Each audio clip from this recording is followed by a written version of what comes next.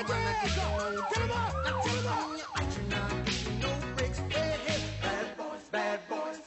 you gonna do? What you gonna do when they come for you? Bad boys, bad boys. What you gonna do? What you gonna do when they come for you? Cops is filmed on location with the men and women of law enforcement. All suspects are innocent until proven guilty in a court of law. I'm the first female canine in the city of Pittsburgh's history. As of now, we have 3 females, myself included, 2 working on the south side. So we're breaking down the walls. We're moving up and ahead, I guess. We're going to a bar called Jeannie's on Chestnut. Another domestic. Inside the bar, the woman supposedly has a cut chin.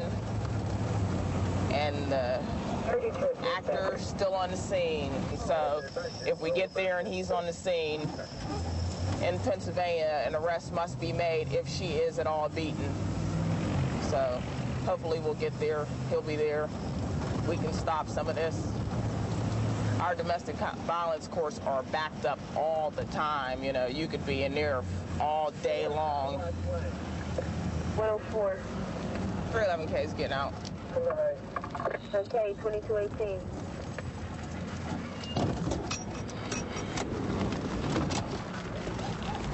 What happened, ma'am? Here's my face, okay? It is. See this what you get for an ambulance? Go back into the bar. We're not going to call an emergency equipment. I didn't do anything. A cat for a cut on her chin. Get in it. Get in it. Now, if you keep it up, This is then what we get for calling an ambulance. Mind you, that's what we get for calling an ambulance. You won't have to. You wait! No, you wait! Get off of me! No, you wait! Get off of me! He didn't do nothing! Get off of me! I didn't hit nobody! Get off of me! He didn't do nothing to me! Get off of me! He didn't do nothing! I didn't do anything! No! He talked himself into jail. I said I didn't do anything! No, don't do it, please! See this what you get No, for he calling an didn't! ambulance? That's all he did was call an ambulance! No, he didn't do nothing! No. No, he didn't! No. He didn't do nothing, Hold up. man! Hold up. I'll show you some of this dust. Get out of the way. I'm Hold gonna up. do that. Hold up. He's my husband. He didn't do nothing. I didn't do anything. All he was doing I called an ambulance for this You're lady. intoxicated. You have No, I'm not. Hey, No, no, I'm he not. ain't. Ma'am. Tommy, take my Well, then car. you take me. Terry. Then you take me. Do you hear me? Put your hand I didn't do anything to you. Well, that's a man. Do you hear me? Put your hand I didn't do anything to you. Hey. My husband, he didn't do nothing. 311K, get us some help down here at this bar. Hit my wife like He hit that. me like that. That ain't crazy. Brutality. No, he hit me. Stop. No, get off me. Get off. I didn't do anything. Get off me. Come on. I didn't do anything. Quick, baby.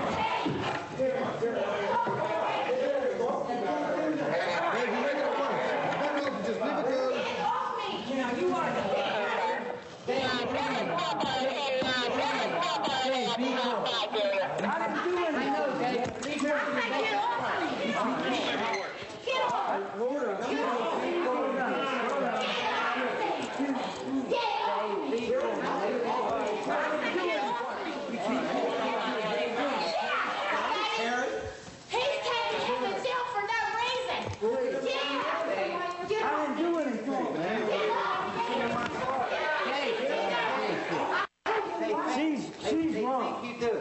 This woman here is wrong. This woman right here is wrong. Dave, don't make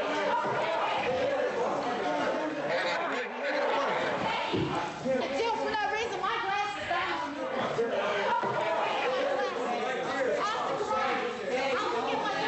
I mean, don't make it worse. Honest to God, you know that. Dave, you not out there. You can talk about when you see the judge. I mean, there's The supposed victim stated that nothing had happened to her, but she had obvious cuts on her chin and a lot of blood on her shirt. The bartender states that she was in there fighting with the husband. She tried to smack him with the glass, and he popped it up in her face and therefore cut her chin. I wish to God we would have. Am I under arrest? Yes, you are. What am I charged Under with? arrest. What am I charged with? What am I charged with? We're charged with nothing. What am I charged with? Get your charges. What am I charged You with? are What are we arraigned. charged What am I charged with? We ain't charged with nothing. What am I charged We didn't with? do nothing. What am I charged with? What You're am I lying. charged with? We're What am I both charged under with? arrest. What am I charged with? What am I charged with?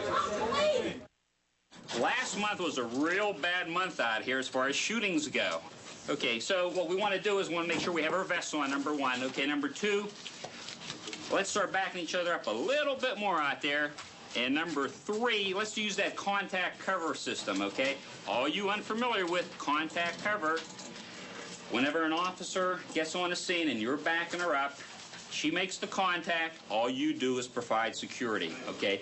Make sure that you're out there watching the scene, watching the windows, watching the cars go by, watching people, watching the hands, okay?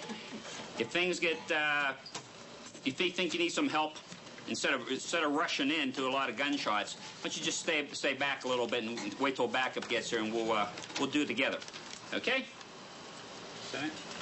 Okay, that's it. Let's go. Okay. Every night, it's not unusual to get 4 or 5 gunshot calls down here in this corner. You come in at daylight when it gets light, you find 9mm casings all over the place down here. They usually fire at the cars doing a bad dope deal or something like that, or someone tries to rip them off of their dope. They just fire it. We got him. Supposed to be a couple black males that broke into an abandoned funeral home down here. We're about a block away. I think I went into the station with another prisoner. A lot of times they break into these places to see what they can find or Strip them of copper. take all the copper piping and that. 3571. We can check with 3501. They may be able to do it south of Negley Avenue. Right here. Get all home there. 511's out. Take the back, Jimmy.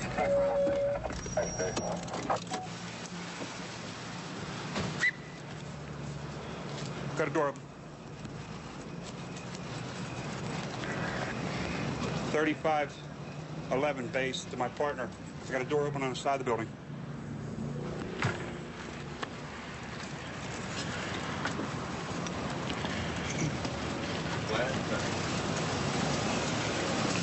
Okay, broke out the glass, went to the door here and went in.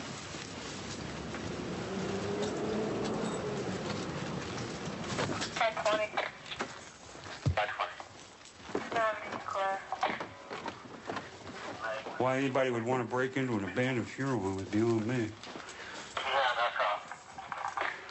Places like this give me the willies. The heebie-jeebies. Well, it's a casket here. I just hope nobody's in it. This is where they do you when you go.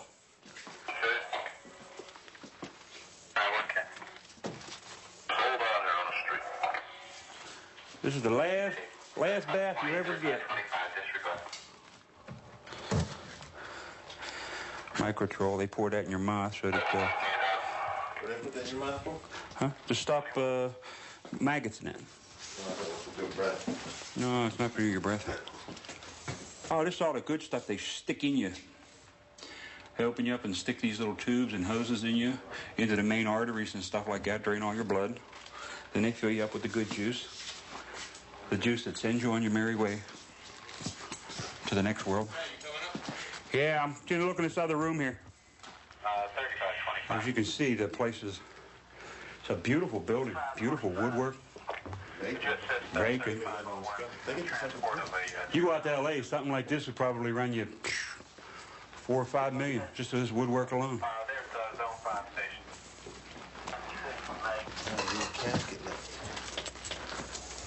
Well, see what they do is they bring the bodies in.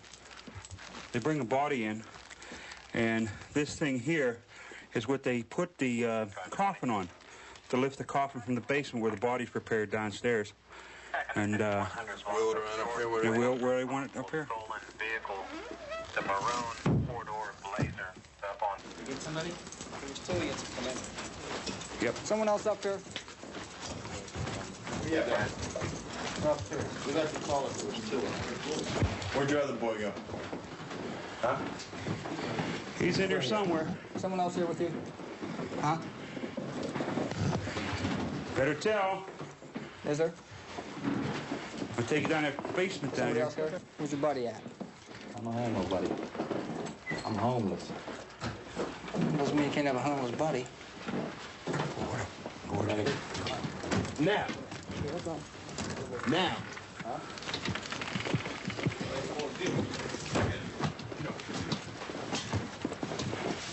Got a weapon in there. Uh-oh. Huh? How long have I been up there? I just can't get enough. You live there too, right? Oh, you get the other one. See? Oh, no wonder. Look, comforts to home. Well, well, well. Hi, sport. How you doing? By yourself, huh, Captain? Another charge. Lying to the police. Come on. You ever been arrested before? Yeah. Well, you're arrested again. Where'd the other knucklehead go? Just check around and see, make sure there's no one else peeking and popping. We got two guys in here. Myself and my partner and the wagon crew. They're taking them out to the wagon now, and they'll be charged with criminal trespass and burglary. Front door smashed out, and what the people said, whoever spotted them, they knew what they were talking about. They said two black males came in. They were located on the 3rd floor hiding. Kind of catches you off guard. You go through the whole building, you don't see anybody. And then in the last couple rooms you check, you find someone that kind of startles you. 3537. Especially when it's an old funeral home. Yeah, the funeral home don't make it much better. We got to call 2 guys, 1 in. We got 2 guys out of there, so we did our job. That's right. 362. You're going to beat him with the He's in his pocket. Pittsburgh Pirate back. Child report. offensive weapon. Must be a baseball fan. Must be a baseball fan. Well, he got no runs, no hits, no errors. The Impact Squad was started, I guess, about a year ago in response to all the citizen complaints regarding the narcotics and the drug trafficking on the corners in various neighborhoods. People are sick of it. So through the mayor's office, they brought people down, and we do the impact. We do the dirty work. You know, you have to motivate yourself here. A lot, you got to chase these guys. You got to fight these guys. Our role every day is making life miserable and uncomfortable for these drug dealers. And we do that by taking off as much dope as we can from the streets. What we're going to do here is see, we got a warrant for a house, as well as we're going to see who's in this lot. This is where they usually deal. Denny? There's still standing at the end of the building here. There's one knocking on the door at 259 here. Right here. Okay. Let's go this way. Where you at? We're right on. All right, we're at 259. We got a couple kids right here. Step on it, fella. Please! Please! Open the door! Please! Take the door now or hit the door now. Higher, guys.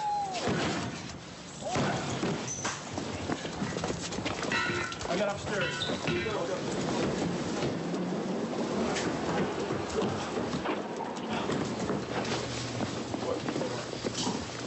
He flushed. He tried to flush on us. Turn around. You're under arrest. Turn around. This is what we got. Put your arm up. Come on, the other arm behind you. He tried flushing on us. Right there. That's behind you. That's it. That? He flushed. I got it, Harry. Okay, good. I got some of it. I don't know if I got all. You know what? If you have to, rip the commode out. That's all.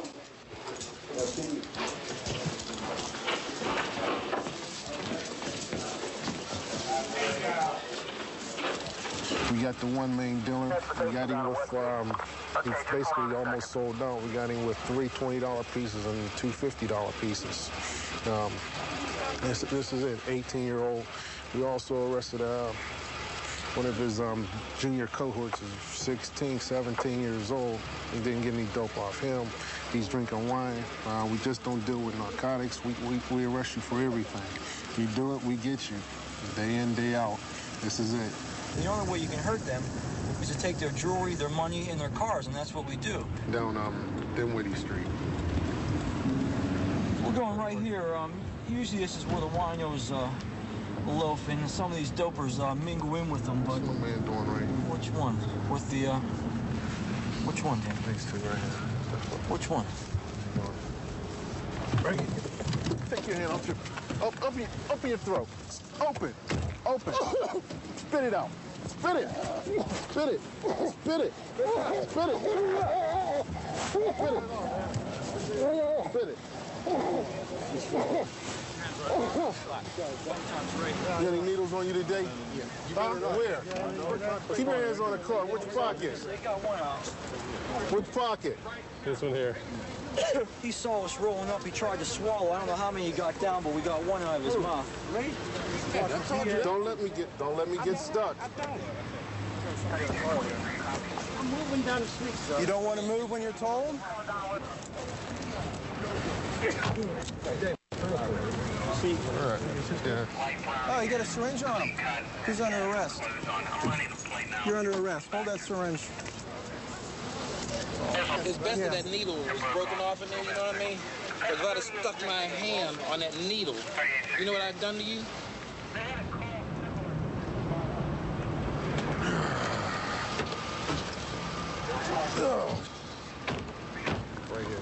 Right here on the left. All right, there's some guy shooting dice. Right there. Stay right there. Make a turn. It's right here. He just leaned back. He leaned back. He's doing something. One in the black. This guy in the black's moving. Get on the wall. Open your mouth. That's your turn. Hands in the car. Get up. Stand up. Put your money on the wall. On the wall. Huh? Put your hands on the car. On the car. Spread. Nice and wide. You still selling dope? Oh, I'm not. Huh? I swear to God, I'm not. Huh? I'm back to school and everything. Well, you gave it up. Right. My dad told me so I can move back in if I stop. What money is it? That's mine. Where you get it from? My girl just now dropped it off to me. Where she drop it off? Where she get it from? She works. Where she work at? Mellon Bank. She got paid. Yes, she did. And that's money to buy the rest of my clothes for school. You buy the rest of your... She gave you how much money? So it was there's $430 there. Huh? Then you gonna screw up your younger brother, right? No, I ain't trying to do nothing to him. We're confiscating this money. Confiscating? Yeah. Well, how do I get it back? Talk to your dad. Well, there's 36 here. Man. Talk to your dad. You understand? Well, what's to say that when I get down there, you say I only had $200? Because I'm counting it right in front of you, all right? Hold up, listen. Let me tell you something, all right? I ain't a thief. I ain't a crook, all right? You're the stupid one, all right? And if you're going to accuse me of take $460, you got to be out of your mind. Yes, sir, I'm not accusing you of that. All right? Yes, sir. Well, you think somebody was counting in front of you? Who you think that is? Huh? Come on. 466 bucks. Right? Be at 1600 West Carson Street. That's on the south side, right? That's right. You know where it's at, right? You want to take me over there? When can I come and get it, sir? Talk to your dad. Have him bring you over there to get it tomorrow. You know, we took that money off your son. Yeah. Him and his mother came to pick it up, turned it over to him. As you said, she would be protective of him and, you know, verified that it come from his girlfriend. Well, you know, one of my biggest fear is, you know, Teddy's 16, Andre's 18, and Andre's gotten into that life. I can't get him out of it. His mother wants to back him up. Probably got a lot to do with our divorce. But Teddy idolizes his older brother, and that's a battle that I'm trying to fight. I think I've lost Andre, but it's all over, and there's nothing really what you can do about it. So I'm glad you guys handled it the way you did, and all I can do is fight for Teddy and try and keep him out of this. 132 in Bush. I've got him at gunpoint. Okay, gunpoint. 132 in Bush. Covers code 3. King's 10. Okay, we'll still send it code 3.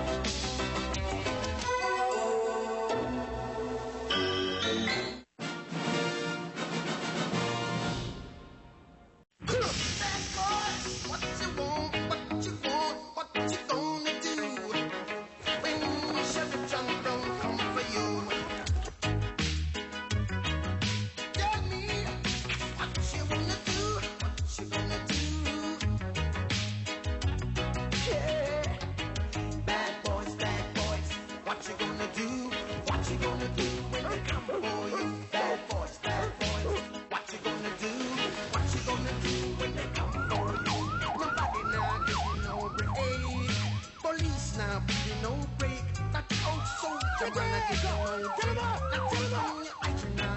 No breaks, hey, hey. Bad boys. What you gonna do? What you gonna do when they come for you? Bad boys, bad boys. What you gonna do? What you gonna do when they come for you? Cops is filmed on location with the men and women of law enforcement. All suspects are innocent until proven guilty in a court of law. So far, task force has been working out here in Homewood for approximately 8 days. And in those 8 days, we've had 88 arrests. We've gotten 20-something guns off the street. And the streets look like they're going back to the community. So we'll keep doing what we have to do to keep the city of Pittsburgh clean and drug-free. So we're here to stay. We're going to go ahead up on the steps there. Okay, we just got a call up on Brushton Avenue. We got a drug transaction going on there. Possibly 5 to 6 actors involved in this here. What this is on the edge of the city, so it's like we're chasing them out of the city, and they're going right onto the edge of Penn Hills right now. So we're going to go up and check it out. Hermitage. He's going, he's all unblocked. There goes another one, the Raiders. We're on Monticello Extension. This is Monticello. It's got to be up top. Monticello Extension. Where we were. There on the steps. They coming down. We got them down the bottom. Come on.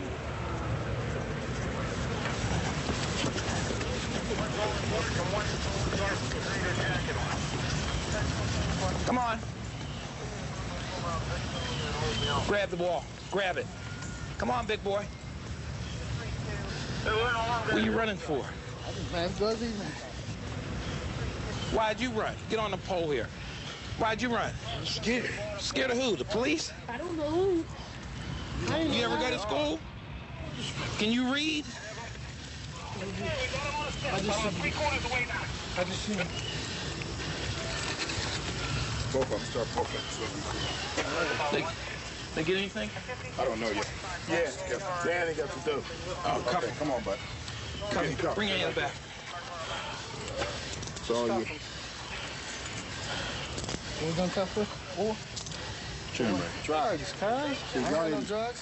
Shouldn't have ran. Oh, you're so smart. You're so smart. You gotta be that fun. You gonna make him walk back up?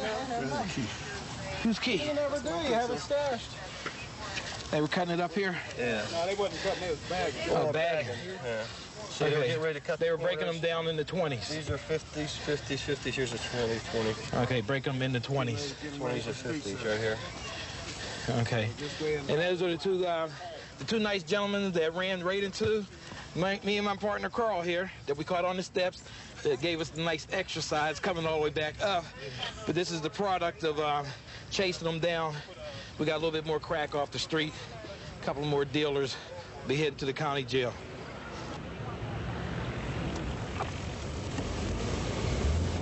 Mr. Day couldn't have nothing. 2111, base 3504. I had a 602 say there was a white hat, dark shirt, dark They pants. messing with a stolen car? Strip down, it might be a stolen. It might be a stolen car. That might be a stolen car. Watch yourself, Dave. They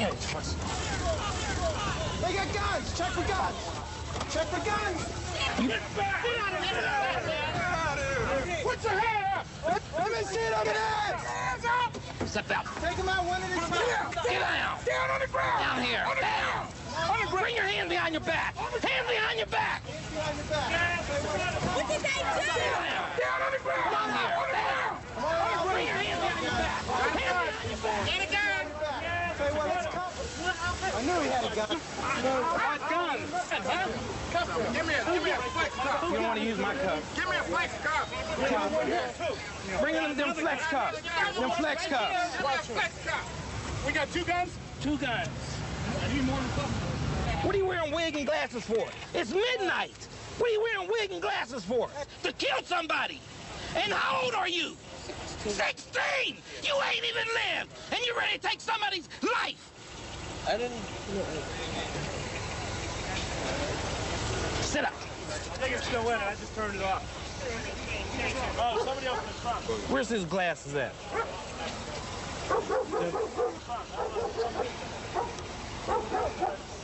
Put them on. Now, we had this young man in a lineup, and he killed someone looking like this. Then he combs his box up real high without the glasses and wigs. We'd never find you. But yeah, you'd have killed somebody tonight, right? Right around in all this black, wig, and glasses. They put me and my friend up over there, the one with the blue shoes on. And you just happen to have a gun with you, right? I didn't have no gun. Yeah. Okay.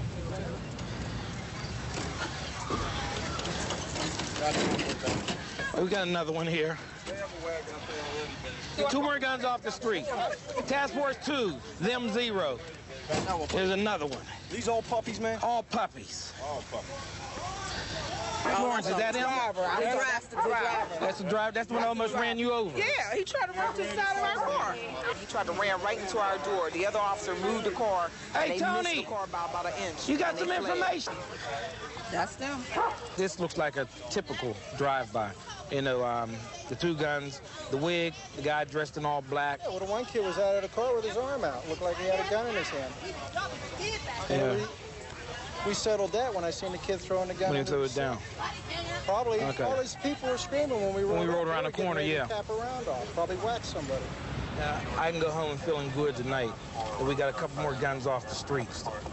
This is your sergeant saying that you guys did a real good job tonight, and I'm giving everybody 3 good jobs done and 2 attaboys. I became a police officer because I like helping people. I like interacting with others and just simply being around when I'm needed. Each of us are individuals. We should be respected as individuals and for the job that we have to do. When people call the police, then they should give us the respect because they put us in the situation. We didn't just happen to be there. They put us there, and they should respect us for what we do there. I put my life on the line every day with this uniform for those very people who don't respect me, because one day they will pick up the phone and call me or another officer for our help. And, you know, it angers me, but I still do my job. I do what I have to do, and I do it for them. We're going to Mariposa Street for a landlord-tenant dispute.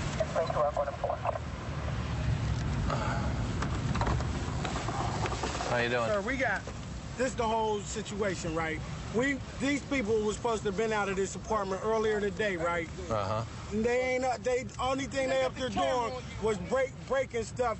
They broke the window. We're supposed to move up there. We're supposed to be in there today. They up there breaking windows, laughing, smiling, taking their good old time. We've been waiting 12 hours. It's like 7 of them, and their vans and stuff is still sitting there. Okay. And we got furniture and everything already up in the hallway, ready to go in the apartment, but they up there sitting around Where's lounging. the landlord? We just try to call him. We can't get in touch with him at his office. Okay. Here comes Miss Broad right now. Here she come now. She has a smart mouth. So do I. Go ahead, Jimmy.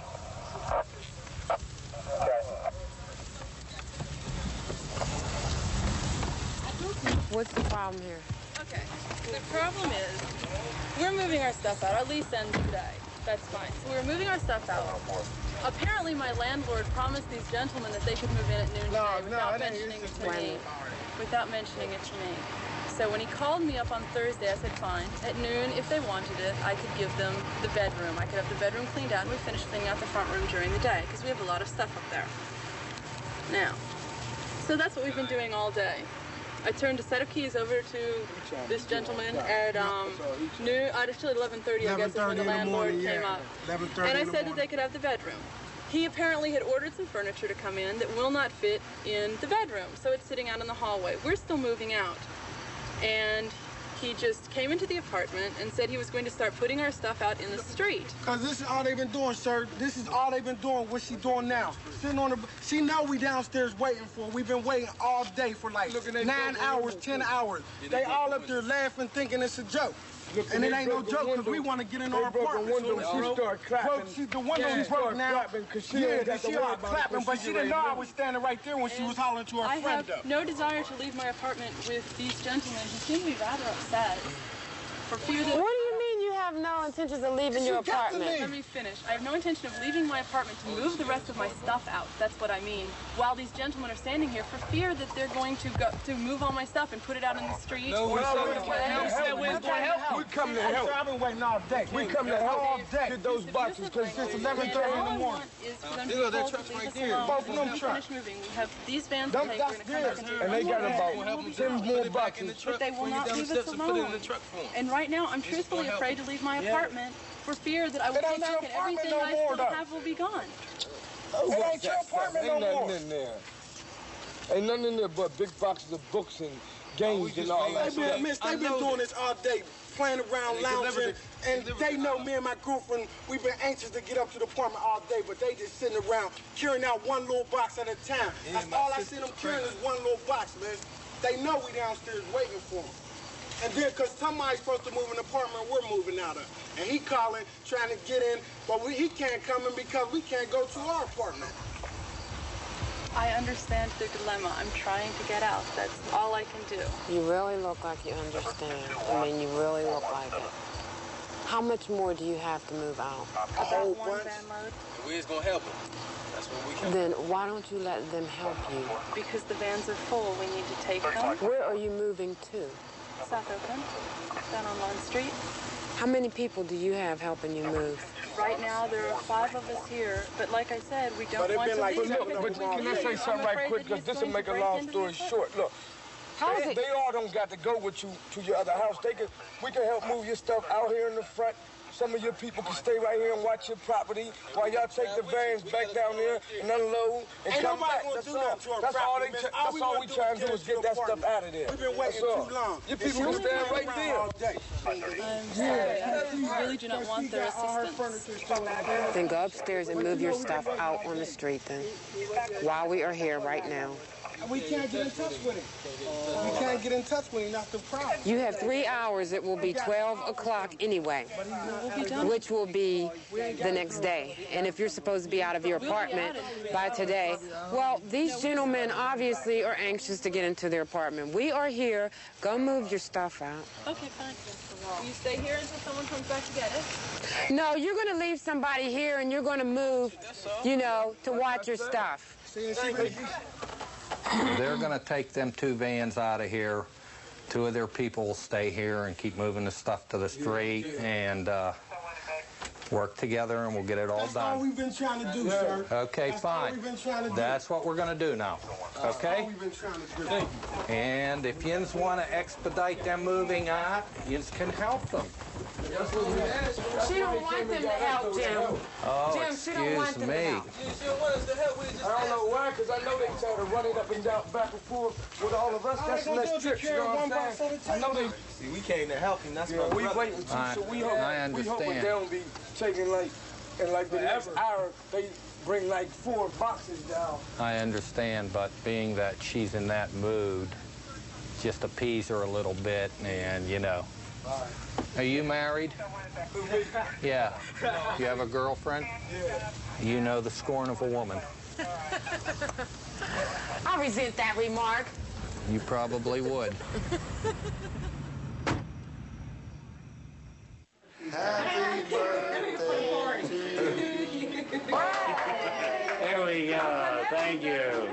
How nice. Oh, aren't you guys sweet? That's bad. You're bad news. Thanks again. I still have your birthday present out in the car. Would you like us to get those so you can have it on your head again? No. No, thank you. Thank you very much for the cake. That's certainly more than enough. Thanks, good. From you too. Real good. Sugar high. We'll be running all night now. Pure sugar. We ready to go here, or this cake back? 3531R. Back in service. Oh! come over and talk to me for a second. Where's his car? This kid's car got hit, and you guys went up the street to get the guy that hit him. Was somebody? Okay. So you guys called the cops? Yeah, we was coming down the hill, and this brown Cadillac turned. And he had his turn signal on, and he smashed him. So I was stopped. He bashed his head off the thing. Okay. He pulled over to the side, and then dude kept on The going up the Cadillac street. kept on going up the hill. Yeah, and I seen Brian. I was like, dude, why don't you go grab his dude, see if you see him. He went up and he seen him. He told him, he said, you have a problem driving? The dude's coming down the hill now, he said. He said he was up on Davison looking at his car. Me and my buddy here, we see. All right, we're gonna go out and walk. We even got a piece of his car. They're coming down the hill here. Let's check them out. You see someone hit and run like that this hour tonight. It's interesting to go talk to. 34, pump number 3. We got a guy that got hit and ran, and here comes the alleged people that hit and ran him. We're gonna see what happened here. You guys in an accident? Don't lie to us. Where's your Cadillac at, bud? These kids down there said you're driving a black Cadillac up the street there. Where are you going then? I was walking down with him, and he said, I was sitting on the corner. He said, were you driving? I said, no. He said, well, we thought you were driving this car here. Why don't you come down and talk to us? Where were you coming from when you came home, when you hit the car? I didn't hit the car. You weren't driving a car, John? No. No, sir. Okay. Do you own a Cadillac? No. You know, we're going to check. We'll find out you're lying to us. We're not going to be very happy. Go ahead. We got people here that say that you were driving the vehicle. Are you telling us you're not because you're drunk? Is that why? Because you smell like alcohol, John. I was drinking, but I wasn't driving a Cadillac. Not driving. Okay, well, we're going to go up there, and we're going to find out that you're going to be under arrest.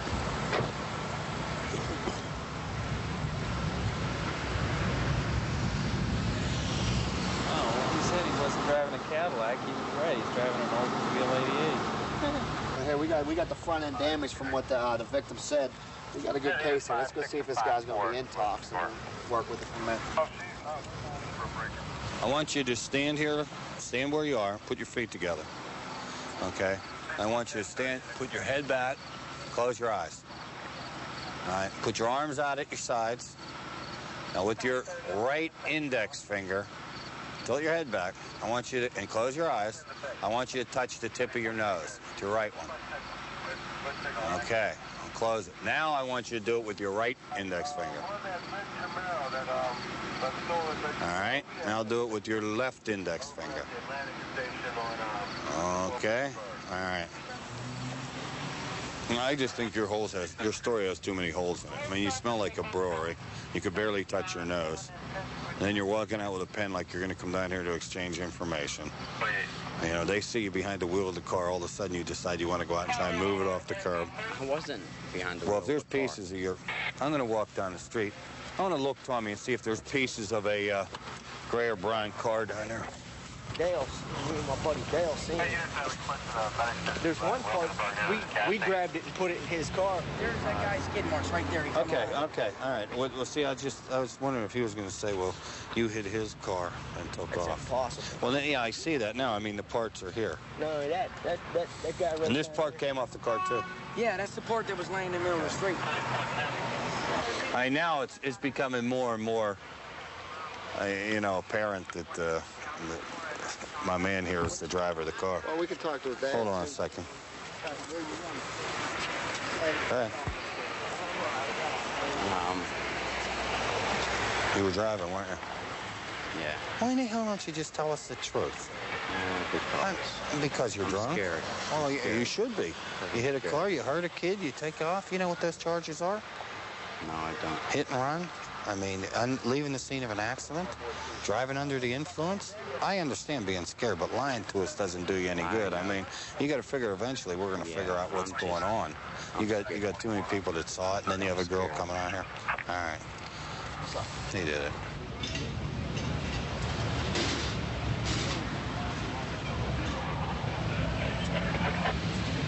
These officers here are going to transport him down to traffic division where our intoxilizer section is. And he'll be requested to take an intoxilizer test. And then, depending on the results of those tests, it'll depend on what he is charged with. he said he was scared. You know, he hit the car and didn't know what to do, and told him the wrong thing to do was lying to us. 132 in Bush. I've got him at gunpoint. Okay, gunpoint. 132 in Bush. Covers code 3. King's 10.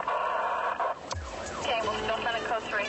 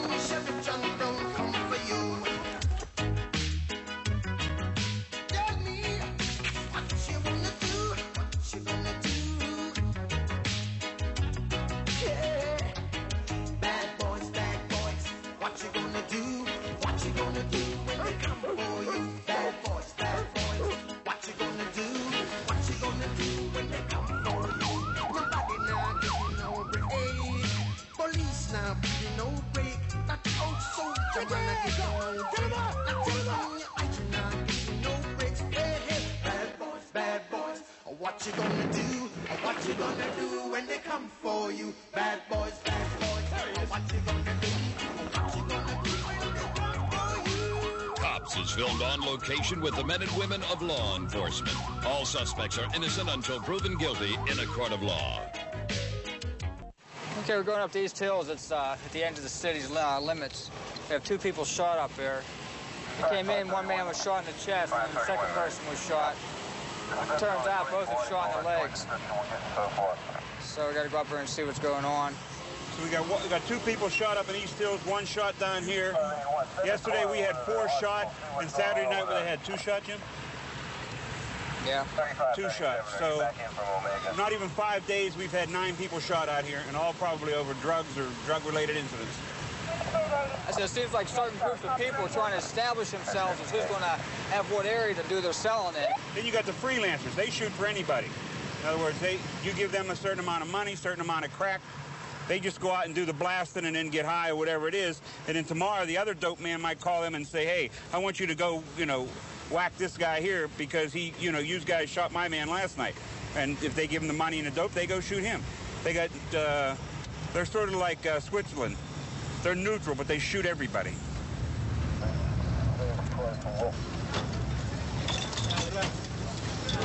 They're gonna need one of you guys to drive.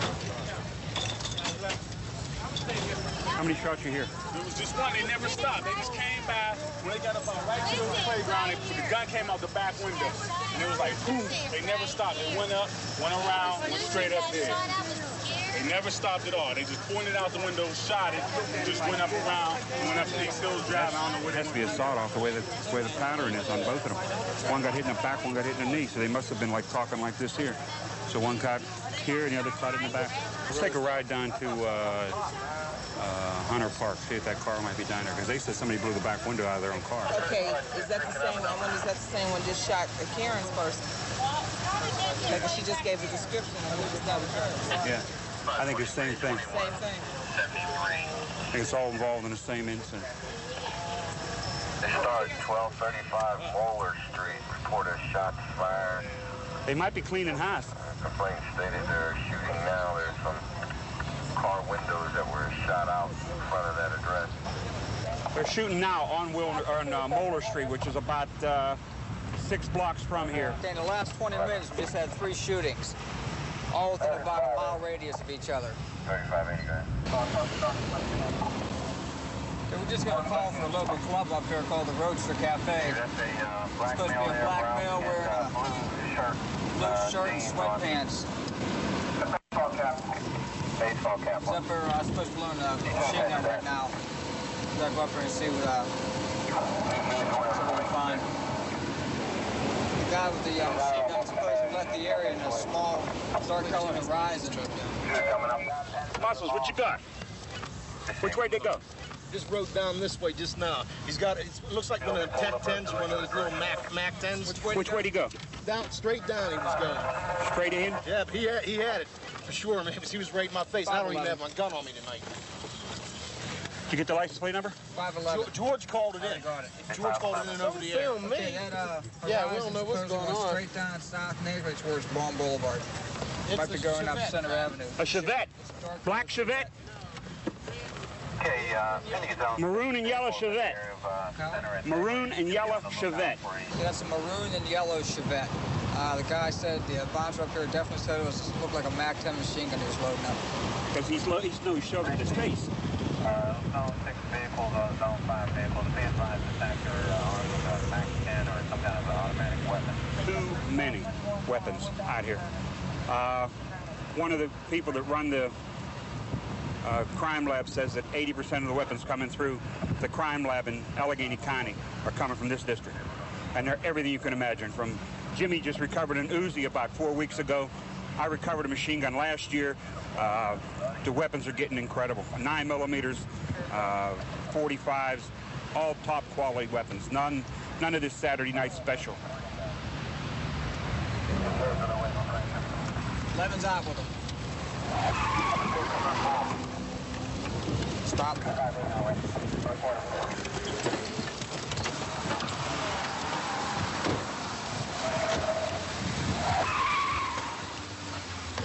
There it is.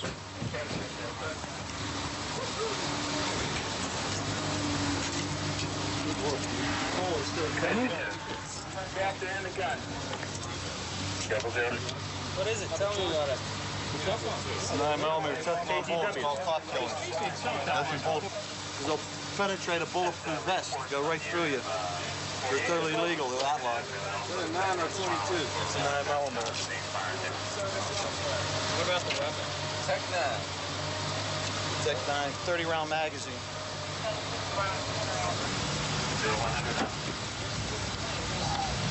Man, listen, I'm being pimped for some.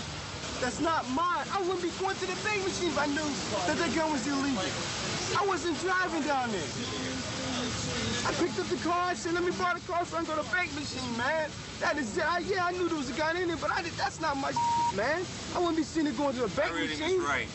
Recovered from the car was a Intertech 9mm semi-automatic. It's almost like a handgun.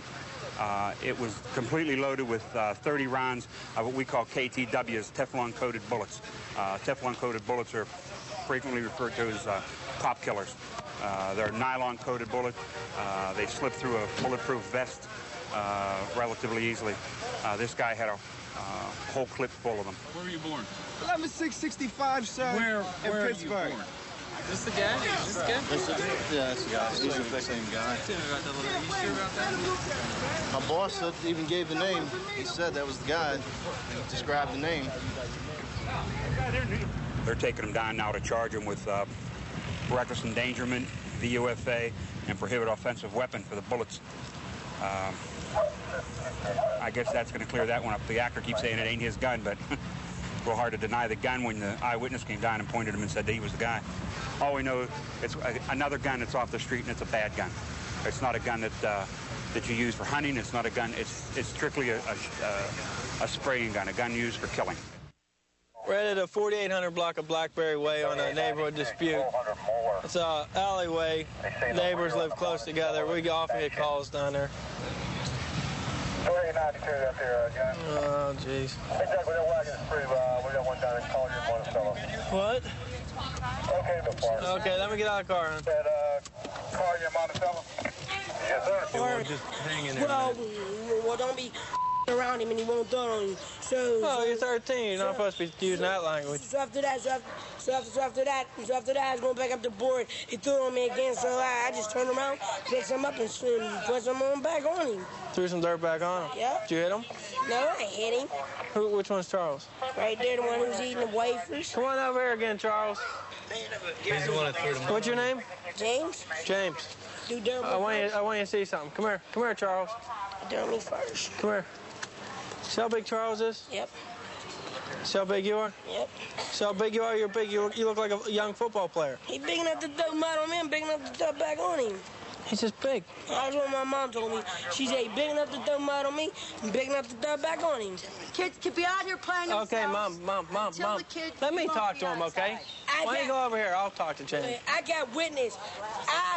Okay, James. I got witness. How old are you? But this witness said they ain't gonna talk. Well, how old are you? 13. How old are you? 3. You got 10 years on them. Okay. You're this many? 3 big ones? You know what, though? When we get here, you're supposed to, when you're 3 years old, we rely on you to know better than him. You're a grown-up almost. You're a teenager. You're a teenager now. You're going to be a football star. And look, you can't be a football star messing with these little ones. No, but I got witness, but this witness said they wouldn't talk. I got witness. Well, your witness is going to tell you a 3-year-old kid threw mud on you. Come on. He's 3. What would you do when you were 3? Bite through mud on me, threw mud back on them. Now I'm 3 years old. I'm not going to keep my kids in the house because of that. Because she ain't got no control over her own kids. Well, they live 10 feet apart. 10, 15 feet apart. You think you're not going to have to, they're going to have to, little kids are going to have to work it out without yins guys causing a problem between them. When they live as close, someone's got to do something. You know what I mean? They're going to have to get something worked out with these little kids. Well, every time, you know, they're slinging mud at each other, yins guys make a big issue of it, have a fight between parents, and then that's what they see. I mean, kids don't remember this tomorrow. He could be his best friend. Well, where can I take it other than the magistrate? You have to start everything at the magistrate. You can't take it to the criminal. The criminal court's not going to take anything up there. Take it up to the magistrate. The only thing they can do is hold the parents responsible. As when he told you you're going to get a fine, that's what's going to happen. Okay? They can't do anything to kids this size. There's just not, it's not written into the law. You understand? Parents take care of kids this size. Court system doesn't. You try to talk to these kids, I mean, it's their parents' responsibility to teach them. A lot of times it falls on the police. They think we're charged with raising some of their children. We try to tell them good from bad, tell them you know, they got to get along, whether their parents do or not. They live 15 feet away from each other. And I'm sure they will. Tomorrow, you know, kids will be kids. 8340 right here. I was coming up here What's up? and I saw him standing and looking confused, and he doesn't know where he lives. How you doing, old timer? Only thing he can What's your name, sir? What's your name? Floyd Until. One of the guys that was in the bar said they saw him walking up this way. See, I wasn't sure where he was coming from because he was just standing right here when I got here. Okay, sir, you don't have your wallet or anything on you? Do you have your wallet? Could I take a look at that, please? All right.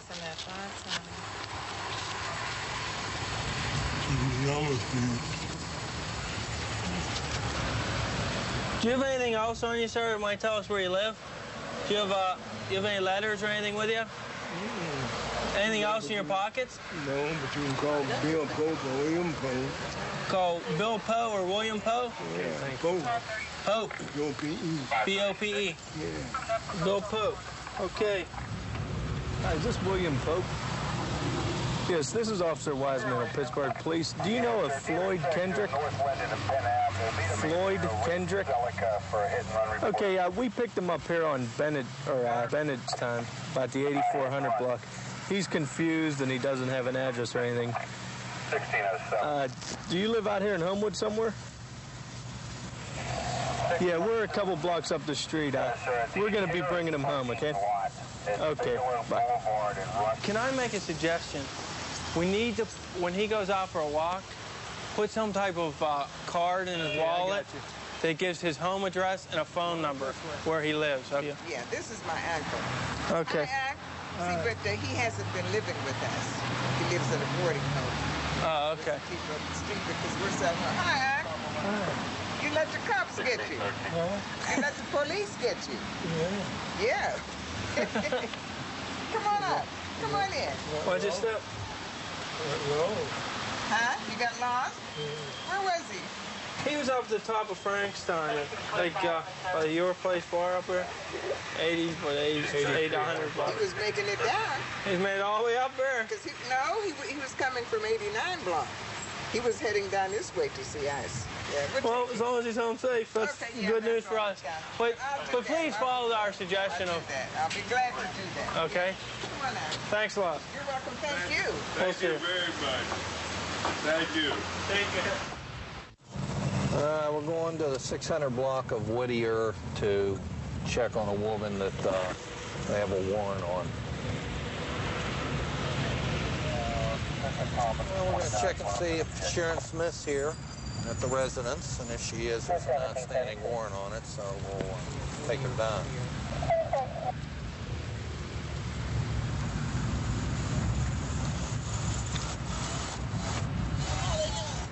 Hi. Here we go.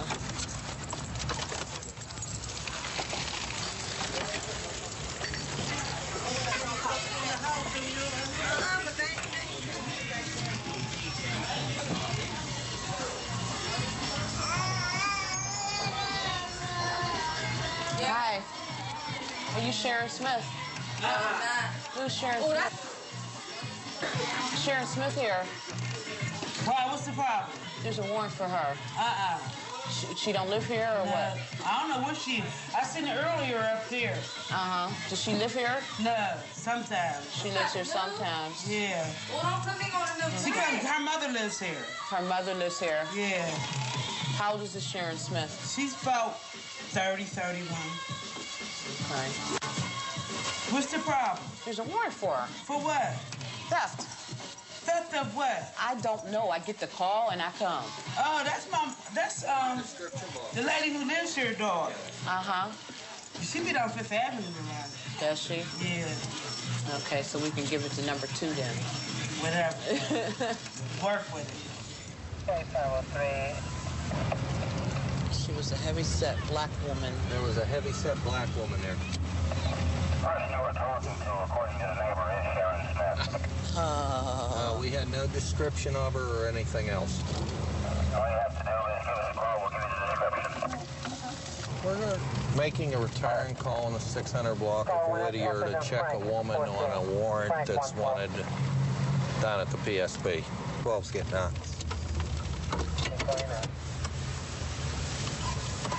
Well, the keys are in.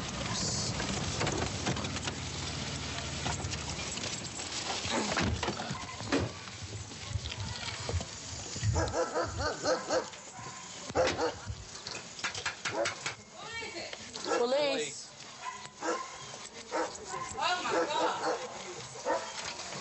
Hi. Hi. Can we step in?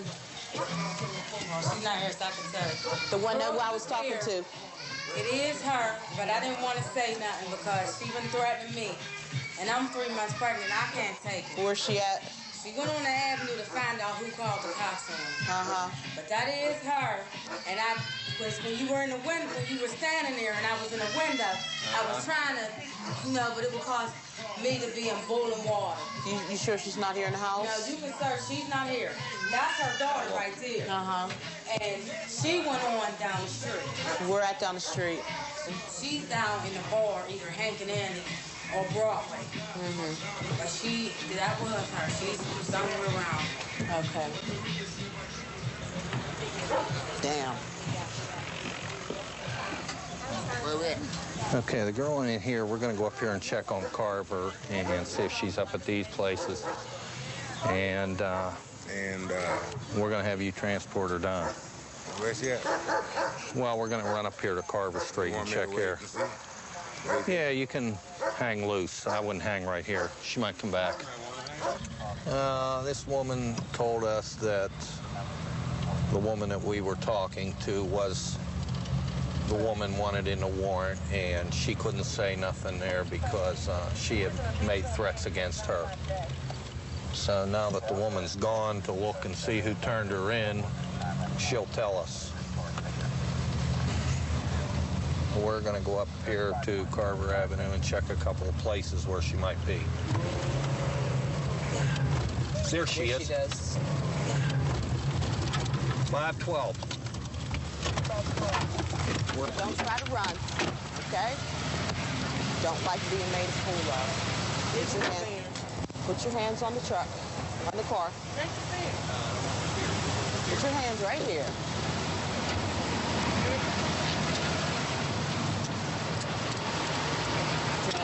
He got you. Okay, Phil.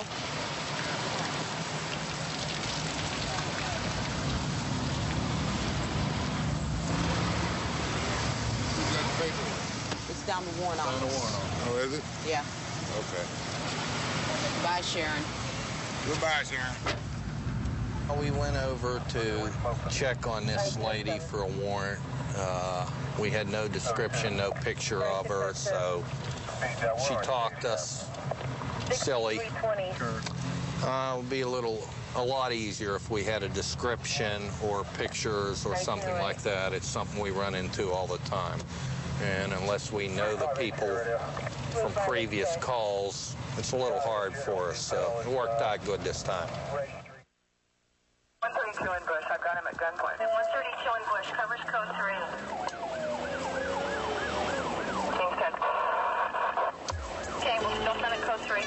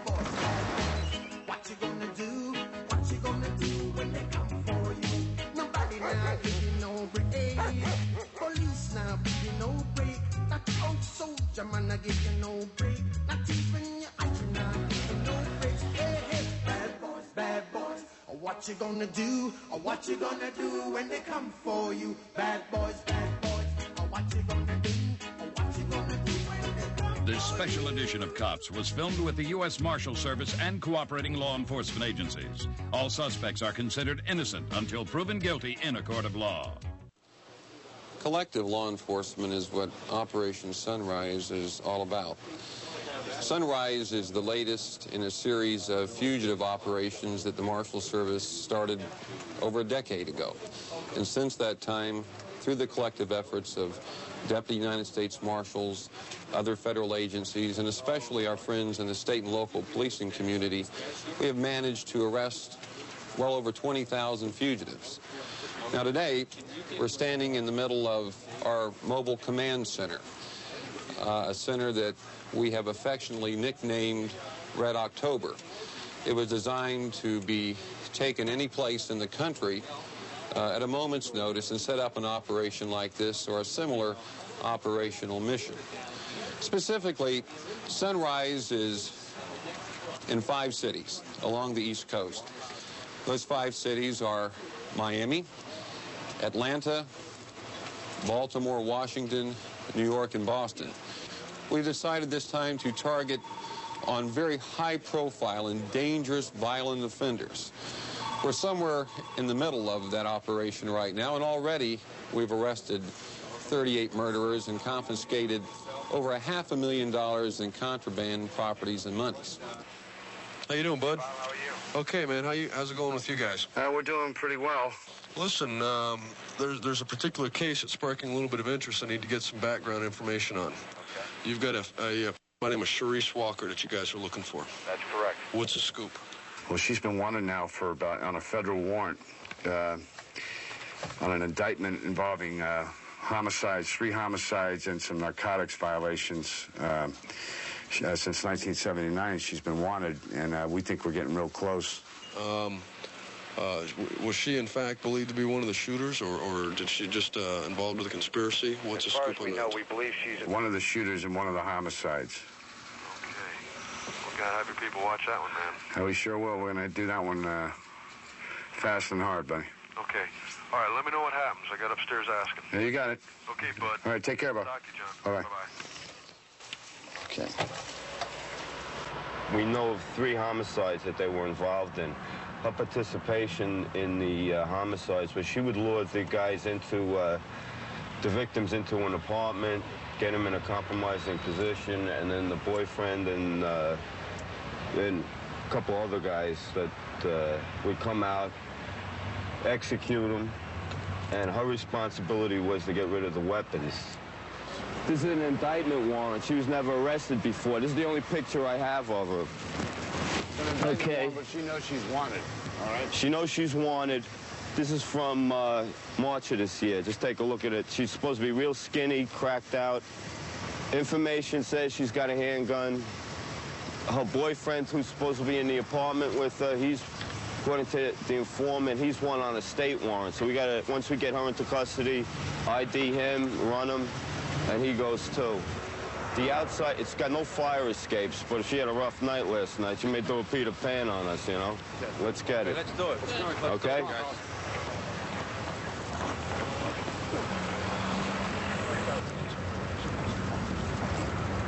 Apartment 54. This is a very streetwise fugitive. She knows how to stay in a place for a short time and then move on. She doesn't stay too long in one place. She moves because she knows she's got the cops looking for her and she knows she's got the bad guys looking for her.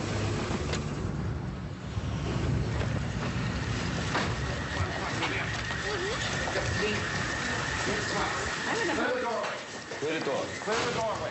No, wait. She's got the key. Which way is too rich, man?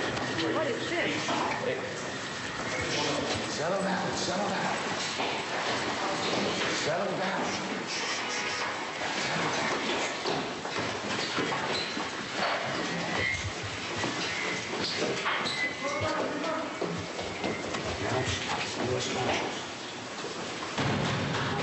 U.S. Marshals with a warrant. Open up.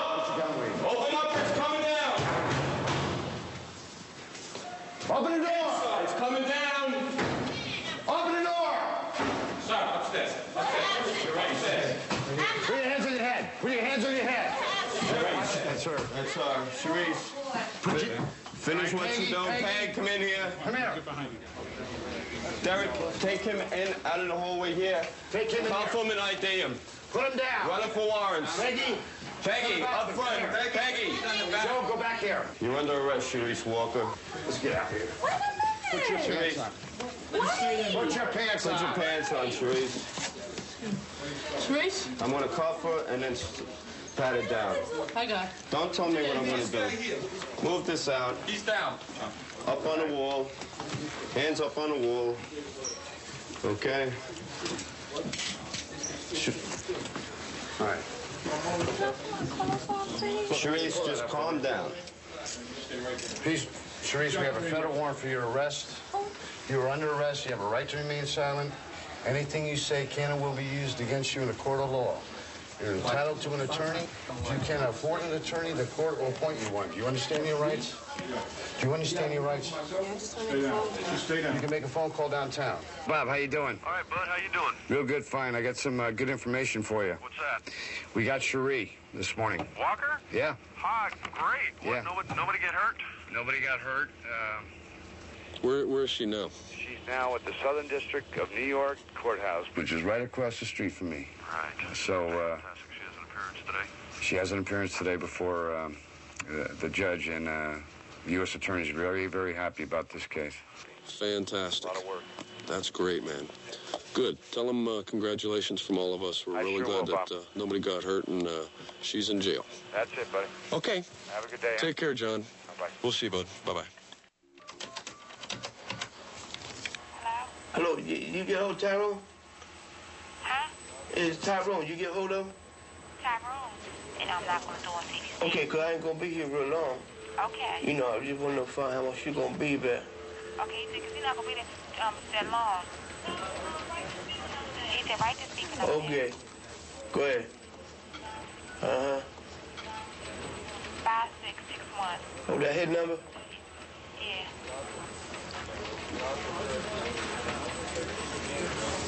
Okay, I'll get it back. Gave me his home phone number and his beeper number just now. That's on Bell? Yeah, that's his home phone. It's an Essex number. So, so he's living in Essex. This guy we're going for right now down in Baltimore County in Essex. He's wanted for a couple armed robberies. What we did on this guy here is we called him a couple times on his home phone and his girlfriend's. He's called me back on the beeper, which shows the number he wants me to call back, and that number is his home phone. So we're going to return back to that address now. We're going to do a scam real fast. I'm going to try to get him on the phone. Once I get him on the phone and can ID the positivity that he's in the house, we're going to do it. Hello? Steve? Yes. Okay, did Mr. Myers get a hold of you? He tried to call. Yeah, I know, and I speak to him. I got better people. Okay, let me call him right back right now. I'll have him call you right now. Okay? Bye.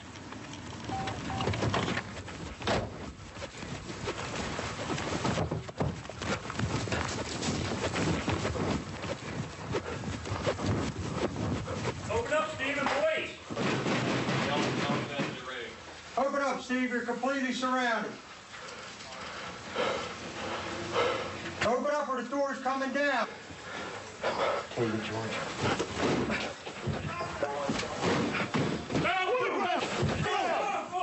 Get off the floor!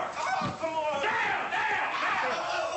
Got any lights here? Look at hands behind your back. What I do? What did I do? Who's that? He didn't answer the door. Did I get some things? Another bad one bites the dust. How you doing, Mike? Good. Listen, we got a call, an inquiry about one of your targets, Darnell Hines. What's the scoop with this guy? Darnell Hines, he's wanted homicide, murder one, Baltimore City 1. This is the guy that pumped 4 shots in the guy when he was down. It looks like we got something working on the north side, and we're going to hit it tomorrow.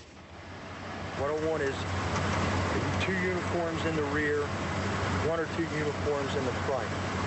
It's got to be approached with caution. There's no reason to go busting in there. Hines will kill you if he gets a chance. Yeah. It's as simple as that. Oh yeah, he's prepared. He ain't going to be taken, he said. Yeah. And, you know, that was one of his comments, yeah. He ain't going to be taken. Like last night, that guy, that's exactly what Andre said, remember? He wasn't going to be taken alive. Of course, he was right.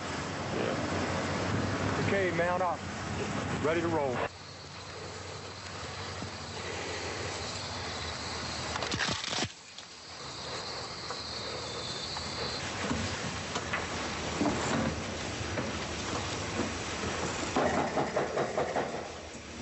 Watch it, people.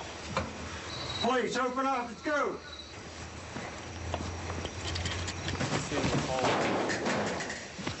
Now be careful. Come back to it. Mount your hands up, pal. Let's go. Put those hands up! On the ground. On the ground. On the ground. On the ground, man. Cut and get close. That's your hands behind your back.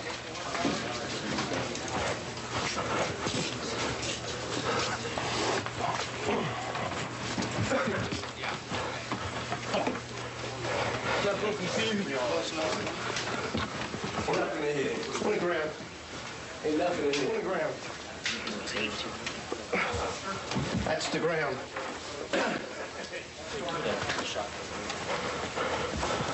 Ain't nothing in here.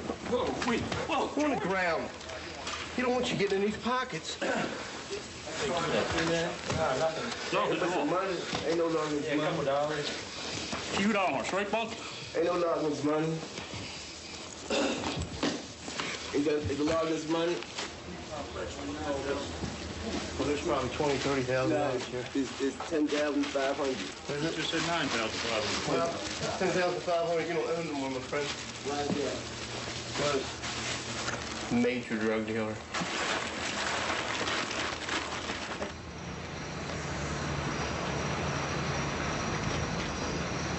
That's what makes the job worthwhile. is taking people that are responsible for homicides, armed robberies. It just makes it worthwhile when you take them off the street to make it a little safer for people out there that been out there working hard all their lives to get what they have. Or you got a guy like this that wants to come along and try to take it away from you in 5 minutes after you've worked all your life for it. It kind of pumps you. It makes you want to just hurry to the next one. This fellow we were talking about here, I'm looking at his rap sheet. We're going back to 1971 on this fella. We go back to burglary, aggravated batteries,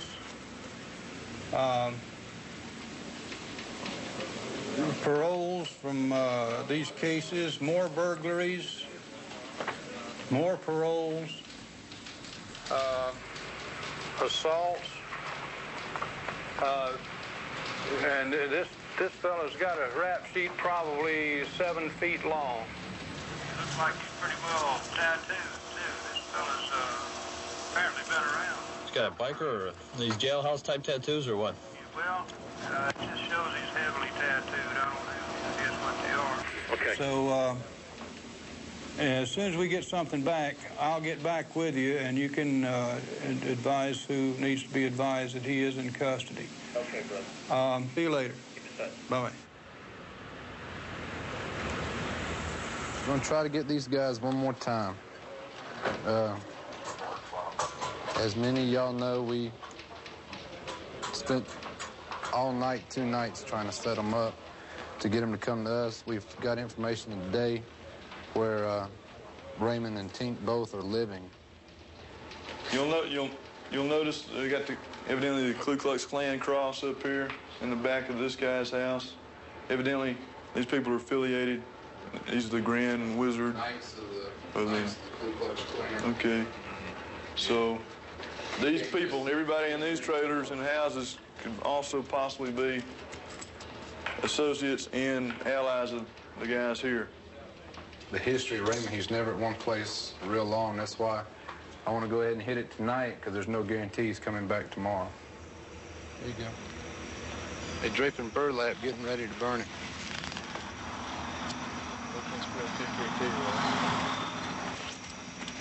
Let's go. We're on this guy's property. Welcome to the South. Police! Get the door. Police! Open the door. On the ground, right now. Get back, get on the ground. Doors in the house. Man, my kids are in. Please don't scare my kids, okay? Hands up! Don't move!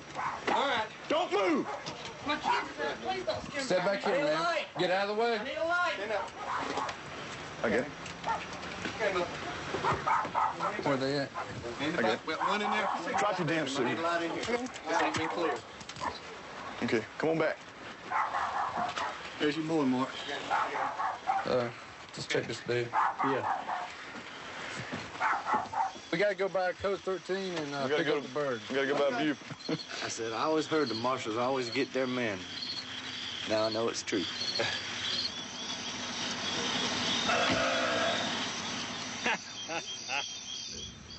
Bob.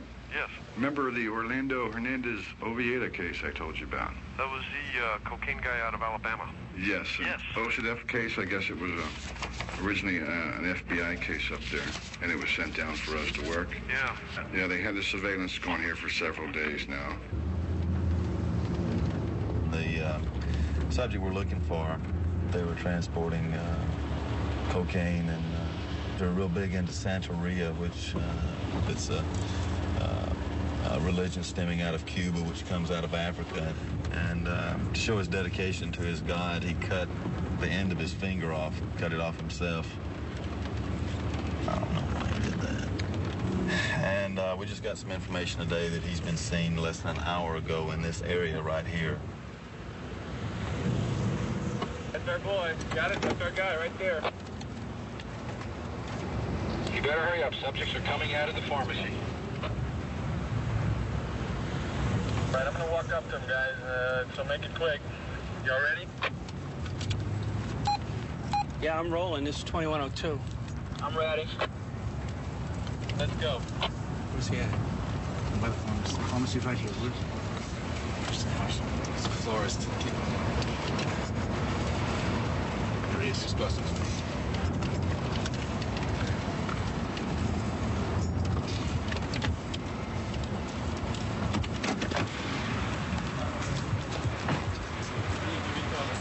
Mira, give it up, baby. Take the baby. Take the baby. Come here. Take the baby. Coge la niña, La niña. La niña. All right, take the baby. Get on the car. Get on the car. Oh, my God.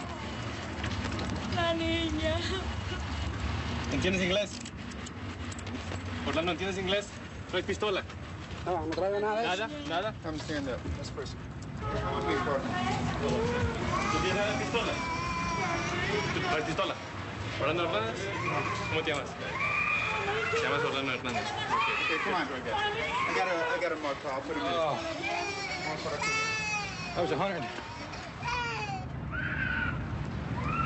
The FBI is now going to transport him with U.S. Marshals and the Metro-Dade police over to the FBI headquarters for processing. Well, they popped him about 2:50 this afternoon. All right, well, that's great. Tell those guys who did a super job, man. I sure will. All right, Don. Okay. Thanks for calling. Talk to you next time. Here's some of the final paperwork. For a wrap, huh? Yes, sir. There you go. Well, what do you think? We got well over 1,000 arrests with 34 homicides to date. We've got over $500,000 in assets seized. Out of 212 operational people that we've had up to this point, not one single injury. That's the amazing statistic. You know, we're doing a good job. So let's shut Red October down, and we'll move it into a new neighborhood a few months from now, huh? Looking forward to that. Sounds great. Good job. Thank you, sir. 132 in Bush. I've got him at gunpoint. Okay, gunpoint 132 in Bush. Covers code 3. Seems good. Okay, we'll still send it code 3.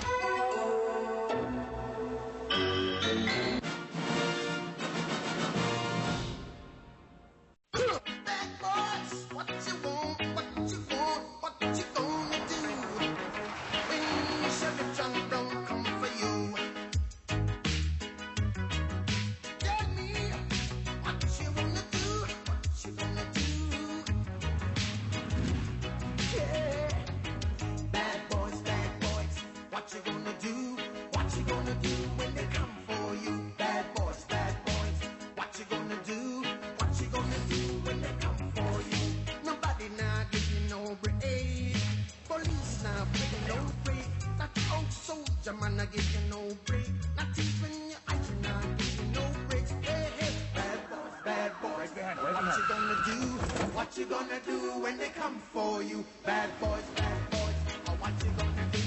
What you gonna do when they come for you? Cops is filmed on location with the men and women of law enforcement. All suspects are innocent until proven guilty in a court of law. Boston is a good place. I mean, it was a great place to grow up. It's good education there. I mean, it's everything you would want at your fingertips. It's not too big. It's not too small. It's just the right size. You know, it's got all its neighborhoods sectioned off, which are pretty nice, and it's a pretty good city. It's run well. Nothing more we can ask for. It's a good job, and the city, I grew up in it. I love it. I love policing it. There's nothing else I'd rather do than police the city of Boston, because I grew up here.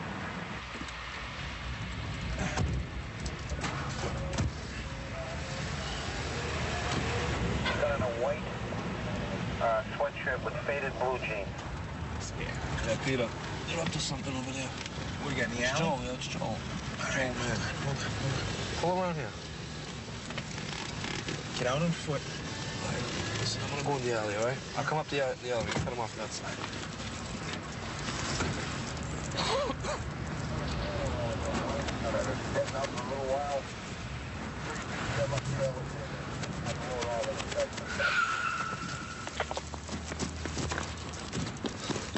Get over there. Get over there. Get over. Get over. Get over. Don't you move. kids. Get a knife. Get a knife. No. Okay, light up.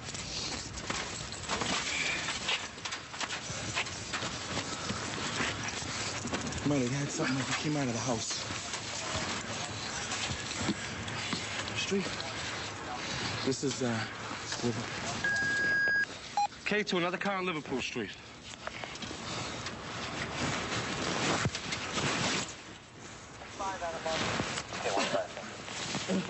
I got him. I got the stuff. You did have it, right? Throw them all out. Joking? Spit them all out. Here we go. Here we go. Isn't that sweet? Out, out, out, out, out. Drop them out. No more. No more. Idiot. Huh? Real cute. Real cute. Real cute. What do you got? 3/16 cocaine. Right?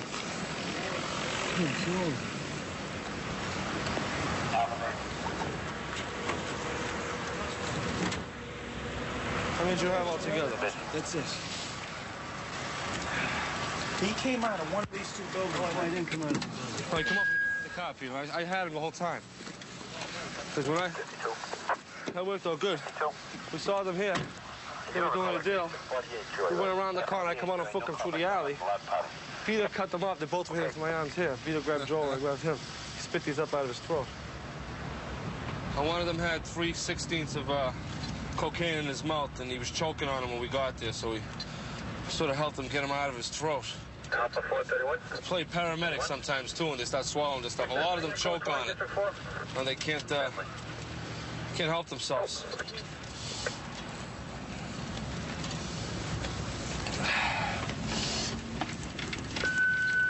Alpha 421. We ran into a nice picture. Kid was choking on these. Yeah. Spit up. Joel, another kid. Again? Yeah. Grab Joel, Chuck these. Yeah, come on, slippery kid. Good ones. You got pictures? I had nothing to do with it, Joel. I was walking to the liquor store. Nah, you're doing more than that over there. You're doing a little more than that. I'm serious. I'm telling you the truth.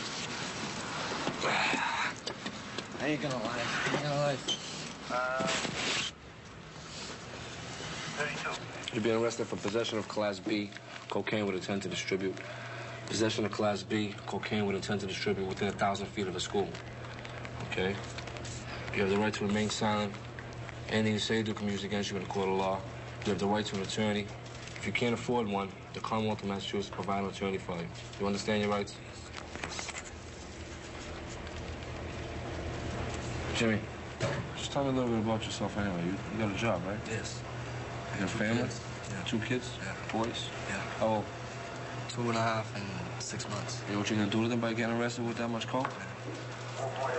2.5 and 6 months? You love your kids? Yeah. So listen to me. This could be getting your foot in the door to going to rehab or something. I was going to Noddles Island Monday, Tuesday. You were going Tuesday to rehab? And I got an appointment. This will maybe push it a little more. I got an appointment for counseling until next 21st. All right. When I had you up against the fence, you couldn't breathe. Yeah, You couldn't breathe. And when I hit your back and it popped out, you still couldn't breathe. I could breathe now. And once it popped out, so you were choking on it. Yeah, I was choking. Because your face was blue when I turned you around. It was blue. I thought you might have choked to death there. And how are you going to get out of your throat? So I saved your life. You owe me.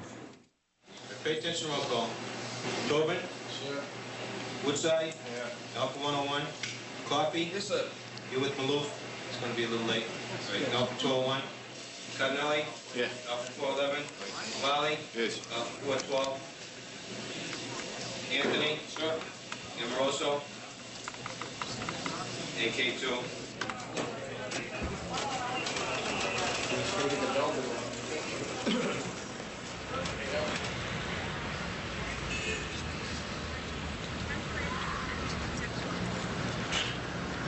You got a report that a female is passing a phony script to try to obtain some controlled substance and some type of narcotics.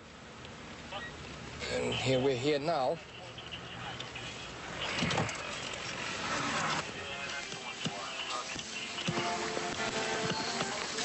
You trying to purchase a prescription? Trying to fill a prescription? Not filling. I'm supposed to pick one up. Supposed to pick one up. Whose prescription is it? Mrs. Navarro, a neighbor. A neighbor. What's the matter? And she gave you authorization to come down and pick up her prescription? No, her daughter called and asked me to pick it up. Her daughter called you. Okay, we got information that the prescription is phony. What? Yes. Well, she calls in over the phone. Okay. And we know, we've heard her name and everything, but it always checks out. Okay. She gives us the right DA number of the doctor, the right phone number, so we fill them. But this time there was something weird about her voice and about the phone number she gave. We didn't match. So okay, what type of controlled substance is it? Vicodin, schedule number 3, can be highly abused, used for mild to moderate to severe pain. Okay. Is the doctor's name on there that we can contact? Dr. Richard. That's the DA number she gets. Okay, so can we contact this guy on the phone right now and talk to him and see if he's there?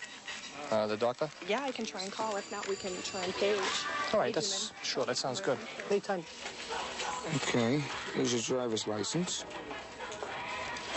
United States Courts, State Bankruptcy Court.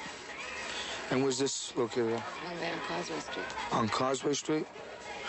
We've had a woman calling in fake prescriptions under your name and your DA number, and we're investigating it to have her arrested. Can you please get back to us right away? It's an emergency. Well, you're trying to pick up a prescription that's a phony prescription. But I didn't pick up anything. I want to know what I'm charged with. You're not under arrest. You're not under arrest. Sergeant coming down here is going to be we're talking with you. I just gave him all the information. Well, that's why I have my sergeant coming down here. I have a supervisor that comes down. The person that applied for this prescription gave a wrong number. I am an attorney. Am I under arrest or not? Can I leave or not? Ma'am, let me tell you something. Right now, we're making a determination where we're holding you here. I don't care if you're an attorney or not, all right? We're conducting a criminal investigation right now. And I can detain you until I make a determination to release you. Oh, you don't think so? You don't think so? I don't think so. Well, then you know what I'm going to do? I'm holding you here, all right? For what? For what? We're conducting a criminal investigation right now. You're trying to pick up a phony prescription. I didn't know anything about any phony prescription. Well, I just told ma'am, if you're an attorney, can I see your bar card, please? Yeah. I haven't got my license with me. Your bar card, not your license. I haven't passed yet. I'm not passing. And you're not an attorney, ma'am. That's right. You're not an attorney then. She came in, I had filed this under a different name in our bin so that we wouldn't be able to find it. So Dick went looking for it and then asked me, and then we were able to get some phone calls in. The dispatcher called and said they're on their way. And we were able to go back and forth. And then she was going to leave, but I told her, hold on. I said, maybe we misfiled it. We were trying to stall her. So I was looking through the files, our bins, to see if I could find the prescription. She was waiting. And then you showed up, and I just pointed her out. Did she say who she was? She said, picking up prescription for Navarro. Picking up a prescription for Navarro. Okay. It's not there? It's there. It is there? Have a good look. It's parked in a parking spot. There's no kids in the car. She stated that there was 2 kids in the car. I told that to the officer. I have to pick them up. There's a red Hyundai. This thing. We're placing you under arrest for passing a phony prescription. It's against Chapter 94C of the Massachusetts drug laws. They're going to have to handcuff you. That's a requirement. We don't have any discretion on that, okay? We can make it as easy as possible leaving. If you just let them cuff you, and then we'll take you out as quickly as possible, okay? You put them in front of her? Whichever you decide. Okay. I'm going to put them in front of you, okay? Besides, I'm going to get a copy of the script on the Xerox copy of the script for the evidence. Now, do we have a car? We want the script. Search the car for evidence, all right. Henry Cossaton? Yeah. She was pretty well up on her laws in regards to knowing what she was doing. And she attempted to leave the scene saying that she was a lawyer, when in fact she is not a lawyer. She stated to us that she had 2 kids in the car. Actually don't have 2 kids in the car. I have 2 plates here. Actually, I have 2 other plates here. two different numbers in regards to the original number. So there's a possibility that she's a pretty good scam artist. What we're finding here is prescription bags, some prescriptions. You go to the drugstore and fill a prescription, they'll put it in a bag like this and usually staple the receipt to it in the person's name. We've already come up with one paper, one bag like this that's in another person's name. Now we got some more bags that we're gonna go through. There's no name on this bag here, but looks like she does this for a living. Each script so far has not come up with the same person's name. We have 7 different names that have come up. Spoke to the doctor.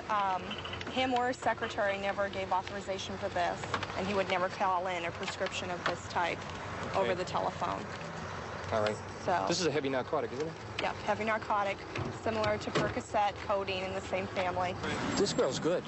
This is one of the best I've ever seen. She's got 4 different license plates. She puts on the cars, different locations. The bills are all different names. She's got checks with people's different names on it. And she's telling us she's a lawyer. She's got a law card. She's pretty good. All right, we're going up to Saratoga. We're going to execute a warrant up there. It's a one-family house. The target's name isn't important right now, but the guy's a 70-year-old individual. Maybe his wife up there, maybe a daughter, 22 years old with a child, and her living husband. We're going for cocaine. If entry is denied, when Chuck goes up there on a roof, we're going to bang the door. All right, here we go.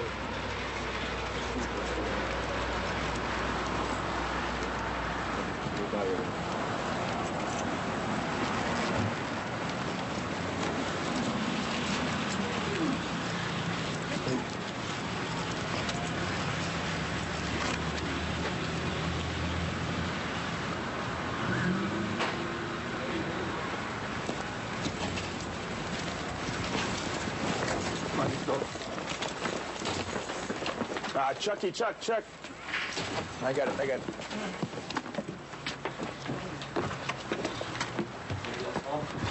Take the stairs, up the stairs.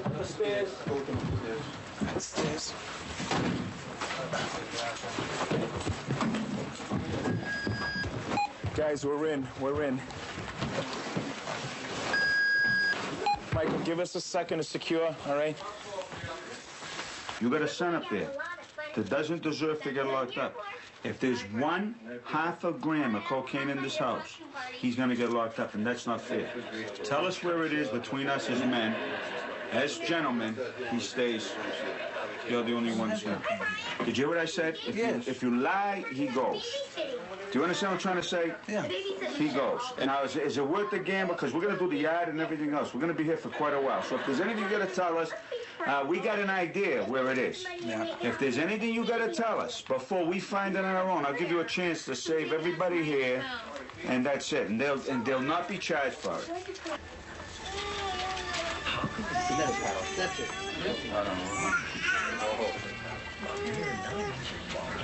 He says he pretty much gave us all this stuff. I don't believe it, because it runs in his family. I put his son away, and his son, we caught him 5 times in 1 year dealing cocaine. You know, he says he gave it all up, but I would say there's more. Baby to a friend to take the off. That was in the Cheerios. Some Tobacco sheet. In the Cheerios. All right, we're gonna just... That's cold. Oh, yeah, that's cold. Okay.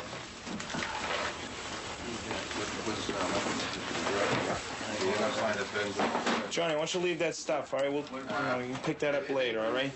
Just leave it there. I'm gonna pet John. His betting slips. Just doing a little book in here, you know, taking some action on the phone. I get it. I think you can get it. Let me see. Hello. Yeah. Yeah, who's this? Hello. Who is it? Tony, what do you want? What do you need? Okay. Tony, who do you need the lines on? Okay, Bruins at 5-4. Celtics 97-93. 97-93. Well, give me the line so I can tell him so I'm not lying. Come on, give me some action. Celtics maybe minus. Come on, they're asking for that. Don't make a fool out of me. I'm trying to be a bookie in the worst way. What do I gotta do? Huh? I know I made a mistake. Celtics or what? -6. -6? All right, that sounds Not even good. playing. Where's your mortgage money? You get it. Huh? You get it. I hope you have no other vices. What is this, a bookie trick? Eh? What do you need? He's out. I gotta take care of business. What do you need? Frankie. Okay, but he ain't gonna be back. He went to Chelsea. He ain't gonna be back for an hour. Yeah, so he says that if there's anything I can help you with, I'm taking care of shop. All right, what do you need? How old are you? 4th race, number 1. What? 7th race to 4. 9th race to 5. Okay. You're all set. Someone's gonna have to pay this guy off. If he wins. John, what do you got here? This is something. This is an unbelievable operation. What are you trying to get out of the hole for some reason? You got bills and what? Yeah, I know it, but we all have to survive. But, you know, there's a way to survive right, and there's a way to survive wrong, right? Yeah. What do we got, Harry? Just a short distance. You want to ride on him? Take Mr. Patty in. Jimmy, when they leave, close all the doors, Jim? These people have a high gambling habit, and they have to maintain a steady income from dope sales to pay off their gambling. Yeah, I guess so. Did you leave the door open? Yeah. Hang on, wait till the sergeant in charge comes out. You can speak to him. You take it down to the police station, all right? You got to be fingerprinted and photographed. That'll take at least an hour, all right? After that, he can be bailed out. Can I call? You can call District 7. They'll give me what I need to know? Yeah, you'll have to call a bail commissioner and arrange bail. Speak to him. Wait a minute. I don't know if I can get in here. Wait. No, wait a minute. There you go. Wait a minute.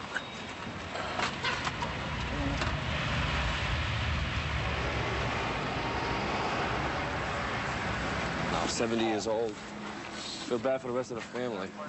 You know, they got a son in jail for that. Now the fathers might be going to jail for it. It could be trafficking if we have enough. Like father, like son, right? You know, but he had what was coming to him. He's been doing it for a long time. 132 in Bush. I've got him at gunpoint. Okay, gunpoint. 132 in Bush. Covers code 3. Kingston. Okay, we'll still send it code 3.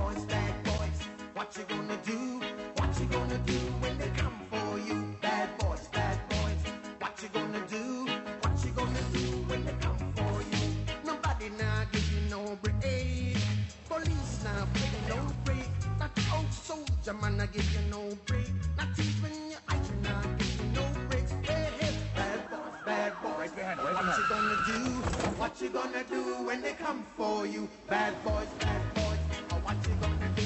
What you gonna do when they come for you? Cops is filmed on location with the men and women of law enforcement. All suspects are innocent until proven guilty in a court of law. What we have here is we have some guys in plain clothes and plain cars. They're set up in an observation point watching a corner with this heavy drug activity going on. What they want us to do is sit on the outer perimeter and wait. They're going to watch. As they see a deal go down, they're going to describe the buyer to us and tell us which way he's walking. And when that buyer gets out of view of the dealers, we're going to take him off and attempt to recover the drugs. What we usually do is we just summons that person in, but what we take him off for is we get the drugs, and then we'll go lock the dealer up. It makes for a good distribution case. So they're watching the corner now, and they're going to let us know who's buying and which way they're walking, and we're going to take them off as they leave. Hopefully he'll come this way and not go that way.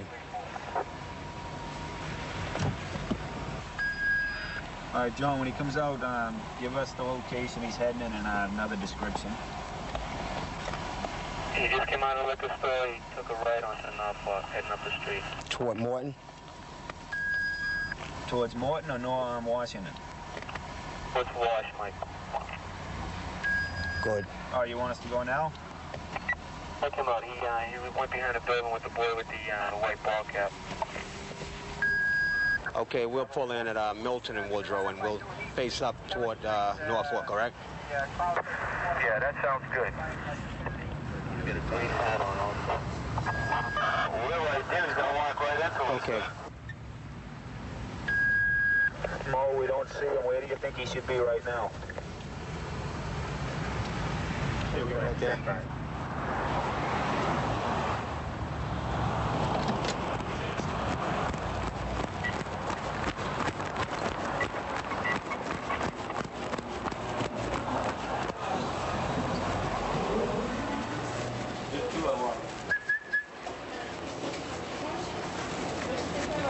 Yo.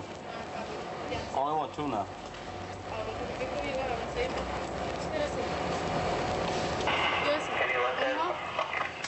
Take the change, man.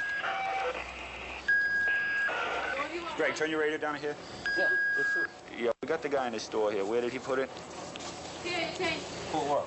It was in his hand. He may have just put it right in his pocket. Open your hands. All right, we got him in the store. Check it. Open your mouth. Open your mouth. Open your mouth. Open your mouth, man. Spit it out. Spit it out. Open your mouth. Spit it out. Come on, spit it. Open your mouth. Spit it out, man. Open your mouth. Spit it. Spit the bag out. Come on. Spit the bag. Come on, spit the bag out. Open the mouth. Open the mouth. Okay? Spit the bag out. Come on. Open the mouth. Let it go. Let it go. Open your mouth. Open your mouth. Open your mouth. Let it go. Let it go. Let it go. Let it go. Open your mouth. Let it go. Spit the bag out. You're not gonna chew it, so open your mouth. Spit it. Open your mouth. Spit the bag out. Open your mouth. Take him down. Spit the bag out. Just swallow it. Swallow what? You know what I'm talking about. Just swallow it. Ain't nothing in there anyway. Open your mouth. Open your mouth. Lift your tongue. What? Stand up. Swallow up. Stand up. The fresh. What's your name? Brown. And don't take my money out of my pocket. I work for a living. Yeah, you buy crack, Fleck. Just walk him down. Come on. Don't take my money out of my pocket. Come on. Nobody wants your money.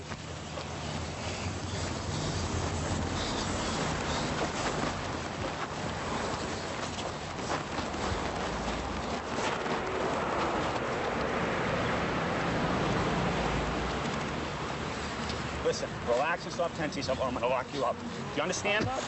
Relax, or you're going to be arrested. Lean on the back of the car. Do you have to throw my arm all up like that? You had to... We ask you to take the stuff out of your mouth. That's all you got to do. It's not in my mouth. Where is it then? I don't have any. You don't have any more?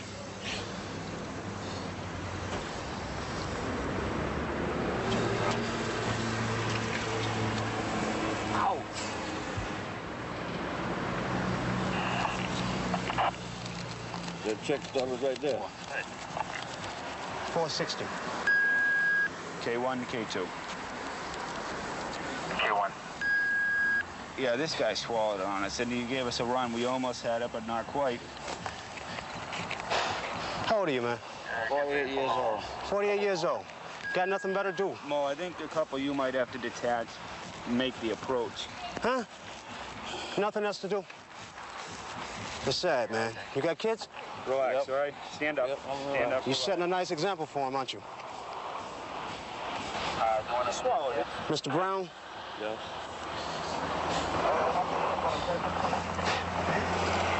Can we explain something to you? Yeah. He was observed buying cocaine, okay? At Whitman Street. Right. All right?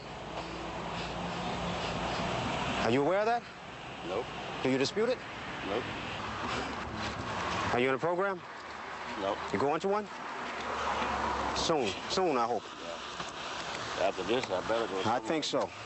Here you go. I had a couple of envelopes. Yeah, here they are. Listen, 48 is too old to start messing up your life now. Okay? Well, good luck. We hope not to see you again. You won't. All righty. I'll tell you that.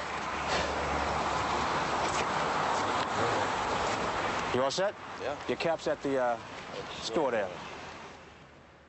Attention to roll call. Hathaway. Yes, sir. Joe Favalli. Here. 421. Jay Mosher. Yeah. 423. Lopiori. Sir. Fontanez. Sarge. The K car. Jeff Walcott's going to be walking Maverick Square 675. I guess Kevin Finn went to the meeting, the gang meeting the other night. And supposedly, East Boston High Unit is supposed to cover the morning watch from 7 a.m. and then swing by the East Boston High School around 9 o'clock. They're supposed to have a problem down there next Saturday, but other than that, there's nothing else. Okay, that's it. You can't take the job home. You know, whether you're married or you're not married. I mean, even more so if you have a family to go home to. You know, you end up being sort of a dictator, if you would, to your family, you know. Yeah, and be Joe Cop at the house, and pretty soon you're going to be Joe Cop all alone. Alpha K2. Alpha 441, Charlie Robert. We just got a call for a woman chasing a guy down the street with a knife. Sounds like maybe like a boyfriend-girlfriend thing. So we're going to swing down here and see if there's anything to it. Right here. Oh, front of you. Front, left. Yeah, don't come either way. That's the same kid. Hey, whoa. What's going on? Who's got a knife? Who's got a knife? Who's got the knife? Who I had a knife. He put it back. Did you go after him with a knife? Yep. Why Why? are you going after him with a knife? Because I want him dead. Where'd you put the knife? It's in the house. You put it in home. How come every week you guys are always beefing? Where's your house? Chinatown exit. There's a sign down on the ramp. You understand that that's an assault by means you can get arrested every time you go after him with a knife? Yeah, I'd rather go to jail. You'd rather go to jail? You got 2 kids here. What are you going to do with your kids? You care about your children? Foster, you want to make a foster kid? What kind of life is that going to give them? Hey, shut up. Hey, shut up. Hold on. Caesar, come over here, Caesar. I mean, it's every week with you guys. When's it going to stop? It's never going to stop with him. Then why do you stay with him? What do you want me to do? How am I going to handle 2 kids on my own? He'll support you. He works, doesn't he? No, he doesn't. Alpha base, we'll get the Alpha 157. Well, listen, I mean, we're not going to lug you because you got 2 kids here. And if you're going to start using that every time we get a call, one good arrest, you're going to learn. If he wants to press charges, he can. You want to end up in jail? You want to go to Framingham? Yeah, 1-5. You want to go? You have a right of arrest. You want to press charges against? You want to go anything? I don't want to put it, charge. All I want is to no fight. I don't want to no fight no more. She's going to stab you, and then you're going to worry about pressing charges, right? Yeah, but I love you. I love my kid. I don't want to no fight no more. Well, you guys are going to love each other to death. Is that what it's going to be? Correct. I need help with my kids. If he wants to have sex with me and have kids, then he's got to do something too. Athlete is 6'6", Paul George. Now listen, we're giving you a break here, right? Hopefully you guys can settle this without the police being involved, yes? If we have to come back, somebody is going to have to be taken in. You understand that? We don't want to take you away from your kids because they're very young. You still laughing, huh? Are you still laughing? Huh? You still laughing? Are you guys going to be How can you seriously? let something like that happen with some beautiful kids? Are you still laughing? You going to be able to settle this? Hi. Yes? Hey. Okay, on Park Street, from the You're strong. You're strong. A man pulling a woman into a red car. Caesar, well, she's going to take care of the kids, and you're going to find another place to sleep tonight. Okay? Don't come back tonight. No, I'm not coming back. I'm coming for my 2 kids. All right, buddy. Take care, Caesar. Why'd you bail him out if you had all His this mother's problems with him? friend, before his christening, my mother's friend bailed him out because she said it's not good for the father Father not to be at the christening. Right. So she bailed him out. And then the christening money gets stolen. Yeah, I was gonna buy them clothes, winter clothes. Matter of fact, I spent $200 on winter clothes, and he sells them. He sells them? This Spanish girl over there, she got everything of mine in the house. She got my entertainment center, my kids' clothes. Listen, I was just gonna bring 2 big bags of clothes to the Salvation, all boys' clothes. You want them? If you tell me you want them, take them to the station tomorrow, you can have them. Because I was gonna bring them to one of the churches or something, but you need them. All right, you want them, and there's toys too in the bag. All right? Come by the station, I'll put your name on the bags, you can have them, I was okay? supposed to go there tomorrow anyway. Well, come there tomorrow after 4 o'clock. I'll give you the clothes for the kids, all right? Just stay here in the house and don't open the door to Caesar. Because we're gonna end up being back here, and then someone's gonna get locked up. Don't take our kindness for weakness now, all right?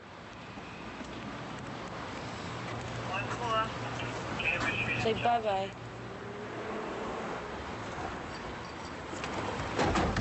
She's claiming she has no money, that he keeps selling the baby's clothes and everything, but I think it might be both of them that's doing it, you know? They're blaming each other. They're probably fighting over getting high, you know? It's a tough thing for the kids to go through. It's a shame for the kids. So you just see whatever you can use. Open it up, see what's in there. A lot of pajamas and stuff, you know. These are toys, some toys, all right? This was Peter's favorite. He used to play with this every time he came to my house. I don't got it. Stuff the kids would probably be interested in, right? I don't believe it. Okay. All right, and you work things out with your husband there, your boyfriend, all right? Yeah. Kids deserve a break. They didn't ask for parents who smoke crack. They just got it. They were dealt those cards. All right, what we'll do is we'll have Paul and Mike go inside. We'll stay outside, and we'll just ride around until we see something. Okay? So that should work out anyway. We'll grab them, and we'll get going. Yeah. Excited for that line of work. I don't know. Oh, see you guys in a while. These kids view the gangs as their family. Their whole nucleus is the gang. The center of attention is the gang. They receive attention, love, money, anything they want from the gang. And that gang replaces their family. We're going to assist one of our fellow gang units. They're having a big party, one of the gangs. He's just made an arrest. Possibly a person wanted for a stabbing.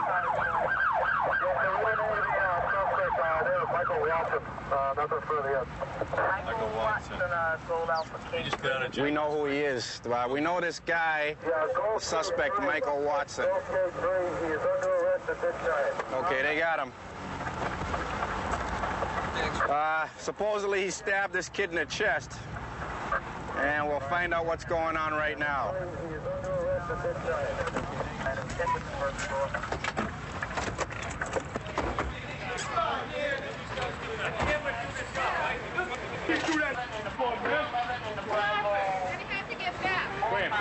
Please, people, get back. Let the ambulance. Relax. Let's let everybody out of here. Relax, relax. Everybody Come here. Yo. Watch out. Hey, look. This is me, Tito. I'm asking you, chill out. We're trying to help him out. Okay? We're trying to help him out. It's me. Look at me. All right? Will you relax? Okay. You're going to go then, right? Okay. Please, people, get back. Let the ambulance. Relax. Let's let everybody out of here. Relax. Go. Go. I said go. All right? You ain't going to listen. Go. He's under arrest. Michael. Good. Where Where is is he? Right up the street. He's on his way in. Okay, good. I had to get him out of here before these kids went crazy. Good. We grabbed him up the street. We got the knife in his hand. When I slammed him on the car, the knife was in his right hand. Why don't you guys take it? There's still blood on it. Put it in a paper bag. There's still blood up here. Put it in a paper bag and we can send it down to the lab Monday. They still got blood on there, right? Still got blood up the top here. Yeah. You can see the Some blood body on it fluids still. there. See there's blood there. Okay. Sounds good. We're going to run back to the station and see the suspect real quick. What we're going to be looking for now is retaliation from the victim's gang, okay, with the other gang. Somebody is going to be the subject of violence probably within the next 48 hours as a direct result of this incident we had tonight. They blame me, they arrested me for defending myself.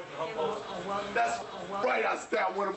Because they should be jumping me, man. I want my baby's mother, man. Michael, relax. Relax. No, but I'm going to get sent up for 2.5 years, right? Why? Easy. Just, bro, like, already gave me a chance, man. You on probation now? Yeah, man. What's your wrap-up time? Come on, man. How much time you got? Away, right? Y'all want we me don't want you to go away. We don't want you to go away. Do you see me around there no more? No. I don't be around there. I was walking home my baby's mother, man. Now, they attacked you, right? Self-defense. They jumped me, man. Okay, calm down. Relax. Relax. I don't mess with nobody around there, man. Okay. I don't want to play around, man. Walk to my house, man. What'd they jump you for? This is the first time I'm crying, man. What'd they jump you for? What was the fight over? I'm walking around, man. They're like, what's up, Mike? I'm like, nothing, man. Yeah. They coming up pushing me, man. I'm telling them to leave me alone, man. Now, that was Curtis Fontan. Yeah, man. Okay. He punched me in my face. I'm like, man, I don't care about none of y'all no more. Why did he punch you in your face? He just punched you just like that? Because I'm saying, man, I don't care about none of them no more. They said, what? Oh, you ain't down no more? I'm like, no, man. My old boys, man. That's ridiculous. And that hurts, man. That's why I stabbed him, man. Relax, Mike. Let's go make a phone call, okay? I don't care about them dudes, man. Okay, hold on a second. Listen, Mike, your mother wants to talk to you. Mommy Honest was telling me I don't want to play around, man. Leave me alone, man. They're like, oh, you ain't cool with me? You ain't cool? I'm like, no, I ain't cool. One of them punched me in my face, I think for playing or not, man. Some boy, I don't even know him. He's a new one around here. I was cutting through to come through Crawford. I was coming home.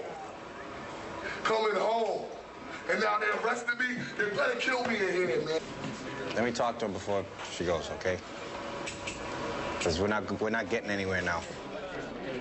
And I don't know if he's telling the truth or not, but he says he wants to get out of this life altogether. You know? He's still living there, though. He's still living. He's still running around. He's still wearing the colors. He didn't have to come back to the neighborhood. Which is why I asked you if you saw him there earlier tonight. No. You know, when according to him, he's just walking through. He wasn't. And they accosted him. As I said before, he was down on Ruthven Street fighting with somebody. He was on Humboldt fighting with them. He pushed a kid on Humboldt Ave. Yeah. He's full of it. The minute he walks out, this thing's going to go to trial. Yep. The kid that he stabbed is not going to show up. That's right. You know that as well as I do. We have to One of the boys up there is going to take little street justice, and we're going to be picking him up off the ground with a couple of rounds in him. Absolutely. Absolutely. He's going to end up. He's either going to end up dead or he's going to end up with a couple of rounds in him. We know something's going to happen. We're going to be looking for particular groups of kids from those two rival gangs in cars or in large groups. Somebody's going to have a knife willing to do bodily harm, and somebody's going to have a gun. And hopefully we're going to be there to prevent something like this from repeating itself the next time. 132 in Bush. I've got him at gunpoint. Okay, gunpoint. 132 in Bush. Covers code 3. Kingston. Okay, we'll still send it code 3.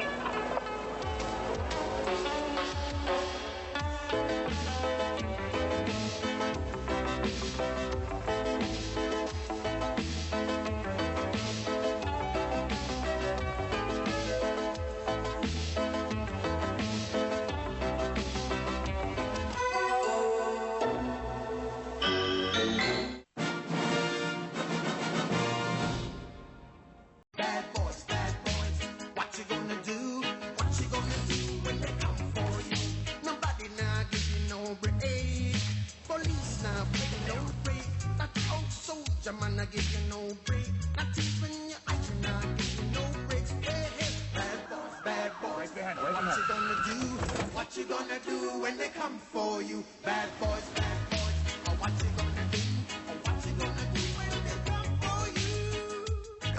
Filmed on location with the men and women of law enforcement. All suspects are innocent until proven guilty in a court of law. Hey, what's up, guys? It's Sal from Brook Street. Yeah, I need a couple. You know? Yeah. Same price, right? Okay. Oh, I need two. Oh, good. He wants me to go to Chelsea. All right, basically, we called up one of our local drug deliverers. They will actually, if you call them up on a beeper, they'll make a delivery to you. It's sort of like a pizza delivery, so they deliver Coke. So we just gave him a jingle, and he bit. So he's going to send down a couple of his boys to us at a location. We're going to try and take the car off. And I'm sure once they see us, they're probably going to swallow or try and run for it. So hopefully we can grab them before they do either of that. These kids are new. We just heard that they just started a couple weeks ago. And one of the names, we know one of the kids. The second kid, we don't know. Even if we don't get anything, just to get a look at them, see what they're driving, you know, see if we can just get a little more intelligence on them, because we're got a lot in the works for these kids. They make a lot of money. They make up to $3 grand, $4 grand a night and a weekend. And that's no lie, no exaggeration. They make a lot of money. He told me to go to Chelsea. We can't go into Chelsea, so I'm going to call him back, tell him I couldn't get a car, and if he'd come down to Putnam Street over here, and I'll just add in that I have another guy who wants, you know, I want 3 of them now. I'll say someone else wants one. You know, he might bite a little more if I order another bag. We know they're going to swallow one, so all we want to do is ID these kids. We can even make them believe it's a car stop, you know. Yeah. Hello? Yeah. It's Sal. I couldn't get the car. All right.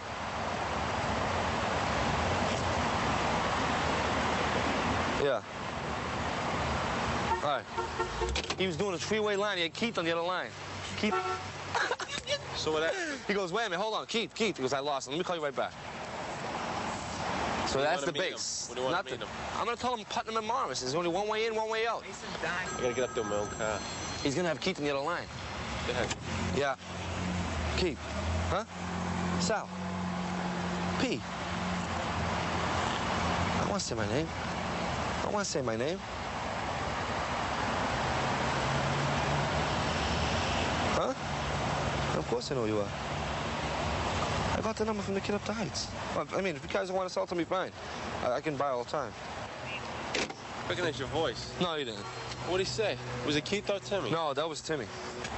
They're going to swallow. All I want to do is ID these 2 new kids, McDonough and Flanagan. Let me get my car. And what channel you want to work on? Go on channel 1. Channel 1? Call the dispatch. We'll keep one of our radios on 1. Call the dispatch. Have them open. We're going to cruise for them. Send a message to Timmy when we lock them up tonight.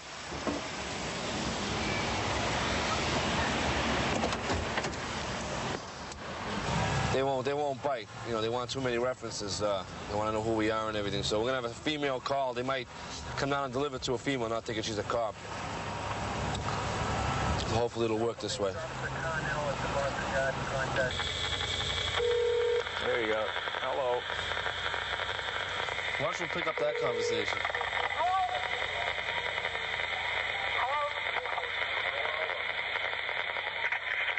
How was the game? Good. They win? Huh? They win? Honestly? No? Oh, you don't remember? No, I have no idea. You don't know? And I'll just start hanging the car wash with them. I'm saying that somebody else can count the car or something. What happened was the sergeant made the phone call and they bit. They're going to come down and deliver to her. We're right over here on the Chelsea-Boston line, so we're going to get some, protection set up. See if she can just make the buy, then we're going to rip them right from there as soon as we make the buy. Well, if you want to take them off away from the... Yeah, that's Chucky right here. Go. All right, I'm going to 2 now. 2, everybody to 2. Go to 2. All right. Where, Chucky? Where? Right there. Might be over the bridge right now. Yeah, Just went over, okay? Acknowledge. Blue sign, all right? On the left. All right, it's Louisa. It's Joe. Joe's here. too fast. We're going to spin it out. We're going to have to chase him.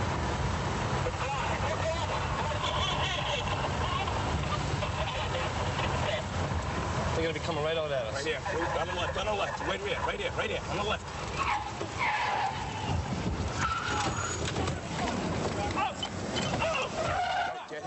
Get down! Down! I'm down, I'm down.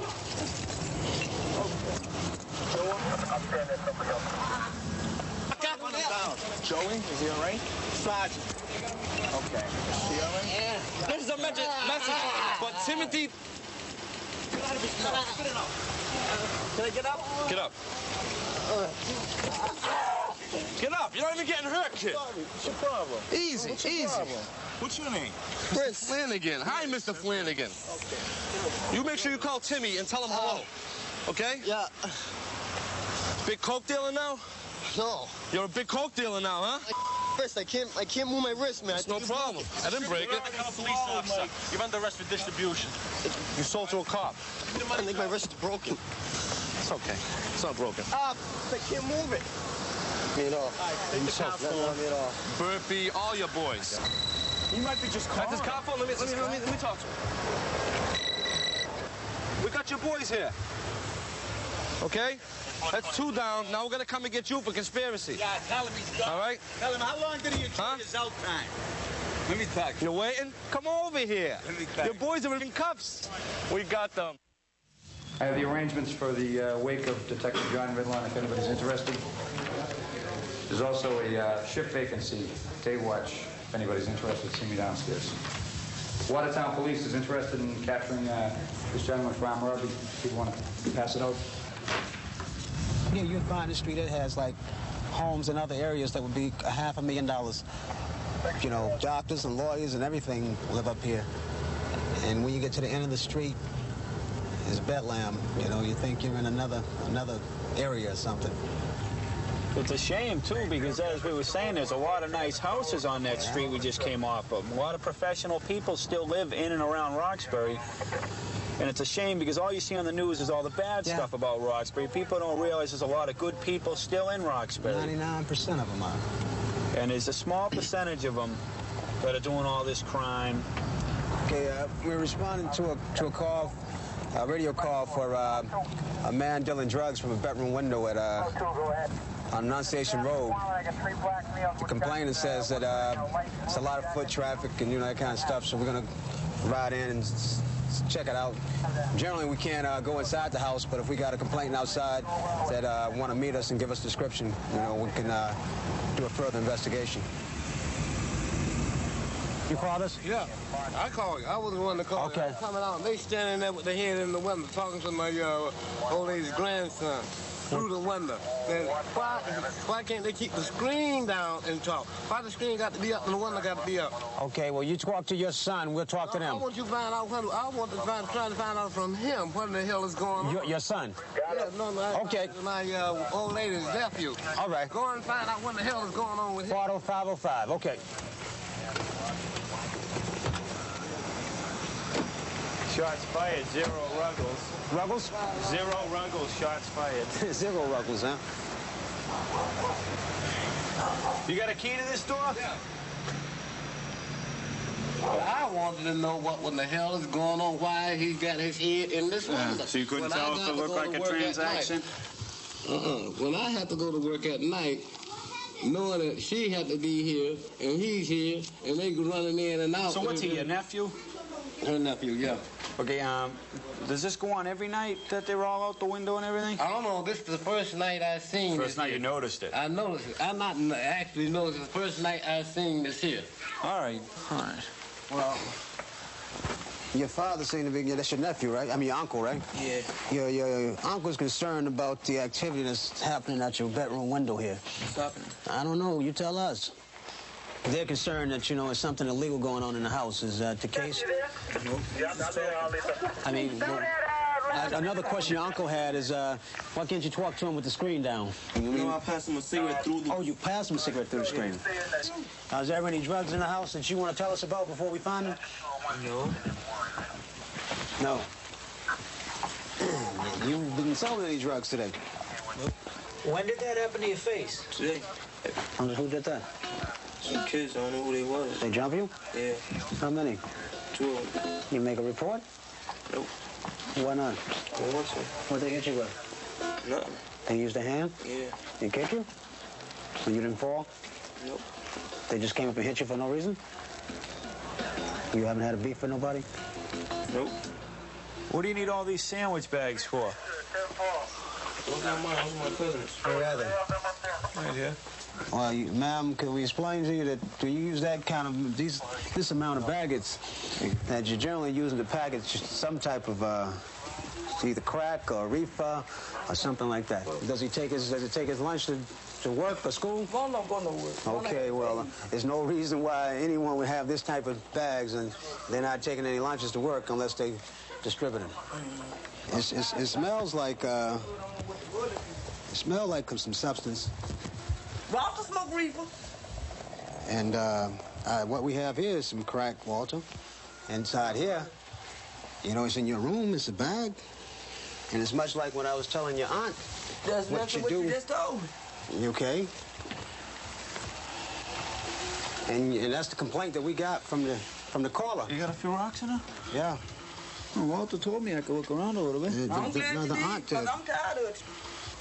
Well, you know, Walter, why don't you get up? Because right now you're under arrest for distribution of Class B substance. Please do, Okay? because I'm tired of it. Get up, turn Put your around, shoes put your on. hands behind your back. Why don't you throw those shoes Put your on shoes real on. quick? What's in there, about 10? About 14, 15. And then there's a little separate bag with a bunch of rock in it. Yeah. Yeah, go ahead, John. Behind your back. All right, we're having a little problem with the computer here. We do have him here, but... Turn this wrist. There you go. Okay, we're going to be in with an arrest. We'll be in the house in about 5 or 10 minutes, Sit okay? right back down there. I ask them every damn day when I come home, what's going on around here? You're not being fair. And I'm trying to protect them and watch over them and keep a roof over their damn head, and it's just driving me bad as hell. Yeah? Walter's busy, and I'd advise you. Walter's busy, and I advise you to take a walk before you get placed on arrest as well for conspiracy, okay?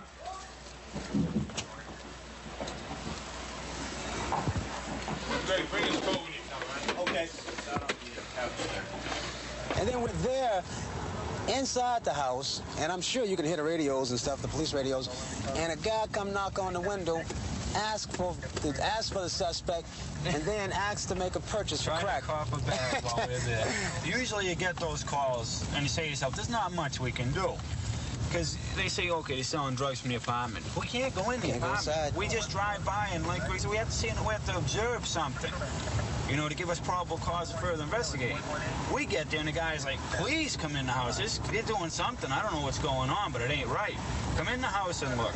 That kind of cooperation is what you need. The community wants to take their neighborhoods back. That's how they got to do it. We can't do it ourselves. Exactly. Okay, Kelter, Griffin, Wade Hire, Donnelly, Carroll, Shinnick, Carl Johnson, Jason, Castle.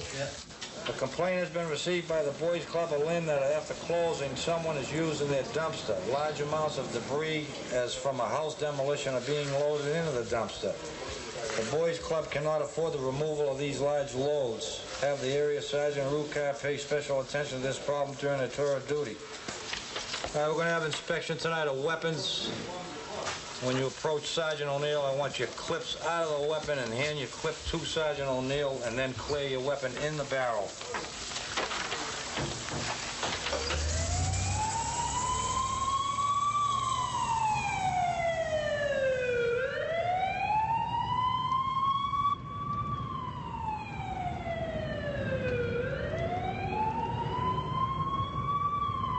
We just got a call at 92 Union Street on a telephone alarm for a building fire. We're gonna park this out here so we don't get stuck.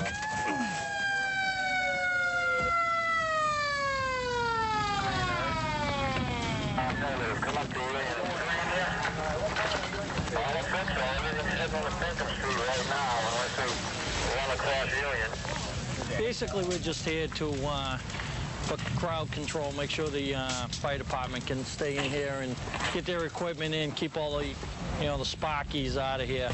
The people that want to come down and see the fire. You try to get a little close, you get breaking glass, you can get people hurt, so we're just down here trying to keep everyone out of the area. When we first pulled up, it looked like it was only that front room. Now it looks like it's coming out through the roof, so I don't know what they're going to do. It's pretty tough getting the fire engines in here because of the rubble and stuff. It's in back of a couple other buildings, so they can't get any, big trucks in here with the ladders. They're just going to try to work it from down on the ground, I guess.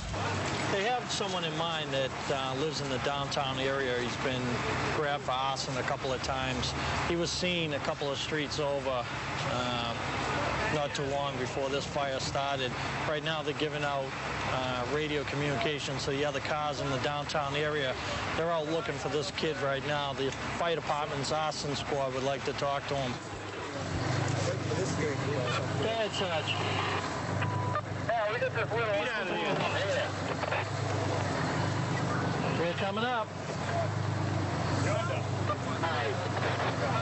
You want to stay here?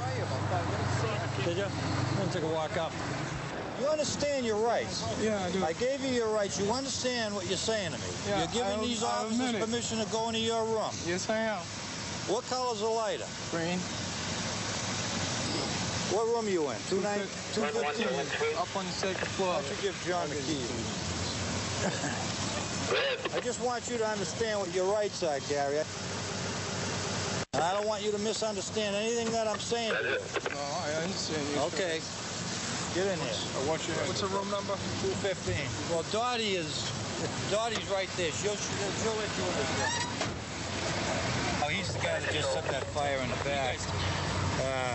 I had a witness that told me she saw Gary Boley come out of there. I know Gary Boley. You know Gary Boley.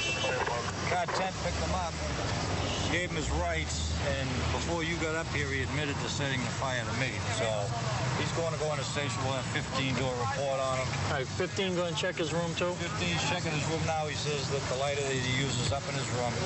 The arson squad from the fire department just pulled up, so we'll get a hold of Captain Decaro and Dougie Smith. What's up? He's lit several fires before, you know. Oh, yeah. You know, remember the fires in Chester Street? Know him well. Know him well. So what we'll do is we'll let 15 and the Captain Decaro here question him further. And we'll charge him with arson of the building.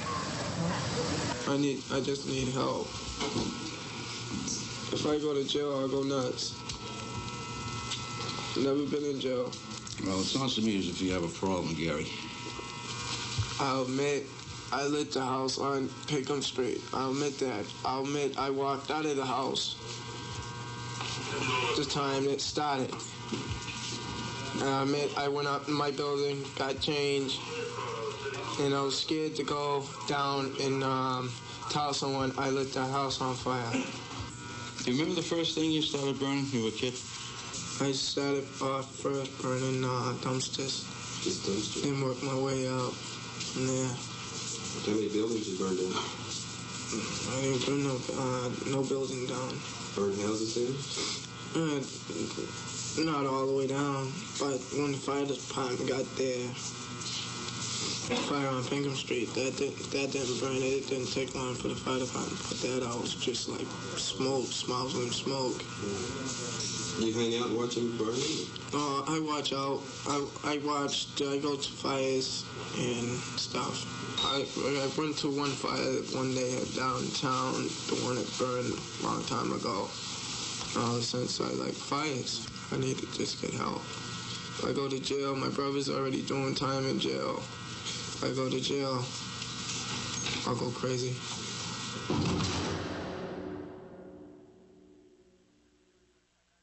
132 in Bush. I've got him at gunpoint. Okay, gunpoint. 132 in Bush. Covers code 3. Kingston. Okay, we'll still send it code 3.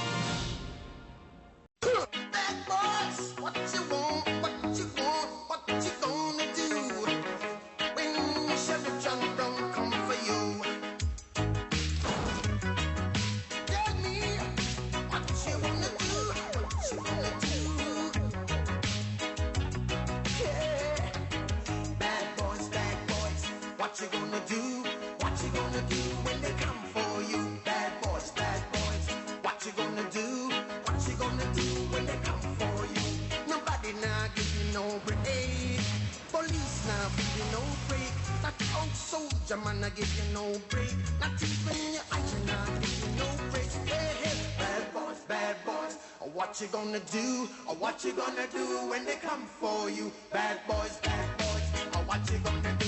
Or what you gonna do when they come for you? Cops is filmed on location with the men and women of law enforcement. All suspects are innocent until proven guilty in a court of law. It's a white frame house right off of Bingham. It's supposed to be an elderly and male white and female white, 65 and 63 years of age, selling marijuana. We bought a quarter pound of marijuana earlier today, and it's supposed to have 4 or 5 pounds left. CI stated that they went to the bedroom to get it. And once you get inside the door, get the door open, make sure you keep hollering police until such time as we get them all in one room. The female has been known to carry a .22, and she has shot at folks before. What we expect to find is marijuana. Should be a little bit of money there. Like I said, we bought a quarter pound earlier tonight, and should be 4 or 5 pounds left.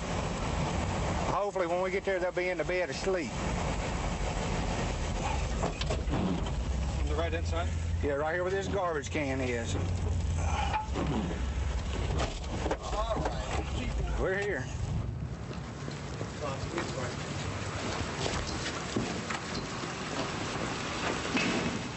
Oh, over there.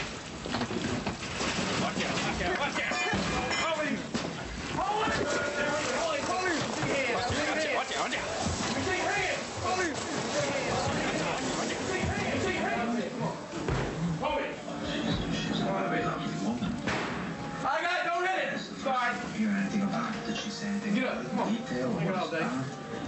Big dog.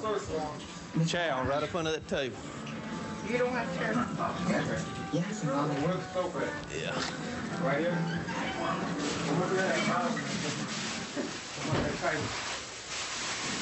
I got some in the refrigerator. Nope. Some in the refrigerator. What do you got right there? Just leave it right there. There we go. Money here. What we got? Come on, little baggie. I think it's about all she's got up here. She said she had, what, 2 or 3 ounces up here? Is this a regular garage up here, or is it covered? I mean, has it got a locked door on it about here? You drive in, Okay. it's open. Okay. There's also one in the backyard. Where'd you get the money from? Selling the pot. From selling marijuana? Yeah. Okay, do you have a pistol in the house? Oh, yeah, I've got some guns in the house. Where are they at? In drawers. And you got any under the bed, or? Oh, no. All of them's in drawers. Everything's in You got drawers. any guns in here? No. In the house up here? Everything's in the bedroom? Yeah. You say you've been selling dope about how long? Oh, several months. I've got one in the kitchen in the drawer. Gun. What kind of gun? Drawer in the kitchen? It's 25. It's in the towel drawer, the second drawer down. Okay. What kind of guns you got in the bedroom? 2 in that, I believe they're the top drawer. What kind of guns you got in there? They're 38. All of them loaded? One of them is and one of them isn't. 1, 2, 3, 4, 5, 6, 7, 8, 9, 10, 11, 12, 13, 14, 15, 16 bags here. 2 more bags found in the freezer. Buddy, you get them 5 down there? 5 right there. Got 5 more right here. Oh, I ain't never brought none in here. Well, you got some now. What I'm saying is, wherever you got it, you need to think about trying to get us to that source, because apparently they're a little bit bigger than you are. If they're bigger than you are, we'd rather have them than you, and we'd be willing to do some trading. You can't do it, can you? No, I ain't never brought none in here. How about it, Helen? I got it. That's it. Okay. Can you, all right. Both of you are in this together. What I'm saying is... No, he's not. Oh, yes, he is. Whether he wants to be an out or whether you want him to be an out, you're both in it together, equally. See? And what we're trying to talk about now is you want to try to think about doing something to help yourself. We'd be willing to talk to you about that. In other words, if you could put somebody else in the position that you're in, the people you're getting it from has got to have more than you got, or else you wouldn't be getting it from them. We'd rather have a bigger person than you. Well, I just don't have anything stable. Okay. Then apparently you're getting it from a relative, right? No, I'm not getting it from a relative. Okay. So whoever you're getting it from are so close to you that you just wouldn't think about putting them in your spot. I got this one. Back and then. Don't you stand up here, no?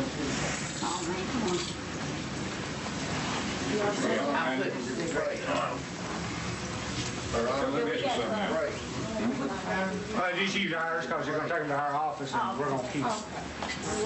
Yeah, let me ask you something. You get arrested like this, handcuffed like a criminal, gonna carry off to jail, you think it's worth all this? No. Your husband getting arrested, handcuffed, carried off to jail? Buddy. Mel, you need to put that cigar out. Yeah, okay. He's in good shape, though. You get rid of that thing right there. Just chunk it, Melvin. It's wet out there.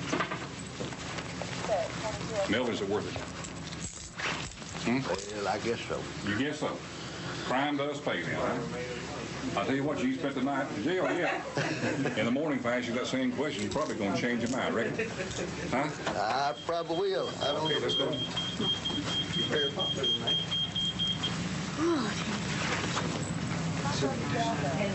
We tried to get her to tell us who she's getting her marijuana from, but she wouldn't tell us. Reason we believe she wouldn't tell us because her husband is a semi-retired truck driver and drives across the country. The information we received, he supposedly brings it in on loads in this semi-truck, and she just didn't want to tell on him. I think we've got the main players in their organization. Memphis is a I call it a big small town. It's over 600,000 people, but people in the city interact like it's a small town. Everybody pretty much takes care of each other. I've been on 15 years. I'm still fascinated by it. Still love doing it. We're around to a wounding call. A girlfriend has stabbed her boyfriend. She's still armed with a knife. 24, son. 16. 324 on the front.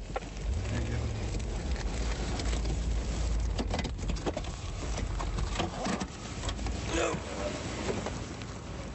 Box, border white. Tag expired 9 of 91. Doreen right. Hey there. And Terry McRae. See you later. Who got stabbed? Huh? Who got stabbed? Who called? She coming home with. Did she hit you anywhere? You cut anywhere? No, I ain't cut nowhere. Okay. Because I stopped her. That's how the line got broke. Okay. That was the first. Then she come back in there with another. Now, I was in the tub taking a bath, and you came and hit me side my head. You don't bust my eardrums. You don't shot me before. And you, we ain't talking about nothing that happened 20 years ago. I got you, though. Yeah. I got you, bro. I was in taking a bath. I got me to take a bath. Did you get cut this time or not? No, I didn't. Okay.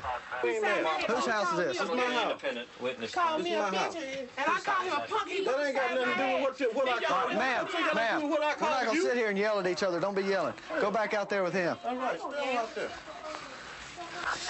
So she came in here with a knife and you took it away from her, and then what? Did you hit her? No, I ain't hit her. I shut the door and pat that chair behind her when y'all got here. You live here with her? No, she live here with me. Oh, but you need to stand on up, partner. Put your hands behind you. Turn around. You'll be under arrest for assault and battery with her. She wants you arrested. Okay. You got their whole family terrorized. She's cut, you ain't. You about 300 pounds bigger than she is. I didn't cut her. Let me get my cap or something. No, We're going out here. We're going outside. No, let me put him. We'll talk to you in just a minute. We'll sit him out here on the way. Just don't be getting over. I'll be right back. This man here has been locked up under the Tennessee domestic violence law. His common law wife has made allegations that he cut her with a knife. She does have wounds on her, so he's being locked up for assault and battery, and he'll be booked down at the jail. $100 bond. Well, you can stay down at the jail for now. How long y'all live together? We've been together about 3 years ago. Any of these kids, y'all? No. We're going to need to get you come in here, and we need to get some information from you, okay? Come over here in this room right here. How can you stay with him if you live here 3 years? He's done shot you and stabbed you and beat you all the time. because I want to have some in my life. I don't like violence. I be telling him that I don't like violence. I don't about what I don't cook, but he can go and do what he want to do. I cook every day. Give me a break. Who cooking that food that I'm about to start? Because I wasn't here to cook, and then you come hit me in the side of my head in the tub and stuff. I got witnesses. If your accident. So I buy grocery here and everything. Dorothy, you need to chill out just a minute. I'm trying to talk to you. Sure do need to chill out. I ain't got no need to lie about no white folk, man. No, I did not cook today. Did you cook yesterday? Yes, I did. What? Some darn damn stew what we had. Some stew. Yes, but no, we had spaghetti. You don't even know what you cooked. Spaghetti and barbecue chicken and potato salad. That's what we had. And the other day, we had stew and dumplings and stuff. I cook it every day. You know I ain't got to lie about nothing like that. I got witnesses. Even your mama will tell you that, man. My mama ain't been on here. No, she don't be up here, but she know what time it is. She don't know what I call it. Ma'am, look, man, you gotta stop like that. You call the police, man, see what you eat. Damn right I call it. It don't matter if I can go to jail, I can go to hell. But when it all boils down, baby, you gonna be up out of here. MB, is that initials only? Yes. This is my crib. I paid the cost to be the boss here. We're taking him. Sergeant Davison will get a copy of this report, and then he'll call you. But if you want, that's between you and him. We've done, all we can do for now. You don't need to come back here. Y'all gonna fight again. You go back. Where's she gonna go? I don't care where she go. Ain't my problem, Mama. Yeah, it is. Are any of them kids by her? Ain't now one of them kids. Yeah. I've been taking care of them. We've been together. You need to kind of chill out. Yeah, I know that. I'm chilling out. We'll see you next time. Damn, what kind of seat y'all got back here? Uncomfortable kind. Let me give you a rundown of our stats year to date from 91 up to October of this year. We've got over 5,000 pounds of marijuana, 255 pounds of cocaine. We've seized about $427,000 in cash, 107 vehicles, and that's a street value of $58 million. That's pretty good for 1991 to date. Let's go out there and get them. Like the truck drivers say, there's cocaine cowboys out there. Rock and roll. My partner down the street has stopped a car from Texas. He's asked for consent to search for reasons I don't know yet. He's located some marijuana in the vehicle. We're going to go down. He's calling for backup to assist. We're going to go down the street, probably help him drive the car to the office, finish the search over there. But he has located the substance in the car already. 2310, see?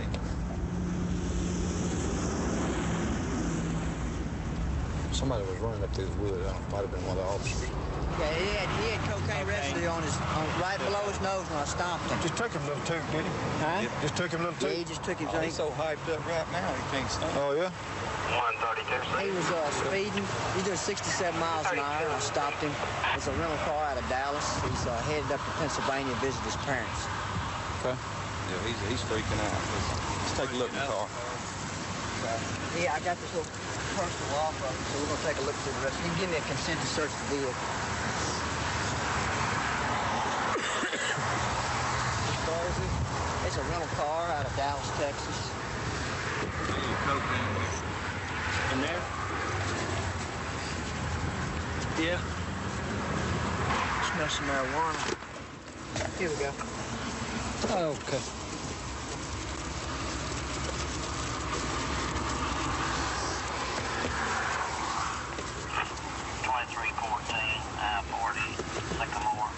I wonder why he hid it in his jacket. I wonder why he hid it in his jacket. Just so we wouldn't see it, I guess. Oh, looky here. 34. Looks like he's got some cocaine he's gonna sell somewhere. Oh, that's rock cocaine. Come out here, bro. Put your hands on the car there for me. Get him up there. You got anything else on? I don't think so. Tell us now. You don't think so? Well, I couldn't. Looking for a bottle that I couldn't find. Devs, I want to advise you that you've got the right to remain silent. Anything you say can be used against you in a court of law. You have the right to an attorney, either of your own choice or court appointed if you can't afford one, okay? You're being arrested for the possession of a controlled substance with intent to sell, deliver, or manufacture, to wit, marijuana and cocaine. You understand your rights? Yeah. We're going to continue the investigation at the office. We're going to go over to our office where there's no traffic, it's more secluded. We can talk to him better. Going to do a complete search of the car, have the dog work the car, and see what kind of indications it gives us as a possibility of hidden compartments and that sort of thing. He thought I guess he just thought he was going to cruise right through Memphis and walk right on the way with it.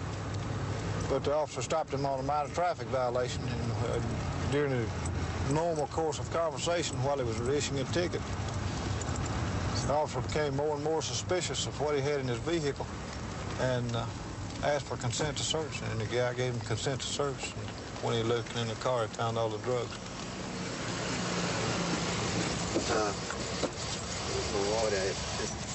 Find my wallet? Must be either in the jacket or in front seat. Or we'll get it in a minute. Sit on the bench right now. The left of the jacket. How long you been doing cocaine? Since college. How much you taking a day? Probably about $half a grand a day. $half a grand. Where are you headed? I'm heading home, Pennsylvania. Are you selling the marijuana to keep up the cocaine habit? Well, yeah, I was just taking some up for friends. I was going to give a lot of it away. I don't even smoke pot. How much you got out there total? Somewhere around a pound or so. Pound. What's your occupation? I'm a quality engineer.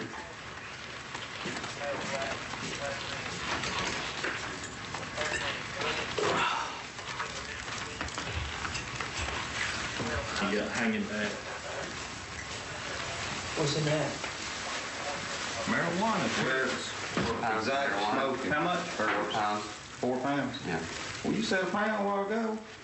You might as well come clean. Did you think we were going to find that? There. What else? You got it all now. I tried to stop before on my own.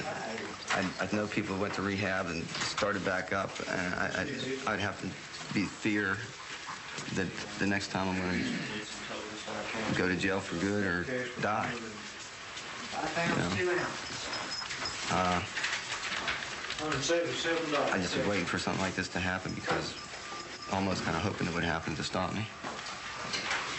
I've got a good job, I've got a good career, and I've got a good future.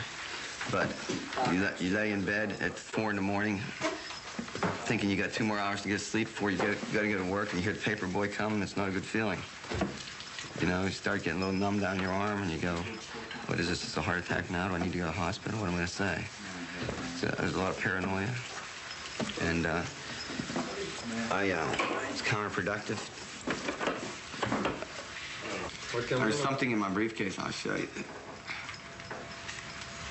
that will point out. This is just a note I made myself on my birthday about quitting. Okay. If you want to see that, it's... Okay. Maybe you can help people with rehabilitation, you know, because you've been there. You know what they feel. Maybe a year from now down the road, that's what's going to happen. For my life that I am right now, kind of a mess as far as... I mean, I managed to keep my job and do my work, and maybe this is the best thing that ever happened to me. I don't know.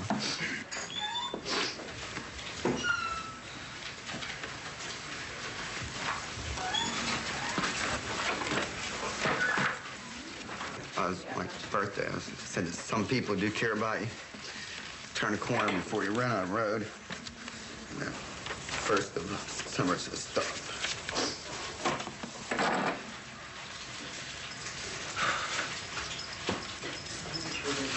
But you can make those kind of notes yourself all you want, and it's not gonna do you any damn good until you get put in jail and your family's hurt. 132 in Bush. I've got him at gunpoint. Okay, gunpoint. 132 in Bush. Covers code 3. King 10. Okay, we'll still send it code 3.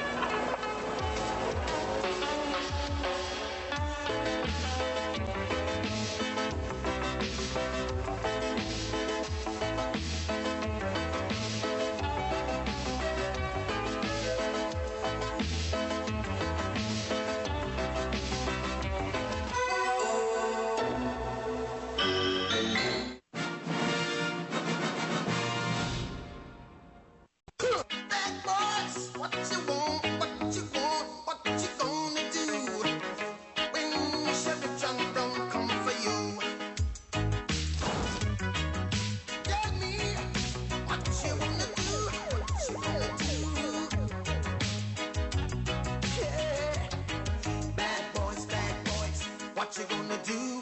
What you gonna do when they come for you? Bad boys, what you gonna do? What you gonna do when they come for you? Nobody now give you no break.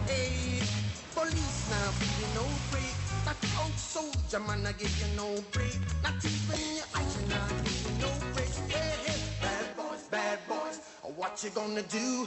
What you gonna do when they come for you? Bad boys, what you gonna do? What you gonna do when they come for you? Cops is filmed on location with the men and women of law enforcement. All suspects are innocent until proven guilty in a court of law. Last night's pursuit. Everybody did a good job. I appreciate it. We got through it. Nobody got hurt. And we didn't get any equipment damaged. It was looking gloomy there for a few minutes, but we survived. So it'll be myself and Sergeant Hope and Sergeant Miller out tonight. So I said I appreciate everything y'all did. That's all I've got. Y'all got anything? All right, y'all go to work. Yeah. Craig Smith. See y'all later. I'll be myself.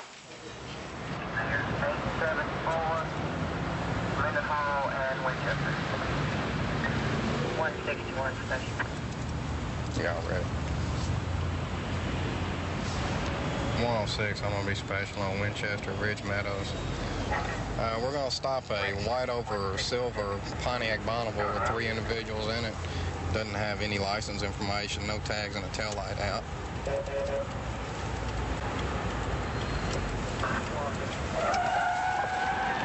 106 subjects are refusing to stop for southbound on Ridgeway from Winchester. Southbound on Copper from 106 advised Mississippi.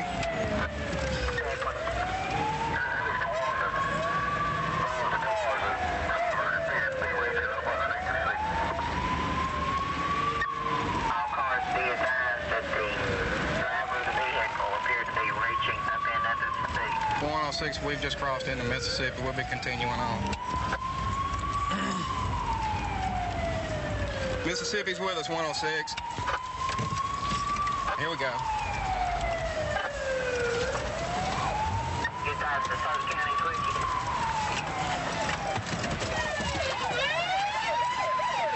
Get out of that car! Get your hands where I see them! Get him out! Get him out! Get him out! Get him out! Get on, shut up! On the ground! On the ground! Get your hands where I see them! Get them where I see them!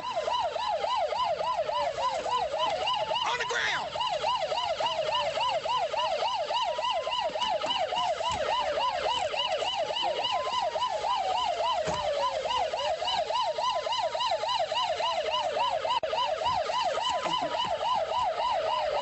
We got 3 in custody. Don't move. Advise him, Joe. Get up, man. Get up. Man, you hurt me. Get up! 162, stay secure. Over the car. Lean over. You have the right to remain silent. Anything you say can and will be used against you in the court of law. You have the right to have a lawyer, either of your choice or a court appointed. If you cannot afford one,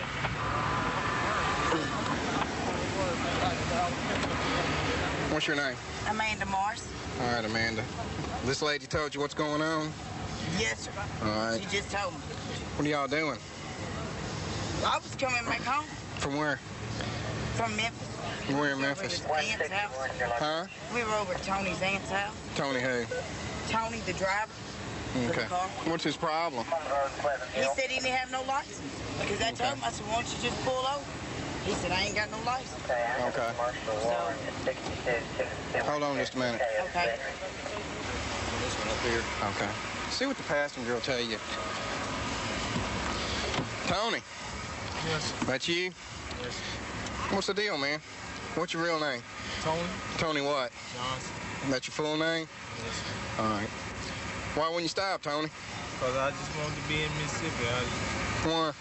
Because I didn't want to go downtown to jail. I was going to be in Mississippi. You're going downtown anyway. Yeah. All right. Where's your license information? Where's your driving certificate? I got a speeding ticket and they took my license. So you don't have a license? Hold up here. He stated he don't know why they ran.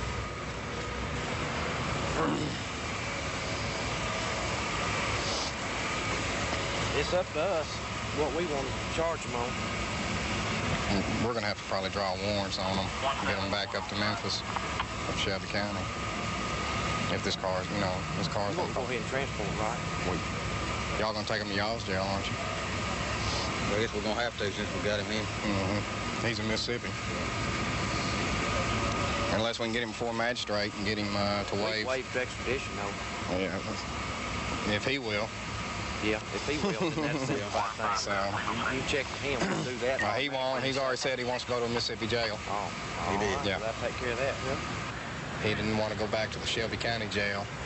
He'd been there before and didn't like it.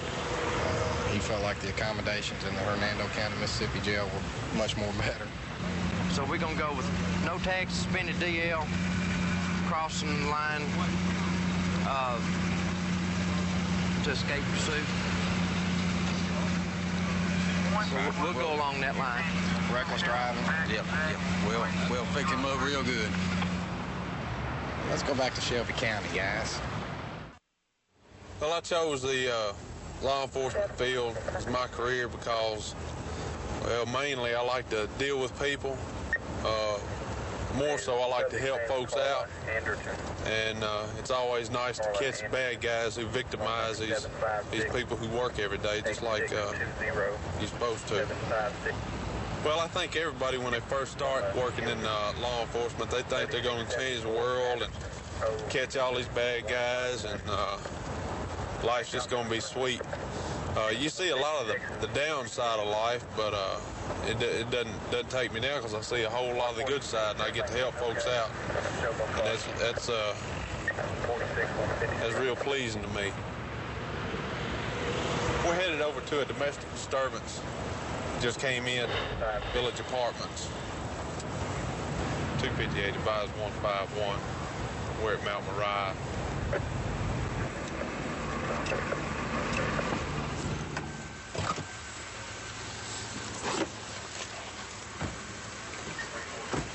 I guess. Supposed to be home at 10. So I went up to night moves and walked in, and she was sitting at the bar talking. So I told her, I said, "Are you ready to go?" And I come home, and I sat in the truck. She was a few minutes behind me. She pulled up out there and hollered, "It's over." So I leaned over the hood, and so she wouldn't drive off, trying to talk to her. She took off through the parking lot with me on the hood. Let's go in the house and get that little baby out of this cold air.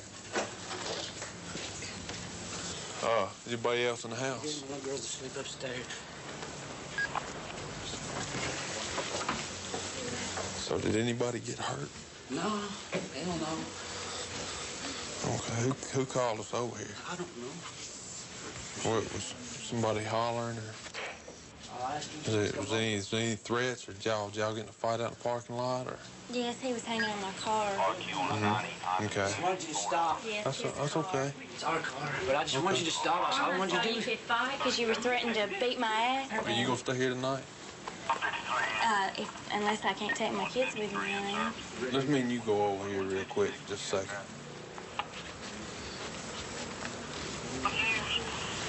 Let's don't go in the kitchen. Let's go outside. Well, the little baby upstairs already asleep and everything. Get him out in this night air. Now, if he wants to let you take him, then that's fine. Well, if he won't, then I don't see. I mean, I can't make him. So since y'all are the parents. Yeah. If you think it's going to, be a problem the rest of the night, that's the best thing to do. Okay? Do you need to get anything while we're here? Yeah. Clothes or toothbrush or whatever? Yes. Okay. You want to follow her? She go get her stuff? Vanessa, can I talk to you? What? Let me talk to you. No, I need to talk to her. What? Okay, hang on just a second. She's going to go up. Let me tell you what's going on. What's your name? Jean. Jean? Yeah. All right, Jean. This is what's going to happen tonight. Your wife is going to stay somewhere else tonight. She's going to let you take care of the little baby since they're... But let me go talk to her, okay? I've been married to her for 5 years. Can I not go talk to her? Okay, well, hang on. See, man, you upset. Man, I'm not that upset. I just want to talk to my wife. Okay, it's my house. I pay rent here. I understand that. We're gonna wait till she comes back downstairs, though. Okay? Can you just stay here? You know darn well I'm not going to do nothing. Vanessa, you can stay here and talk to me for a minute. Okay? I just wanted you to come home. You can go upstairs and go to bed. I'll go to sleep on the couch, and we'll talk about it in the morning, okay? Is that what you want to do? No. Please, Vanessa. You won't go upstairs and go to sleep. I'll go to Soma. Don't do this to us. Don't do it to them. They want to see you, too. I just wanted you to come home. That's all I wanted you to do. You knew I'd be home at 11. Vanessa, you said you'd be home at 10. You said you'd come home right after. What am I supposed to think? After coming home and catching you doing that the other day, what am I supposed to think, Vanessa? You walk out, okay? That's easy, ain't it? What are you gonna do? Please stay here. Do you want me to take the truck or the car? You can take the car, but just stay here. Let me walk out. Look here, man. Look here, man. I want to talk to my wife, Okay, man. I understand. You don't need to be bringing that baby outside, and you don't need to be hollering and everything. Okay, I'm gonna holler, man. Look at me. At least go put a jacket on the little baby. Okay? I've got an apartment set for next week. Okay. But it would probably be a good idea when you come over here to get your things, or whenever you have to come over here again, to call the sheriff's department, because there's probably going to be some kind of fight break out when y'all get together again, okay? All right, y'all be careful.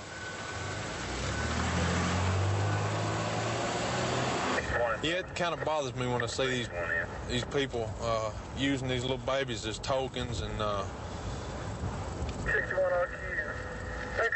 just as inconveniences or just things they have to keep up with, kind of like the car keys, dragging them out in the night air. It's probably 45 degrees tonight.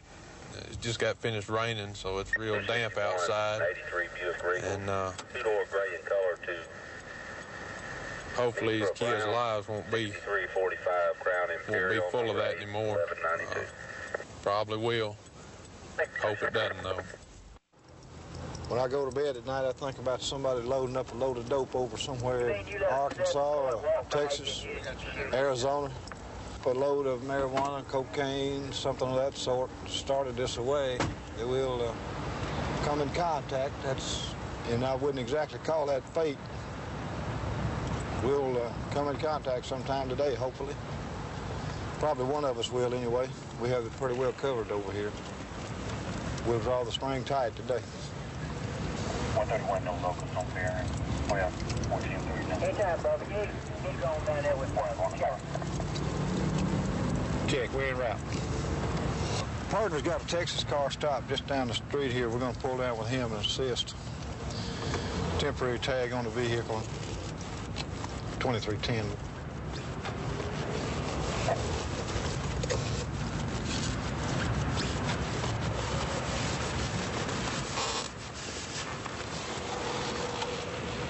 Two or three of them in there, wasn't it? There was more in here somewhere. Do what? He got this little bit of more personal use. They've been smoking some. There's what's left some personal use. Got some residue right there.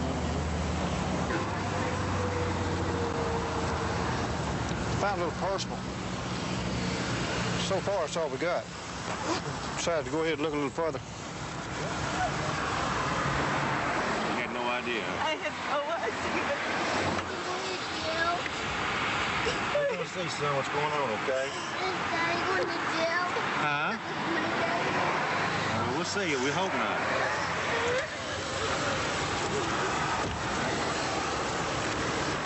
Feel sorry for the kids more than anybody.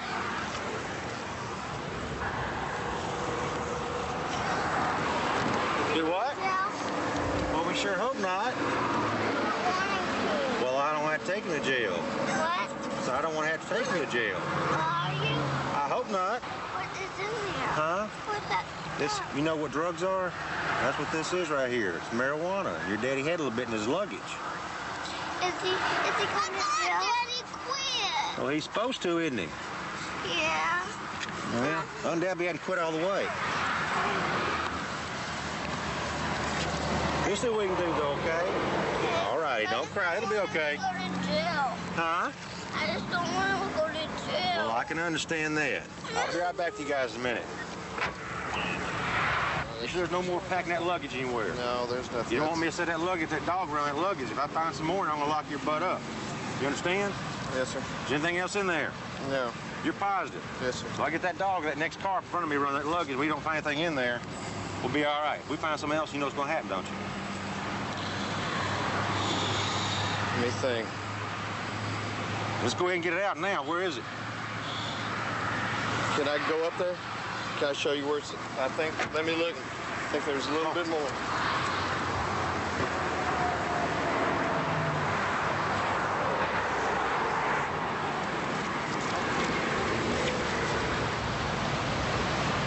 That's it. Now there's one joint left in the car that I hadn't even messed with. The kids don't even know that I have this. Your wife knew, though, didn't she? Or did she know? She didn't know I had even brought it with me. Where'd you put the joint at? It's up in my glass case in the glove box. You want me to get it? No, I'll get it. It's in Hey, Nick, watch him for a second.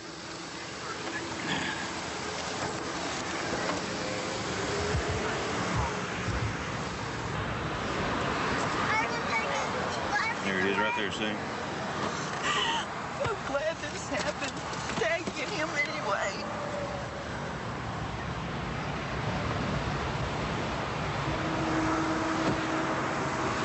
You're an ass, you know that? Getting your family involved in this crap. These kids are crying right now because they've already lost your granddad. They're afraid they're going to lose you now. I know, sir. I know. That's why I told you what I had. You've got everything that I've got. Why'd you even bring it with you for? How many times have we heard that? Got everything I got. I don't know. That's probably what caused your problem in your marriage in the first place, isn't it? Yeah. I think it had a big bearing on it. Well, you know what our problem? I'm unemployed. And How you afford to buy this then? A friend gave it to me. Good friend. Not much of a friend, huh? Let me talk to her. Let's see about that. Do you want him to continue this trip with you? I don't think I can make it back myself.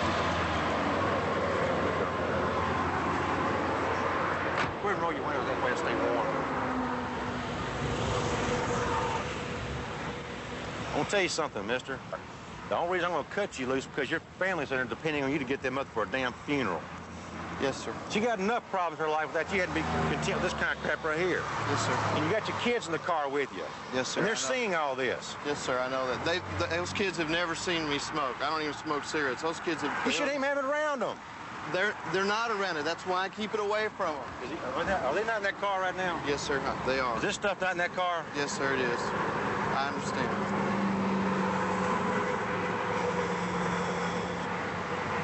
If your family was in that car, I'd lock you up. I'm surprised you're not anyhow. Man, it beats the hell out of me. You dump this crap out on the side of the road right now. It'll be my pleasure, sir. 132 in service. Don't even throw that paper in my... No, sir, I'm not. Inside my road. I'm not a litter bug.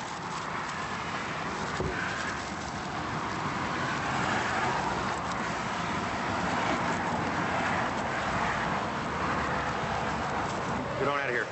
Go. You can go in and apologize to your family.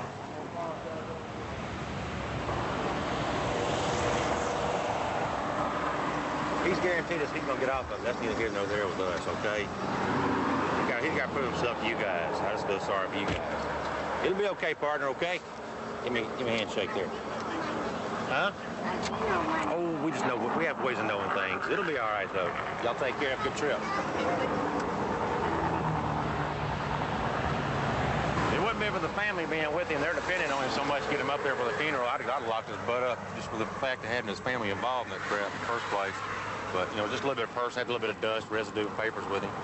One joint. I'm gone, bub. All right.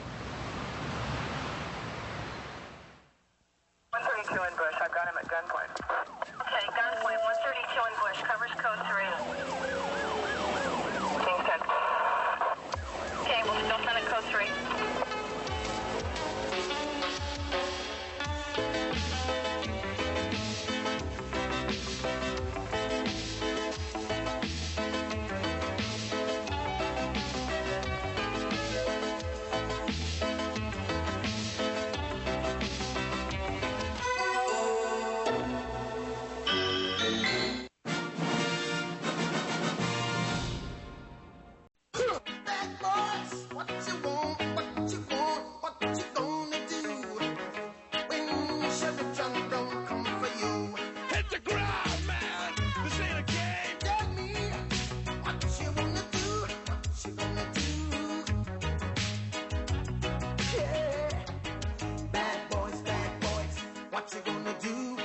you gonna do when they come for you? Bad boys, what you gonna do? What you gonna do when they come for you? Nobody now give you no break. Police now give you no break. That old soldier man I give you no break. Not even your eyes now give you no breaks. Hey, hey, bad boys, what you gonna do? Or what you gonna do when they come for you? Bad boys, or what you gonna do? Or what you gonna do when they come for you? Cops is filmed on location with the men and women of law enforcement. All suspects are innocent until proven guilty in a court of law. The area where we work is referred to as Little Havana.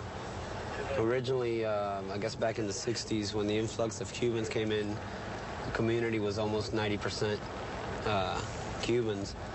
Speaking Spanish is a big plus, especially in the area we work. Especially in this area, yeah. Yeah. That's... Getting along would be so much more difficult. In almost every call, you'd have to have a unit come by and translate for you. Everybody definitely speaks Spanish around here. And not all of them speak English. 262 having your response 315 Cyber, need Abbey 2340 advising with 30 and Cyber is 1902. We're en route to a call. An officer just advised that shots were fired at him from 8th Avenue and Flagler Street. 6th Avenue and 1st Street. 6 and 1?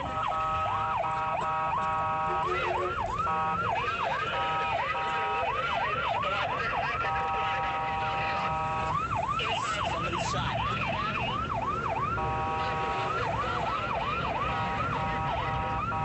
Go.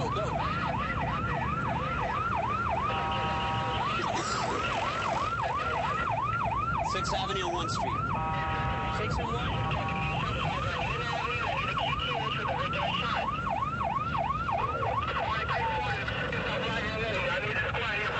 Go back.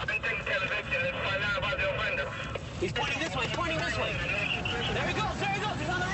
He's on the right. 266, we have a possible. 266, we have the offender in sight. This guy. Get your hands up! Levanta las manos, te mato. Levanta las manos. Levántalo. Tírate para el piso. Tírate para el piso. ¿Ustedes conocen a mí, chicos? ¿Ustedes conocen a mí? Get this shit. Check the jacket. Get his hands. Una cosa ya, chicos. ¿Hay la pistola? No te me vayas. ¿No hay la pistola? ¿Dónde la tiraste? Por ahí está. ¿Por dónde la tiraste, caballo? ¿Dónde? De la calle. ¿Dónde mismo la tiraste? 266, we have him in custody. Have the units try to look for the weapon. He tossed it by 7 Avenue Southwest 1 around the area.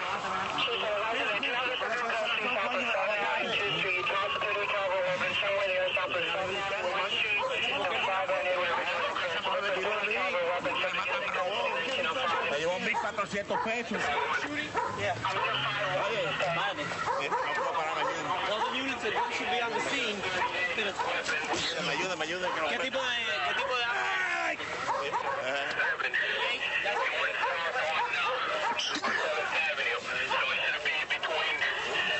We can't take him. Let's go to the scene. He said he dropped it a block away, so... Dropped the gun a block away? Yeah. Let's go take a look.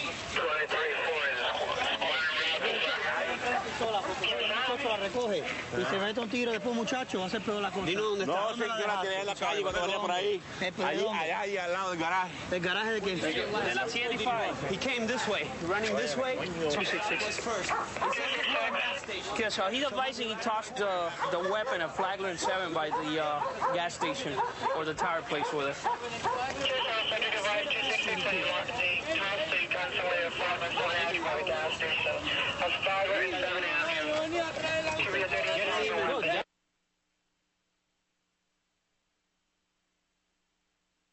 Papel, ya estoy ayudando a la casa para coger. papel tiene la casa? Recibo que le ayudé en la casa. I put it, no, yeah, I already checked it. I just, ¿No quiere pagar? here you go. No, pagar y me llevó 60 Yeah, what a catch. Running down. Llamé a la policía y yo dije. Great. Let's go try to find that gun. We have to. Let's... 272, yes, QH, QH, and QX, most emergency. Buddy, see if he can tell you exactly where he dropped it. He says that he dropped it at the... You should go track back and see because he might have dropped it over there. He's not at the scene. You drive back. I'm going to walk along the edge and see Let's go. Wait, let's drive all the way to the tire place, and we'll walk this way. Okay. Because he said he dropped it over there. Okay, someone has been located 1910. Can you guys where? Okay, he shot the guy here. Or, has been located. Probably drug related. Hey, come on up. Aquí lo vamos a ir,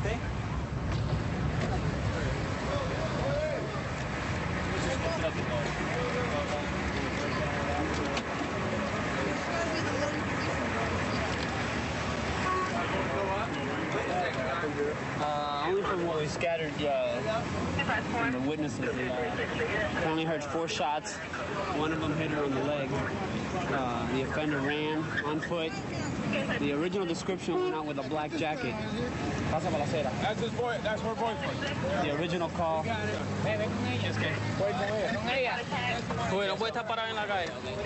When we saw him running down the street, he had the jacket in his hand and he was running on the sidewalk, which drew our attention to him. That's when we responded and he turned a corner. We were able to apprehend him there. He tossed the gun while he was running and another officer located. That's where we're going to go now. And ID picks up the gun there. Rusted. Does he owe them some money? Looks rusted, huh? That sounds reasonable. Yeah, he said he owed her like $1,400 or something like that. That sounds reasonable. Yeah. How's she doing? She seemed to be all right. She had a lot of padding, if you know what I mean. She's a heavy woman? Yeah, so I don't think the bullet was going to do too much damage. It's not her day. No. Apparently she only got shot once, though. She took some money from him, so he decided to collect the old-fashioned way. It probably is going to turn out to be that way. Boyfriend-girlfriend, but with $1,400 difference involved. Yeah. So. And they say money is not important. Yeah, it was to him. We're en route to assist HRS, Health Rehab Services, in serving an ex parte order. Most of the time it's a person mentally ill that has been neglecting himself. He's not eating properly, he's running around the complex, and he needs some medical attention because he's hurt. He's refused to go to get medical attention, and that's when the neighbors will call in, or maybe a citizen. That's when the judge is involved and serves that ex parte order. Okay. I think you were here too. Yeah, the man's from over there. He might be armed inside.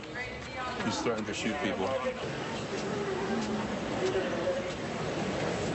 Hey, Paul, how you doing? What's going on? I don't know. You tell me. Hey, why don't you step outside so we can talk, man? It's kind of messy there. What's up? Nothing's up. I'm not done. Okay. Watch out. Watch out with the door. No. That's okay. That's okay. Can I talk to you downstairs? Can we talk downstairs? Down there. Sure, come on. Come on. All right. Paul, tell me about yourself. What's going on? How you doing? I'm just an old man. Oh, absolutely not. Absolutely not. Boy, you look good. You look good. I think I need a couple of drinks. You do? Well, maybe we can help you out, you know? Okay. Come on. You gonna take me to the local bar? Well, we can probably make some arrangements for you, huh? Okay, fine. All right, Paul. I'll take you order a drink. All of us? All of you. Wait a minute. I don't know if I got enough money for that. Oh, don't worry. We got money. We got money. I got money. Come on, Paul. You gonna drive? Yeah, I'll drive. I can't drive drunk. That's good, huh? Gotta get my ride. Oh, it's gonna get cold. Right? Why? No, I'm gonna get my ride, my car. Oh, I don't understand. I need my car. Why? You don't know how to walk?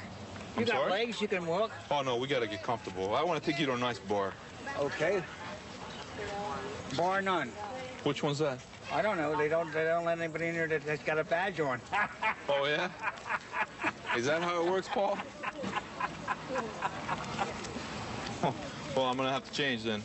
You're gonna have to change what? I'm gonna have to change. Take my shirt off. Stop it! You're killing me. Oh, Paul. You know how old I am? How old are you, man? 70, between 70 and 72. No way. Yes. Thank you, sir. I appreciate that compliment. I don't understand why I got to go through this. I didn't commit any crime. Well, we had some people who were a little worried about you. Thanks. They thought you might be sick, so we came to check on you and make sure you're okay. I'm okay. I just like to drink. Just like me. Well, you know. Look at the dimples on that man. Hey, which one do you like to drink at? And I'll Any see place that sells whiskey. It is one way around, I think it's 6 or 7. Oh, I can't go there. Why not? Oh, they don't like us there. I got news for you. I don't like it here. You know something? What? For police, you guys are nice guys. Thank you. Thank you. You're a nice guy. Don't thank me. If you're nice, it's not my fault. Well, you help us, don't you? Okay. Oh, boy, oh, boy. So how long you been living here, Paul? Oh, I don't know, about 10, 15 years. No, At this apartment building, really? I own my own condominium. You stay here with my pal, okay? I'm here to talk to you. Okay. Hey, tell him a joke, will you? Get jokes now? Get a joke, Paul. You can really smell it. I really pity the whole building because it's real nasty here. And this looks like it hasn't been cleaned in years. I can tell from how this looks. The carpets is rotting.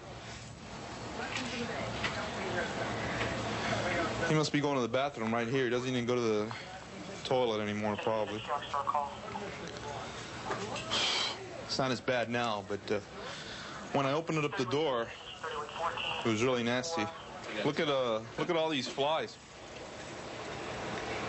Looks like they hate it so bad in here. They're trying to get out of here, and they didn't make it. Keep hitting that glass, getting killed. Must be hundreds or thousands of them over here. It's all over the place. I mean, the carpet's completely rotted. I'm surprised the people downstairs aren't getting some of this. Oh man, that's Look at this. Whoa, my God. There's got to be years of food. Woo.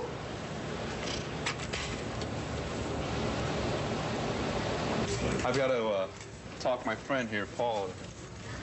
Go inside the ambulance without having him realize it's an ambulance. Come on, I got to go drinking. Let's go. Now you got me. Let's go inside. Come on. Now you're talking. Now you're talking. Can you make it up there? I think so. Okay, you go first. I'm going to go in here. Oh. Watch out, my shoes are wet. Oh. Stepping on that grass. Oh. At my age, it's not easy to do this, sir. Oh, man. Hey, I got to get my seatbelt. Where's my seatbelt? Oh, here it is. I don't understand why this is happening to me. This is a seatbelt. This is all this stuff. Okay, Paul. Oh, boy. Let's stop at the nearest bar, please. Which one, Paul? Anyone, as long as they serve whiskey. Well, I don't want to go to that corner bar, man. I don't like that bar. I don't care. What the hell's the difference? As long as they serve booze. Well, you're right about that. And no corn liquor, whiskey. This is uncomfortable, man. Hey, is that front seat better? Yeah, if you want to sit up there, but you can't talk to the ball. I can't talk? Okay. Let me go to the front seat. Hold on a second.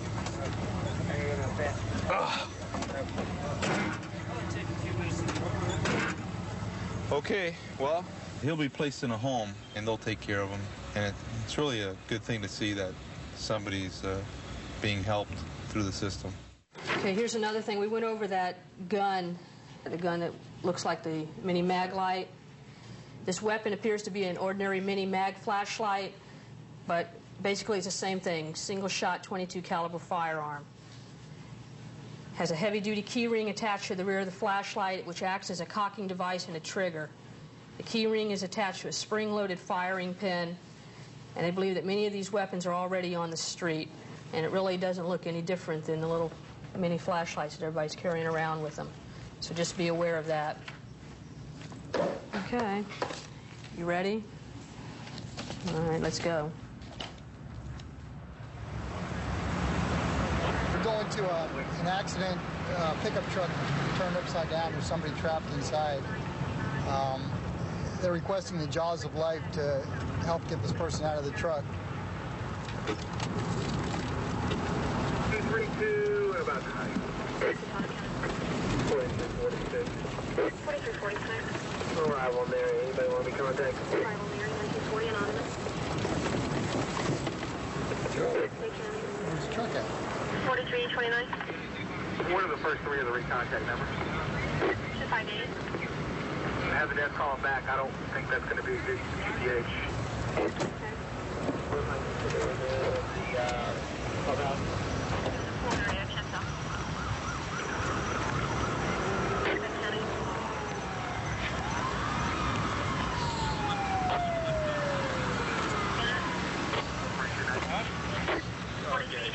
Yeah, they're going to be here in a second. As a matter of fact, they're just pulling up. I'm in a position. Can I help you?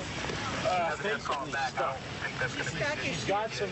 Is she breathing? Yeah, she's Crossed off. She's moving. She's moving everything.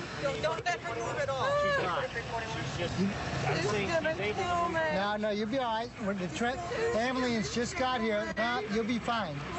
She can move her extremities and she's just stuck. Okay. Don't move! Don't move. Is there somebody else in here, sir? No, I don't think so. I don't think so. Try not to move, sweetie. Go ahead and spit. Go ahead and spit. That's fine. She's throwing up and just trying to get out of her mouth. We could section that out of her mouth if you want. Let me get in there. Yeah. Just pull her out. I think her hair might be caught. Her hair's caught under it. I can't. You got some scissors? Scissors? Yes, scissors. No, come right here! Oh. Ow! Listen. All right, Mark, I got it. You got it? Yeah. You want us to lift?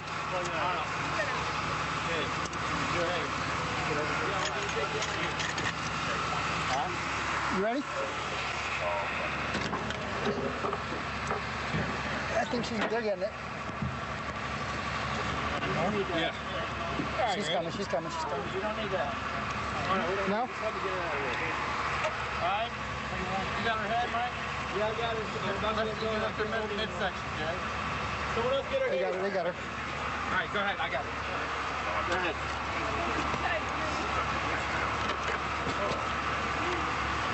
I got the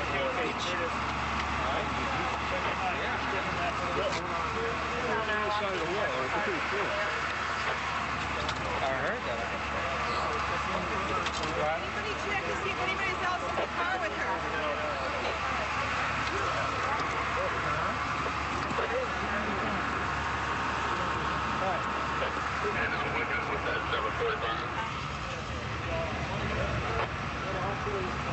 $741. 16. Husband just... the foaming of the mouth when I saw her. That's what the husband just said. Oh, really? Yeah, thank you. He just showed up. This guy here in a white shirt. That's correct address. Her name's Yvonne, right? Yeah. What happened? You guys get in an argument or something? Yeah. And she left? Yeah. She went to the bar. Which bar? Went down here? I don't know. I'm asking. Oh, I don't know. Has she been drinking? I don't know. I mean, is it obvious? I haven't. The rescue's working on her. Had she been drinking before she left you yet when you guys were fighting? She had a couple of beers. Yeah. What are you guys fighting about? That? About her drinking? She got a drinking problem? On and off. On and off.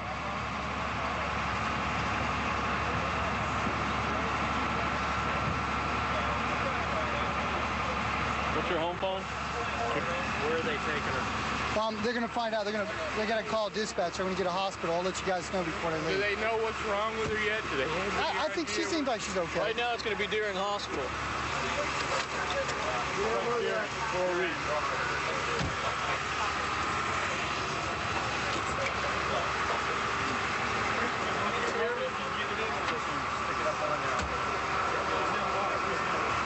Should be all right. She's shaken up more than anything. I mean, looks worse than it is, I think. Hopefully.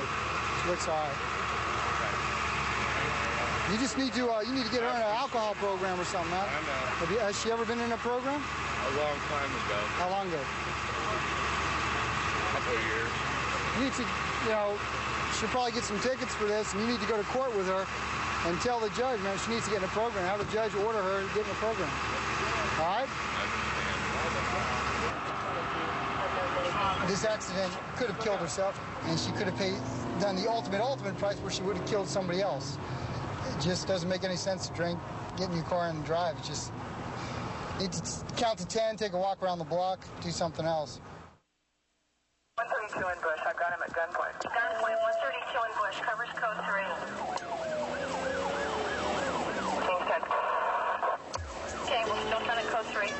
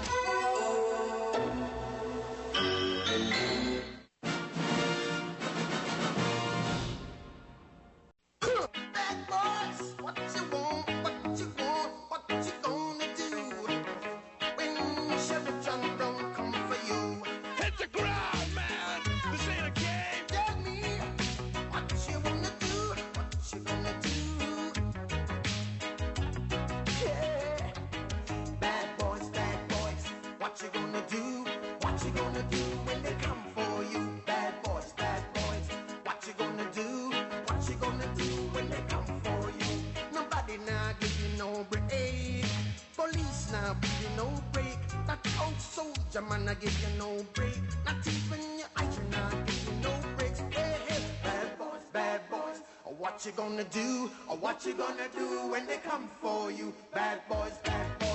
What you gonna do? What you gonna do when they come for you? Cops is filmed on location with the men and women of law enforcement. All suspects are innocent until proven guilty in a court of law. We're going to be losing a patrolman. Thank goodness now he's going to be a homicide investigator. I don't know whether he looks like one or going to do a good job or what, but this is this guy's last day. The lanky fellow. So, you want to say something on your behalf, or you want to get up here and say something or something? Please stand up and say something. Go ahead, say something. Let's go. A few words. Well, I'll tell you what. Boardman, why don't you say something on your behalf? It's been real nice working with you in here. You back us up, and you've been all right. So we all chipped in, and figured you could use a little bit of weight. So we got you a cake. Thanks, fellas. And ladies. And you got to share it with us, so don't think you're taking it home. Oh, no. Appreciate it very much. Thanks. It was nice of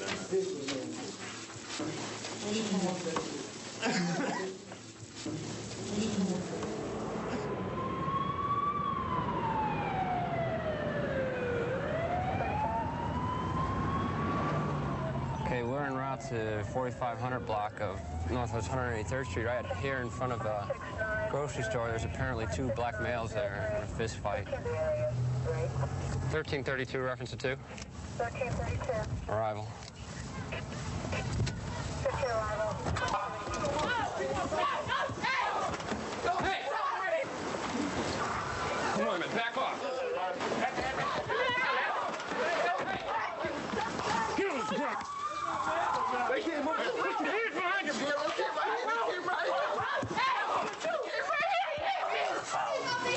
You hit her in front of me, man. Now roll over in your stomach, man. They can't move me here, guy. I was on the floor. They can't move me. You want no? Shut up! Shut your mouth! You that security guy. They can't move me and drop me, man. Don't even get up. Nobody ain't dropping me. 32. I need my shoe. Shut up. I need my shoe. You don't need anything. I need my shoe. 32, you can clear the air. Stop, Marine. I'm the one that called the police. Kill yourself. Can you ask that security guard? All I'm telling you is what I saw when I came here. They came over and jumped me, guys. Who started this? He did. What? Not without he. Tell me the story. He did. He came. Okay, I used to talk to him a long time ago. I was at my house. He came and he saw him there. He caught an attitude. He gonna blow his head off and this and that. Who is he to you? Yeah, I don't even know him no more. When you I knew don't know him? you no more. He was a boyfriend of mine. And who are you now? The new boyfriend? Yes. Huh? So what happened with the fight, man? You were fighting him earlier? No, they ain't fighting. The reason why he's like this now is because he was fighting in front of me, okay? And I don't need See any... what happened, right? Me and her, I was over there to the house talking to her, right? Then he came over there talking about, he used to talk to her everything. He started cursing at her in front of her old girl, I mean, from her mama and all that. I told him to slow down with the cursing like that. So he started jumping on my case. Then I offered to fight him then. She told me not to. And their mama came. That's when I set up then. He left. I'm talking about he's going to shoot me, man. How'd he get his mouth like that? That's fine. They was fighting earlier. I was the one that called y'all when they were fighting and they looked. Yeah, just drop my lock, man. Just drop my weight. Threat seriously. How you got around him? Huh? How you got around him? So, I mean, what happened before we could have handled, but when I come up in here and you're pushing and you hit her, you don't do that. She pushed you. So it's just because you push her, you're going to hit a woman. You saw what they did to me, bro? All three of them jumped me, man. You see my lip? All three of them jumped me, guys. Yeah. All three of them jumped me. You see how I look? Extra security card. Well, obviously you were fighting before, and that's fine, man, but you don't need to be hitting on her when I roll up here. What do you need, bud? Look at that. I swear. Okay, I was going to see my partner, Troy, right? Off 44th Court, right? And I happened to walk past the house, and we stand on the porch, right? I mean, she used to be my girlfriend. Why can't I speak? You know what I'm saying? And then all the trash came down from him. So I walked over here to the phone. Then they came over here. I called her sister, Mika, right? So Mika came over, and she was yelling and stuff like that. So they went back to the car. They drove off, came back. He jumps out the car. He pulled right there where that police car is, right there. And he jumped out the car. He had the door open. He ran over to me while I was on the phone. My stuff is still right there at the phone. I was on the phone with my sister. You can call my sister and ask her. And he jumped out of the car and ran over to me. She like, what's going on? What's going on? I said, no, these guys can come over here and jump me. So he got out of the car and he ran over to me and punched me in my lip. Okay, that's fine. We can work with that. But like I said, the reason why you're in handcuffs is because when I came up here and you knew I was here, you still kept fighting. And you still kept fighting. But okay, I was wrong for striking her in front of you when you came up. Right. But what I felt was, you know what I'm saying? All you had to do, if you could have walked away from that and called us, and we would have handled it, man. But you took it in your own hands there. What do you expect? That's true, officer. Okay, man? That's just straight up. Otherwise, we would have handled it, man. We would have handled it the other way. But now it's like you got the short end of the deal. So I got to go down for this? You got to go down for that, man. I'm not going to miss stuff like that, but, you know, it just goes to show you. And it seems like the public knows it's going to be my last night out here, and they have to go out and create havoc and make it rough for you. You still have to get down and dirty no matter what you're looking forward to. One last wrestling match before I leave uniform. Sunshine 330, male shot, possible 45. It's unknown if the subject's on the scene. 1326, any of you be clear for 15 at 330. Male shot, 159 Northwest 26th Avenue. Possible 45, unknown if the subject's on the scene. Clear the other frequencies, 2229. What we're en route to right now is a shooting where there's a male has been shot, and he's possibly dead according to the dispatcher. He's advising. 19531. 19531. The only information we have right now. Any nuclear?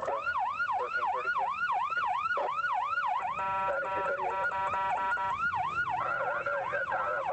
Okay, you can see fire rescues up in the distance there. Should be coming up.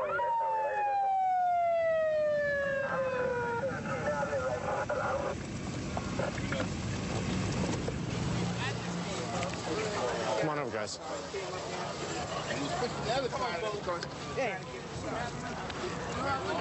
Come on, Bo. Come on up out of it, Bo. Come on, get it, Bo. How you doing, guy? We got air rescue assignments.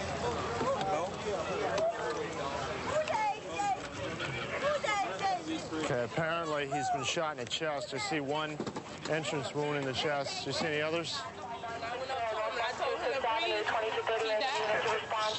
Fortunately, this area right here is known for heavy drug trafficking. But I ran around here. Okay. I didn't see him. Okay. Did anybody see anything? Nobody saw nothing? No, I just seen him run. I was standing there. He came up with me right out there, and I seen him running. Wait, you saw him running? I saw him running. He made it just that far. He was like this here. He hit the ground. He was rolling over. And I went up to him and I told him to breathe. He died. So my mama had ran in there. They called the police and I told him the truth, that he didn't get shot here, which he did. He did not get shot here. He did not get shot here. He got shot right down the street. He got shot around the corner. He was running with a bullet in him, and then he just dropped here. I'm telling you what happened, man. Okay, tell me what happened. Go from the start. So, I came around the corner on a bicycle. Yeah. And they were talking at first. Okay. And then the guy pulled off on the bicycle. And then he must turn around and shot him. A fat guy on a bicycle. And Bo was walking behind him, right? Yeah. And all of a sudden I heard the shot. Bam. And Bo said, oh, Lord, somebody help me. And he ran, came back around the corner. And he fell right there. I thought And then you saw the blood. I told you exactly what happened. Basically what happened is this. The victim and another guy on a bicycle, a heavy-set black male, were talking around the corner. And there's a witness on the other side who's very hostile and doesn't want to give any information at all, as far as his name or anything. They were talking, and all of a sudden they split up, and the guy on the bike started going away, and the guy on foot, the victim, started walking the other way. The next thing you heard was the victim go, a gunshot go off, and then the victim go, oh, Lord, I'm hit, I'm hit.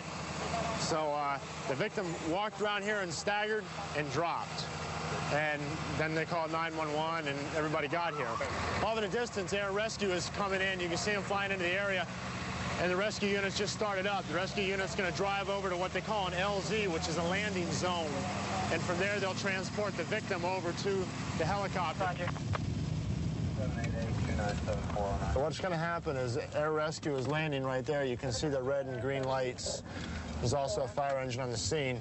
They'll transport the victim from the ambulance into the helicopter, and the helicopter will transport him to Jackson Memorial Hospital, which is our local trauma center. Jackson is an excellent hospital, and it's about a 4-minute ride by helicopter at the very most.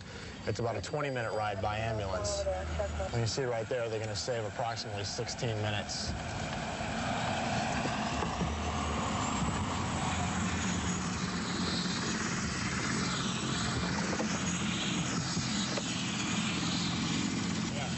You can't get any closer than this to the air rescue helicopter because of the fact of the debris that flies around. Also, when the rescue team transports the victim from the ambulance to the helicopter, you'll see that they all move together. They'll all approach the helicopter together, and once the victim is loaded into the helicopter, they'll all leave the helicopter together.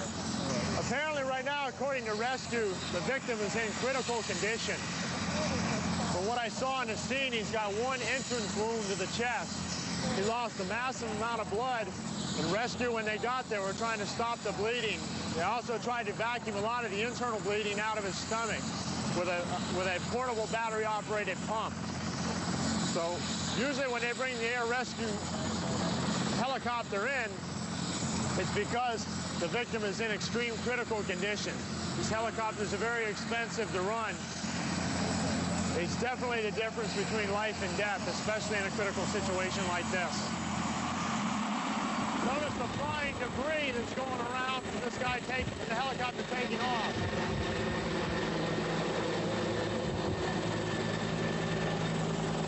In 4 minutes, he'll be on top of Jackson Memorial Hospital with a trauma team specialist attending him. With any luck, he'll make it.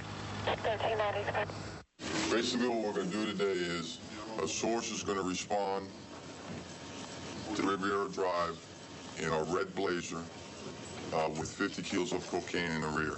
We've already made arrangements, and where we're going to be accepting a currency for the exchange of narcotics. In the meantime, what's going to happen is the CI is going to respond to this gentleman's residence, drive in the garage, make the exchange inside, put what he receives in the exchange back into the red Blazer, drive out. Once they drive out and the source is out of sight, out of mind, SRT is going to execute the warrant. This guy walks around out front a lot. He looks out, like you said. There's really is only, I don't want a lot of people bunched up around here, because if he starts coming outside, it's going to blow the whole thing. First one was okay. How'd that? You got the young guys lift. Okay. Yeah. Once we go in, if I find out things are going, the stairwell or whatever, then I'll go ahead and have you come in and point the stairs. It's going to be slow. This is going to be a slow search. This is the house we're going to hit. We ran the records check on the house. He does own it. We figure it's worth over $1 million. And if everything goes well, we're going to seize it. One of the guys told me that they filmed Scarface in there. Okay, the Jeep is in the inside. Little Joe. Yeah. You in position? Yeah. You see the person in the garage, Frank? No. Was there somebody in the garage? I couldn't tell if it was a male or female. There was somebody walking in the garage and just coming out. Okay, the light in the garage came on. Light in the garage just came on. Okay, heads up. UC has arrived. UC has arrived. Wait, did you read that? No, 804. Okay, give a SRT or a radio count real quick. 543. Not yet.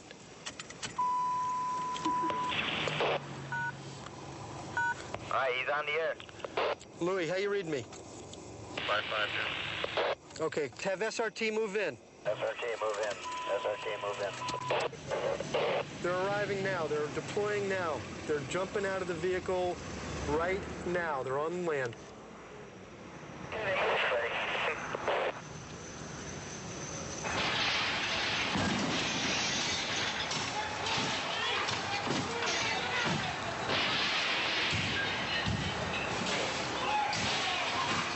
Surveillance units, block off the flow of civilian traffic. Block off all traffic.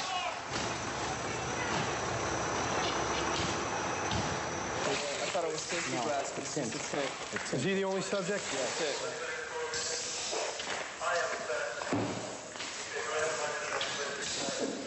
Okay, roll over. Okay, be careful. Get up. I'm gonna get a hernia. Okay, sit down. Speak English? All right. So, you got cutters. In the name of the state of Florida, to all in singular, the director of the Metro-Dade Police Department states the delivery of the cocaine takes place as described in the affidavit. There's probable cause to believe that the premises is being used as aforesaid, that the property above mentioned is being concealed and stored at the premises.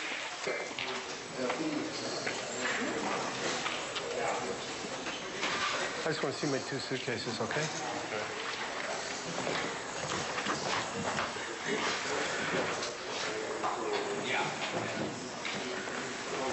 There's a couple suitcases in that closet. Those aren't the ones. I think it's in the downstairs bedroom, but we need to... Opened up. What? The attic's open. Yeah, I would really doubt if he had time to put it up in the attic. I think SRT went. Yeah, the SRT did their ceiling attic check. Not a bad looking house, you know? Yes, but U.S. Customs hopefully will be owning it shortly. Handcuffs, Louis. That was familiar. I guess, well, maybe we should put those handcuffs on now. Handcuffs, too? The handcuffs, believe it or not, what they mean is they protect them. Supposedly he's made some type of altar, and the handcuffs protects them from the police. That's what the handcuffs mean. It's the protections for these guys, for the police. Honestly, it didn't work. Okay, we need everybody out of here. Jeez, look at that.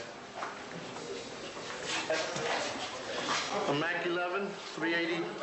We don't know if it's fully automatic or not. We'll have to call ATF to see if it's fully automatic. And it was fully loaded, 32 in the magazine. More ammo down there. He's got exploding bullets. And here we have a silencer, which I'm going to dump it out because we're going to print it, so I don't want to touch it.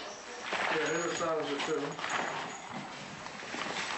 And you have a silencer here also. but see, like this video is whispering death. Secrets of improved and state-of-the-art silencers. Look at this. There's that little, what do they call those boat ports? A little, like a carport for a boat. Okay. Right there, there's an opening. There was a small boat. That's why we had customs coming up. It's about a $40,000 or $50,000 boat. No, it's more than that, I bet. America has been very, very good to me. You know, it's really sad. This guy's never probably worked a real job in his life. He's never worked in his life. Look at this bar.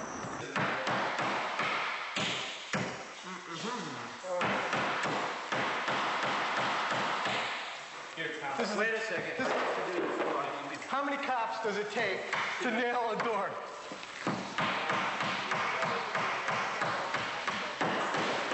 Hey! They're not coming over to help you, don't worry. Yeah, Tommy, you learn not to pick up nails. It's easier. Okay, back to the office, guys. This guy's a major player. We figure that he's a distributor. He's about as high a level as you're going to get in his particular group. There's a lot of money in dope. Unfortunately, or fortunately for us, we got him, and he's not going to be able to enjoy it. And we took a real bad guy off the street. Yeah, we sure did. 132 in Bush. I've got him at gunpoint. Gunpoint, 132 in Bush. Covers code 3. King 10. Okay, we'll still send it code 3.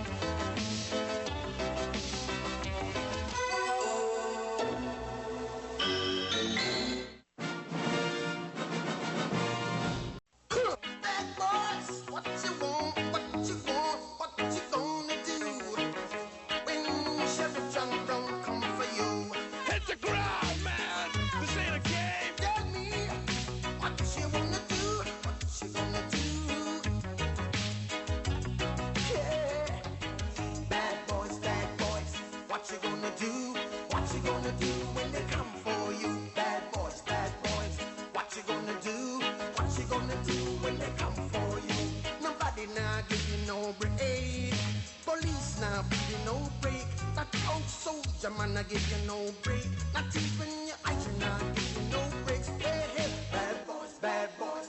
What you gonna do? Or what you gonna do when they come for you? Bad boys. What you gonna do? Or what you gonna do when they come for you? Cops is filmed on location with the men and women of law enforcement. All suspects are innocent until proven guilty in a court of law. We got Tempe, Jeff, and Scott behind the shack. Cleve, you're going to be over in this car. You're going to be part of the takedown team. If they don't need the car, you're out on foot, okay? Same way with you, John. I'll do the same. Tonight, we're going after the buyers, folks. It's reversal time again. We're going to be working Terry Lane and Petronia Street. Some of you've worked it with before with us. The assignments are going to be, I'm going to be in the surveillance van over here, the blue Dodge, as you all pretty well know it. It's going to be where the videotaping's being done and where the control is going to be from. Jeff, you're going to be in the arrest team on foot here at the shack. You're going to be in charge of the arrest, okay, as it goes down the street. You and Kyles will coordinate between the two of you. He knows what's going on. You won't see it, but you're going to be getting them up and out of there as soon as possible. What are you going to use for a takedown work, Kyles? Same thing. No. Change it. Slamming. Slamming? Yep. Okay, slamming will get it. All right? Hey, you laughed at the last one, 20 of them, baby. That's right. Just laughed at the last one. How many got away? None. No. Thanks to Tempe, I don't know. Kyle's 14 rocks in this bag, just like you had last time. Okay? And we have 14 more. Holding, the boss will be holding them here. Okay? They're all in individual baggies, just like before, and they got a slash on them, so you know they're ours. Okay? Good old crack cocaine. Anybody got any questions? Kyle's your usual, but slamming, okay? Yeah. If you got to get involved, go ahead and do it. You can make your judgment call. It's up to you, okay? Remember, if it's going to be helpful, go ahead and do what you got to do. We don't need to draw any weapons. Most of these people are harmless, unless you see a problem. especially for the people on foot and bicycles. Now, a car, if there's a car, Jeff Myers will be armed. He's going to be the only one to have a gun out, okay? Just Jeff, unless somebody sees a gun pointing at him or something.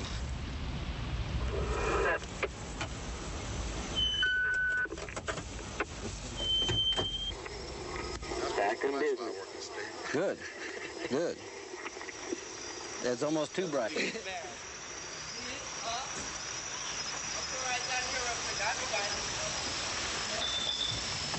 Poor girl, she walked up the wrong time.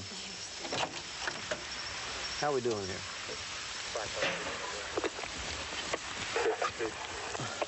Because when they come up from every direction, and I don't want nobody to get hurt. Need a little light here. On camera.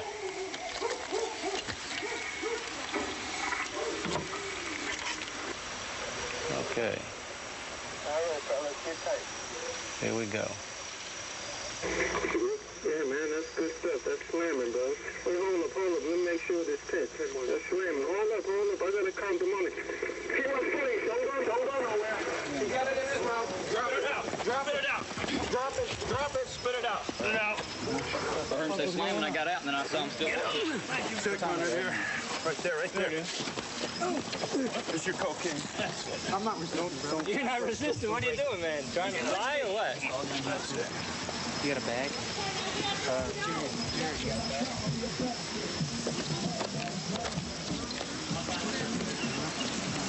You gotta work tomorrow. No, I don't have to.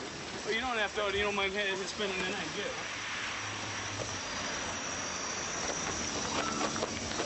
Yeah? Hold on. So we had a bike chase here for a minute. Here, man? Yes, ma'am. Do you want it? Or do you want to donate it? No, to some needy child. Stick it right back over here. Okay. Okay, hold up. What you got, bro? What's up? Yeah, dime. Yeah, man, I got a dime. Let me see. Okay? Wait, hold up. Let me count my money, man. I don't want you to run off on me now. That's good, man. That's slamming, fellas. That's good. Let me count that up. There we go. All right. Get up, police. You drop it right there? Right there. Just like that. Where'd you throw it? Right here. Gotcha. All right. All right. That's the 10 from here and 15 from the gentleman over here. Yo, we slang. Man, let's go. Let's get him out. There you go. Let's go right to the van. Let's clear, guys.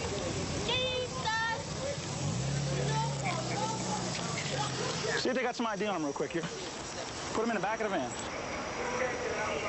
You ready? Yeah, we're cool. Okay. Are they ready? They okay over there? Yeah, they're all right. All right, we're good. All right. You caught them? Yeah. All right.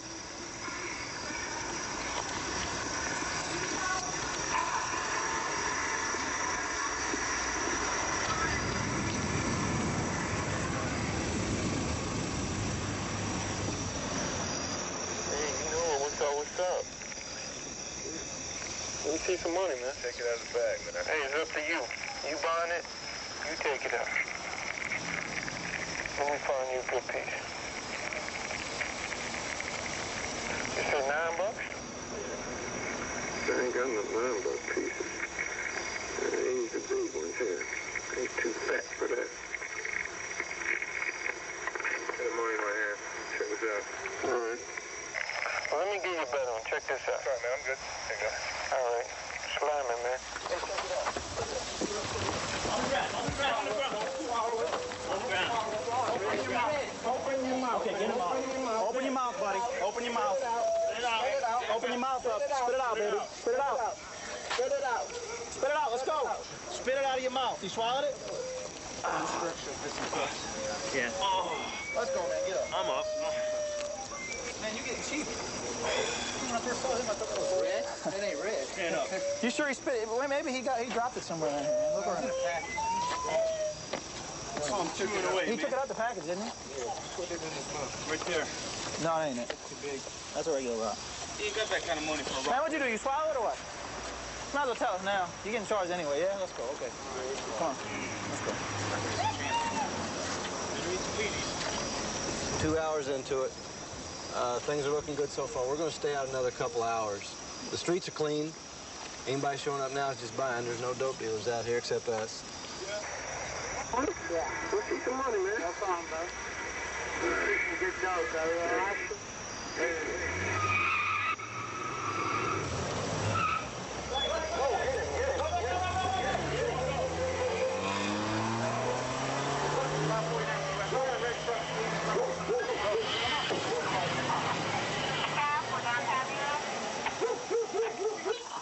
You ripped this off.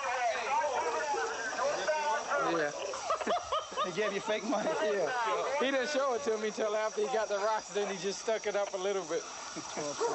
And he wasn't in a good enough location for me to try to stop him. He's on Wall Street together. Funny units, man. Is this what he gave you? Yeah, man, you slipped him. We're going to go back over where the officers have the 2 people arrested, and we're going to come and bring them back and process them and take the truck. He just forfeited that to the property of Key West Police Department.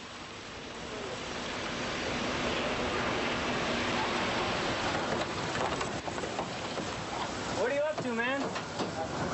You know you could have killed somebody with that pickup truck. Sir, I'm sorry, sir. There's a lot of police officers out here right now. You understand?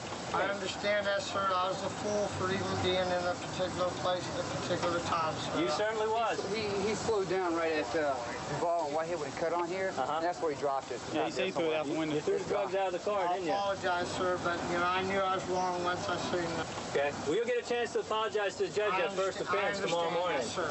Okay? Yes, sir. You're going to have a whole bunch of felonies, my man. You're going to be doing this for a while. And the next time you do it, if you do it, you're not going to have your pickup truck to do it with. Because you know what? We'll be driving that. Yes, sir. I'll be driving that for undercover work now. I understand. You just lost it, No, pal. that's my brother's pickup truck. I don't care. Your brother just lost the pickup truck. You lost it for him. Sir, I apologize, but you said next time, sir. 311309. 311309, 1909 Miami Beach. We've been dispatched to a small cafe on South Beach where apparently someone came in and stole something, and the occupants of the cafe are detaining the individual till the police arrive. We don't know what he's taken, but whatever it was, they got him in custody. But what's unusual about this is most of the time citizens wouldn't take a chance on getting hurt by trying to detain someone themselves. This is the place. Yeah, what? Dime. Yo vengo por aquí ahora mismo para acá. Aquí viene un negro y lleva una ropa ahí. Ella me mete la mano. The guy walked in and I want to sleep, and I got up and I chased after him and I stopped him like right there, and he had all my t-shirts, and I want him to go to jail. This is when he Those are all your t-shirts? Yes. And she saw him standing there. Where is he? There he is. Okay. And so we make sure Why don't you give me a little bit of room? Oye, papi, dime. Oye, manos aquí. Bueno. Ella me sacó todo lo mío del bolsillo. Eso mismo está ahí. Sí. Hey, oye, manos aquí. No se mueva. Gracias, papi.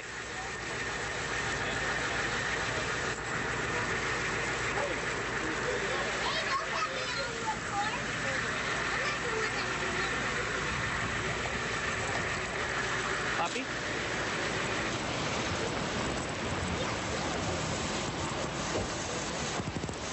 Oye, papi. Ella me sacó todo mío. Todo eso está ahí mío. Sí. ¿Mucho problema? Sí. Sácame todo eso mío, toda esa parte de eso ahí. Ahí está el dinero mío, mira, el dinero mío está allá. If I arrest him for the shoplifting, you got to go to court. Okay? I don't care. Okay, I can arrest him for a number of other charges where you don't have to go to court. Which way you want to do it? Thank God. You should arrest him. No, he's going to jail. That's not the problem. And what else would you arrest him for? Being drunk or some stupid thing, right? And either way, how long is he going to go to jail for? Unless I arrest him for a felony, which he has not committed, he's going to be getting out in about 4 hours. Whether it's for the shoplifting or whether because of his... And then what would happen later if he's found guilty of Well, shoplifting? now what I do is we issue a trespass warning in front of you to him that he's not allowed on your premises. Just by him showing up there, he's in violation of the trespass warning and he goes to jail. It doesn't matter. How many shirts did he get? It doesn't matter that this is my kid and I work my ass off to pay for my stuff. It doesn't matter, right? Yeah. And she saw him standing there looking at my window with nothing in his hands before he took it, because we could see from the back, and the door beeped. Just tell me what you want. Make it easy on yourself. You know what? What do you want? Are we going to go to court or something? You're a rack. And then I saw him in the door. But he is going to go to court. Yeah, He's going to say that some black guy that he was with took it and gave it to him. You're not going to beat that. It's up to you. Just arrest him for some charge. And tell him to stay the hell away from me. And tell him that he makes me puke. Eso mismo cuando lo metió ella, le sacó todo el bolsillo a ella. Eso que está ahí, toda esa pertenencia mía. Yo me llamo Francisco Jiménez Ibarra. ¿Cuál es su nombre? Francisco Ramón Jiménez Ibarra. Ramón? Francisco. He's lying about this too. Staying there, 32. QSL, thank you. I got really good news for you. I just ran him and he's got a warrant too. He's going to be going away for a while. Really? Yep. Oh, I'm really pleased. What a scumbag. I'm so happy. It'll save you a trip to court. CCW. What is that? Carrying a concealed weapon. You mean so I put a real bad guy off the street? You caught and detained a wanted individual. All right. You're almost like a hero now. All right, I like that. And I got my shirt back. Some people just get lucky. My store, South Beach Rock. Oh, T-shirts, guitars. You know, if he took it on that side, it would have been worth a lot more money. Oh, yeah? Yeah, if he grabbed 5 or 6 of these. Of course, these felons never have any consideration in good clothing. 2333, attention 2339, at 27 in progress. 79th Street, Northwest Teacher Avenue. 2 black males at the payphone at the Shell station. One's wearing a white hat and shirt and peach-colored shorts. Second is wearing a blue and white jacket and beige pants and white shoes. There's no additional at this time. 2324, 2333. Another foot chase with an officer. He's on foot chasing the guy. He got enough units in the area. He's probably going to set up a perimeter here. Between 77 and 79 and 22 and what other avenue and how many subjects, and give me a description. For 2 reference another subject. Very tall black male, about 6 feet. Is that once the subject starts running, if you're not going to more or less catch him, because a lot of times they're going to pull away from you with all the gear that you have on, and they'll jump a fence or jump a couple of yards, and you're not going to see him. So what you can do is set a perimeter, which is get a couple of streets north and a couple of streets south of where you last saw him running, and streets east and west of where you last saw him at. You get units in that position, and what happens is if he's in that perimeter, he sees the units, he's not going to come out because he doesn't want to get caught, so he's going to stay within there.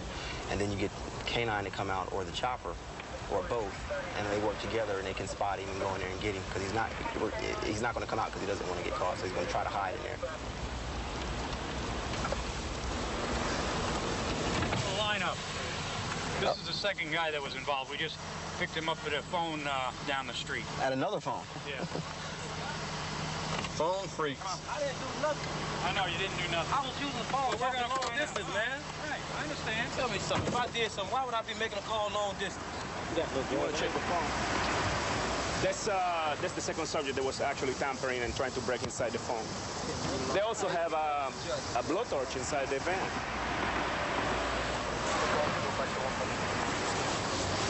This one's down. Excuse me.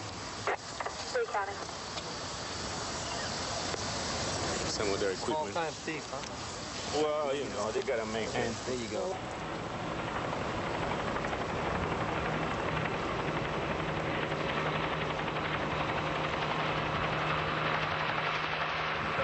Two or three of them, or They probably one subject that was running. Right over the fence. Barbed wire? Yeah. Went over the barbed wire. I didn't slow him down. 211109.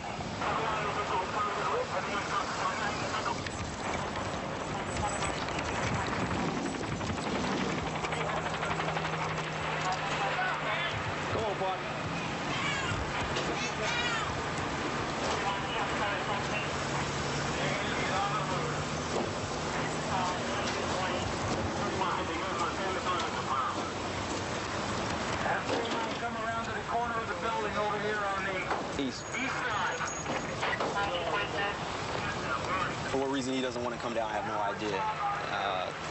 He knows more or less that he's caught. Because from up on the roof where he can see, there's nothing but police cars around.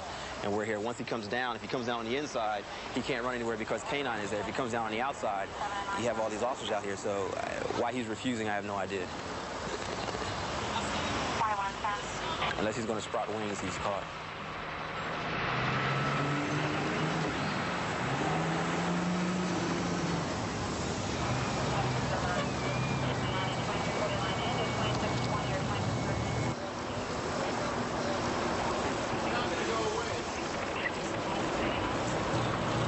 I know my officers are going to have to fight. They can't go up on a single ladder like that.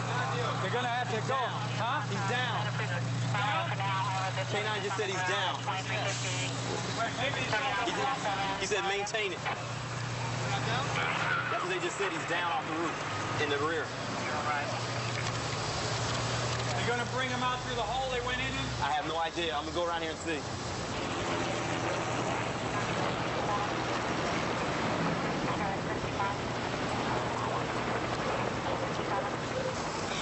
How you doing, Kane?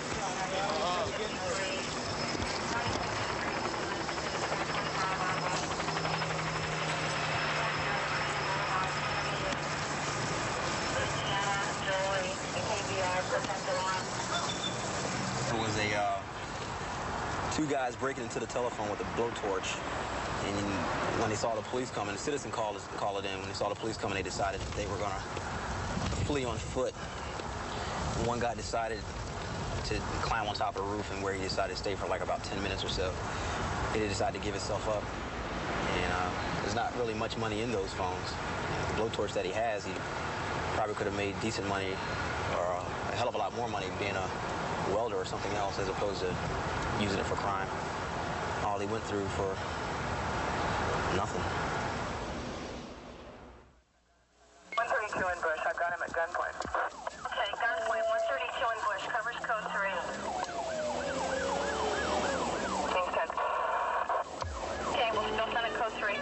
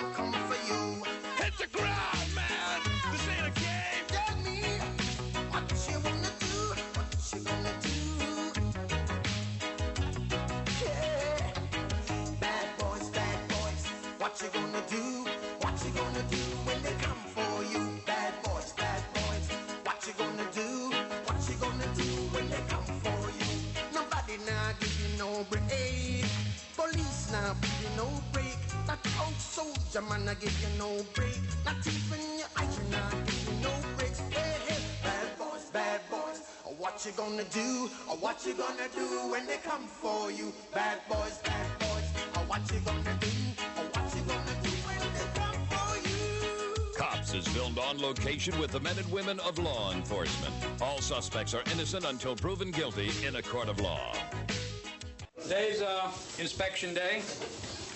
All semi-automatic weapons line up over here, all wheel guns down at this end.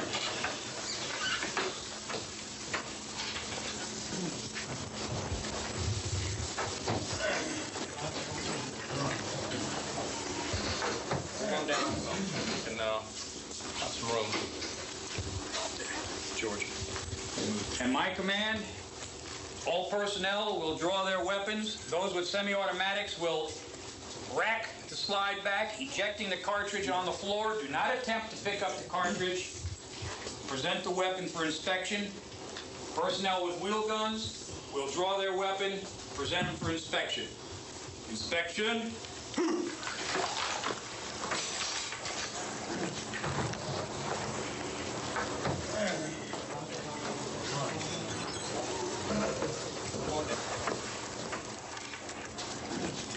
Buena cosa. somewhere or when I go to a problem, a dispute, or a fight or something, I just try not to prejudge anything.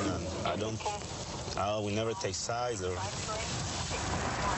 try never to make the problem personal. I just look at it from both points of view and try to make the best decision I can. The guy's spinning. It's going very, very fast.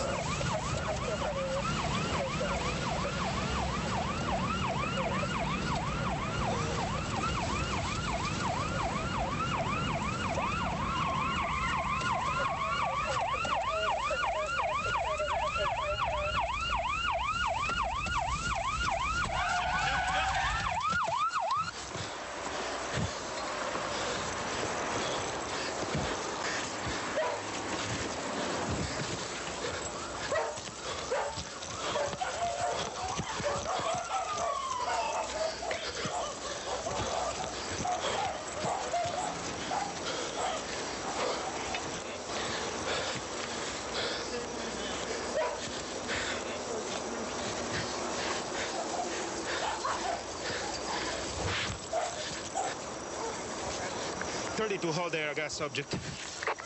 332. QSL, I'm in between 68 and 69th Street. The subject is in custody. Oh, you guys running from me? Huh?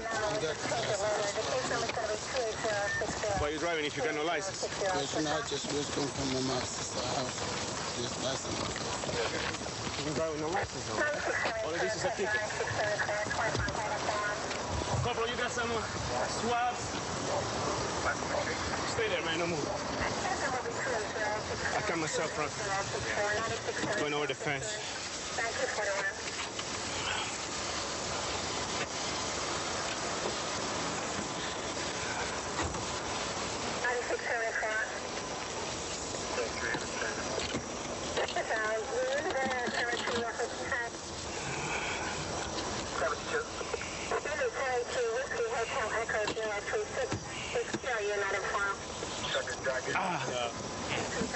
Rub it together good. Hey.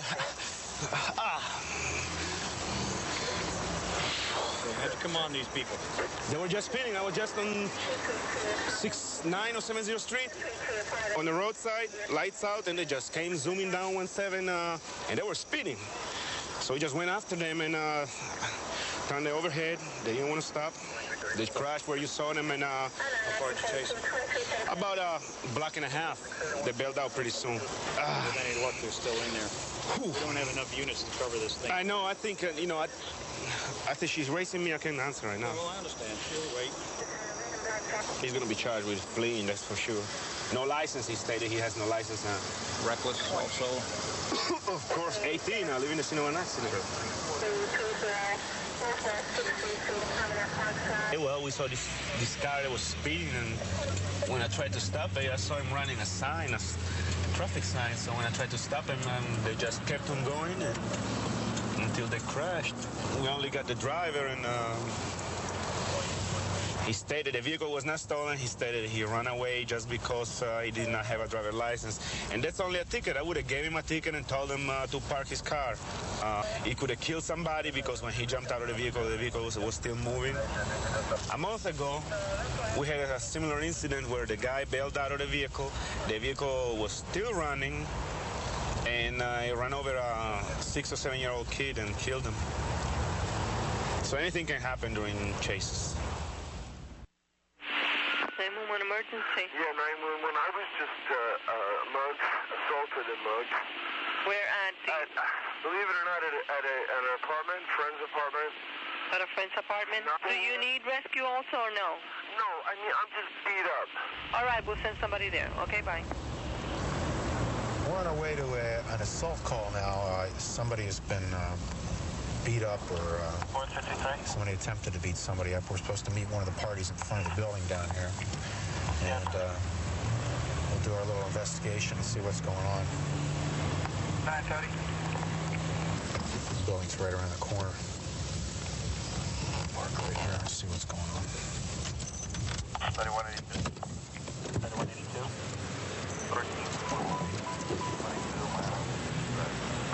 Disposition for the 39. You called up one. I have been assaulted and robbed. I want to press charges for assault and for robbery. That's it. That's what I want. You can. Okay. How much money does it take from you? Over $120. And that happened right up here? Apartment 304, yes. Okay. But he lives there, right? Okay. He lives there, so he came into his apartment. Yes. He knocked you on the ground and took your money. No. They left because we were going out for a drink. Immediately after my friends leave, and they're supposed to go out for a drink, I want to have a word with my friend and say, hey, what happened? What happened to you? And I'm attacked, I'm assaulted, and I'm robbed. Okay, we'll conduct an investigation. Okay, we're going to go up and talk to the gentleman right now and get his side of the story. Fair enough? You going to wait down here for us? I want to charge. Okay.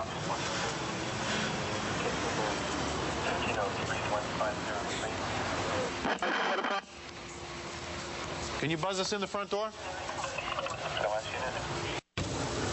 What did she say looks good? Said we do. Oh, okay. Thank you. Okay, Roland.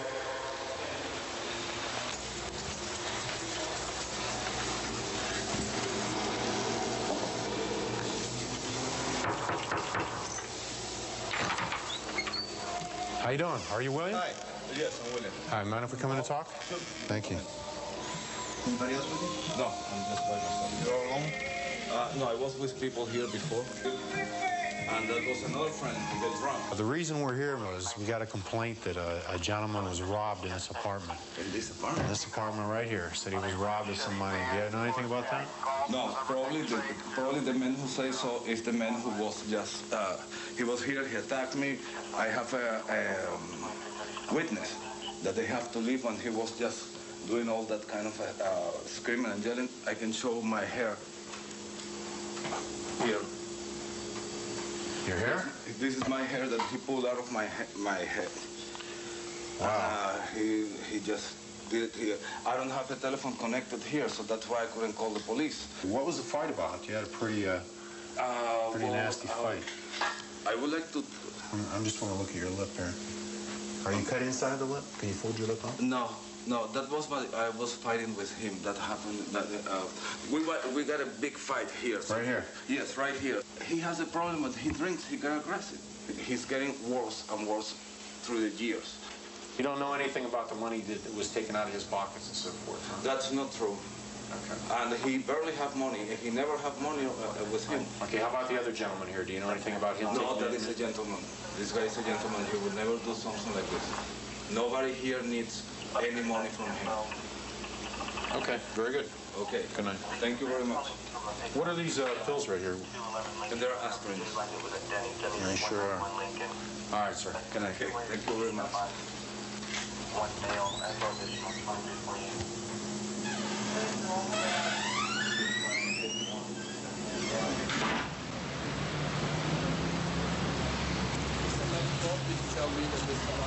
Okay, I'll tell you what we're going to do. We're going to make a report out. Okay, we don't have enough probable cause to make an arrest in this case. And I really don't. We searched him. I don't really have the time to go. I really don't have the time to go into the hospital for a couple bruises and bumps. Okay, he's got some kicks around. He's got some wounds on him too. You know that, right? He's got a cut lip and he's got a big handful of hair that was pulled right out of his head. You know anything about that? No, I really don't. You don't know how the handful of hair would have gotten ripped out of his head? You should ask him how I have a 12-inch scar on the top of my skull. Okay. All right, sir. Good night.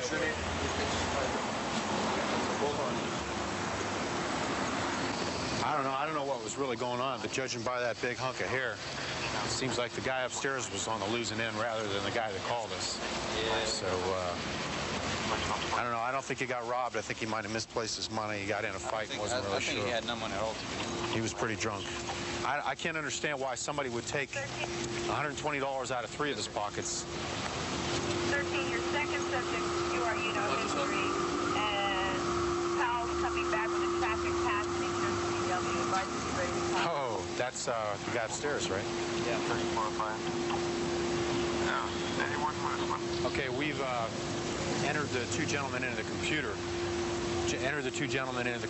And it turns out that the guy that lives upstairs in the apartment here has a bench warrant for a traffic infraction.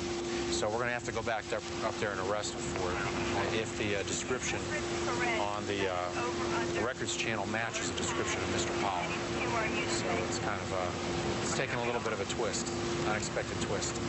You have a bench warrant for not going to court. We have a $5,000 bench warrant for driving under the influence of alcohol. You have to go to the judge for that. They just still have to go to court. You pay your $5,000, you can get out tonight. Oh, but I don't have. But you have to go to see the judge tonight. No. Tomorrow. You got the key? Possibly tomorrow. See. Yes.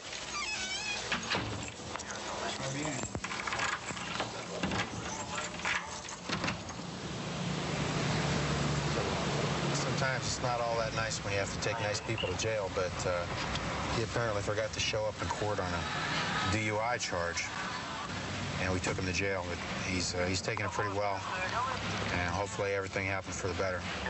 What we're going to do is send an informant who she's been dealing with. We arrested her on an ounce of cocaine several weeks ago. She decided she wants to help us and cooperate with us. And as soon as, okay, Jim pulls in, okay, CI's going to get out of the car, and she's going to go up, meet the guy, okay? He's supposed to have 6 ounces for her. Right. Now, as soon as she sees it, she's going to say Jim's going to like it. Right. She's going to come back and get you, okay, for the money, okay? Now, when that happens, I want you to get out of the car slowly. Give us some time. Start counting 1,001, 1,002, 1,003. Right. By 1,004, we should be there. All right. I told her to come back and get in the car, and then we'll get out. That'll give you a couple extra seconds. And once she gets in, then we'll get out and start toward the car. All right, Dave's already set up. He's sitting there waiting for us. Okay. This should be a real quick thing, because you trust him. We don't have any money involved. Any problem. We should be real set. We're gonna cuff her too, so let's do it. Okay, let's go. Let's go.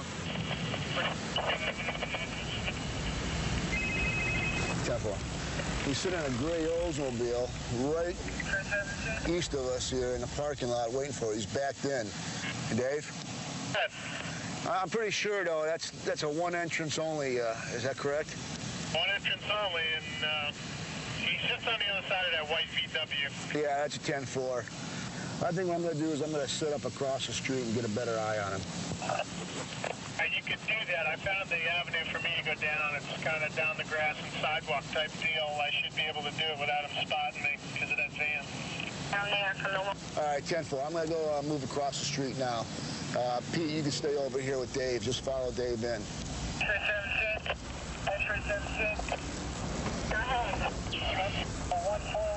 Jim's on his way in now with the informant. This should be real quick.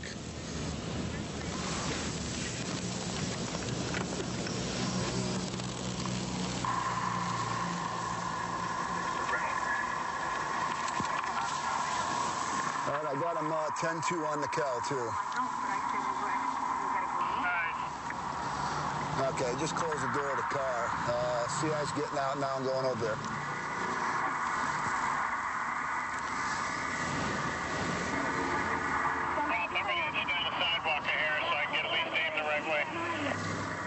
She's in the car.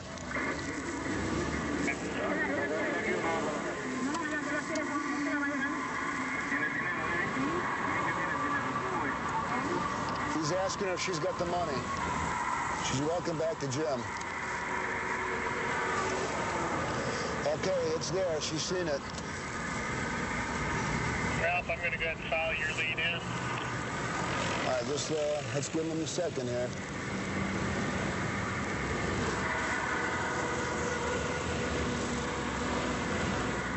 All right, just follow my lead, Dave. As soon as I got clear here, I'm going in.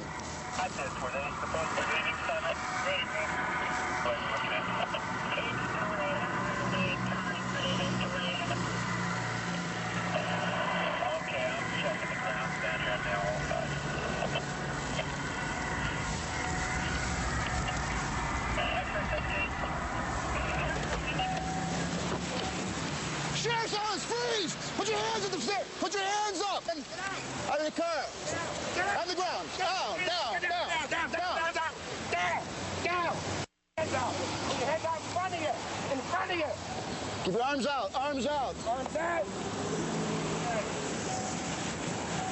Don't move. Don't move. Arms out. No, not move.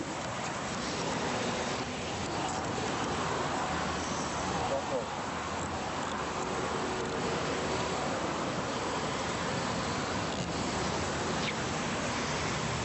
Don't move.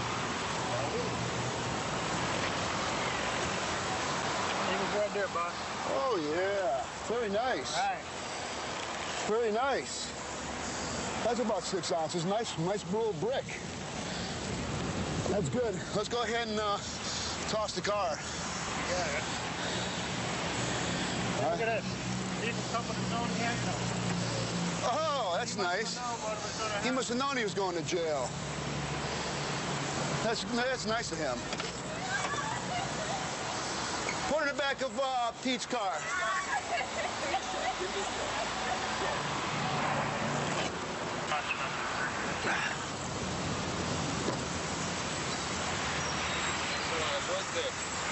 It's about 6 ounces of cocaine. It's really nice. It's really nice and hard, like they have a compressed kilo. He's got 32,000 pounds of gold here. If this guy would have fell in the water, he would have drowned and went right to the bottom. All right. Thanks, Dennis. Bye. Oh, we got a dog coming, too.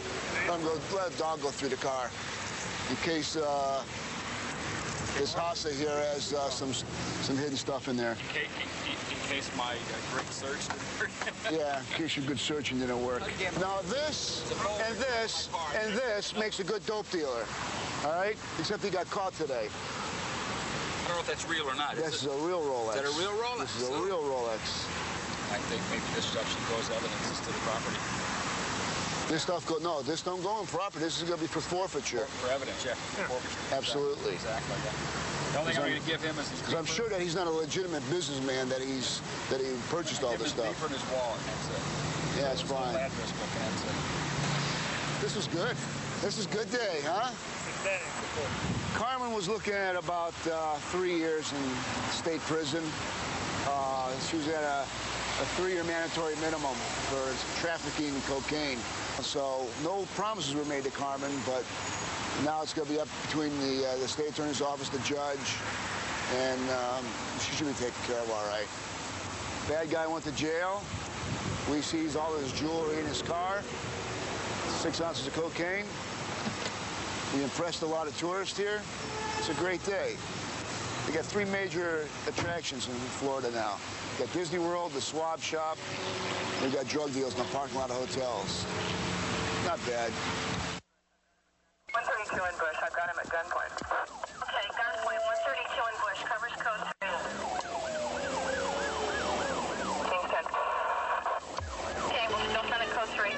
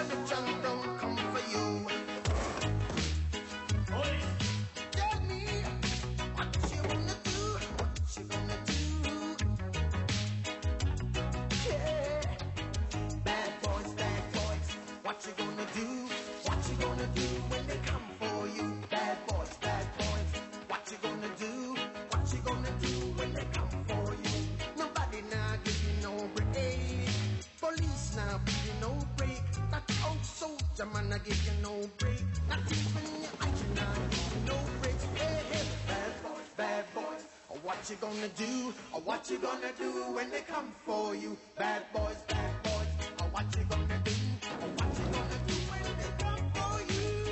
Cops is filmed on location with the men and women of law enforcement. All suspects are innocent until proven guilty in a court of law.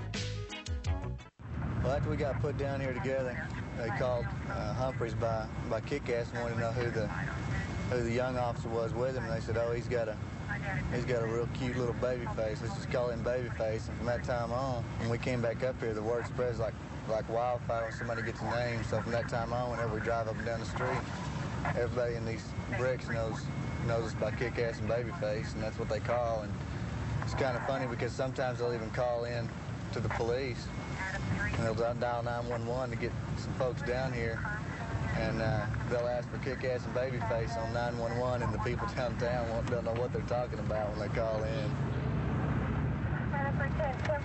It's 1200 East Weatherford. Okay. Stay with me, Tires. We just got there was a major accident call that went out, and there's we don't know whether it's an off-duty officer or some officer that rolled up on it from another division or whatever, said the car is flipped upside down, it's on fire.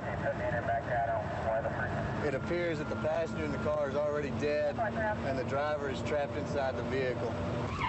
Clear. Good car. There it is right there. Fire department's here. Baker 14, put me in back out on a 61 sector.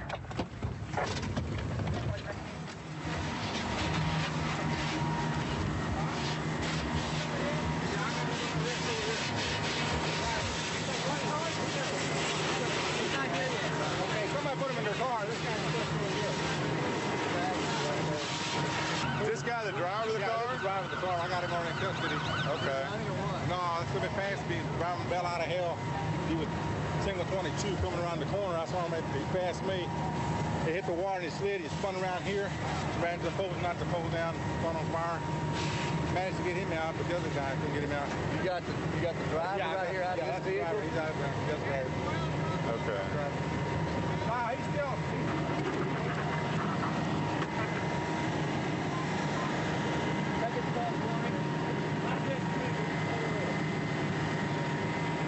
Okay, they're saying he's going to be signal 12. He's dead.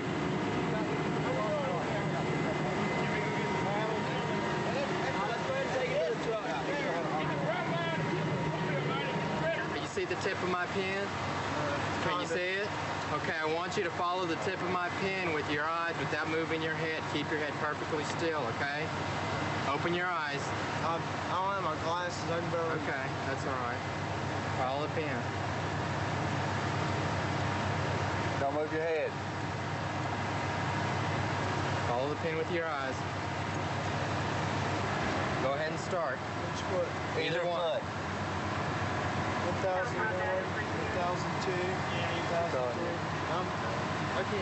Okay, all right, stand back where you were. Stand on this line right here. You see that line right there? Okay, what I need you to do is I need you to turn around. You're being arrested for driving while intoxicated, okay?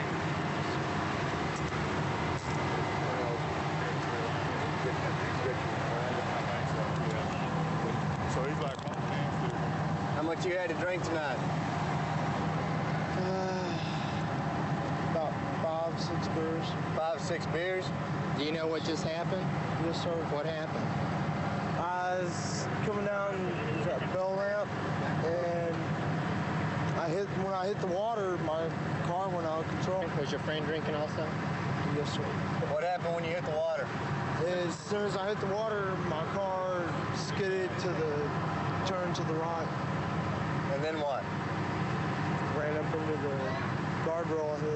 I don't know exactly what happened. I guess I hit a light pole. Well, your friends hurt real bad. Your friends hurt bad. No, don't worry, Tom. He's going to jail. Okay.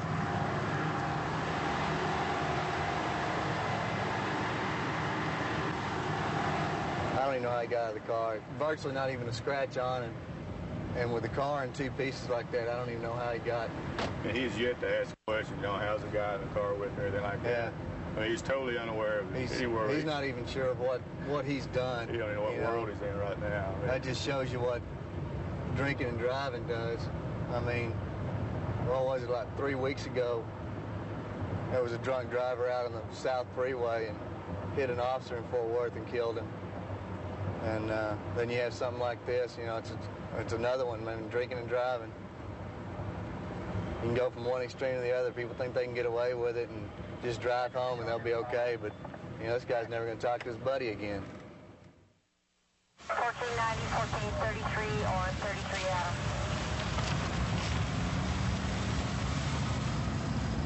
Looks like a vehicle trying to elude me. Check it out and see what the problem is.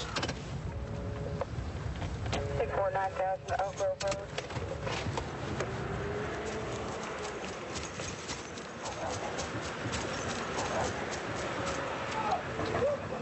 Come out of here now.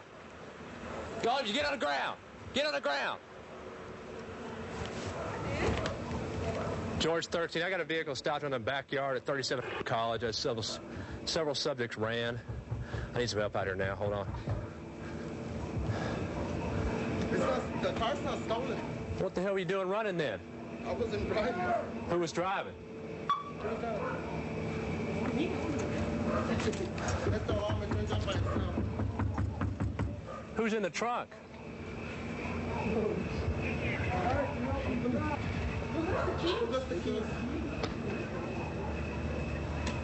Let's just wait till I get another unit here. You just stay right where you are. Go back over there.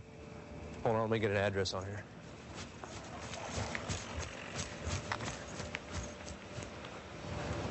George 13, I'm 36 College in the backyard. I've got several subjects on the ground. I've got one person in the trunk.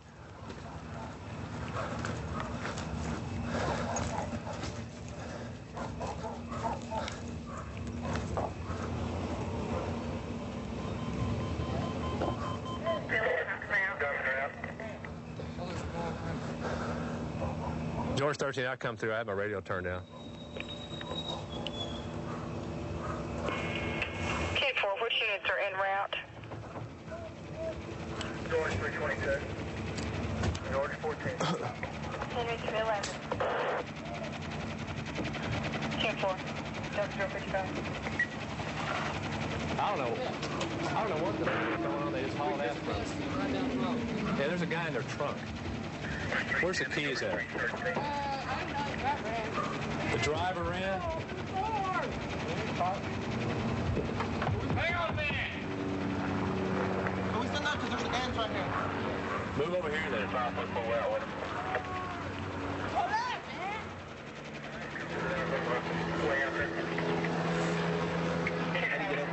Huh? I don't know. They don't know. The guy that's got the keys took off running. The keys ain't here. He took off and left. Which way did he go? I didn't even see him. They got in the backyard. Which way did that guy go?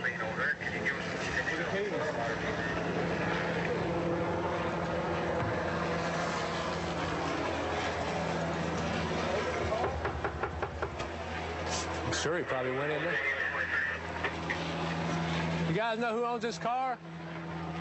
The one in your backyard? You do? You want to come out here?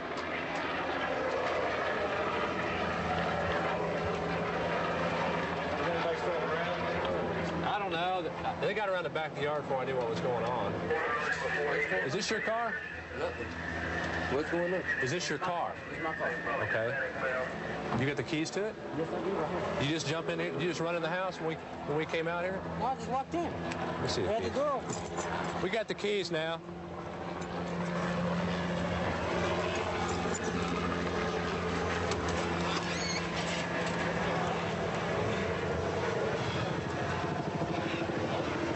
What are you guys doing in the trunk?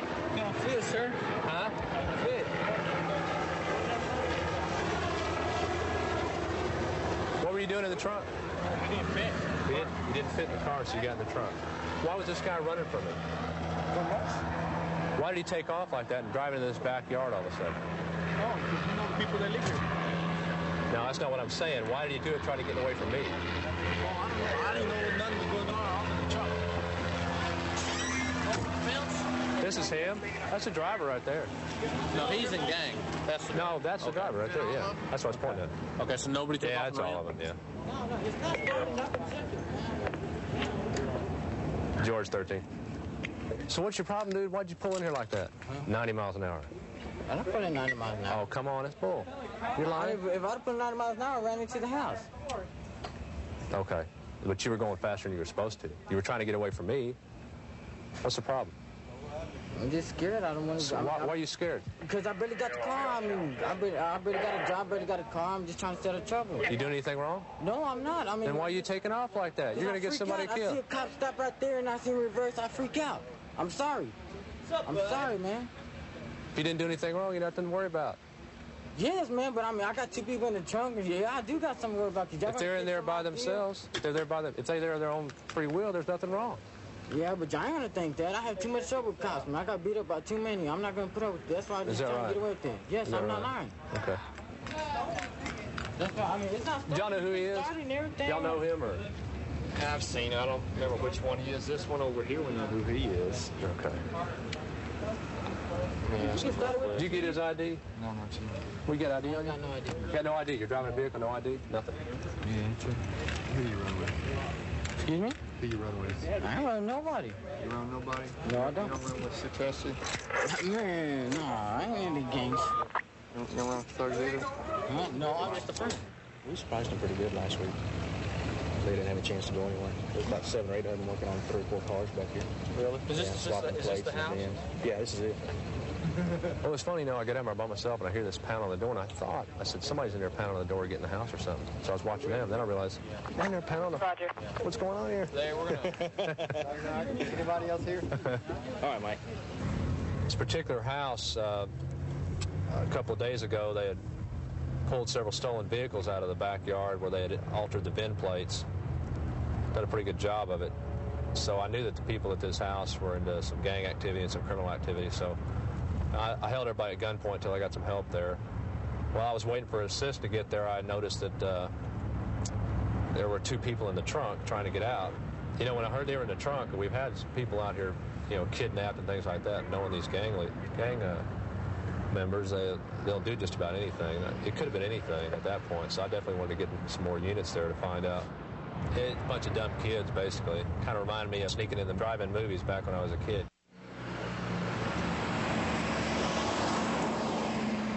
We got a suspicious vehicle in front of us. There's an earlier broadcast on a pickup truck that was stolen that matches this description. My computer's not going to give me a return. We're going to go ahead and try to initiate a traffic stop. Sit down and speak with him for a second.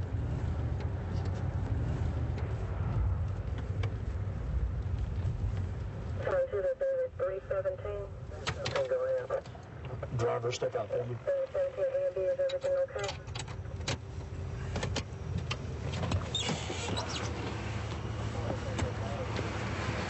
How you doing? You got your driver's license with you?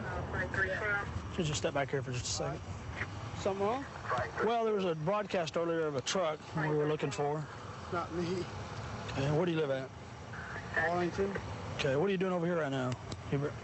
Just going, I live in Woodhaven. Oh, you live in Woodhaven? I thought you lived in Arlington. No, I'm staying in Arlington. Do you know this guy here? Yeah, my friend. It is? Yes, sir. Okay. Sir, why don't you come out on this side for me?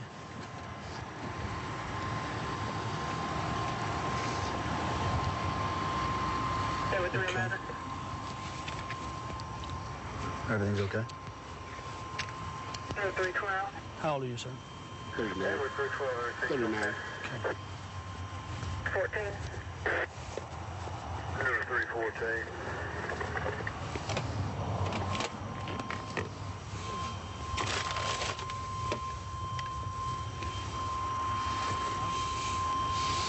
Got a clip. So one of them's got a gun on him. He made a furtive gesture, suspicious movement, and dropped this. I'm gonna find out where the gun's at. Tell you what, fellas, why don't we go ahead and why don't we get you to lay down right here with your head toward the tire. I need you to lay down with your head toward the tire. Let me check you real quick.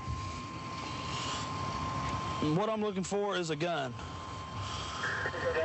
So somebody better start talking real quick. Okay, you better start talking. This isn't against the law. This was where you were sitting. Sir. Exactly where you're sitting. And I saw you take it and move it and put it down, okay? So that's where the point we're at now. So I want to know where this gun's at. That's why I had you get out on my side. Yes, sir. So I want to know where the gun that goes to this is. I assume it's in the truck, sir. We have the search number off of it, please. 92-526-5 593-526. 15, top TV. Buddy, we're going to go drink some beers. 29 unit number, go ahead with your TV. 15. Way out with 049.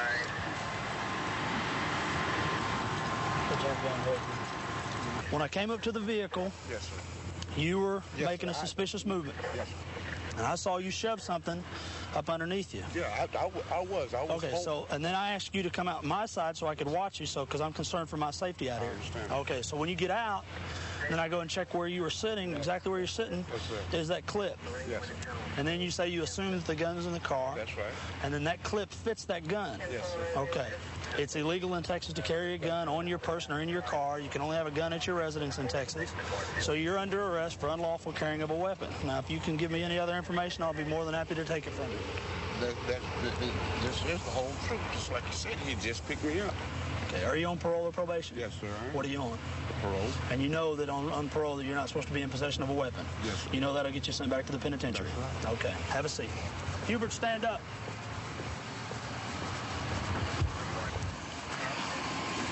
Here, look at me. Okay, are you on parole or probation right now? Parole. Oh, you're on parole also? Both of you. Is that your pistol that you handed him, or is it his pistol? Not your pistol. So what he's saying about you coming to his house and picking him up and giving him that pistol. No, I went over there. Right. But nothing to do with that. Okay, nothing to do with that? Nothing. Okay, and you didn't ask him to go try to sell the pistol? No. Never seen it in your life? It's not my gun. No, it's not my gun. Didn't ask him to sell it? No. We're going to talk to your parole officer and then make sure he or she knows what's going on. Were you checking over there on McCart or somewhere else?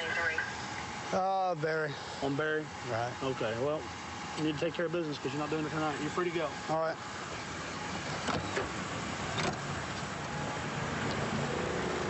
When everything comes down, you'll find out, Lee. No, it's yours. It's yours.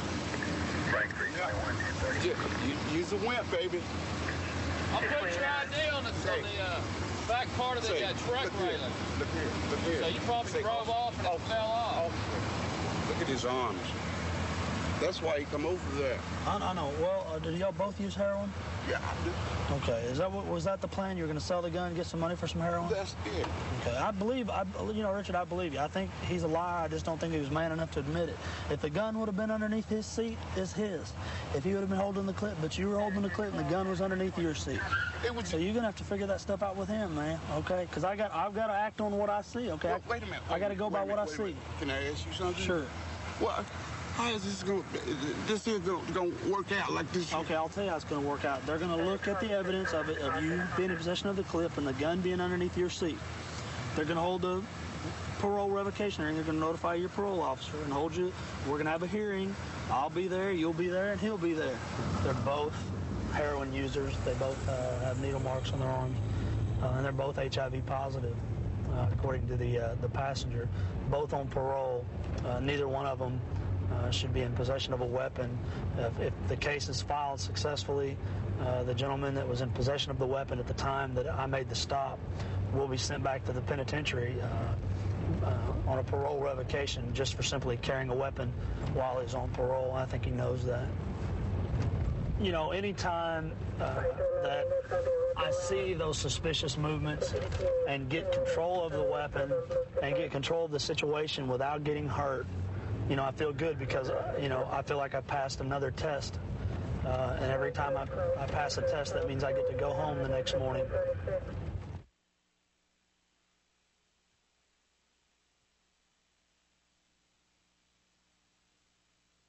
132 in Bush. I got him at gunpoint. Okay, gunpoint. 132 in Bush. Covers code 3. King's 10. Okay, we'll still send it code 3.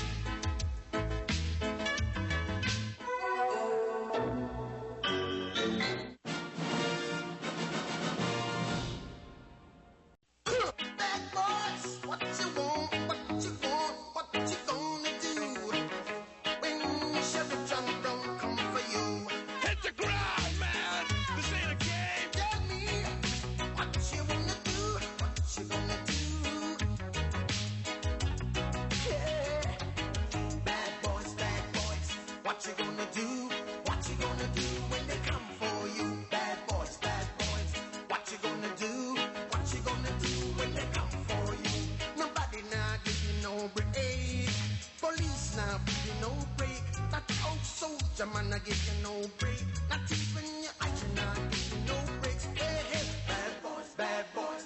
What you gonna do? What you gonna do when they come for you? Bad boys. What you gonna do? What you gonna do when they come for you? Cops is filmed on location with the men and women of law enforcement. All suspects are innocent until proven guilty in a court of law. Yeah, well, there's a lot of dope in most of the areas in this zone. We're going to set up a driver's license checkpoint, stop a consistent amount of vehicles coming into the area, try and stop either every first, second, or third car. As long as we're consistent and the vehicle we stop, the stop's going to be justified. Okay, everybody, move in. Sarge is in spot. He's going back to main channel. He'll call us out. Move in.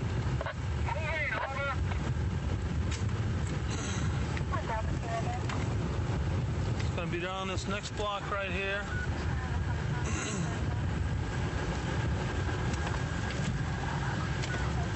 This person right here in the red shorts.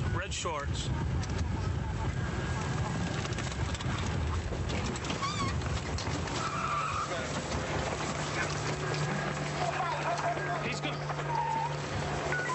Go around the block. I'll just see if we can find the dope.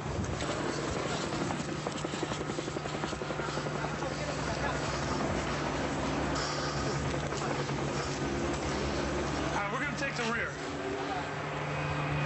The guy that ran is run into either this apartment or the next apartment over.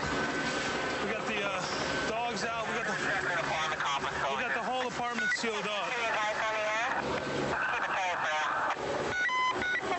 I knew that guy had the dope.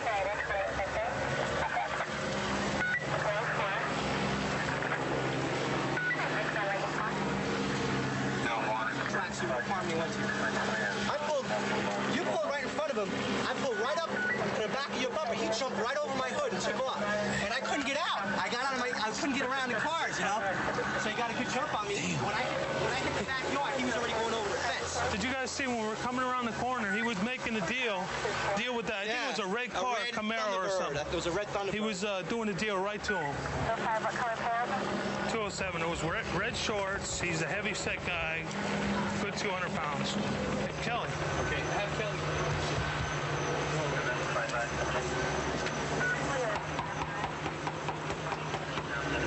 Looks like in a vacant apartment. There he is, right there. He's going around the back. 207, advise the unit he's going towards the back. I can see him inside.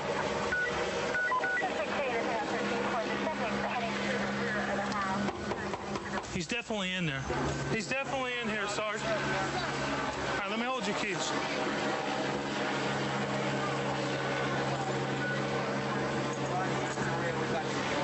You want to let the dog go in? Yeah. 205, 605, what's coming out in front of you? 105. What we're going to do is we're going to let the canine dog make entry. We got the keys to the residence now. We don't know if the guy's armed.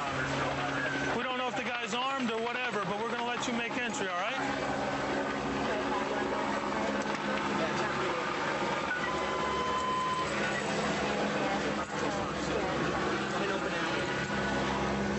Sheriff's office! Sheriff's office, K-9, surrender yourself and release the dog! Sheriff's office, come out or release the police dog! Release the police dog, hands now! Put your hands on your head! Put your hands on your head! Right here, lay on the ground! Lay on the ground! Get on the ground! On your stomach! Get on your stomach! Get on your stomach! Right, cuff him. You're under arrest!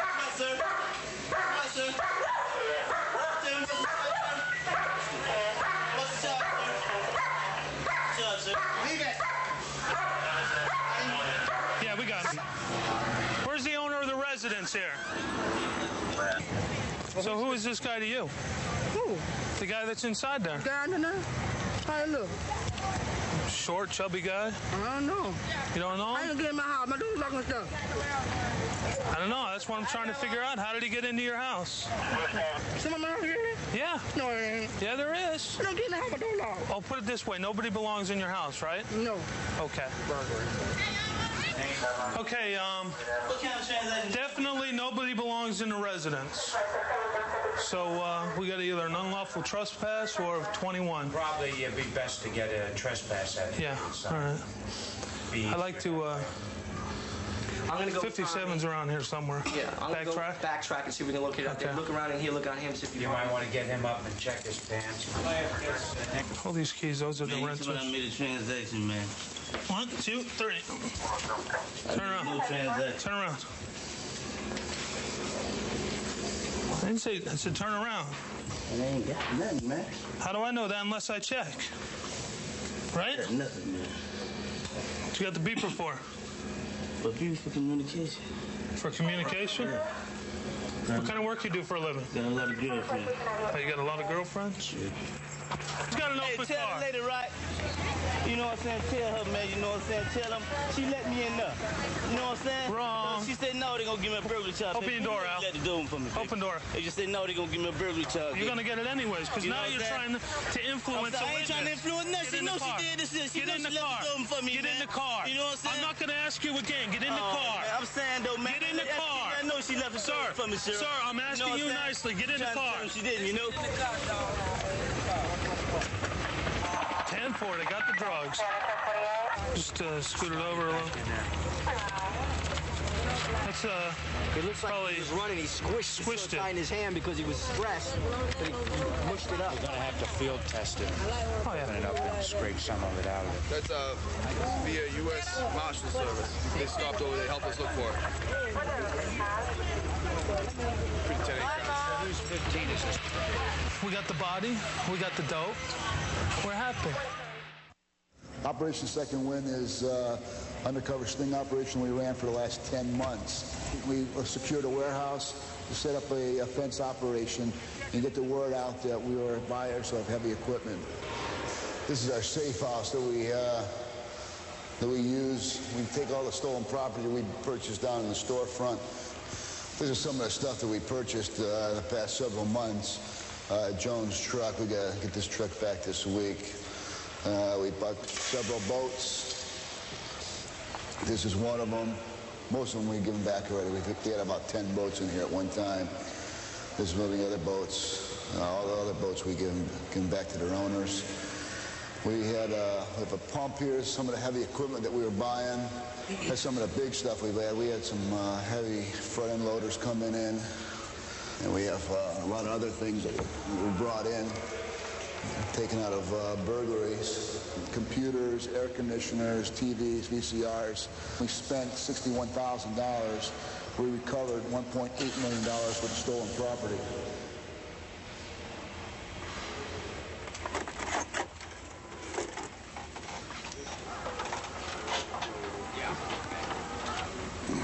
These are two brothers that we had involved with a group of about 10 people stealing heavy equipment around Broward County.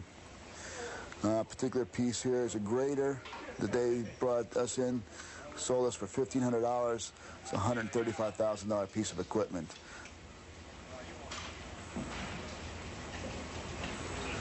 Okay, this is Lyra Bradley. She ran a house of prostitution, got arrested for it, and also was responsible for grand theft. She's a 65-year-old dancer who still is dancing in one of our new go-go establishments here in Broward County. She brought us in stolen TVs, firearms with the serial numbers grounded off, and she also displayed her talents for our detectives here and how she dances at this establishment, and she dances on her head. She's got a lot of connections. She brought an individual to us. This guy here wanted to sell us some plastic explosive C4. Jerry had a little problem. He sold us a couple of computers. We expect him to come back within a half hour or a matter of minutes and sell us plastic explosive.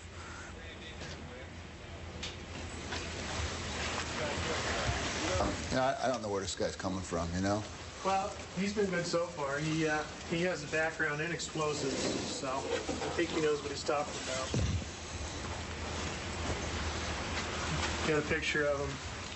We got the latest deal he was in on. So I'll tell you what I want you to do. I want you to go on the other side. I want to test out the knockout panels. Great. Just in case. I don't know where this guy's coming from. Yeah.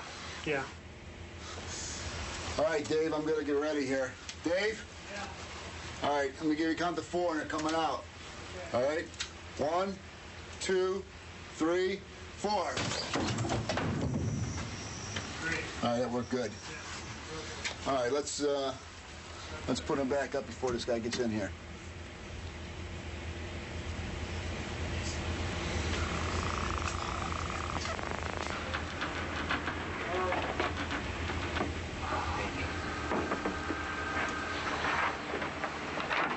See if you can get any caps. Okay? I know in a week. He has some, but he doesn't know how many.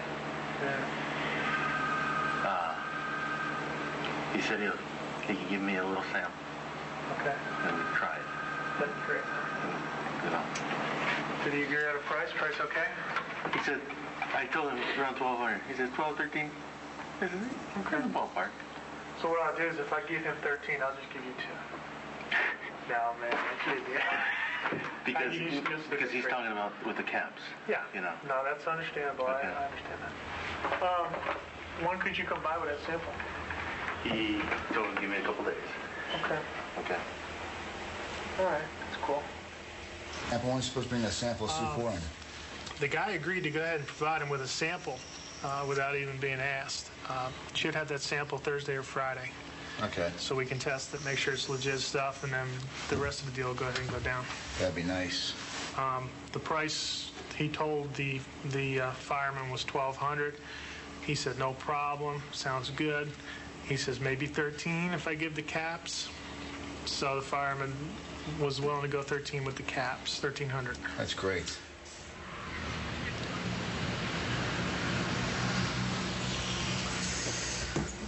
Well, we were getting ready to do this takedown on the storefront.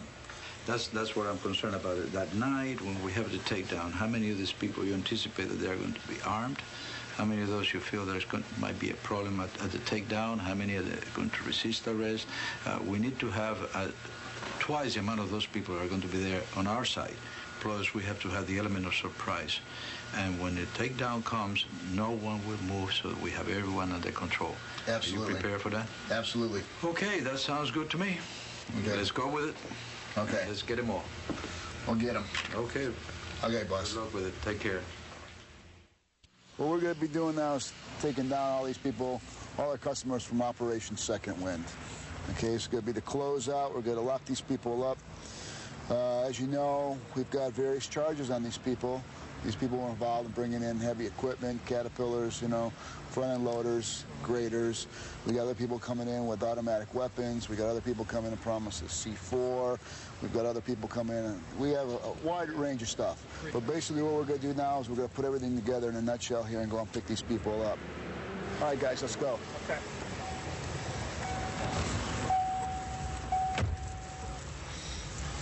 All right, we're ready to rock and roll here. Right now we're going over to Gary Sheehan. Gary Sheehan's the one that was promising us the C4. He sold us that stolen cell phone.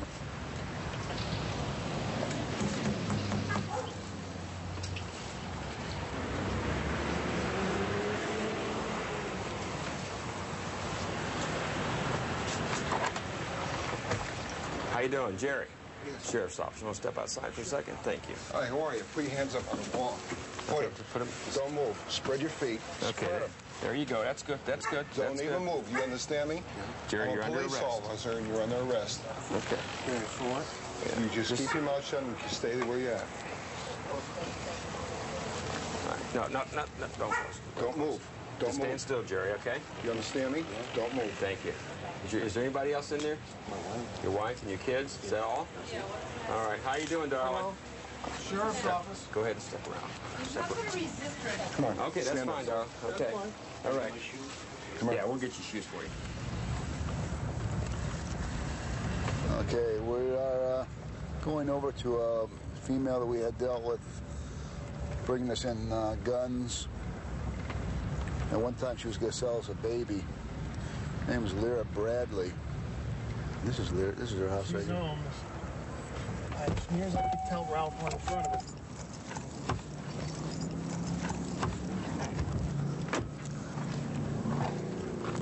Damn.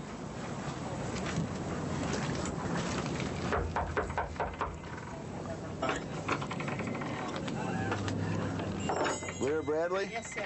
How are you? You know this individual? Right here? You know him? How you doing? Right here. Got a warrant for your arrest. Okay. Okay? Yeah. All right, can I lock my door? Well, yeah, where's your keys? I'll go get it. Okay, well, we'll follow you in there. Oh, I got a lot of stuff. Can you just wait right here? Just for our own protection. We'll take our time. Okay. No rush. You gotta be kidding me. When I was watching you, I didn't get shot. Come on. Chill out, real. You better turn your light on. This is a fire waiting to happen. Jimmy? Now, luckily, she had cleaned before we got here today. Otherwise, we would have had a real problem.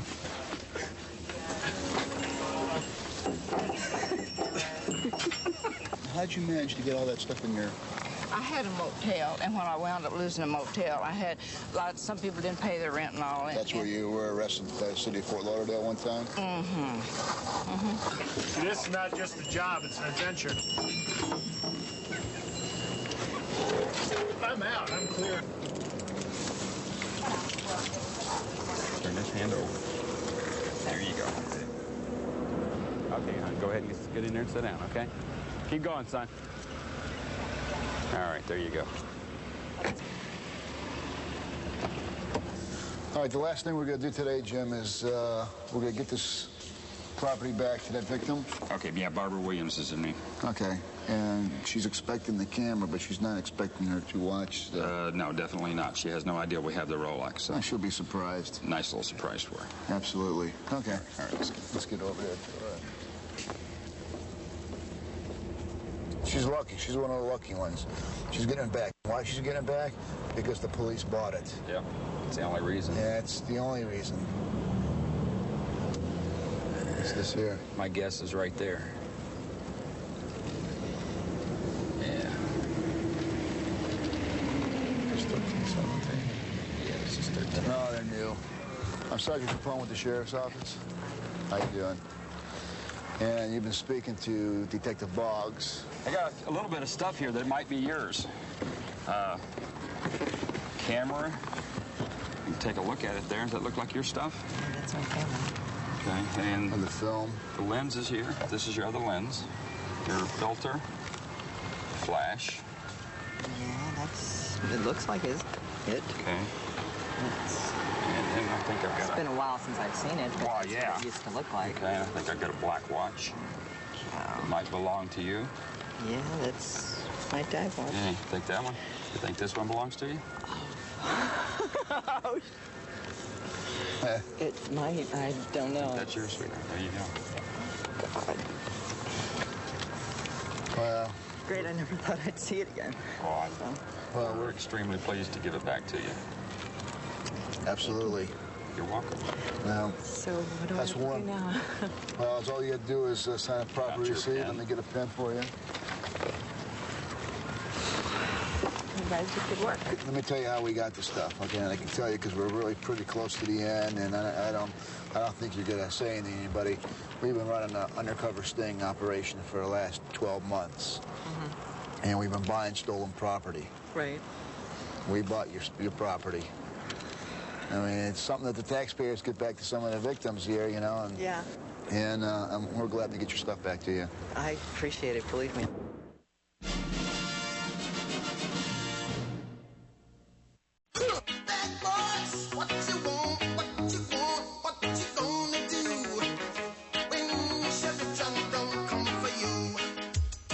Everything's gonna be okay, okay? Tell me what you wanna do, what you gonna do. Yeah.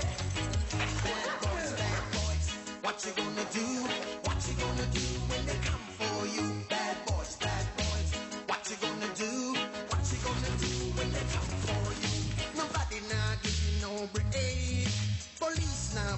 no break. That old soldier man, I give you no break. Not even your ice, I give you no breaks. Hey, hey, bad boys, what you gonna do?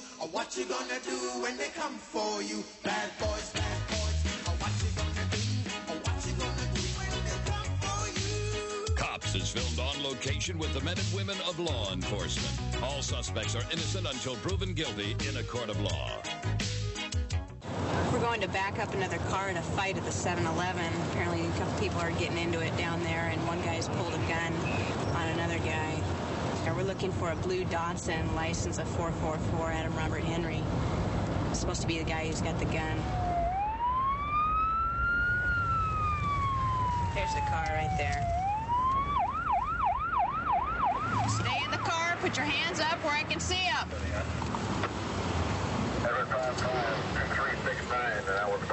Driver, I want you to reach in with your left hand and pull the keys out of the ignition. Get your right hand out the window. Open the door from the outside. Step out, keep your hands up in the air. Kick the door closed. Looks like you got some weight back on there. I want you to walk backwards. Backwards toward my car. Left side, Tamara. Stop right there. Get on your knees. You can take him up there? Yeah, he's got a waistband on. Waist bag pouch. I want you to prone out. Face first. Get on the ground. Face first. Okay. Take a step up to the front.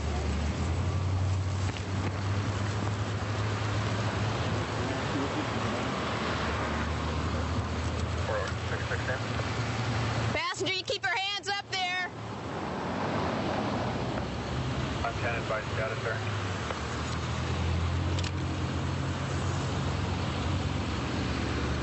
Here's closing, 50 hours. Count 2 trails, picking it up to code 2.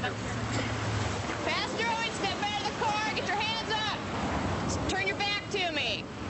Walk backwards to my car with your back towards me. Get your hands in the air, high. Get on your knees. Anybody made contact with Get your hands up. I got the gun in the car. Okay. I don't believe so. Down, face down. I have a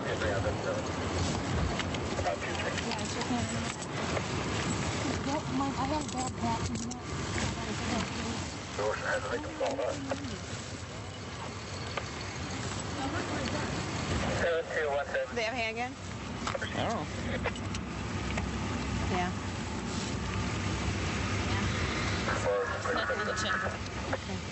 Okay, let's clear the road. 66, standby 1. Who else calling?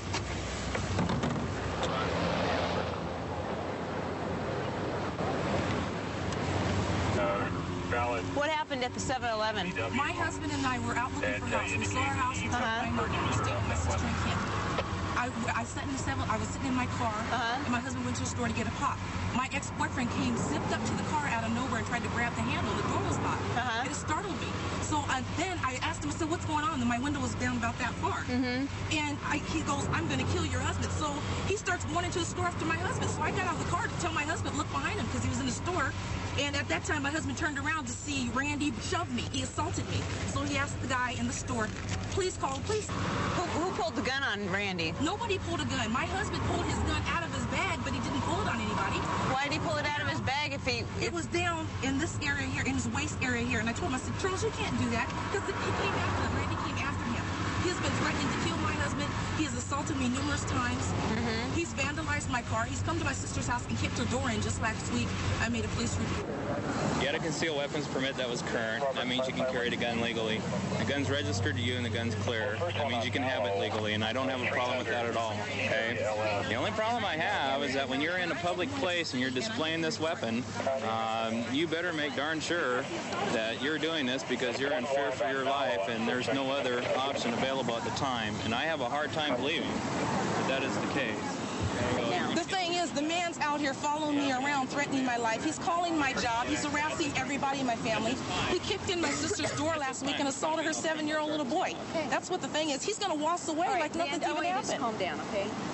Well, the system's not working for me here. I'm a victim, and you guys are telling me there's nothing you can do. We are doing the best that we can. I okay? understand that. We're not going to be able to drive to West Seattle tonight and pick him up. I understand. Our jurisdiction is down here in Federal Way. You want to make a report tonight? Okay, then I want to take a statement from you about what happened tonight. All right. Okay? And we'll make another report, and we'll try and get a hold of him. He's got warrants, so if he gets pulled over anywhere, please don't arrest him, okay? You go to county first, boy.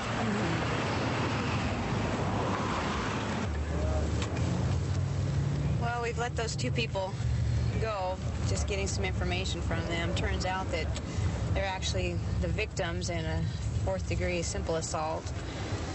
We're just going to cite the 3rd party, who we haven't found yet, for a simple assault. We've contacted our other precinct over in Burien to try and go and pick him up later. He's got 3 outstanding warrants, plus the assault from tonight.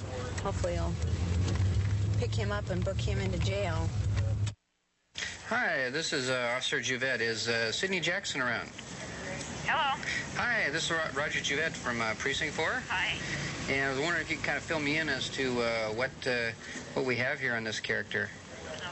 He has been stalking her, tracked her down to the 7-Eleven, comes up to the car door and tries to grab her through the window while she's sitting there. Her husband's inside the store. He goes inside after her husband, threatening to kill him. The husband pulls his gun out and Boynton takes off. Oh, and when she got home after filing this report from us, there was a message on her answering machine, another threats to kill. Was there any mention of a vehicle that he had or anything? Yeah, some type of blue Buick. Blue Buick. Yeah, pretty generic. Okay. All right, well, thanks, Roger. Okay, well, you have a good day then. Okay. All right. Bye-bye. Bye.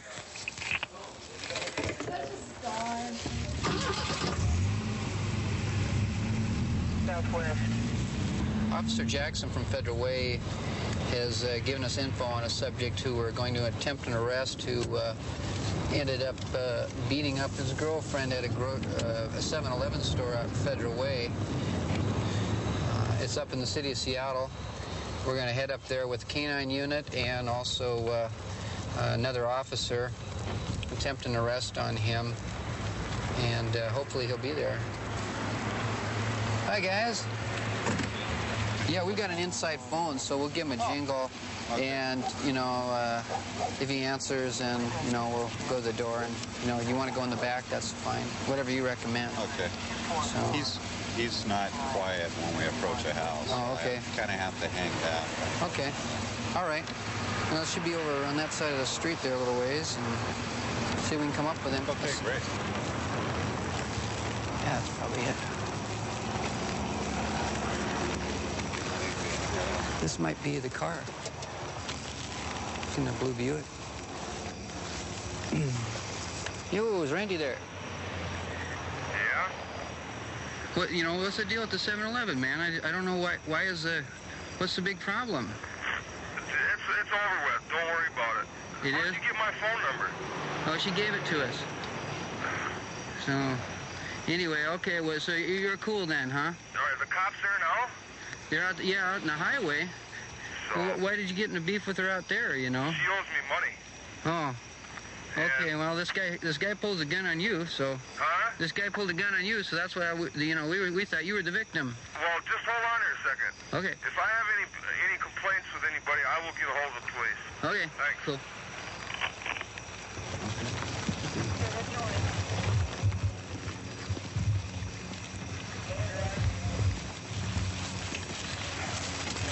You talk so he doesn't hear my voice.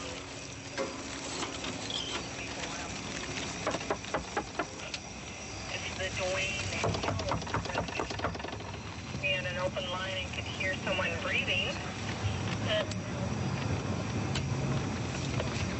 They're in that back room there. So.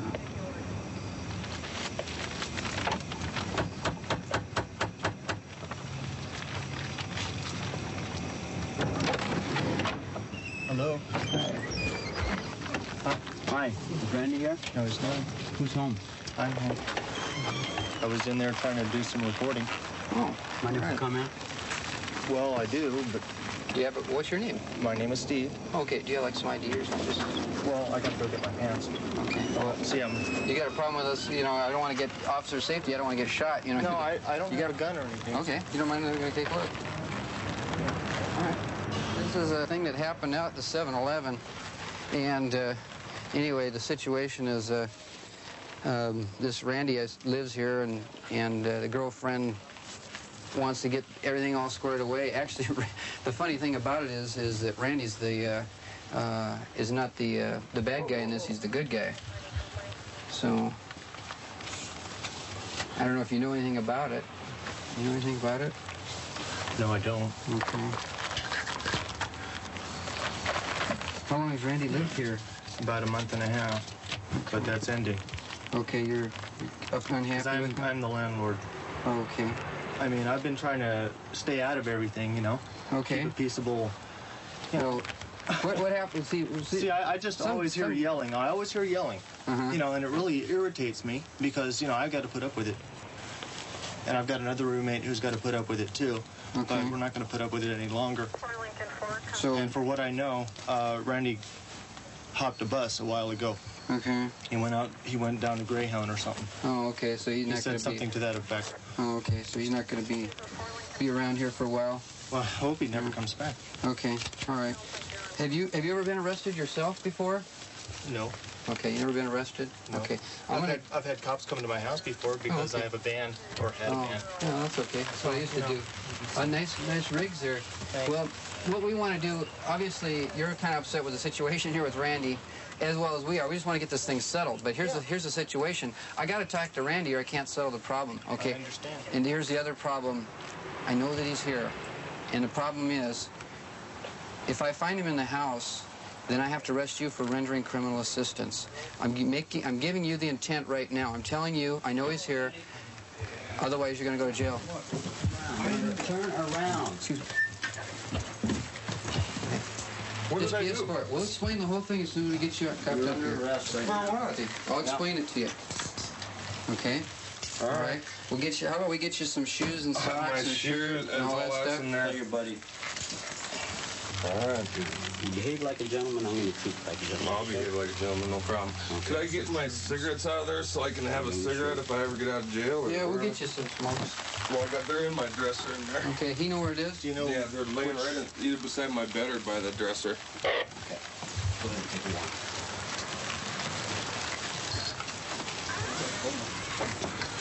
When I get out of jail or whatever I plan to do, I plan to find a job and get a different place to live and stay away from her. I gotta stay away from her because every time I'm around her, she pisses me off because I ask her for my money. Oh, she owes you some money? Yeah. Have you ever thought of going to court about that? No, but believe me, I talked to the gentleman, and if he pulled a gun on me. Did you actually see it or anything? No, that's what the guy from 7-Eleven said. Oh. He just called, or was that you guys? What, from 7-Eleven? Yeah. Yeah, that was, I won't lie, that was us. Oh, yeah. Okay, whatever. But it was a stupid idea on his part to pull a gun because, you know, What you got to do is stay away from I'm gonna what's going on with you every time you make contact. It is, exactly. You're exactly right. And you know what, you guys, I want to tell you something. If this wouldn't be going on, I'd be just fine if I didn't even know her. And that's what I've been trying to do. I've been trying to get my money out of her. You're working right now? I got a painting job. Yeah. Okay. Now, this is the season, you know, for it. You're not going to be in that long. You know, you really aren't. They've told me that before. Well, your warrants are misdemeanor. Watch your head. You might want to consider just to sever all ties and be done with it, you know? I mean, I'm gonna, but you know what? What comes around goes around, right? Yeah. You know, so what's good for the goose is good for the gander. No, but look what's happening to you. Yeah, I know, You but know what I'm saying? I'm not going to get arrested again because I'm not going to do nothing wrong to her. I'm going to stay away from her like you guys said, and what she does, that's her bag. You bet. all right. Well, best of luck to you, man. Thanks. We're going to a domestic violence call where there's a 13-year-old kid who's assaulted his mother with nunchucks, and he's out of control. They've got the sticks away from him, but now they're having a hard time controlling him. We've gone out to this call quite a few times in the past. This house, same type of thing.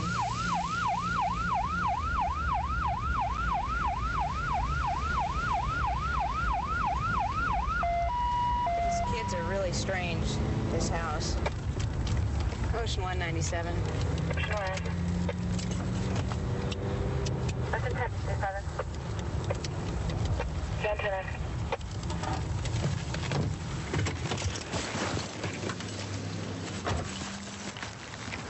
Well?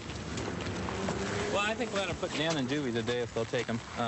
Did he assault her? Yeah, he started an argument with the sister, and then Mom tried to get involved, and he grabbed Mom and twisted her arm behind her back. Then he grabbed her by the throat, and he started choking her out. She has red marks that correspond with Where'd that. the nunchucks come in? Well, I haven't heard anything about nunchucks yet. Okay. The older brother there jumped on him to take him off of Mom, and they wrestled around there on the floor a little bit. But okay. Yeah, he's pretty angry. Yeah. No, don't touch me. But we can talk, okay? I've been here before. No, we can't. Why not? Don't touch me. Why can't we talk to you? Because I don't want you guys to talk to me. Why? How you doing? What seems to be the problem? You okay now? Why don't you just ask one of them? I want you to tell me, okay? No, I don't feel Remember when I was here last year and last week and we talked? Can I get you to go sit down over there? I don't care. Yeah. Thank you. Dan, look. Why don't you come outside and talk to us, okay? No. Why not? Tim? Why not? Because maybe I don't feel like going outside. I think it'd be best, okay? I know. Mom. You want to tell us what's going on? Why don't you just ask one of them? Because we want to talk to you. Well, I don't want to talk to you. We're giving you a chance to tell us your side of the story, there, man. You better take advantage of it. Come here, Coach. I don't care. Come here, Coach. Come here, Well, come on, Dan. If you don't let's care. talk, okay? Now. Let's just go talk. Don't okay? touch me. I don't feel to be. Well, go ahead and go outside with them because they have to talk to you for a little bit. Okay? Okay, can you do that? Come on, Dan. Here, hang on. Mom! Dad! Mom! Okay, Dan. What's the problem? Ow! What's wrong today? Ow! Okay. Relax, we'll loosen him up, okay? Ow, it's too tight. Okay. Relax your arm. Ow. Hey, buddy, relax your arm for a minute, okay? Too tight. Okay. We'll take care of it. Ow. There. Feel better? What's going on? What are you mad at your mom for today? I don't want to talk. You're really pissed off. You got your teeth are clenched, you're foaming at the mouth. Now, what's going on? I wish not to talk. She make you mad? You go ahead and read him his rights and then What's with the nunchucks? Nunchucks? He was threatening to hit me. Mom, where did you put the nunchucks? Did you get hit with those? Did he hit you with those? Hello? Hi. Mrs. Bogart, did he hit you with those? No, he was banging his bedroom door with them. Okay. I've seen them before. They're just, it's like a broom handle with a piece of chain. They're right there. What are they? David, I got them somewhere around here. They are. Okay, but he did not hit you with these. He just... No, he put holes in his bedroom door. He was swinging, and I grabbed them. Okay. I grabbed those. Are you hurt? I have to be careful, but stress can throw me into seizures. Okay, do you want an aid card? No. You sure? She's going to go into a seizure. No, I take my meds. I'm okay. Okay. Because we can call you one to come check you out. Mom, I think that would be better. No, I just need to straighten my family out. Okay.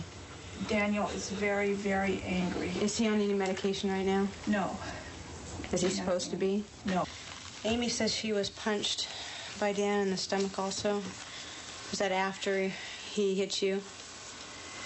I believe so. Okay. She's alone. She has health problems. Her kids are out of control. When we first got in there, he looked really, really tense. He was mad, and he didn't want me touching him, and I wanted to make sure that everybody was standing around before I put my hands on him. And I knew if I grabbed onto his arms, he was going to start fighting with us. So I took him by the hair to catch him off guard so he didn't use his arms and his hands. He was ready to go around. 132 in Bush. I've got him at gunpoint. Okay, gunpoint. 132 in Bush. Covers code 3. King 10. Okay, we'll still send it code 3.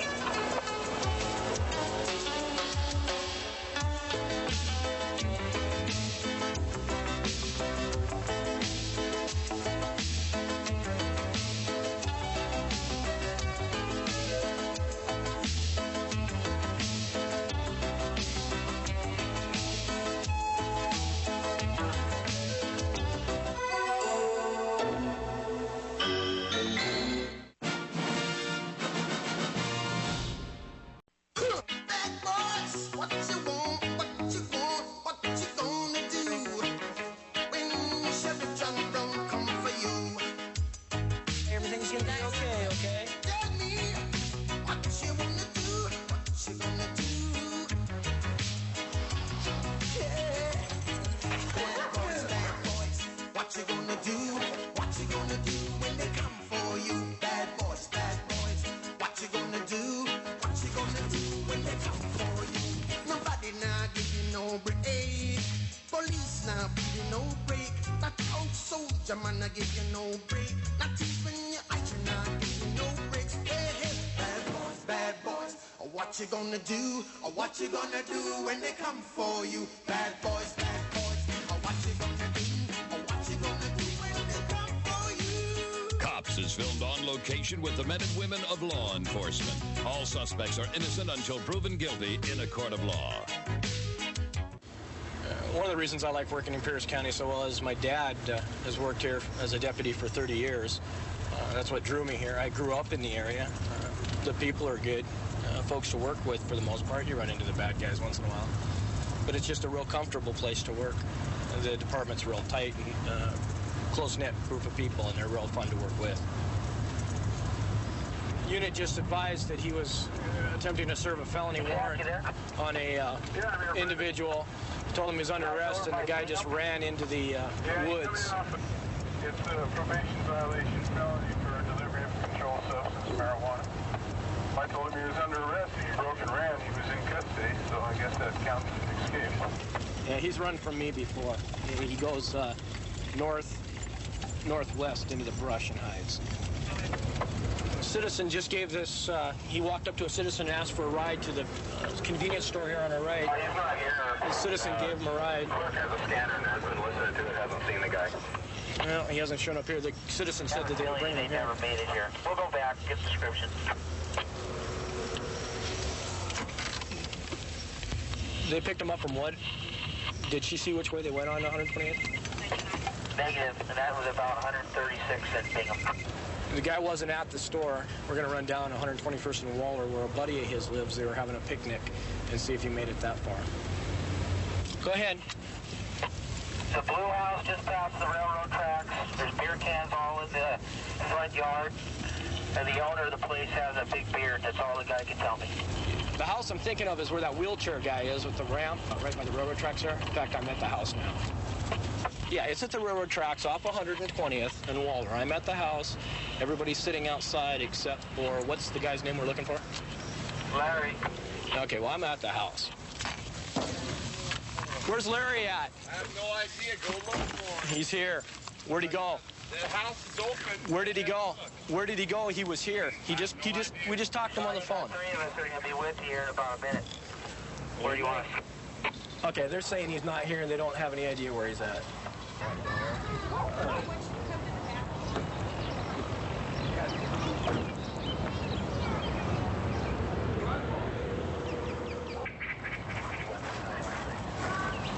You guys say he's not inside? He's not inside. Okay, that's fine. I was just trying to send him a little bit of grief. Oh, yeah.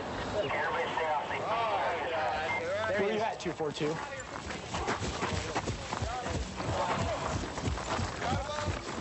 Walk out now. Walk out. Come on out. Yeah.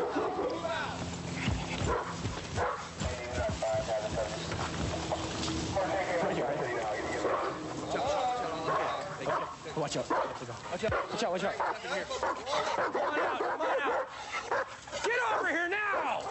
Let's go. Get over here. Lay down. Out. Just go ahead. Man. Oh, you lunged forward, he lunged forward. No, I didn't lunge nothing. I was going down. The 120th Street address. Why don't we take you down the road? Yeah.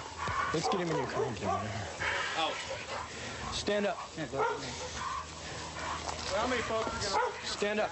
Yeah, wait. Maybe just take them off. That's Take them off. Come on, let's go. They're lying.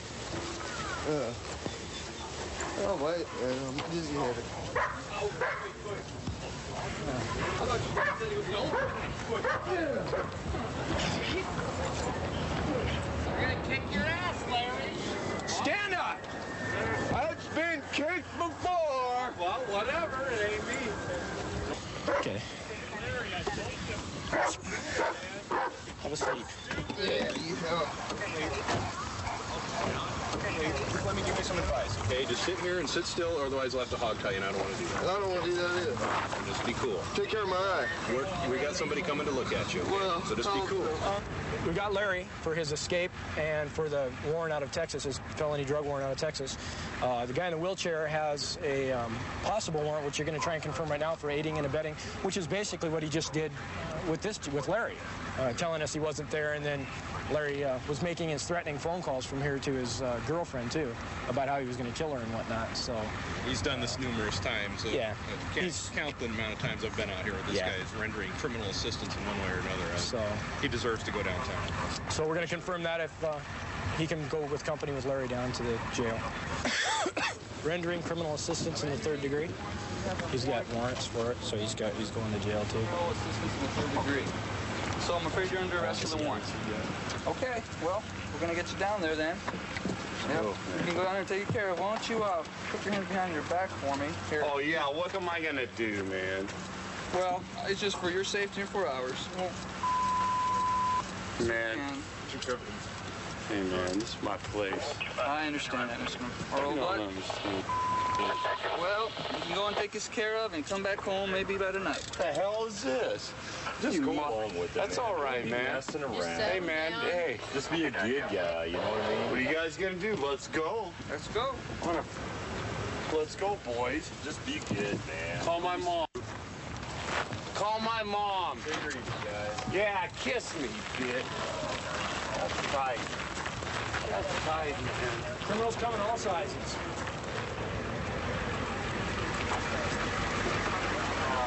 Hey, Mike, don't be spitting in my car. I wouldn't spit in yours. My ass. Just please quit spitting in my car. Man, you gotta get me out of these. Look, I wouldn't spit in your house or your car. He's had a little bit more than Larry. Like I said, Larry's only had about 4 beers. Mike's had a little bit more than that. So. I've had dealings with Mike before, so.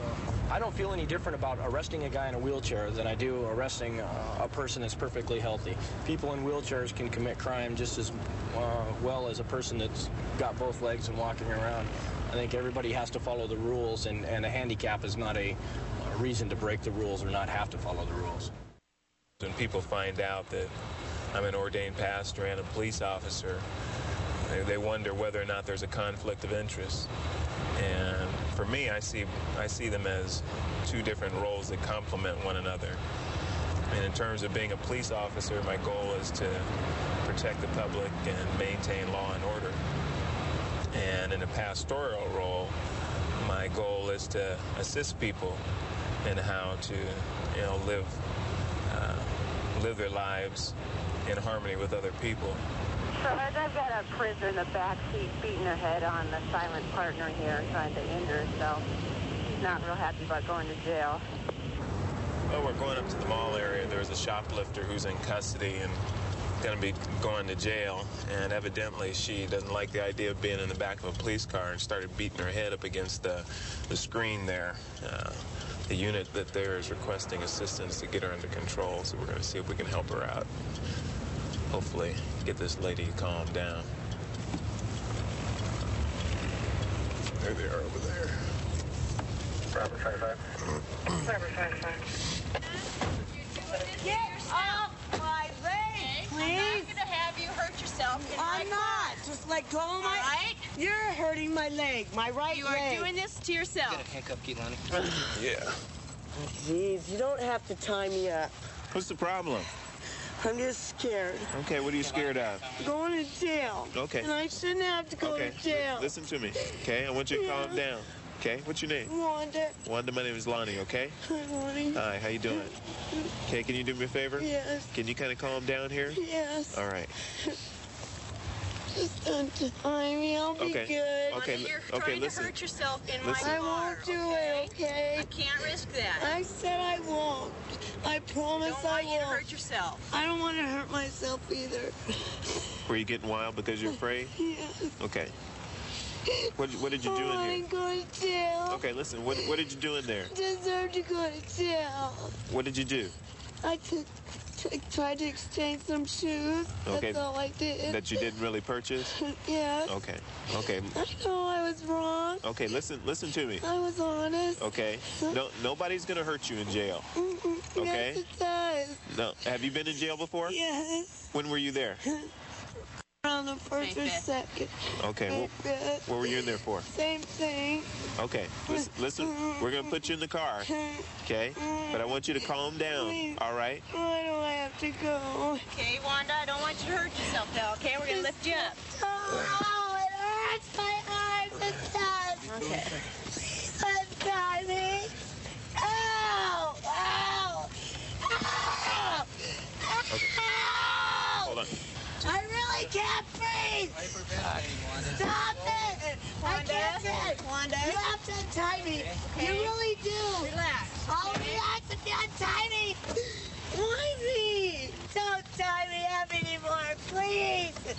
Are you ready to talk to me? Yes. Okay. I can't talk to you if you're not gonna listen to me. I'm really hot. Okay. We got listen, we got the windows rolled down. But you got to understand something. We have no choice but to take you to jail. Yes, you do. We don't. Yes, you Okay?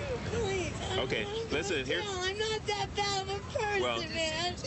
Yeah, decisions are made. You're going to go to jail, okay? Why? You guys better take off before she gets a chance to work herself back up. Put the paper down at jail, Jeff. Thanks. Oh, no problem. You guys did good. You got your name tag? Yeah, this would be things.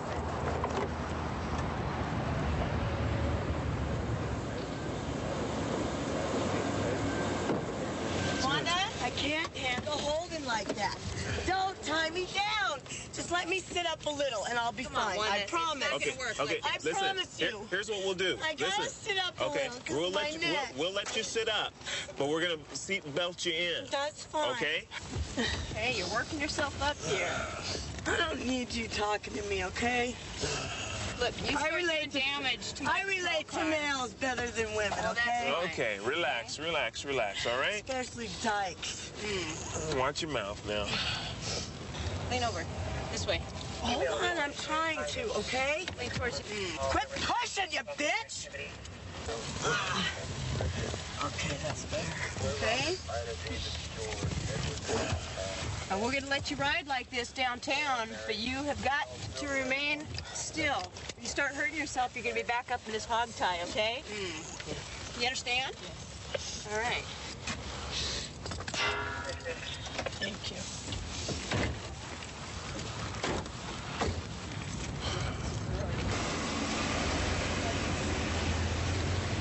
I had an advantage coming into the situation. I wasn't the one who actually arrested her. I wasn't the one who cuffed her or had to put her on the ground and all those kinds of things. So I came in as an outsider, somebody who, you know, potentially could listen to her side of the story and get her to calm down. That's probably where my pastoring experience has come in the most, and just being able to know how to talk to people. We're going to go ahead and turn on this guy here. He's somebody that I've dealt with for a couple years anyways. Arrested him a few times. We'll see what he's up to.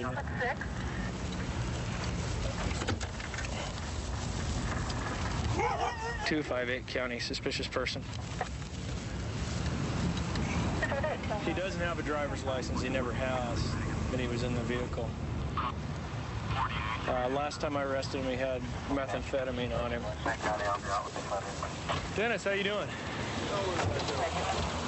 You got a license now? No. Okay. My phone. Just your comb? Yeah. Okay. You got warrants right now, Dennis? No. You're driving the truck on the road and you don't have a license. Okay. I'll leave it there then. No. Do you have ID in the truck? No, I don't. I have nothing. Okay. Well, come here for now, okay? Oh, man. No, what do I do? Put the keys up here for a minute, okay? No, you can stand off the truck. Just relax for a minute, okay? Right now, you're under arrest for driving without a license, okay? Okay. Go in here and sit down for a second, okay? I can't hold it with you right now. Trying to get everything. Have a seat. Okay, scoot all the way over to the side if you can, Dennis. Is there anything in the truck you don't want me to find? Yeah, remember last time I talked to you, you had meth on you, okay? Is there any drugs in the car at all? No, there's nothing in there. Okay. Do you mind if I look through the truck? Go ahead. Okay. There's nothing in that truck that belongs to me. It all belongs to Ralph, the guy the truck belongs to. He lives over here by the main gate on the fourth. Okay. So anything I might find in there is going to be Ralph's? Yes. Okay. Sit tight.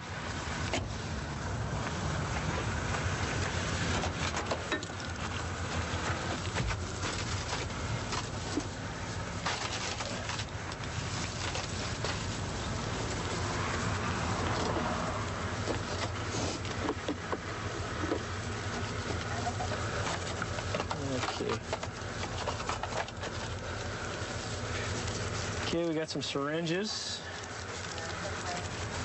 And we're probably gonna have some drugs in here, so.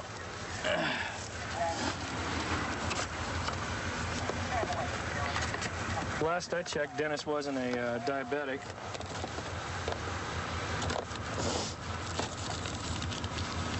Okay, he's got some powder in here.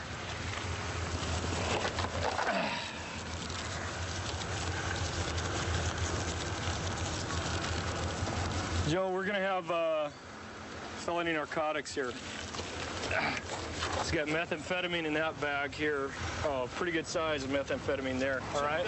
But that's yeah, okay, no problem. We're gonna do that. All right. But what I imagine it is methamphetamine, and if you want to keep telling me a story about it, then I told you right where it came from and who it belongs to. Okay. But you're driving the vehicle. It's your vehicle, and okay, you got the drugs in there. Okay? Oh. All right, sit tight. Methamphetamine is actually speed. It's an amphetamine derivative that is real prevalent in Pierce County. We have a large biker community, and it's real popular with the bikers because it's a speed. They can get extremely drunk and then hit their meth, bring them back up, and they can basically roller coaster up and down all night long and party for days at a time. We got an immediate flash of orange, and it's going right to brown again. That's meth also. Here's the rest of his stuff, and he's got more meth. A little residue in that bag. He got more needles. Got his knife. Big rusty thing. His standard Ford ignition that he can start any Ford with. This is real big with the car thieves because they can rip out the bottom end of the wiring harness and then plug this directly in and start any Ford truck. He never ceases to surprise me. He isn't. Jeez. I don't know if it's real or not, but if it is, it's about a 1-carat diamond ring. That's what he's carrying around in this bag, which doesn't make a whole lot of sense. The drug addicts, basically, they may be able to make their living as far as their rent and their food by their day jobs, but they end up being burglars for the most part to get all their drug money. So we'll put that into property, and hopefully records will be able to come up with the owner to the stolen ring, if that's indeed what it is. Well, I didn't know that was in there. Okay. Or else it wouldn't have been in there. I'm on probation. I'm not doing nothing. What's going to happen when you go in for this arrest on this time? They're probably going to bitch me. Give me a career criminal. This is going to put me in for 28 years, 6 months. For how long? 20 years, 6 months. It's a career criminal act. Yeah. Dennis, come on out here. We're going to let somebody else take you down. I didn't know it was in there. I'll sit that out because I've been trying to keep clean. How many times have you been arrested before? So many times I'm trying to remember. Okay. How many times have I arrested you? Remember that? I can remember the one at Kmart, and I'm sure you've been involved in a couple others. Okay. Okay. I think I've arrested you, what, 4 times? It's been interesting, to say the least. You'll be retired before I get out. Well, you know, in 28 years, I hope to be, okay? I want you to know that this is nothing personal. You know, I'm not real happy that you're going to spend the rest of your adult life pretty much in prison. And my daughter's growing up. Okay. Well, you need to think about that because I'm not the one that put you there. You put yourself there. I know. I put myself in this situation. 132 in Bush. I've got him at gunpoint. Okay, gunpoint. 132 in Bush. Covers code 3. Kingston. Okay, we'll still send it code 3.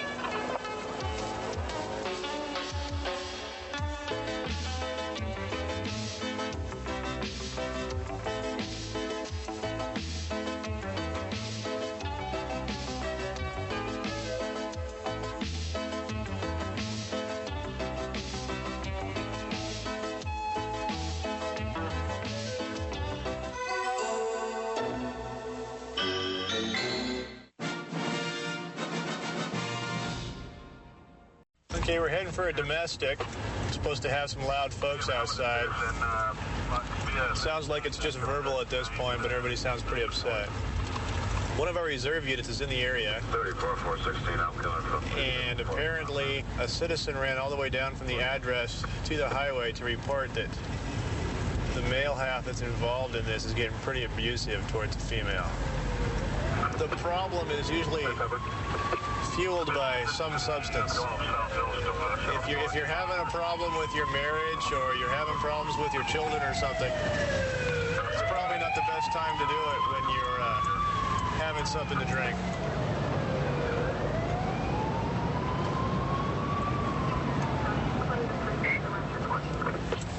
Two-6-7, 2026.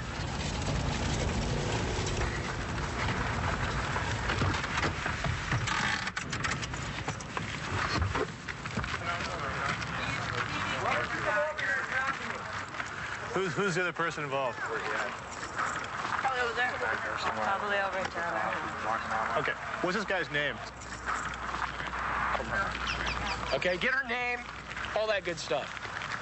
Because the guy in the tank top doesn't want to talk to us. He's the one that ran down to the other unit. All she said was he ripped my blanking face off. Is he out there? Yeah, he's out here. I found him. There he goes.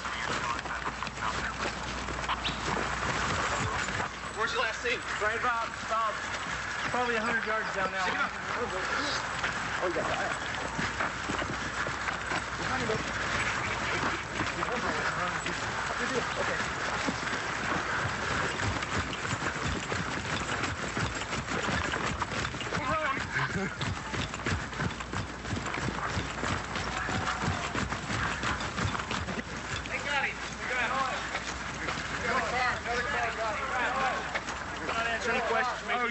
For them, huh? You understand these rights? You work for them or you work for yourself? Transport. Reserve unit that's here. Go get your car. Go get your car. Yourself. I can't do anything. Enforcing me down the road, on my chest, handcuffed behind my back.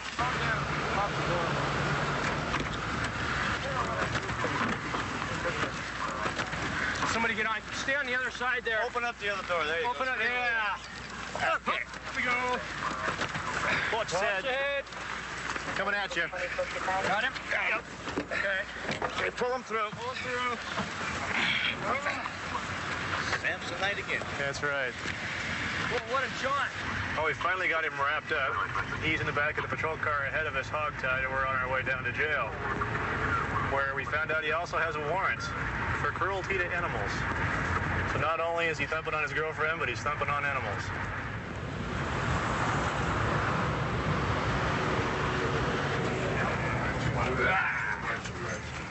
This, by the way, is one of their best rooms. You guys want his legs cut loose? I got it. Yeah, I'll get it. How you doing there, buddy? Finish up your thing. What are we gonna do, all right? We need to. Yeah. Okay. Okay. What you got here is a guy who beat up his girlfriend a little bit, had a little bit too much to drink, ran from us when we came, got a dog out, dog chased him, we chased him. Reserve unit caught him, he didn't go along with the program, got handcuffed, fought that, got hogtied. Not a very nice guy. That's right, he's going to stay here for at least a weekend. I'm giving you every opportunity, buddy. You got to work with me, you understand? I'm not resisting. Okay. I know you are. I want you to go ahead and just calm down. I want you to have a seat on this bench right here behind us, okay? Why are you gonna look at my wrist? Look at my wrist. Good. That happens. Got him? Stand up. Is it good enough? Have a seat. Okay. Down. Listen, I'm gonna subpoena you guys. I'm gonna subpoena you. Get some cops over here now. Okay. I'm just. Hey, gave you the opportunity, buddy.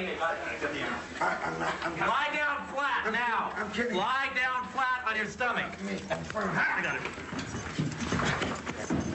I'm just kidding. I'm just kidding. Like a test. Okay. I'm just kidding. Listen. Right. I'm just kidding.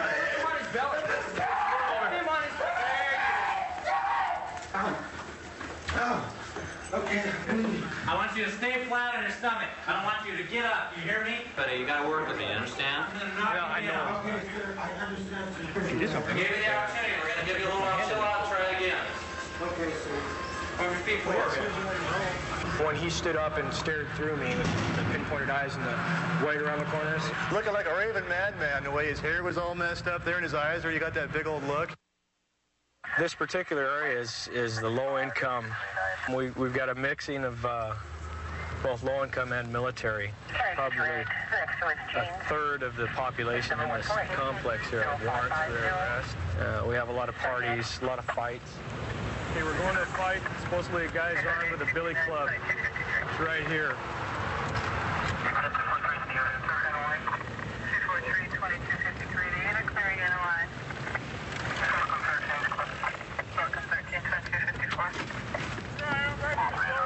Put the stick down. Put the stick down. I want you down on the ground. Get out of the way! Down on the ground. 258 County, I got one on the ground. And there's another victim on the ground. I need another unit priority. And I beat him with that damn bat. Just keep right there. Just stay right there. Beat him with that bat, huh? Stay right there and be quiet for a minute. I ain't going nowhere.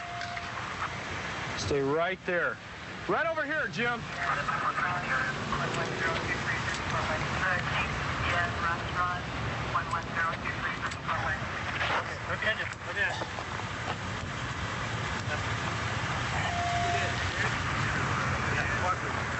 No, what you want me to do? Medical aid 4 bill?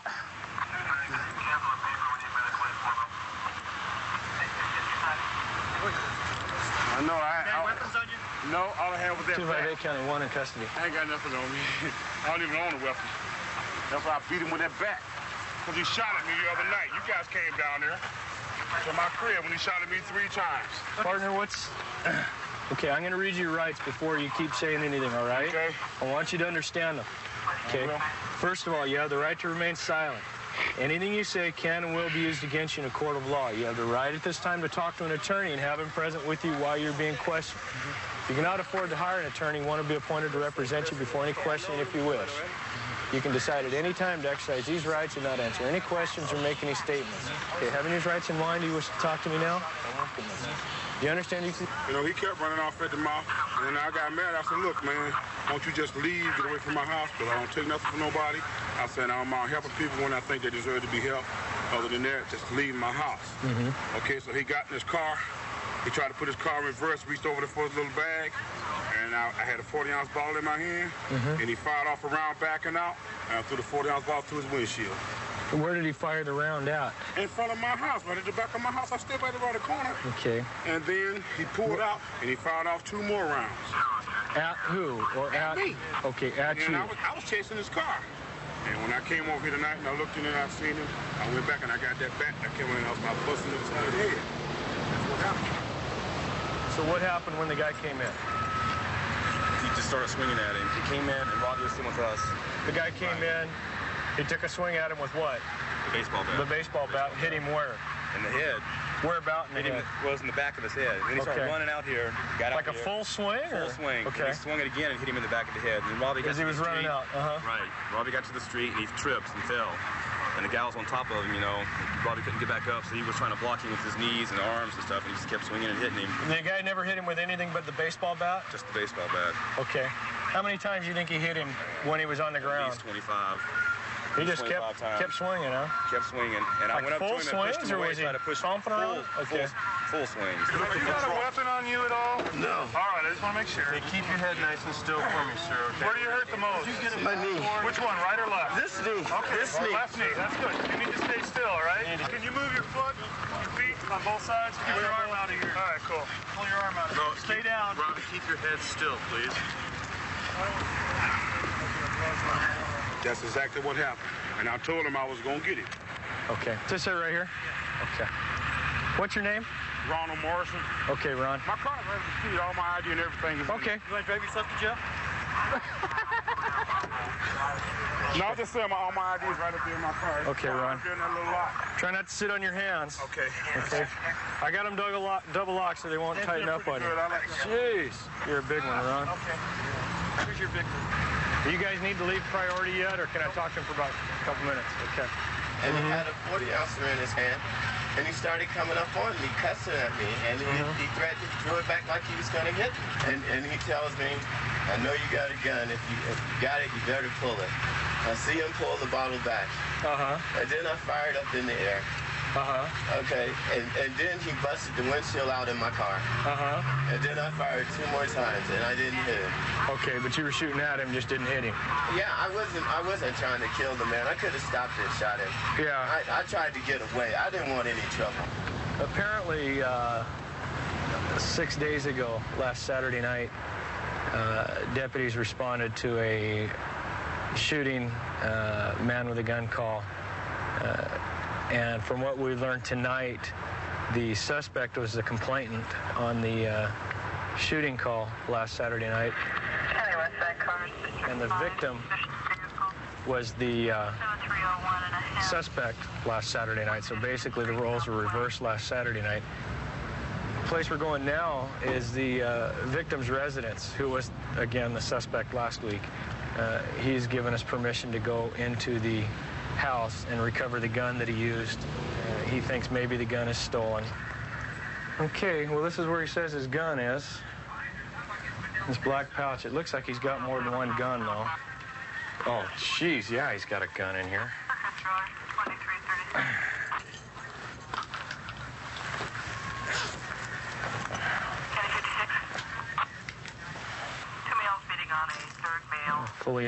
Fully loaded 38. Police special. Sharp dresser anyway.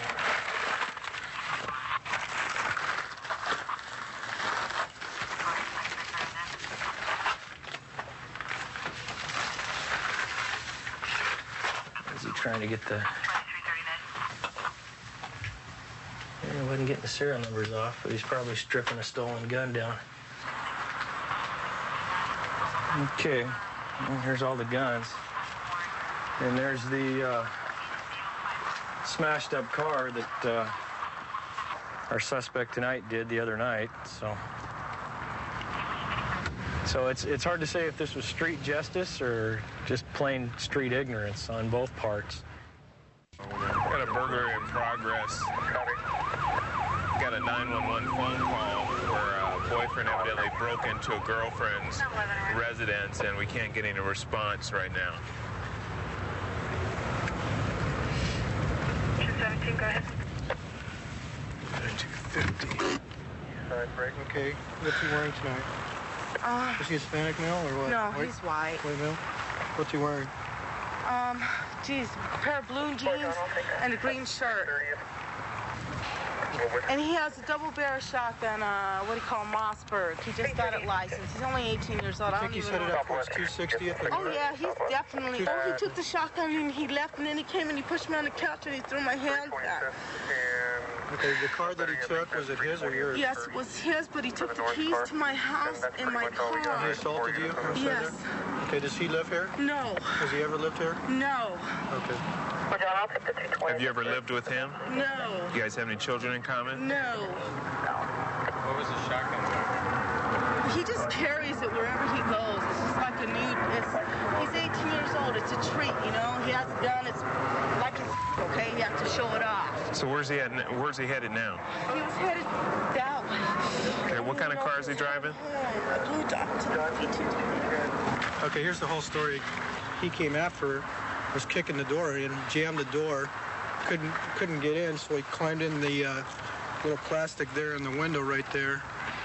The window had been broken previously, so he went in there, went to the phone, pulled the phone out of the wall. They got into it again. He said, don't call the cops. He left. He has said that if anybody ever gets in his way with a shotgun, he'll pop them. She said he won't hesitate to shoot a police officer. Right now I'm headed up to a possible location where the suspect went. A business where he stays a lot of times with his mother. We're probably going to need another car up here to get a good perimeter on the house. I'm at 320th and 1st on this perimeter. I think I'm the least.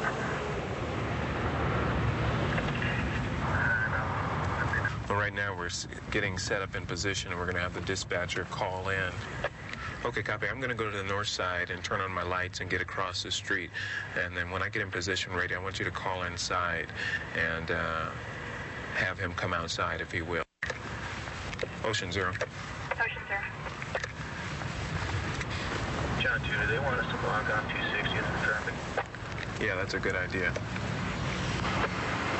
At that building you ran around, I'm at the corner that you left me at, which is the southeast corner of the house. I'm going to try to get him out on the PA.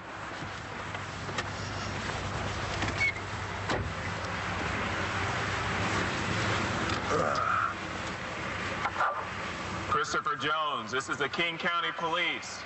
We want you to come out of the house with your hands up. Christopher Jones, this is the King County Police. We want you to come out of the house with your hands up. Start walking toward the front of the business right now. Start walking toward the front of the business. Keep your hands up where we can see them. Sorry, they're not 8 feet high. Keep walking out. You can see me. Go, come on. Walk away from the fence. Do it now.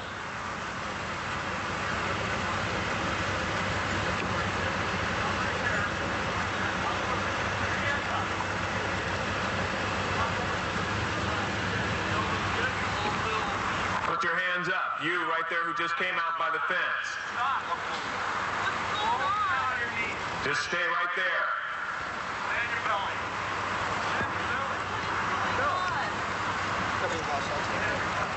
Give me a reason. Are you arresting me? Yeah, you're under arrest. Oh, am I? For what? For what? Huh? I got a job to do, guy. What's the problem? Stay right there. Stay back. Stay back. Oh. Stay back. Back from him. You want to put your hand behind your neck? Put your hand back. It's back, dude. Put your other hand back. Do it, dude. Put your hand back and I'll get off. Man, stay right where you are. Is there anybody else in the house? Get him out of the way. Come on. Come on. You guys. Look at You guys are in a lot of trouble. You know that? You got the wrong guy, buddy. Just a second. Move over there, ma'am. Move over that way. Stay right there. Anybody else in the house, come out now. This is the King County Police. If there's anybody else in the house, come out now. I don't think so. You don't think so? You don't live there? I was in bed. Do you mind? Anybody else in the house? Who else would be in there? Nobody else. The mother says no one else is inside. Copy. Where's his bedroom? Where's his bedroom at? You go in the door, take a right, and go downstairs. Okay. He's decided not to stay.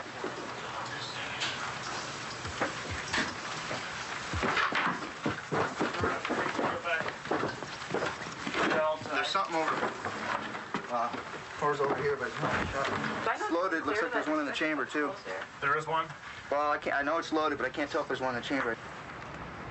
this went pretty good, especially since everybody worked together and we took our time and we got the arrest and nobody got injured. So this could have really turned out nasty. I mean, had he decided to come back or this situation not been reported, next time, we could have found her dead. It just depends on, the cycle that they're in. And at this point, we're able to break the cycle, at least for a while. 132 in Bush. I've got him at gunpoint. Okay, gunpoint. 132 in Bush. Covers code 3. King's 10. Okay, we're still sending code 3.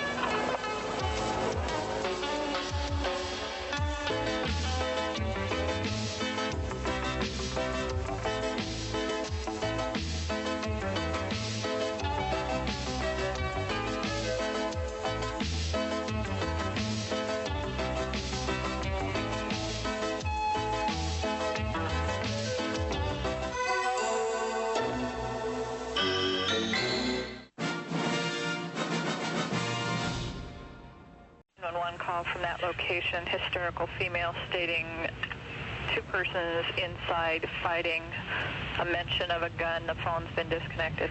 County Westside Cars, information on shots fired. What we had was a gal coming up at the beginning of shift saying her boyfriend beat her up. Of course, tonight the dad and her brother go to their boyfriend's house to confront him. 266-29.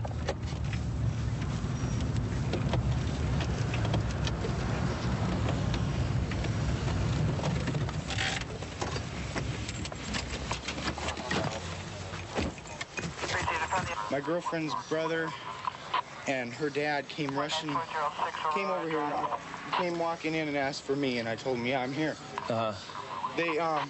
He came rushing in and started yelling at me and stuff, and then he threw a beer bottle at me, and he said, come on outside, and I was like, all right, fine, I'll walk outside. I went in my room and I got my gun, and I said, I want you all to leave now, because you guys don't come rushing in my house threatening me, telling me you're gonna kick my ass and kill me and all this. Okay, well, they left, and then they came back with a baseball. They had a baseball bat and all that, and they came rushing in and just all kind of was happening. Okay, you didn't have the gun with you then when they came the second time? No. Well, when did all this happen? You were during the commotion, watching TV, and all of a sudden he rushes in and starts with a bat and everything and says, "Come outside." Pulled the out of my. Bats right there. Yeah, here's their bat. Yeah, he comes in with a bat. He brings stuff. They brought this in? Yep. Yes. If they come back tonight, don't confront them. Don't let them in if you can help it. If they come in, you do what you got to do to protect yourselves. But get on the phone right away with us. Oh, we will. We have another. Does that mean when they come in my house, I can shoot them dead?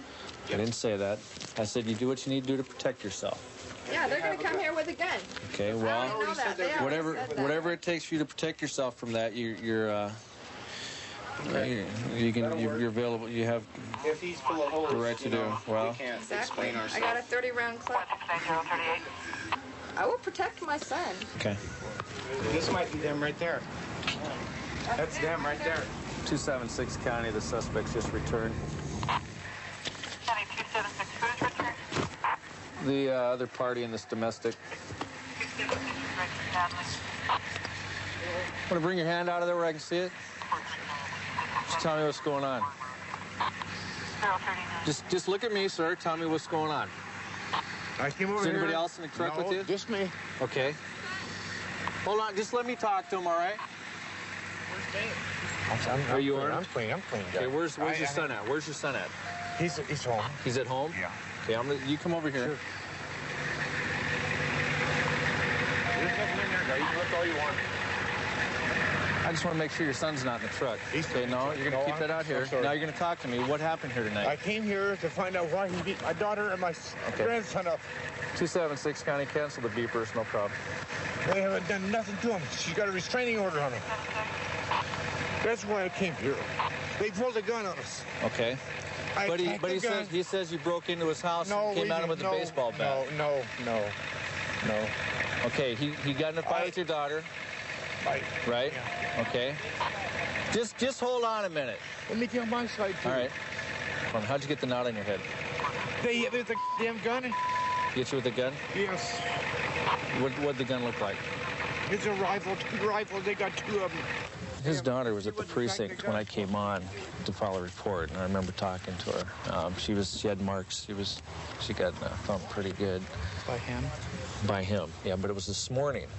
So when I explained to her, it was already like 6 or 7 hours, after the fact. So I explained to her she needed to have a report taken, that we couldn't go arrest this guy for that. I took the ashtray and I flung it behind me because I was right in front of the table. I flung the ashtray behind me and it hit her in the leg, and I felt really bad. When I talked to her, she had a black eye and a pretty good scrape on her arm, and her legs were scraped up. I don't know nothing about that. All I know is I hit her in the leg with an ashtray, and I felt really bad about it. Yeah. Really bad. Sure you did. I did, because I didn't even mean to hit her. And I came up to her and I said, "Baby, I'm sorry," and she just kept pushing me away, leave me alone. Why would you say that you did all the other damage? I don't know. How would she do it? You think that she'd block in her own eye and? No. Well, what do you think happened? I don't know. It could have been. I don't know. It could have been when I flung the door back at her. Oh, you flung the door back at her? Well, yeah, because she slammed it on me and I hit it back with my arm like that. Yeah. This is the son that was here originally. Yeah. This your son there? Yeah, can he drive the truck home, or? He's sober. Yeah, he's sober. Okay, well, we want to talk to him, too. David? Why don't you tell me why you're here and what happened? We came over here. We wanted to talk to him. We said, come outside. We don't want to create no problems in the house. He goes in the bedroom, comes out with a loaded shotgun, and points it right at my face, about 5 feet away. And the old man runs after him and grabs the gun, and he takes the gun and slams him in the head with it. And he's telling me, grab the gun, he's going to shoot you. And we're sitting there trying to wrestle around with the gun while the other people in there are kicking us and beating the out of us. But you come in here and going into their house and uninvited and getting your dad hurt. That ain't right. No, he was going to take a bullet for me. Well, and I'll tell you, that remains to be seen. That remains to be seen whether he would have been shot. Yeah, but what do you say after he's already shot?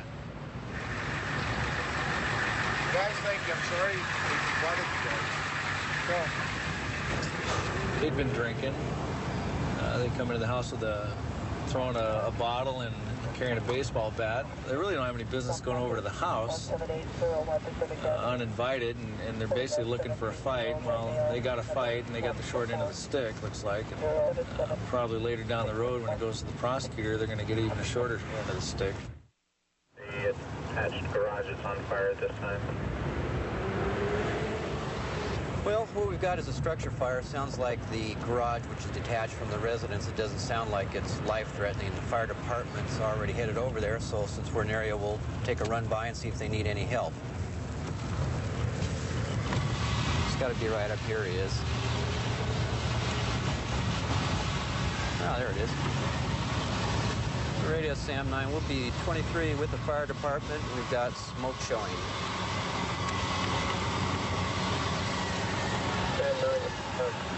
Man, do we ever. We'll just park up here and try to do a little traffic control for them.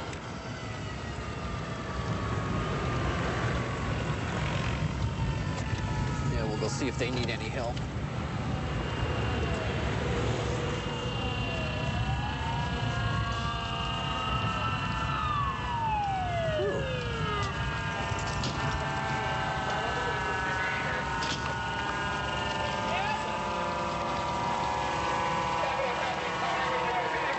Sam 9.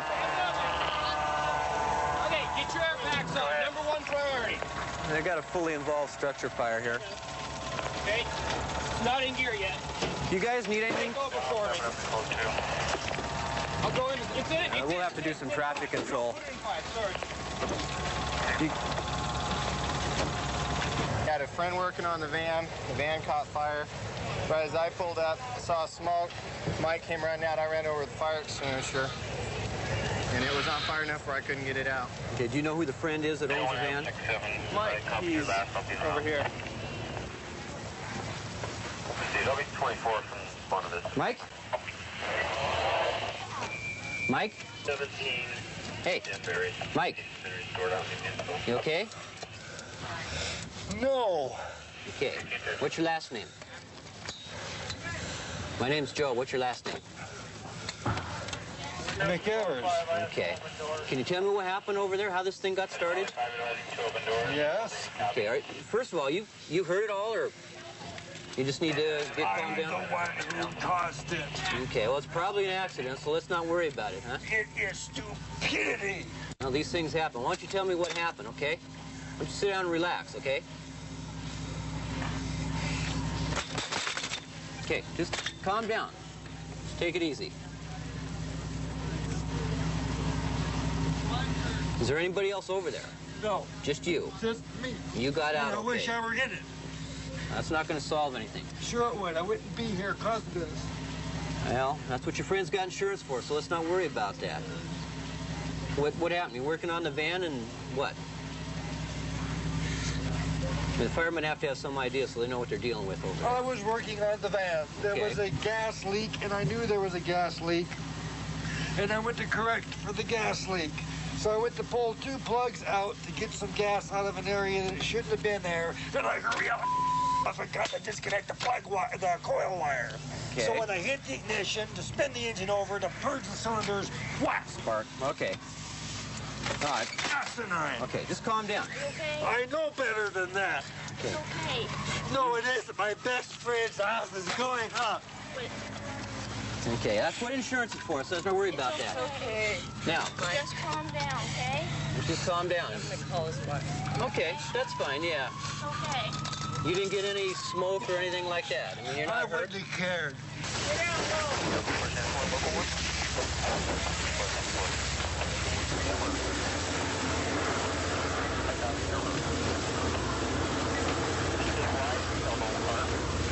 Well, what we found out is the gentleman was working on his van. This is his friend's house. And he had a gas leak in his van. Forgot what he was doing, took a phone call, was talking to his wife, got in to start it up. The spark from the ignition ignited the fumes, that started the fire. He was the only person in there. Medics are looking at him now. He's really wound up pretty tight. I don't know if that's from what happened or if he's got some other problem. So we'll let the medical people take a look at him, make sure he's okay. We'll take care of the fire or the traffic control for him. And then when they get ready to talk to the witnesses and him, then we'll get out of here. Looks like an accidental fire. We'll just make sure that nobody else gets hurt while they're putting it out. Neighbors have been calling in complaining that there's some folks living here. They've got 5 or 6 kids. They living in this house. They're concerned that the living conditions aren't suitable for these children. They say there's rotting food on the floors, and the place is just an absolute pigsty. So we're going to go out now and make sure the kids are okay and that the conditions aren't such that puts them in danger.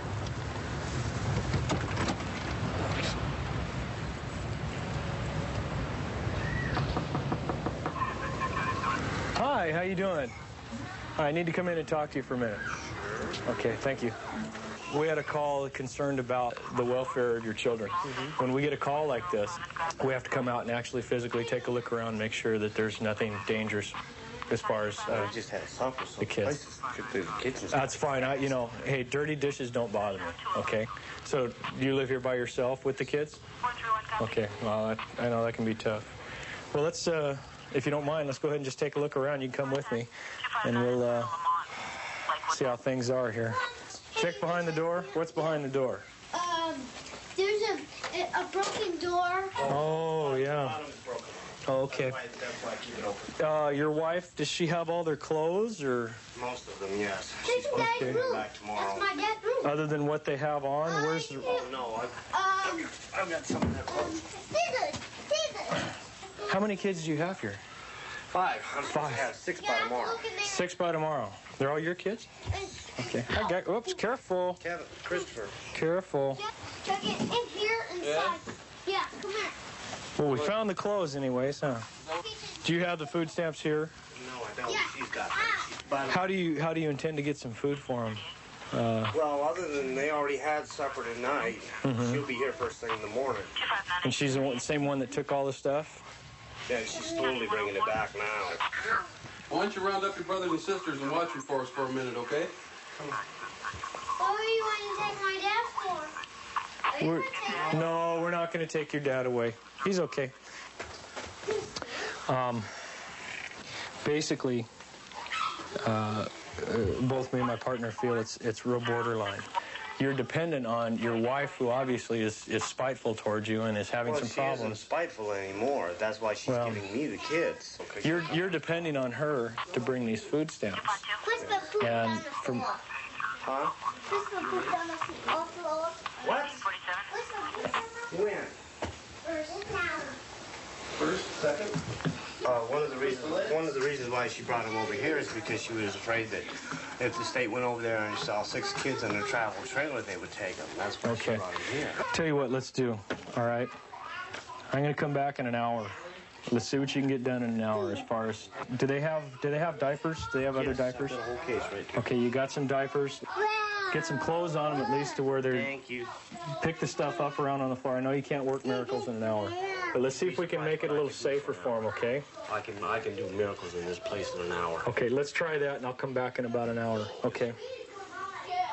Whatever you do, don't leave. No, I'm not going to leave. Okay. I'm going to be too busy keeping this place together. Bye-bye. Our last option, in my mind, is to take the kids out of the home and separate the family. They don't understand why. They don't understand why they're being separated from their parents, and it's pretty scary. So I'd kind of like to leave that as a very last resort. Here, I'll get a cart. There you go. 1 cart. Ought to do it. Some eggs. A couple breads. How many is there? There's 7 of them living there. Yeah. Get a dozen, and I'll get a dozen of nectarines or something. What are you doing? Staples of life here. Eggs. Got some eggs. That'll do it. That'll get by for a couple days. Yeah.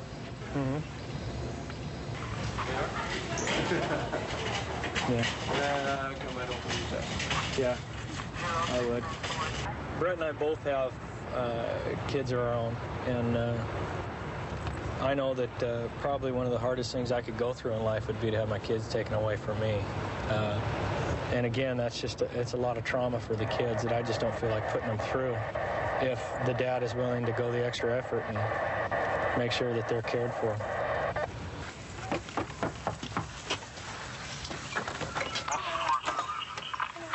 Hi. We cleaned it fast. You guys been busy? Yeah, You look busy. we cleaned it fast. Yeah, the kids are wiped out, huh? Looking good. They'll sleep good tonight, huh? Oh, yeah. So will I.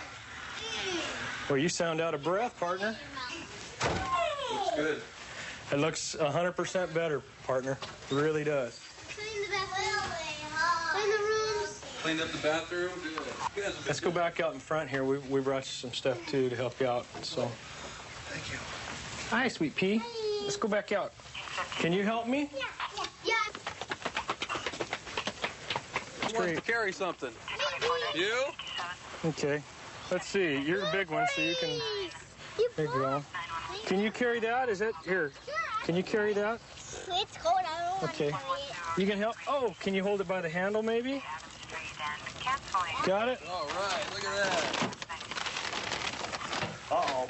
You guys been real good? Yeah, they've been kicking Look butt. at this. Well, that's up to Dad. He makes the decision on Now, that. do you want this? Do you want ice cream? I want this. Okay. Here's a snack, guys. Okay. I'll take it. You guys are going to be going to bed, and I don't need you bouncing off the walls. Yeah, that's not a bad idea either. I like ice cream. Have an apple. Here. What we need to do. You really did impress me. Y'all really pulled together, and I know you want to stay together. The reason why we brought you this stuff was we wanted to make sure that the kids were. You want to be a policeman? Yes. That's a good. We wanted to make sure that we could leave the kids here and they would have some food. We didn't have any problem with the fact that you cared for your children and love them and don't want them to leave. We could understand that and we could see that. We need to just check back and just make sure everything's going okay. Okay. Bye, guys. Hey, thanks for coming. Bye-bye. Really appreciate it. Hey, See you guys later. hope it helps out. Oh, it definitely does. Okay, good luck. You help Dad, okay? You're all right. Come on now. Don't work too hard. I expected it to be a little better, but that was a lot better, and I was really happy about it. I feel like we made the right decision. 1 hour wasn't enough to give him to finish the whole thing, but he made a big dent in it. I think that's going to give him the help that he needed, and that makes me feel real good. 132 in Bush. I've got him at gunpoint. Okay, gunpoint. 132 in Bush. Covers code 3. Kingston. Okay, we'll still send it code 3.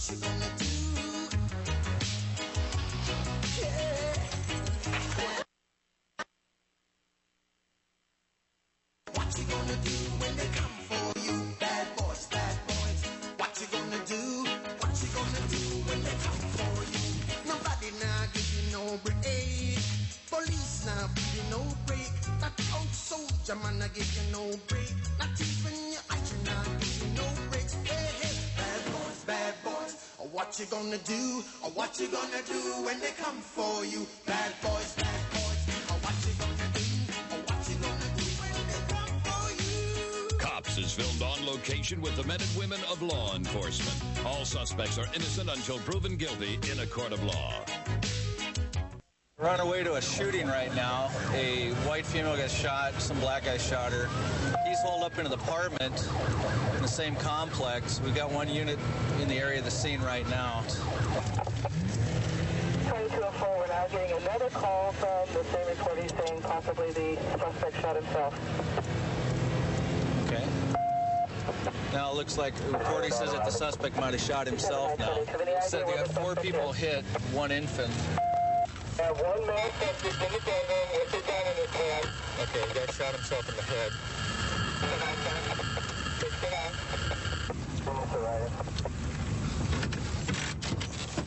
County 259, does that sound like what you're getting for suspect description?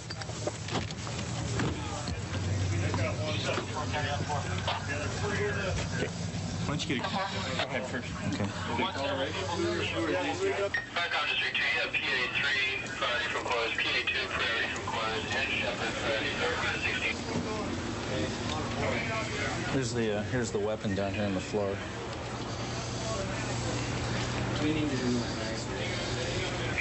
It's like a spray pattern on the wall there. Okay.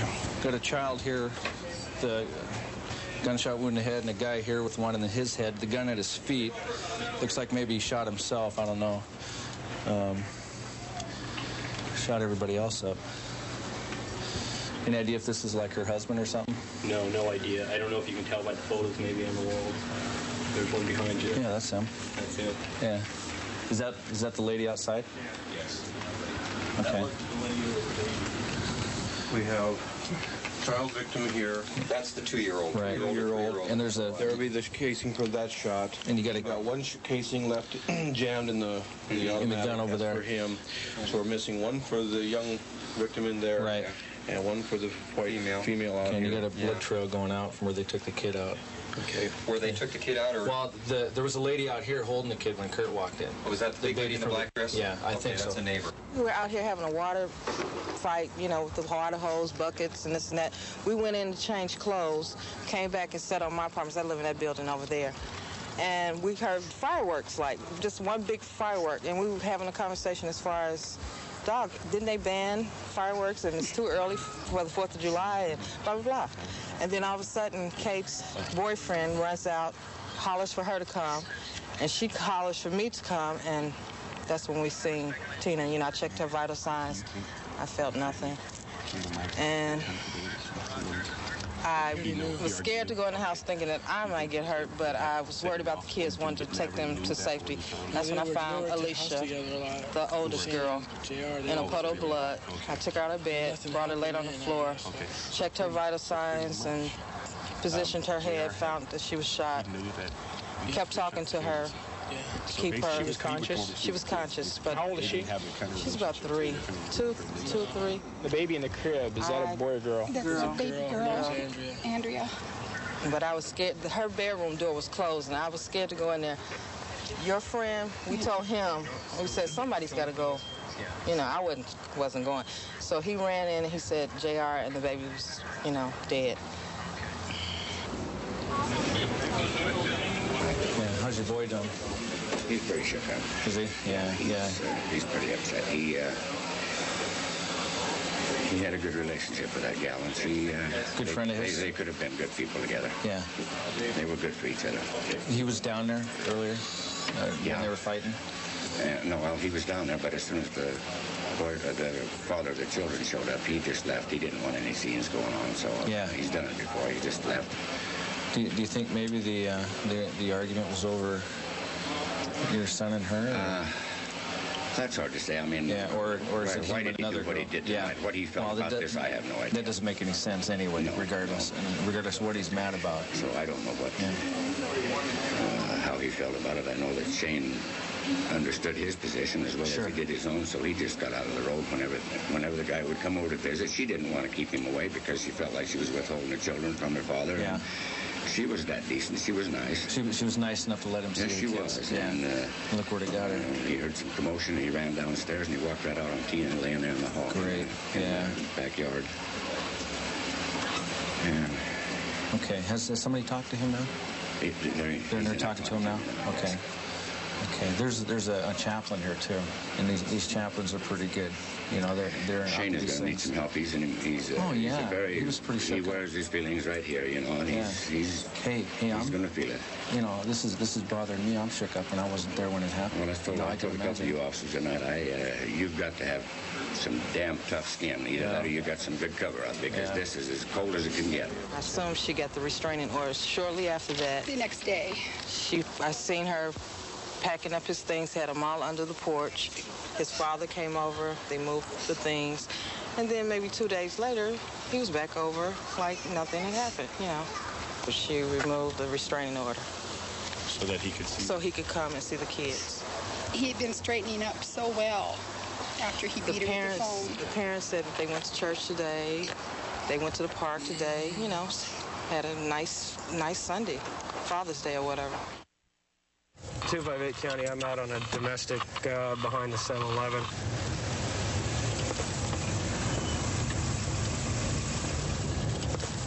(109th in Bridgeport). What's going on? I ain't touched her yet. What's going on? Tell me. Tell me. She took my son? Okay. Is it her son too? Yeah, it's we're married. Okay. But I was leaving earlier. She grabbed my kid, slammed him inside the wall on the way of throwing him out of the house. Now that I'm leaving to go over to speak to an NCO, she started this hitting and slugging on me. I ain't touched her yet. I'm not that stupid. But she cannot take care of that boy. I'm gonna take him with me. Okay. That's what I think. Ma'am, just talk to me. Calm down and talk to me, okay? What happened to your leg?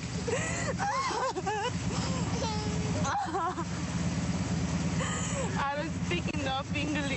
Okay. Why don't you come with me and sit down in my car, okay?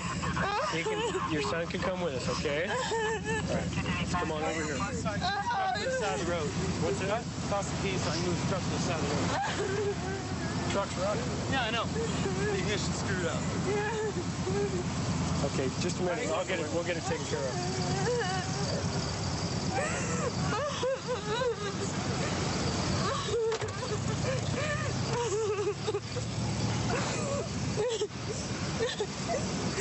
But he just turned around, he called me a whore. He because he said, first time he said, if divorce me, he said, you're going to take my son. I said, we see, because I'm not going to lose my baby either. But he just leave him like he always to do. Okay. He just tried to leave him by himself. So I hold him to take him outside, take Terry with you. Okay. And he leave with him. And Did Terry trip as you were trying to get him to go out with you? yeah, that's why I stopped him. I tried to stop him, but he just keep pushing me. Okay. Okay, tell me what exactly is going on again. From the beginning of the morning. Okay, at 8 o'clock last night, she decides she's going to go over to her friend's house for an hour. No bust. She comes home at 6 o'clock this morning. She's done that every night this week. I've told her, you want to be a housewife? Be a housewife. Be home at least 3 nights a week. She basically said, you. Of course, in Korean and half a dozen other ways. And I left for a few hours because I lose my temper, and I said, it ain't worth losing a military career over her. Come back. We got into an argument again. I get ready to leave. She said, take Terry. Grabbed him by the arm, by the upper arm. As she was throwing his ass out of the house, she hit the side of the wall with him. That's unforgivable. All right, let's sit tight for a minute more.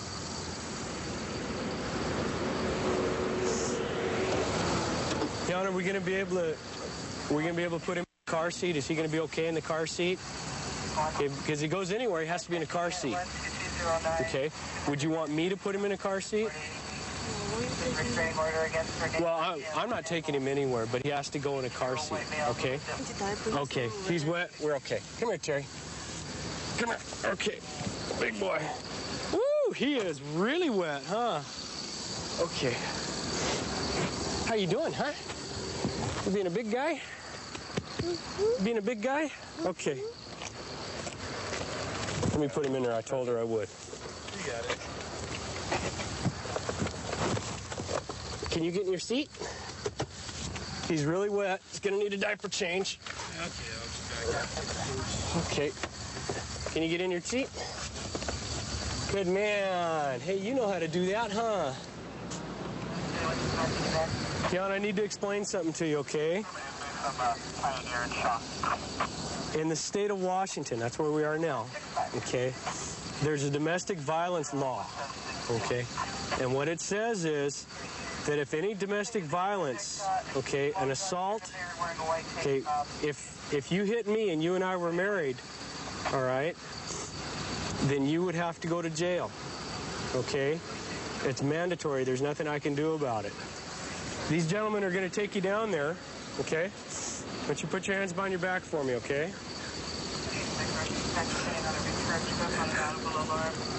Jan, listen to me, okay? Jan? Okay. Terry's going to be with your husband. He's going to be okay, all right? Your husband understands. I explained to him, your husband understands that this doesn't mean that he gets Terry all the time, okay? Jan, are you listening to me? All right. Terry's going to be fine with his father. You know he's going to be okay, don't you? Okay. I got a little something for Terry. I don't want him to be all sick.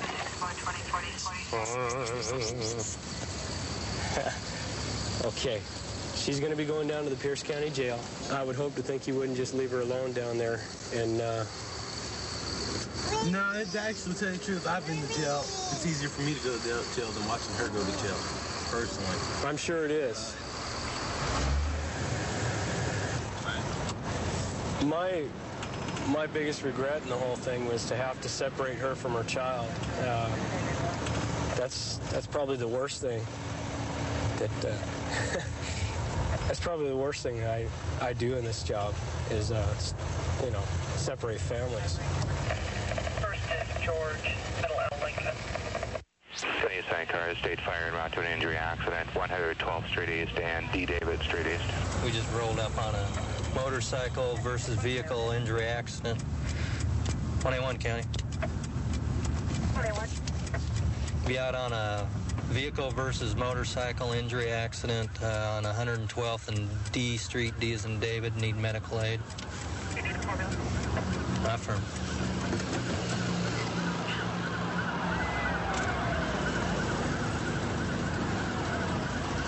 She needs it first. She's got open fractures.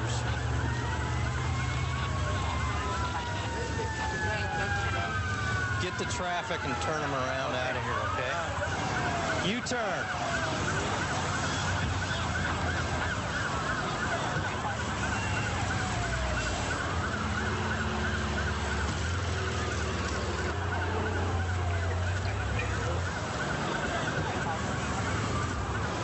Those sirens are coming to help you, Angela. We're going to get you taken care of. Yeah, he's good. Real still. Angela, just take care, okay? We'll take care of him. Two. This one and one over there. We've got it pretty much under control now. Paramedics are working on both the passengers from the motorcycle. Troopers taking care of the people that were driving the vehicle that was hit by the motorcycle. We've got people flagging traffic, getting them out of our way. We'll just kind of sit back now and let them do their thing. This one's got missing flesh down to the bones where the bandage is at this point. Everybody back out of the way. Any more people here? Okay. To tell you how hard of an impact it was, there's her shoe. She landed down at that group over there. Got a seatbelt over there if I can get in here. Wait.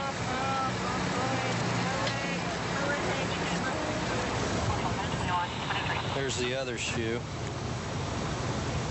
I've told them where that one shoe is. I don't have anything to mark it in the grass with.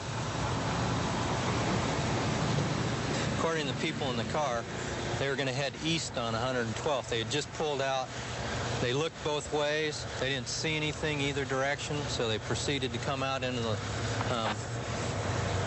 roadway. They were starting to make their left-hand turn, and wham, they were hit by the motorcycle. They guessed the speed in the motorcycle at about 65 to 75 miles an hour. One of the shoes to the male driver's right there. The guy that was driving the car is standing out in the road talking to one of the troopers right now, and I did see a portable breathalyzer being used earlier, so they may have given him one.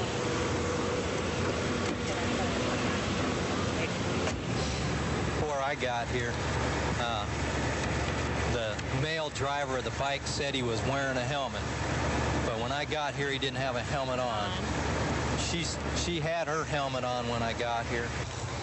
There's another helmet out in that brush somewhere. Found his other helmet. Did you? Yeah, I did. Right back here. The other helmet? That's his helmet. That's his helmet. Yeah, his helmet. We took hers off her. Yeah, she had hers on. It's right over there. What is that? 120 feet? I'd say easy 120. Easy. From point of impact to final resting point. Well, easy 120 feet. The witnesses were saying that neither one, that the woman didn't touch ground until her final resting spot there. Well, her one shoe's in the weeds over here, and the other shoe's sitting under the bike. One witness said? No, I found their shoes. Oh, I saw that. That could have quite, could have knocked her out of her shoes. Easily, and one of his shoes is back there at the point of impact, too. Knocked him right out of it. How they're doing with the wounds are for what you can see. What were the wounds, Frank? On the male, he had compound fracture of tib and fib. He had a large laceration right here, and the bone was coming out down here also. Same as the female, then. She had compound fracture. Open. When we first started working on him, his ankle was completely rotated to the back. They were both missing that chunk of flesh. Nobody found it. Somewhere between here and there. His is in his pants. Was it? Yeah. How about on her? Pretty much all the parts were there, just separated. Must have hit him real hard to knock him out of his helmet like that. Hers had real good scratches on top, so it definitely saved her head from impact. If he had buckles on there, they're gone now. Good Lord, what an impact. Hers was still buckled on, though, when you took she it had off? full face shield, but there were quite a few scratches on it. So oh, yeah. Definitely saved her head. The car was coming out, was going to go east on 112. Initially, when I got here, the driver of the car saying, he stopped, they looked both directions, they didn't see anything, they were going to go east, and boom, there's this motorcycle 70 miles an hour out of nowhere. The bike was doing 70? Right. We've got an independent witness now that says the motorcycle was back at that first light post when the car just paused as it came out of the side street and pulled out in front of the bike. The driver of the car is looking at 2 counts of vehicular assault for the 2 passengers, and he's looking at a DWI charge. Plus, he's looking at the medical costs for these 2 people that were on the motorcycle. He's looking at being in debt for the rest of his life to pay off the medical injuries to these 2 people on the motorcycle. He's also looking at anywhere from a year to maybe 3 years in prison. I just got the latest on the girl on the motorcycle. She's 15 years old, and they had to amputate her leg below the knee. 132 in Bush. I've got him at gunpoint. Okay, gunpoint. 132 in Bush. Covers code 3. King's 10. Okay, we'll still send it code 3.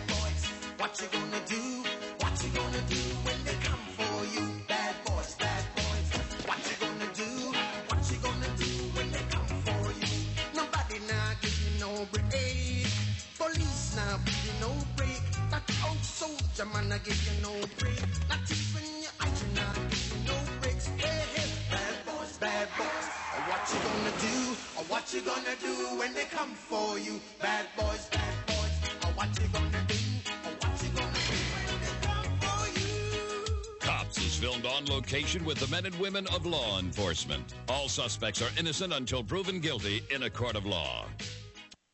Kansas City is a good city, Kansas City, Kansas.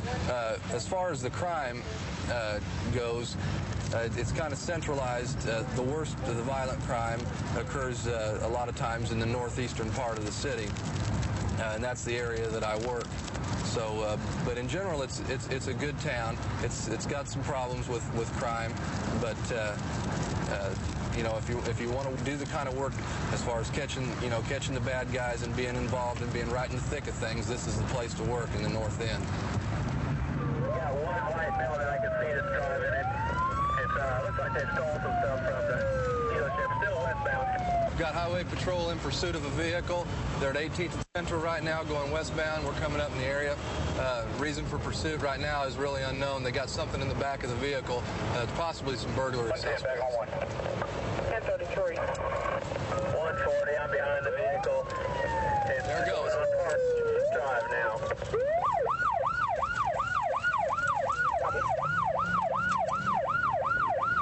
On Park Drive.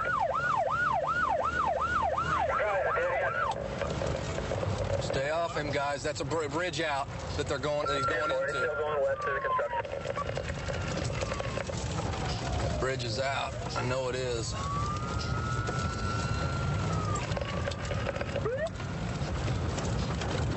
Okay, looks like they crashed up here.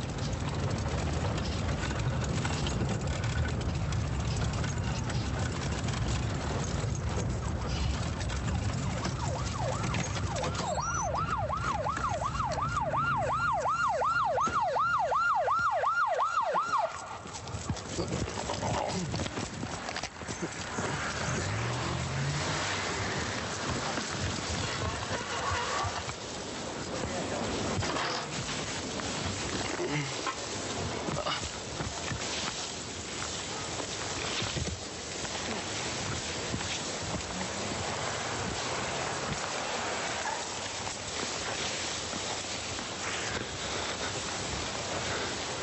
they at?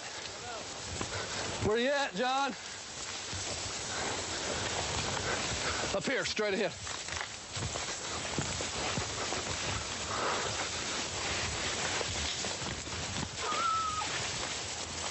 You got him?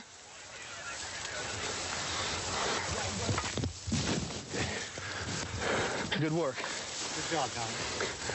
We got him over here in custody. Is this the driver? Yeah, this is the only one that I saw getting was in the car. Good deal. Yeah. Roll back. What's up, guys? Yes, did. What happened, man? Trying to make a couple $100 there, guys. $100 doing what? Huh? He knows what. Broke in and stole some tools?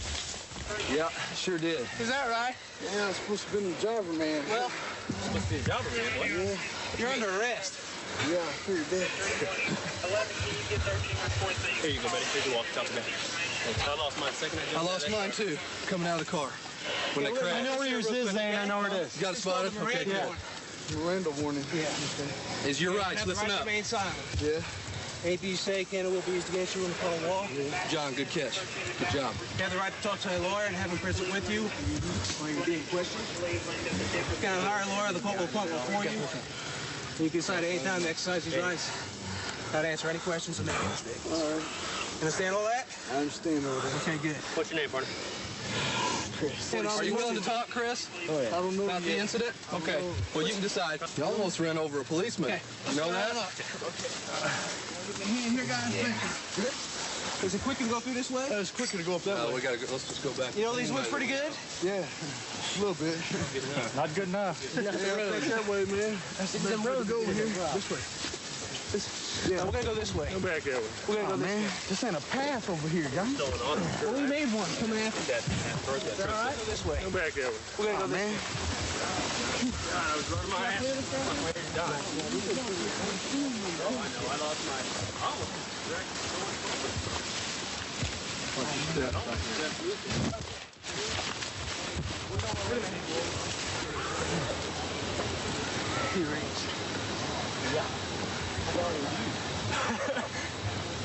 He jumped out before the car even the truck stopped. The truck's stolen too. Yeah, I can tell that it has tools in the back of it. It looks like he stole it from a car lot or something. The garage. That was good. Better than having a dog. Yeah. Oh, What's wrong, Speedster? You couldn't outrun Cosgrove? Huh? Yeah. Oh, man, I had it, man. Huh? I thought I had it. You thought you had it? Thought I did, man. There's too many of you guys. But you did, huh? There's only one of me. That car's stolen. One of you and him and everybody else. I'm the only one that caught you. Oh, you the one that caught me? And with the vehicle, the secondary kid is signal 11.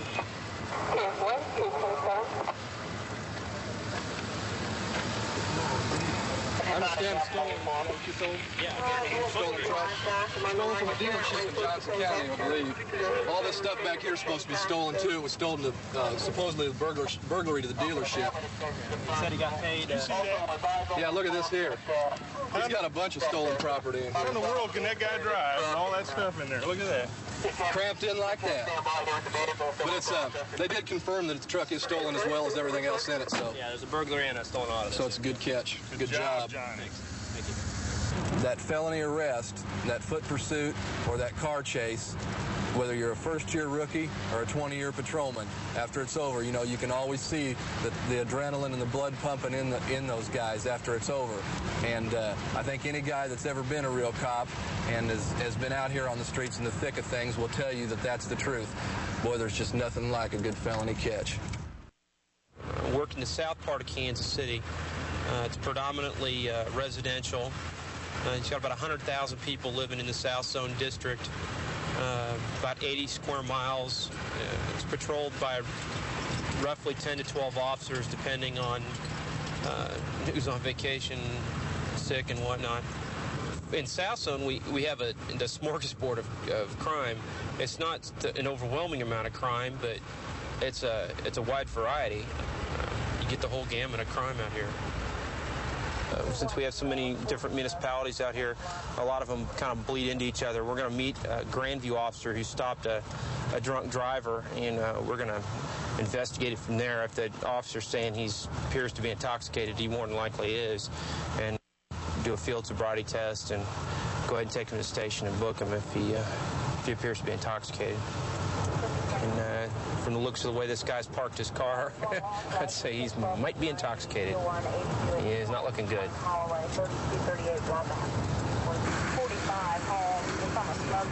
Hi. Covers the interior motion. They will notify. Plate number 910926. How's it going, guys? Going pretty good. Uh-oh. We doing a little hunting today? He's a little 1055. He had this on. This was underneath the front seat of his vehicle. This was? It was loaded. I unloaded it. He's not very good about gun hygiene, is he? No. He asked him if there was any weapons in the vehicle, and he surrendered it. Can you walk, partner? Yes, sir. Gary, come on out for him. You've been real cooperative with me. How you doing tonight? All right, what are we going to do? We're going to come on out here. We're going to test you out here, and we're going to take a look at you and see how good you're doing. Test? Yeah, can you walk? Yes, sir. Can you come on up here to the front of the truck? 41 is Rhonda. Lincoln. Can you hang on to this for me for a sec, please? I'll give you the bullets, too. 721. How much you had to drink tonight, guy? Too much. Whoa, whoa, whoa, whoa, whoa. No, we're not going that way. Just come on out here and lean on the car. We don't need to go to test. No, just...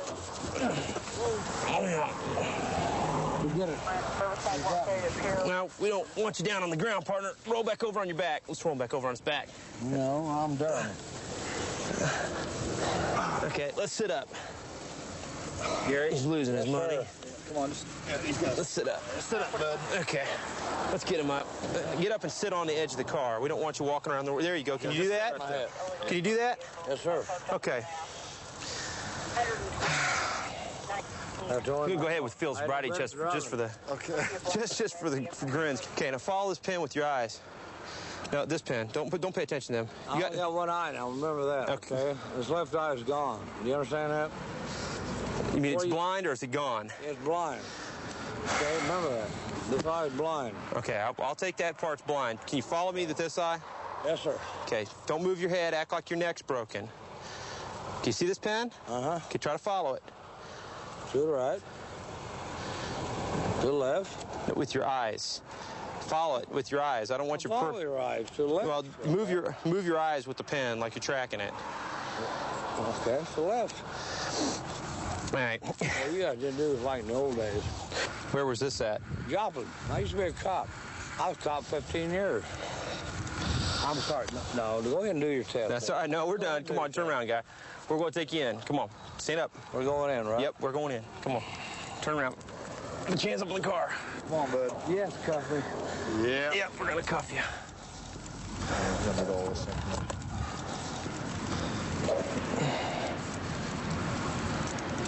Grandview's stopped this guy, or he's apparently stopped himself. He was driving southbound on Raytown Road where these cars are, and he hit the median, spun across here, and ended up this way. And luckily, he didn't hit anybody that was coming northbound. How much you had to drink tonight? Too much. What were you drinking? Let's just say too much. My car blew out, and I had an accident. That's it. That's it. Yeah, yeah, the accident because the tire blew out, not because of the alcohol. That's right. You got it. Do you feel like you're under the influence of alcohol now? Definitely. Do you feel like it impair your ability to drive? Definitely. What about my truck? We're going to take it and tow it off so it won't run. Oh, I got the paddy wagon. I never rode the paddy wagon before. I got to see what you got in your pockets. Yeah. I've never met anybody who thought that they were under the influence of alcohol. This is the first. We're going to be doing a buy-bust situation. We're going to buy drugs, cocaine. We've already made one buy from this person. ATF arrested him. Alcohol, tobacco, and firearms arrested him last week. Got several guns off of him. He has a bit of an attitude problem. Last time we bought, he had 5 8-balls. Tonight we're buying an 8-ball from him. This should help alcohol, tobacco, and firearms with their federal case for federal charges. And he's a known dealer. We've heard him before. Okay? Everybody ready? Okay. All right. All our officers involved in the situation are carrying body pack transmitters so we can monitor their conversations, what the suspect is saying. If something goes bad, then we'll know it. We don't have to wait for somebody to tell us. We can start moving in as soon as things get hairy. Hey, 722. Yeah, I was going to say real quick, think quick, because the call's already been made. I'm going to chase away a black and white to be down here. Things should be happening pretty quick now. We should be on the way. The call's been made. Everybody's in position. He may bring the dope with him, but then again, there's a possibility that we may have to front the money and he'll go get it. There he is, coming around on the backside.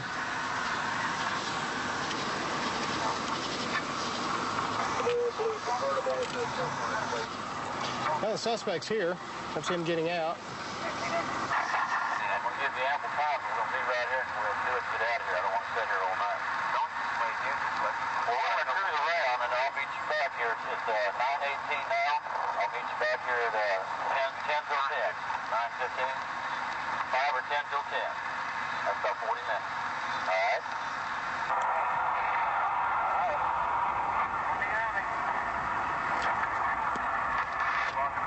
Okay, anybody that didn't copy this, we walked the money. He didn't want to do the deal here. We're going to meet him down on Southwest Boulevard at a convenience store. It's going to be 35 to 40 minutes. We need to regroup down there. It's not uncommon for us to set these drug deals up and then have the dealers just back out. Criminals have a sixth sense sometimes about who to deal to and who not to deal to, or who are the cops and who aren't the cops. Maybe he's one of them. We're waiting for the target to arrive. He's running a little late, but this is normal. We're on doper time now, so. It's a done deal. Move in, move in. Hang on, guys. Oh, curb. What you got? Are you running good? Curb.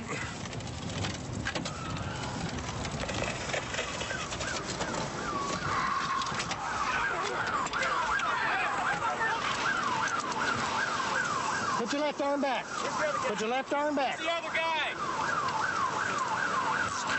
In the van. Nice to see you. Where's that? Where's he at? Retreat back. Come back. Well, controlled substances. What substance? I ain't got nothing on me. We'll soon find out, won't we? What's this? What do you got there? Oh, do I have another charge on you for another possession charge? Powder. How much we got there? We got 2 8-balls at least, looks like. Now then. Possibly 2 8-balls. Taken out of his shorts, right along his waistband of his underwear. The money's in the Cavalier. Yeah. We didn't deliver in the Cavalier. We don't know where the Cavalier's at. No, we don't. We're going to find out. We need to find the Cavalier right now. It's Eldana's car. All right. Where is the Cavalier? I want my money back. We went... Where is the Cavalier? We got into an argument, sir. Fine. Where is the Cavalier now? I don't know. She dropped me off at his house. Where does she live at? 47th and State. Okay. We're going to take him to jail. All right. We can get? Our county? That's all. Our county? Yeah. Good night. That's what I got. Everybody goes to jail. Who's transporting, Reno? Transport both of them. You're going to transport both of them? All right. Have a seat. No talking. Okay? Well, we've just received information that the little blue convertible that was used on the first attempt where the arrestee took our money has been located. Hopefully we can locate the operator of that vehicle also. If she is there, we're going to arrest her for conspiracy, and at this point it looks like the vehicle's ours. It will be towed and held as evidence.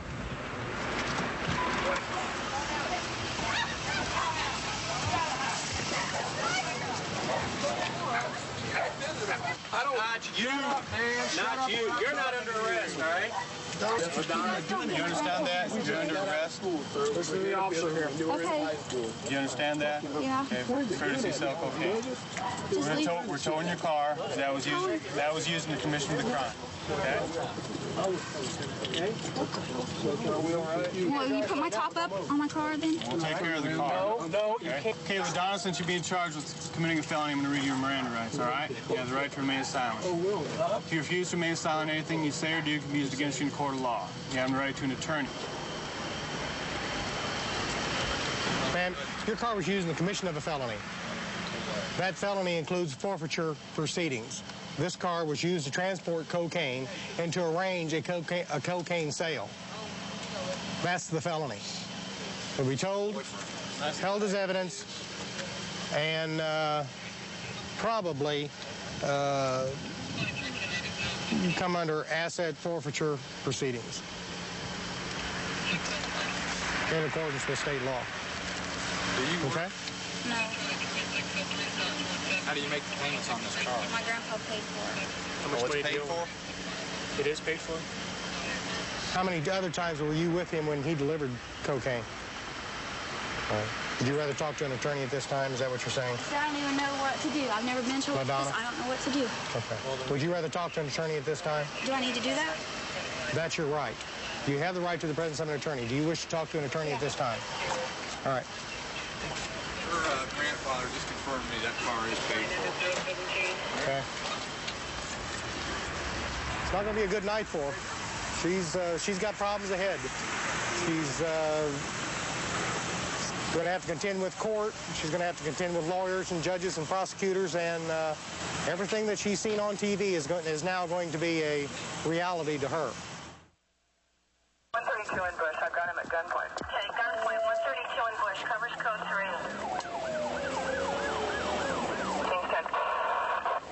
Okay, we'll still send it code 3.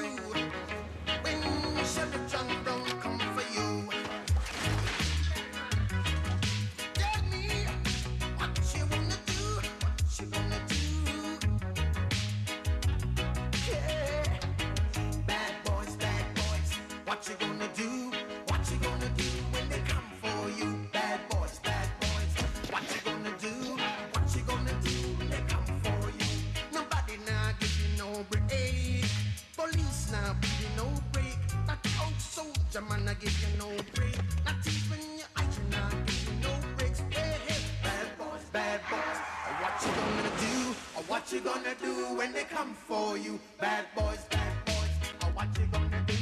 What you gonna do when they come for you? Cops is filmed on location with the men and women of law enforcement. All suspects are innocent until proven guilty in a court of law. Okay, now regarding search warrants tonight. There's going to be 3. The front 3 guys will wear the heavy vest. Okay? For right now, we only have the one van that we can use because the surveillance van's too hard to get around the periscope. So, depending on the drive-by, look on the drive-by for a place we can park close and get around and park. Because if not, the only other way we have to do it is put the front 3 guys in the van and everybody else is going to have to trail in the cars. So, and also look and see how, if the third houses, if each house can see the other one. Ram guys, it's going to be you and you, or you and me, right? Okay. So we'll unlock it when we get up there, see if we're going to need the hook part. Okay? All right, let's get changed. These guys joke with me a lot. I'm the sacrificial lamb going in the front door. We don't know what's going to be behind that front door. So my primary responsibility is to take the hot area. Wherever the bad guy's at, that's where I'm going. So that's my primary objective. Get these people and put them on the ground. And just go through the whole house and make sure we get it secure so we can bring our detectives in to search the building. All right, let's go, boys. Everybody be careful.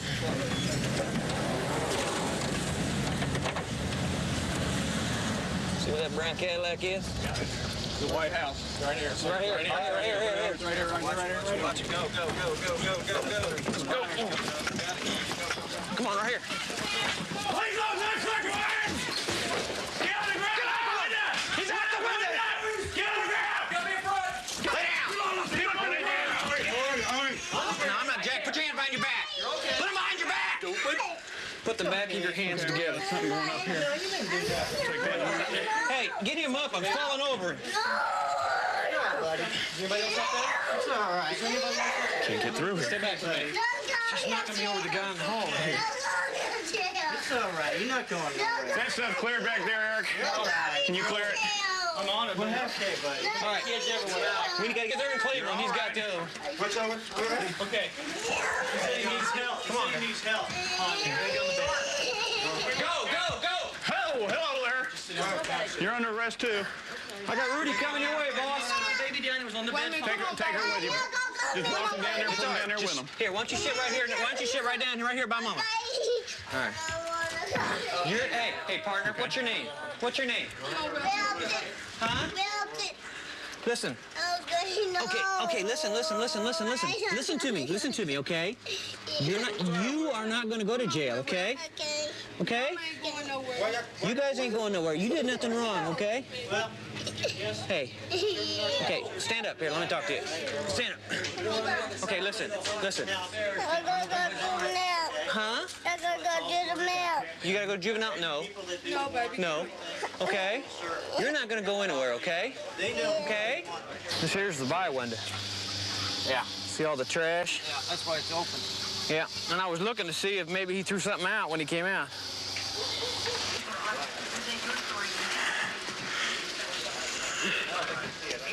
We got a razor blade they've been cutting back here.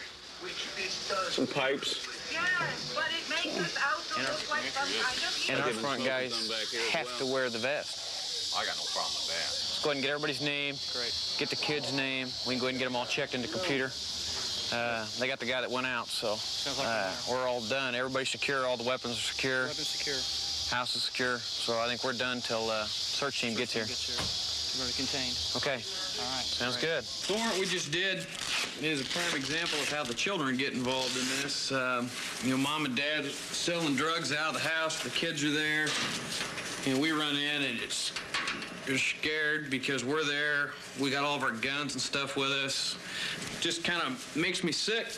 And all my guys, we got kids at home, and here's this kid crying his eyes out, thinking we're going to take him to jail. And he's the innocent victim in the whole deal. It's his mom and dad that are selling the drugs.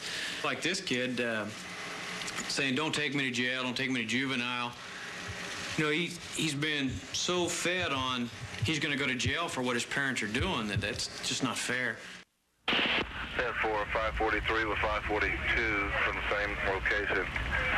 546 in disregard on the reported disturbance in the street. Right now we're headed to 9500 block. In regards to outside disturbance, apparently there's parties fighting out in the street.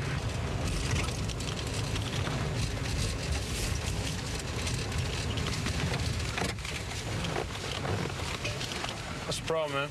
Hi. Are you here? Hi, mate. Well, yeah, I think. Okay. The guy lives up here on the corner at 9500. I came here this morning, and I was knocking on the door, and a guy come over and he said, can I help you? And I said, yeah. I was wondering if this guy had a white dog, and he said, yeah. A big fluffy white dog. These are pictures of him. He said, fluffy white dog, and I said, yeah. Yeah, he had him out here playing this morning. And I said, oh, really? My boyfriend lives over in Shawnee. Where you live in Harrison? The dog was stolen out of his yard. Well, you don't know that your dog is here, though, do you? I mean, He has admitted to me that he has my dog. He admitted that he's, and evidently he got. this occurred in Kansas? 13 to 14 years of age. Yep.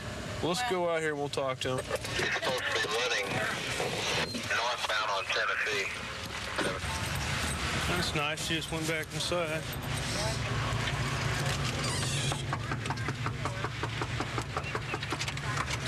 Hi, how are you doing? Can I talk to you, sir? Sure. Okay. Come on in. Okay. Okay. This is what we have. Do you have a dog here, sir? No, I don't have him here. He's over to my cousin. What kind of dog is it? It's a Pekingese. Little white one or something? Yeah. Okay. Where did you get the dog from? Well, wait, let me rephrase this. Let me rephrase this. The dog apparently belongs to some people in Kansas. The dog has been taken in regard. Let me make this phone call from the guy that gave him to me. Well, hold on a second. He told me as soon as you get here, I'll have you to call him. Regardless, it doesn't make any difference how you came across the dog. Where's the dog at now? The dog was at my cousin's house. I knew this was going down, so I bring the kid dog from the cousin's house. Okay, where's that at? So she's talking to him now. Okay. Thank you. All right, we'll be going down there now. Appreciate your time, partner. Okay. We found it where it's at. We're gonna go down there. You follow me. Well, bar none, this is the strangest call I've ever had. What we have is the original calling parties in regards to the disturbance, in regards to the dog custody matter. And they found out that they had this lady's dog and apparently had received it from another person who had received it from another person, and in turn he'd already given it away to someone else. So presently we're in hopes and attempt to recover the dog and get it back to the owner so everybody will be happy and we'll be done. 545. 545, 107 to Blue Ridge, 540.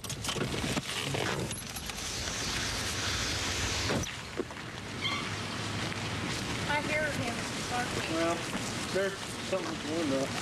I could have swore I've seen him in that window. Hey, Taylor! Oh, there he is! There he is. Taylor! Come on. Oh, he want Mama. Come on, Ted. Mom, he wants us. Him know we're here to get him. Oh, God. Huh? Oh. Taylor. Oh, God, don't get attached to a dog, I'm telling you. Hi, Bob.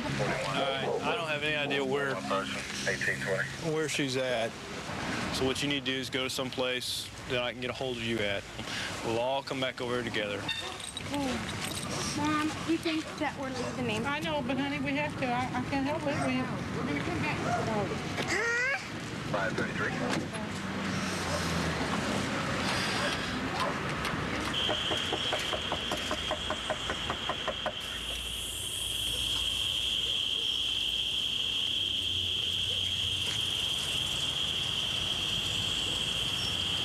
I've left a note up there on the door. This lady hopefully will call me before midnight tonight. I can't help it, honey. Don't make me start crying. I can't help it. Don't cry. It's just, it's one more day. At least you can have the peace of mind knowing where your dog's at. At least we know where he is and he's alive. And it's alive, and that the police are aware of it now. And these people aren't going to harm your dog now, knowing what's going on. Okay. Because if they do, then we'll follow different avenues. I wouldn't even consider that as something that's going to happen at this point. The dog is inside. It's not outside. It's air conditioning. You said the air conditioning's on, so he's all right. He's not puffing and panting. He'll be all right. Come on. Good night. At this point, it's a conquest now. As much time as I've invested in this, we're going to get this dog back. So right now, I'm in my off-duty car, and we're going to go get this dog and take it to the station and hold it for the owner.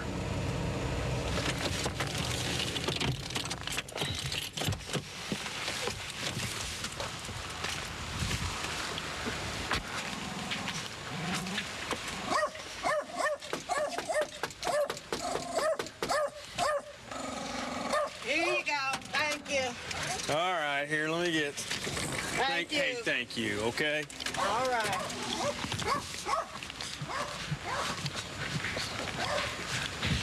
You're a wanted fugitive.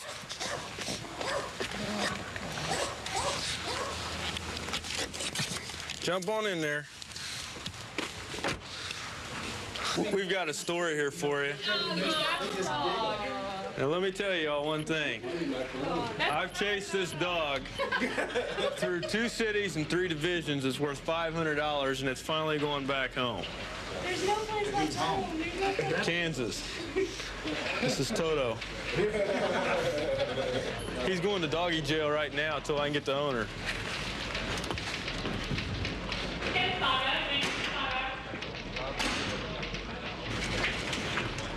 That's him? Where is he? Hi, Bubba! There he is.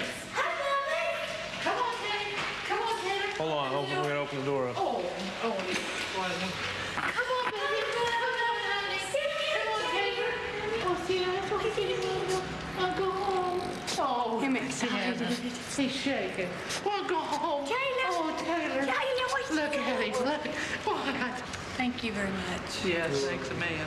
Oh, bless it, little heart, Dana. Doggone it. Let's go home. Go home. Bye, guys.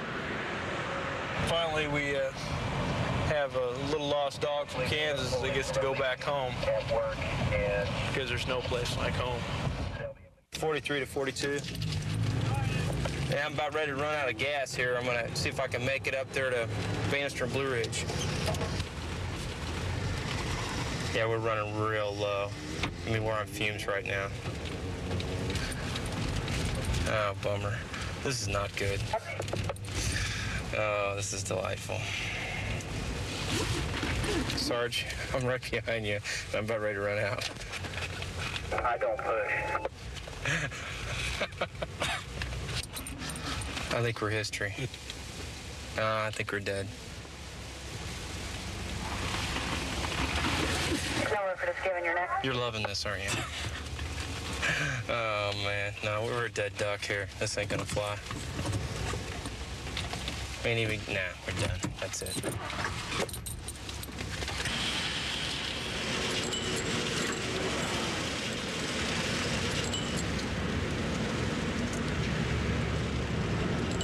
Right now we're on Ruskin Way. We're gonna go look for a juvenile that's got some burglary pickups from our city and some other pickups from some other jurisdictions around here.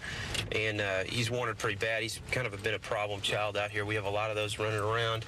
And you kind of got to hunt them down because they have so many friends they stay with, and they go around a lot. They've got poor parental supervision. They're very hard to follow. 410, your station, 2107. This is probably going to be a guaranteed foot chase.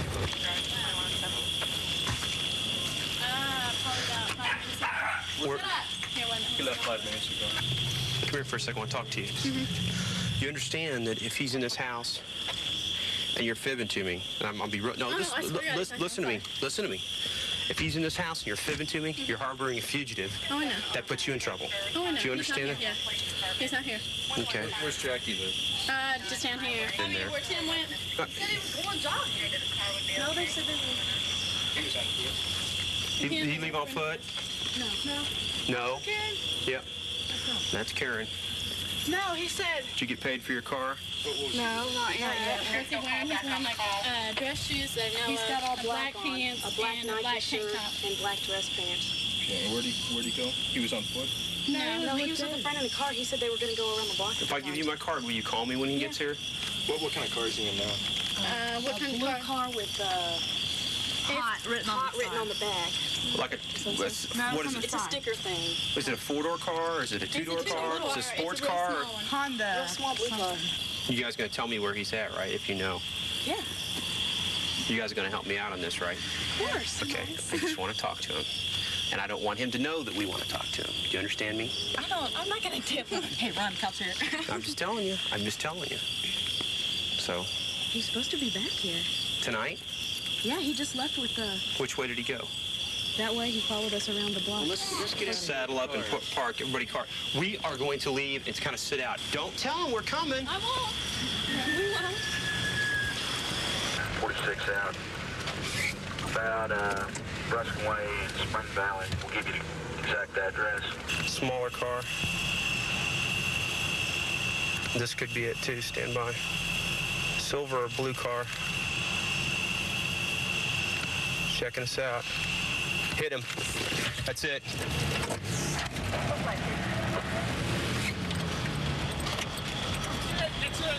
That's it. Prepare for foot chase.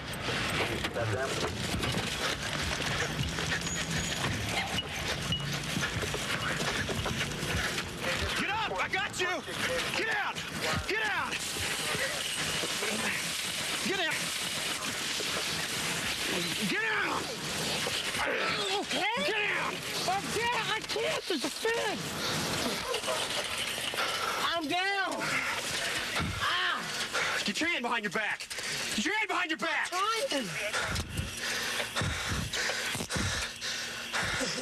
God, I hope there's no poison ivy back here. Because I'm elbow deep in it. Get up. Get up. I can't. Come on, buddy, you can get up. You slammed my head in the fence post. I can't. Get up.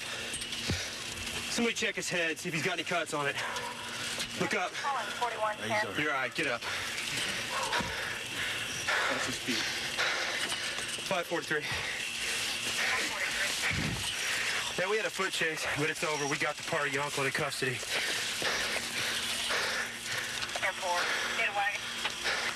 Negative. Shake him down.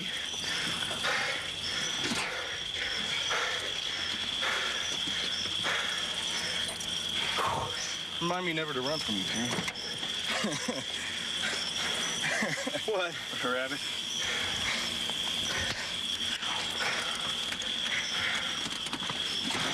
It's a pretty good dive over the fence. I'll give you like a 9.5. Yeah, too bad you shoved me into the fence post.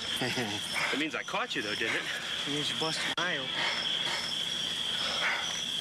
Don't pay to run from the police. What are you running for? Huh?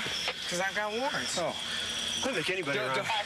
Don't you think you could be adult about it and just go to the station and take care of it? Instead of just going out and... Good to see somebody's got a sense of humor. Doing more crime and getting more warrants, you know? You keep getting warrants. He doesn't like the police. Yeah, well. I don't know that I came up for him either. He dove over the fence. Out of there. He dove, I mean, head first over the fence. His landing was poor, but his form was good.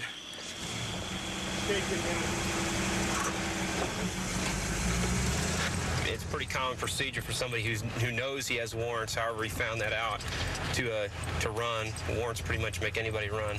And we had a good feeling it was going to run, so we were prepared for it, which is always helpful. And we were fortunate enough to catch this one. We did fight a little bit, but, you know, warrants make people fight. Not that it's right, but nobody wants to go to jail. 132 in Bush. I've got him at gunpoint. Okay, gunpoint. 132 in Bush. Covers code 3. King's 10. Okay, we'll still send it code 3.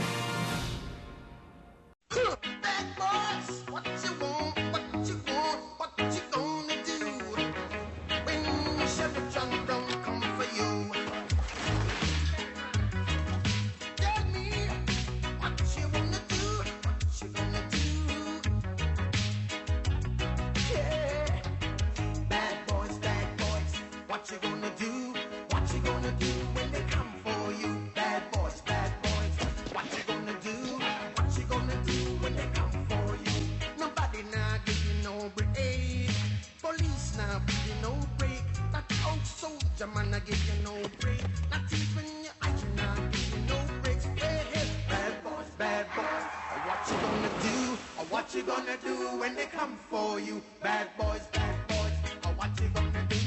Oh, what you gonna do when they come for you?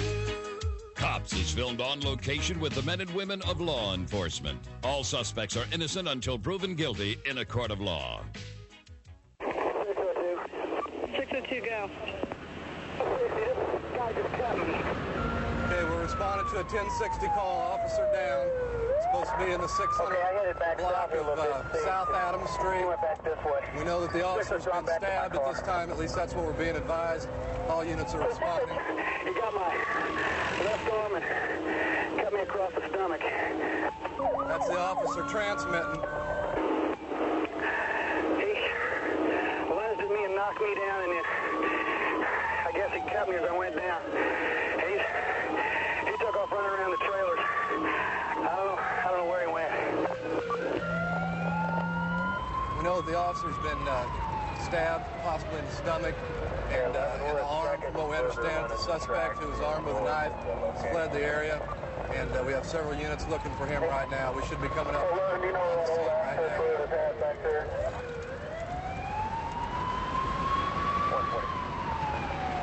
140. You're going Kansas Avenue on the train tracks. I have a freight train stop here.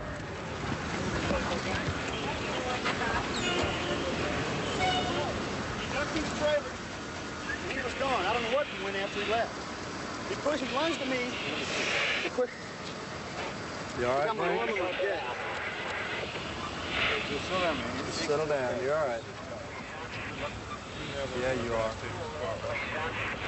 We can have one of our guys take his car back up there. Well, we located the officer after getting down here. He got a large laceration across his stomach and one on his arm. It appears like, you know, it's non-life threatening. He's going to be okay, probably some stitches. The suspect, we called the Missouri helicopter over here. They assisted us, did a good job. We ran the dogs, as you know, several times through the area trying to find the suspect. At one point, we thought they had the scent, but the dogs lost it. So as of right now, unfortunately, we're having to give up. We're kind of helpless. As a policeman, you're always one step closer to the grave than anybody else. You're going to be right in the firing line. And in the last 6 months, we've had 7 officers who have been victims of aggravated battery, either shot, stabbed, and one hit with a brick in the face. 2015 and 111. Going to a disturbance call. We don't know much about it, just that there's a disturbance call inside. That's all that was given to the 911 operators. So we're going to go up here and check it out.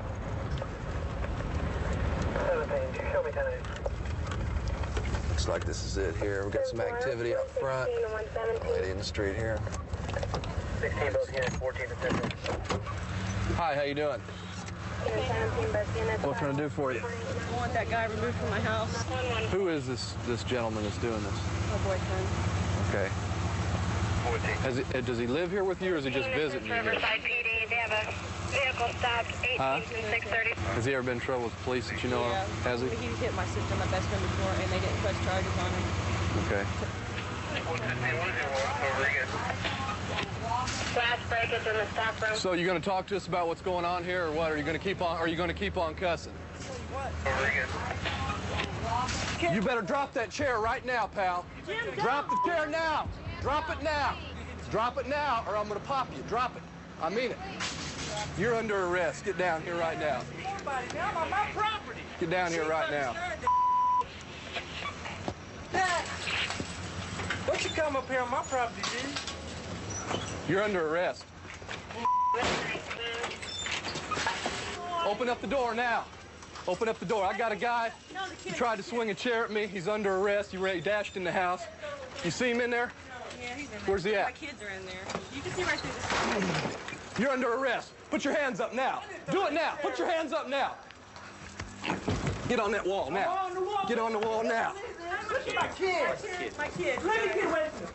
Kids. Wait, that's my mom. I don't care who it is. You're under arrest, pal. Get your hands on the wall. That's my nice picture. Get your hands on the wall now. My house. I can't believe this. You're under arrest. Man, I can't believe it. When I tell you you're under arrest, you don't tell me you're not and run in the house and close the door, because you're going with us. Man, this happened in the house. This didn't happen outside. This was in the house when this happened. I can see if I did it. All right, what do you want me to do? Stop resisting, sir, or we're going to have to strike you. I mean it. I'm not resisting. What do you want me to do? What do you want me to do? Put the handcuffs on. Put them on. Here, put them on. God, 5 to 30 minutes, 120 hours. No. Anybody out on the scene here on operation? Disregard. Thanks a lot, man, for nothing. Copy. Thanks for nothing. Why don't you shut your mouth, all right? You have the right to remain silent. Use that right. 120 and 15 go that time. Yeah. 15 is the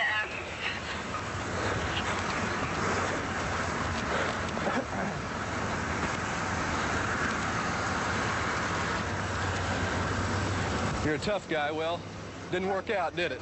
So you got a cage? I don't have a cage. Hey, I'm not no radical. I tell you, you're under arrest. You run into a house to close the door. I wouldn't tell you that. Well, it obviously, you are under arrest. Sit down.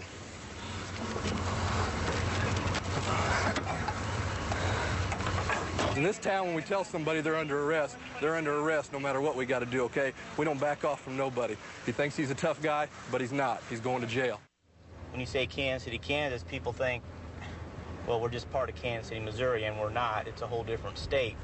It's where the Missouri and the Kansas River come together. The small community that we are here, we still have the same crime rate, fairly close, I believe, to Kansas City, Missouri. We got just as many robberies and homicides and shootings and burglaries. A lot of them, all you got to do is come across I-70, the Lewis and Clark Viaduct, and you're in Kansas City, Kansas.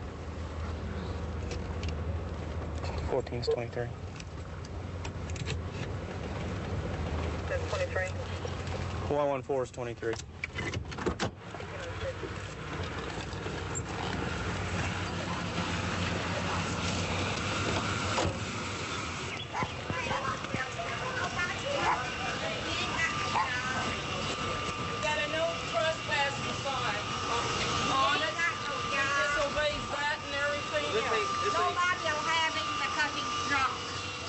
All the time. No, he don't live here. He used to. He never lived here. He's stolen a lot of Fred's stuff. See, where's that? Right we got here. a list of That's it in his there. name. What do you got, Don? Well, what's it? This just says it's a theft. What's it got to do with this? He's also a no trespasser, and then they said we can get him for trespassing. Nobody will give him a job. He gets drunk all the How time. do you know him? We know him because of his brothers. It's just a theft. I don't think it has anything to do with this. Get you out of here. Press charges for trespassing. Come over here, boy. Well, this man used to be a good friend of mine. He ain't. He's the one that told me to call the cops. Get you out Fred ain't no friend of yours no more. He told me to Well, call they've the been cops. having trouble. You ain't Did they tell you not to come around here? Yes, sir. You told him not to come around before? Yeah. Oh, we've told him many a time. We even had the cops fill He out hung a around report. here all day He yesterday. said the only thing we can get him for is trespassing. Well, staying with Independence. He can't take care And of you don't know the himself. address. All he Yeah. wants is What's the address? whiskey. It's a stumper, ain't it? Yeah. He It's lives out in the 1020. open. I just want to get him for a trespassing Okay, charge. just hang. Because I can't keep him from coming back here. Be patient. We had him taken away. This other stuff you're going to have to prove later on. Right, right. He came back. Mama, would you just go in? I could do it. I'm a renter here. You're a visitor. Just, all I gotta do is sign this ticket right here for me. I pay my father rent every month to be safe here. You get the rest report, I'll have her sign it. Good enough? I forgot to cross the T's. Okay. I'm gonna set your court date here for the 8th of August. It's gonna be on a Monday, okay? 8th of August? Uh-huh. I hope my daddy has his license by then. If you can't make it to court, you need to call up the court clerk's office and then have the case continued, okay? Yeah. 'Cause I hope my dad has his license by then. Hey, the cops want to talk to one of you. Leo, his brother wants to talk to you. I don't need to talk to anybody, ma'am. The police don't want to talk to nobody. Nobody. She signed a complaint for trespassing. We're gonna take him down. He'll be booked in on that charge, and then the other officer's gonna place a 4-hour protective custody hold also to keep him in until he sobers up enough that he can take care of himself.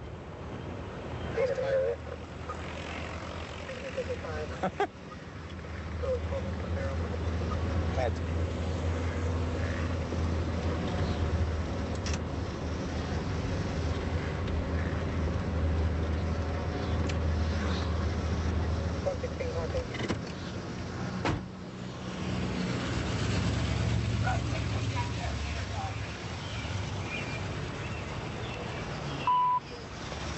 What'd you do, tie him up again? Yeah. Y'all please get me loose. Somewhere, I stopped him so I destroyed my telephone. Try. As well, he's begging me to put a foot in his head. Will y'all get me loose? You did a pretty good job, didn't you? Yeah. He wasn't going to telephone cord. He read the telephone cord. Who taught you not like that? I got the TV. You watch TV to tie a knot like that? Yeah. Hold still, man. Yeah, stand up here. Come on. Well, I will. You got to get stood up first. Come on. Hold still now. Keep your hands on. Don't worry, I wash my hands. I know you got cooties. I'm going to take him down for 4 hours, all right? I think you reckon to the hospital get his head examined. Well, there's no law against being crazy. Come on. Now you wait. I don't bet you see. I don't. Come on. Come on. Grab your back door for me, will you? Come on, man. This ain't worth it. This ain't worth all this. Don't fall now. Transport this guy for me, will you? Probably. Give me a second. Let me talk to my wife. No, come on, man. Husband and wife disturbance. And I guess he jerked the phone cord out of the wall, so she tied him up with it and flagged down the police. We had to cut him loose. We're gonna take him down, hold him for 4 hours, and let him sober up, and let the disturbance die down. That's the best I've seen anybody tied up like that yet. And she did a good job. How many barbecue places do you think there are in Kansas City? Like 50? About 50. About 50? It's like the barbecue capital of the world, practically. Yep. Can you tell me if that's... Just come with a cot so I can sleep after I eat this. Thanks, honey. You realize, of course, if I have to chase somebody, I'm in a world of trouble. You are. Wait over here. Well, you ordered that thing. Hey, she said it was great, so I'll go with great. Is it good? Yeah, it is good. You always get more food than you can eat here. We got a couple of You got you got a doggy bag it. I think it's just a trespass car. Cougars, what, eastbound? First post-feast call. 545. 545. We're going to go to the 9900 block of Hickman Mills, and we've got a suspicious car and occupant there. Somebody's called to complain on a brown Mercury Cougar with the black male in it that's sitting in front of the business trespassing. So we're going to go up there and find out what he's doing up there. 543, do you have a car check? Yeah, I'm trying to find him, sir. 544. Oh, there he is right there. He's moving pretty good.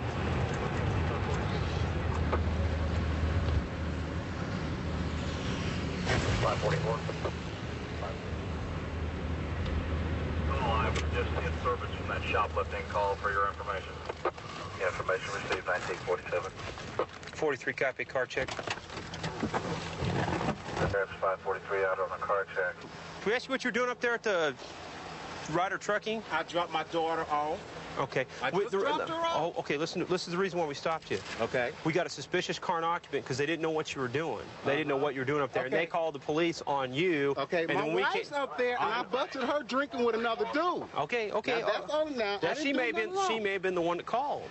No, the dude called. Well, he may have been the one that called. Yeah, but see, I'm wrong because I busted her. Hold it. See. Hold it. Easy. Yeah. Okay. If you ain't got nothing, and you ain't got no warrants, you ain't done nothing wrong. You're a free man. Okay. I'm not gonna jam you with nothing. Okay. All right. Well, I want to make sure, and I want y'all to hold this, so when I go to court.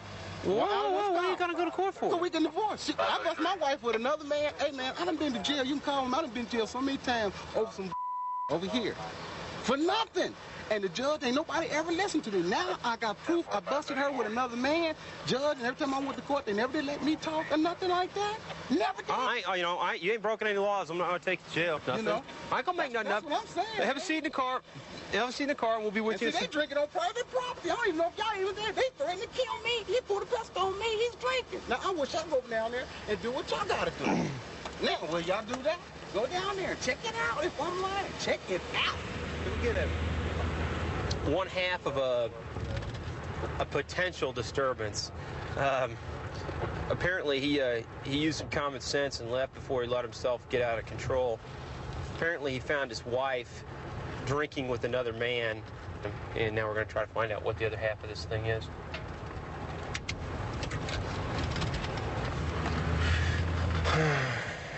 This is apparently the other half of the disturbance, or the potential disturbance. What you got downtown? She wants us to follow her over her house to make sure she don't get beat by a husband. Well, she kind of asked for this, didn't she? Yeah, she did. You know, because she asked the guy to bring her husband. She asked her husband to bring her daughter to her here. Yeah. And then she's sitting here with this guy. Yeah. I think I'd be a little twisted, too, if I found my wife sipping the cider with some other guy. Well, I explained that to him. I said, you know, they made their bed. They made their bed. They got to sleep in it. And now they want us to bail them out. I said, you know, you did it, not us. So far, nothing criminals happened. That's right. We're out of here.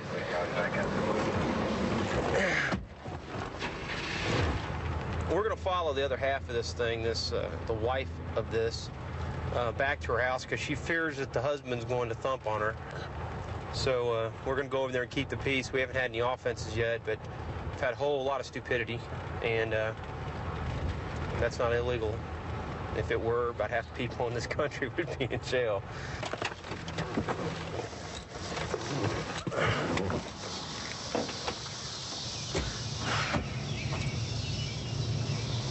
I don't know how this thing got started, but it's, you know, it's not a criminal thing at this point.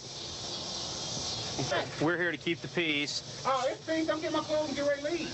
Because she wants to get her stuff. Oh, no, this is their house. I'm getting my clothes and getting ready to leave. So if she waits a while, you'll be gone then? Yes, sir. You can come in and see. I'm packing about... No, we trust you. I got about 3 or 4 minutes. I'll be out. Is that okay with you? You know. And that's the dude that was there. He'd been drinking. Both of them were drinking. Now, I don't know what they did with the bottle, but did you smell liquor on their voice, on their breath?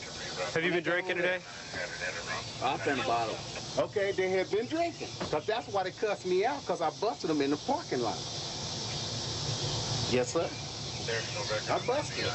Why don't you just go ahead and finish your own packing? Okay, then. We got you. Appreciate it. All right, buddy. Go ahead. 546. Can I talk to you for a second? We're going to move our location to 5809.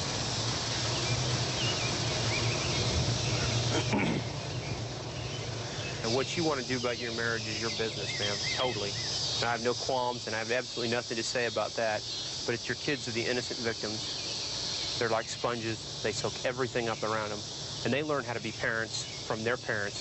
So you're a parental role model to them. And if you are a poor parent and you show them poor parental skills, they're going to use those because that's all they have to draw on from their learning pool. So you keep that in mind. They don't forget. The call we just came from is a relatively typical call where you have people that, for whatever reason, decide they want to screw their life up themselves by choice, and then want the police to come bail them out. And if no laws have been broken, we don't fix messed up marriages. 132 in Bush. I've got him at gunpoint. Okay, gunpoint. 132 in Bush. Covers code 3. King 10. Okay, we'll still send it code 3.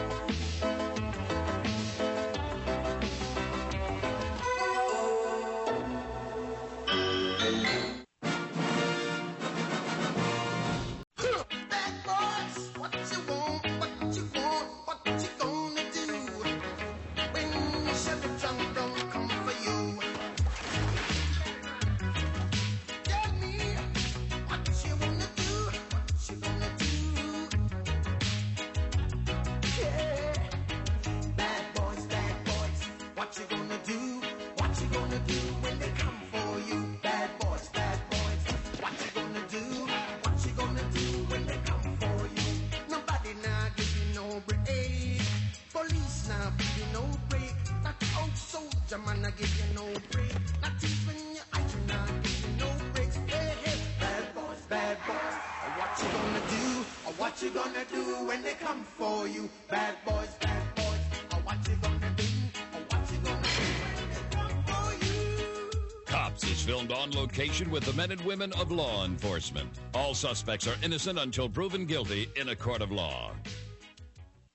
All right, here's your stop smoking class. September the 1st. We're not going to smoke anymore. Is there any smokers in here? All right. I'll put them out there in case you decide to start smoking before September the 1st. Follow Earhart.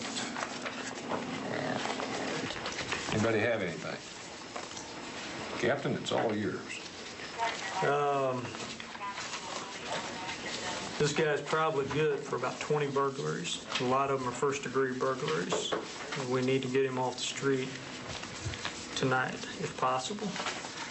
We're going to put Kevin and Julie on special assignment since Kevin's the last one to run into him and he knows him. I've already talked to 30 sector. 30 sector's familiar with him. Kevin will coordinate through their sergeant to come up with our game plan of how we're going to put him in jail tonight. Let me open the door for you. At roll call, Captain Daly asked Julie and I to be put on special assignment to look for a guy who's wanted in a string of first-degree burglaries and robberies. The special assignment simply consists of us spending the majority of our time looking for and locating family members and people who know where Raymond is, and then the bottom line is to arrest Raymond on the streets so that the burglary unit and the robbery unit can have him in custody for a custodial interrogation and complete their investigation so they can issue a Jackson County warrant for his arrest. Right now in the computer system he has what's called a pickup for investigation arrest from the burglary unit, which gives us the authority to arrest him outside of any house in Kansas City or arrest him inside a house if we chase him into a home, or if he's inside a home and agrees to come, we can arrest him. Those are the three situations that we can arrest him on. So right now we're on our way over to where Raymond normally lives and where his mother is in charge of the home. And if we can get her cooperation, then we should be able to get Raymond arrested tonight, get him off the street. There's Mama sitting right out front. Any wagon ready to clear the radio? That looks just like Raymond in the face. 31, 2, 3, and Could be his twin in the face. What are you talking about, man? Turn around. Put your arms behind your back. Damn it. Ain't this so Hey, big? relax. I'm coming up, man. I'm trying No, to get up. relax. All right, man. All right, Relax. Man. Don't break my arm, man. Relax. Let me put him on the ground. I'll sit right here. Hey, relax. Give me your hand. Behind your back. Back, man. Use mine, Julie. Let me go. Use mine. Use mine. Raymond. Raymond. Raymond.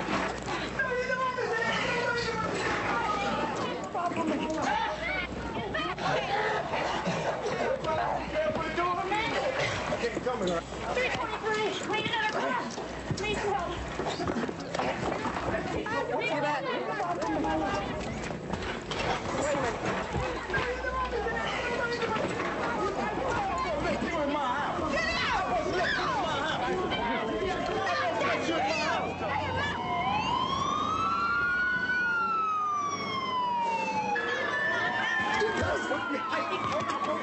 house. Don't push me.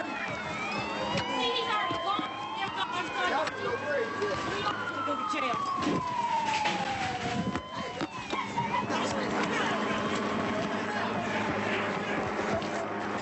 Relax. Relax. Look for out. Look for the door out first. Okay. In the wagon, everyone up.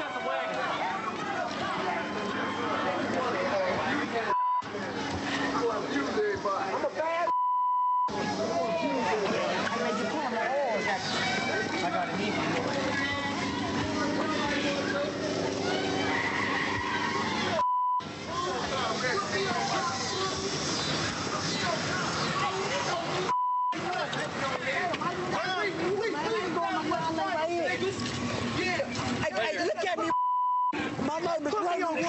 They beat you up, man? They did? Yeah, sorry. It don't work. I got some tear gas. You want some tear gas? Oh, man, I ain't going nowhere. You ain't got to do that, man. You got it. Oh, man, like I'm going to run with handcuffs. That was so insane. That was so insane. I've never been pushed so much and shoved so much. WrestleMania 1. I can't even believe it. Well, we had to change game plans then and go to strategy B, which means try and talk your way through 4 irate brothers. 23, OKEAS. We're so messed up. If I do go to the pen, I'm gonna come out with more education. See what I'm saying? You ain't hurting me. You ain't breaking me. You making me, man. You making me. You making me better than I am. You gonna get to know me. You gonna come on the block all the time and speak to me. I'm gonna tell you get burned off my block. I didn't have my Uzi with me, so y'all would start. Y'all would have had them guns out. If I had my Uzi, I'd go out there. What caliber is an Uzi? That's all right. Don't matter what caliber it is, cause I ain't gonna hesitate. I ain't gonna hesitate.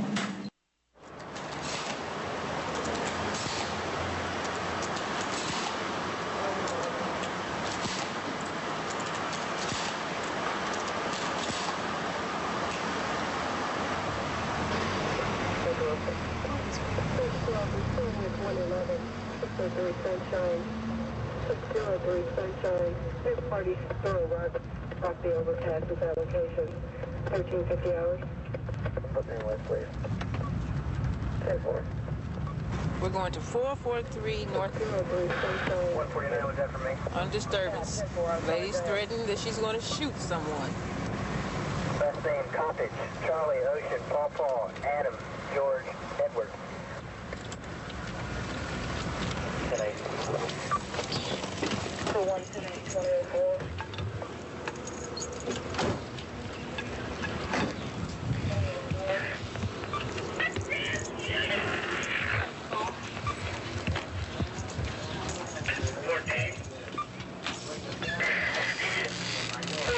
Lives across the street. Right there in that house. They have been harassing me the day I moved in here.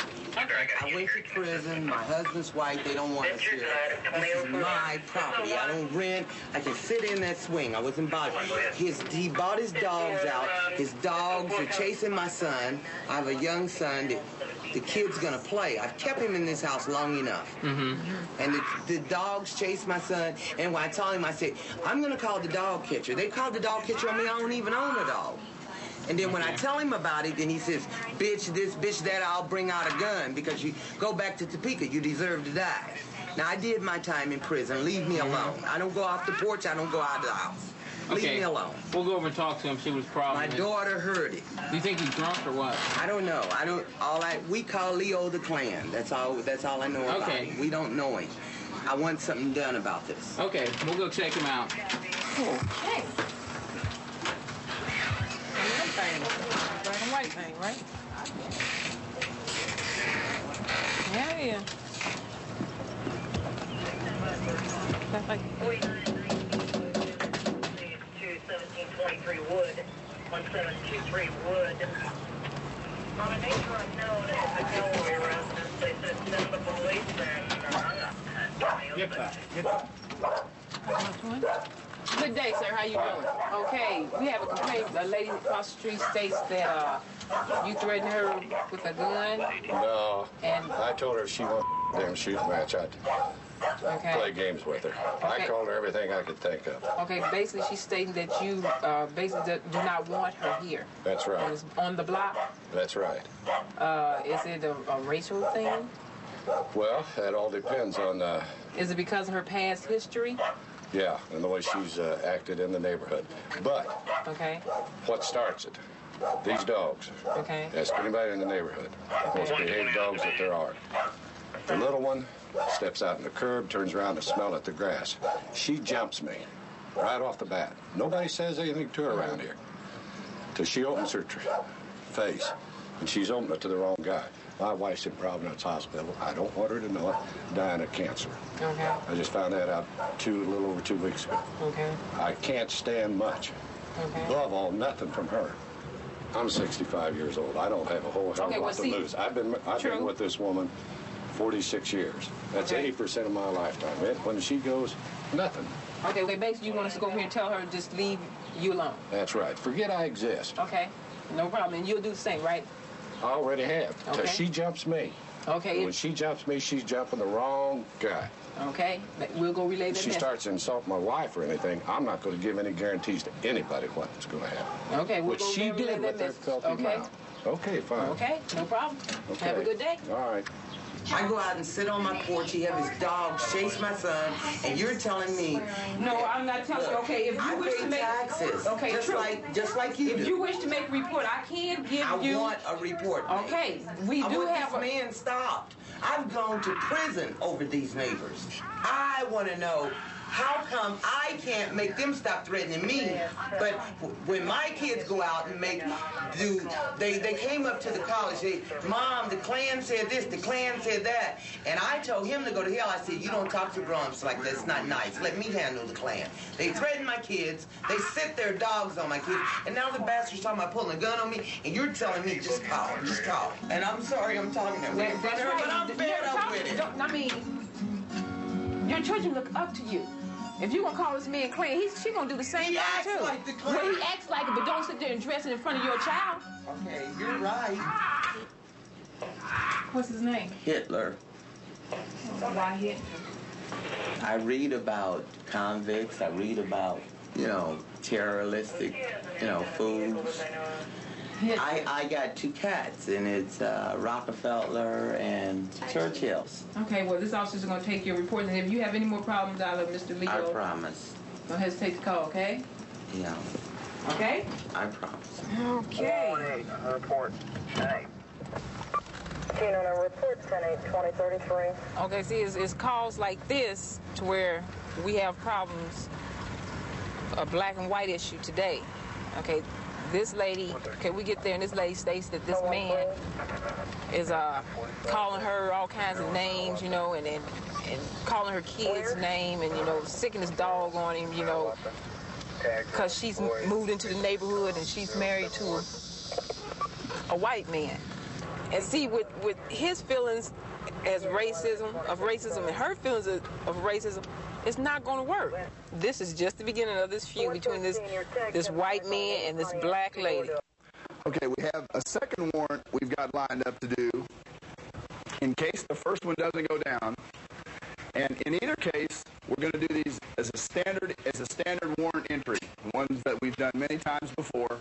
NCU will cover the outside security for you, and that shouldn't be a problem. The support unit will execute the warrant, either one or both that we do. Again, this is another crack house operation where they're selling a lot of volume drugs, and we're making buys from this location. Any questions? All right.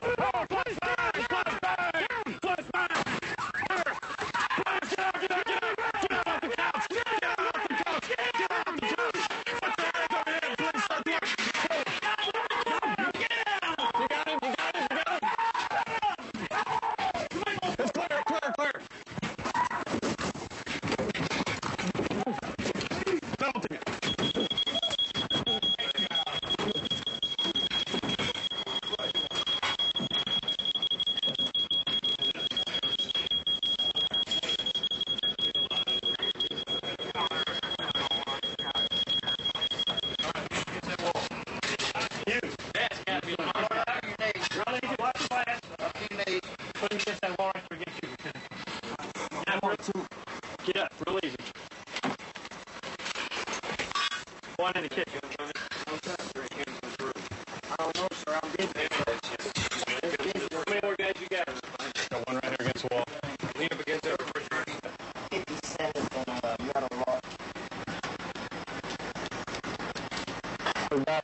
type of automatic weapon appears to be up here on the top shelf.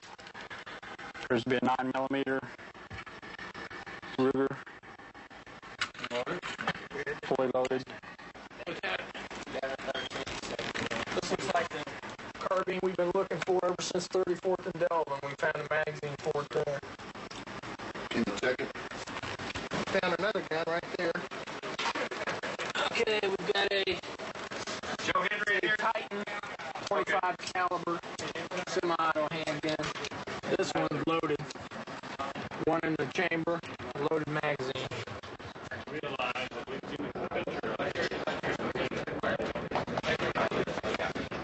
Four weapons out of the last place, and one of them was that carbine that was under the bed. It's been all sawed off, the stock has been sawed off. The next one's down on 13th Street, so let's go see what we can find out down here.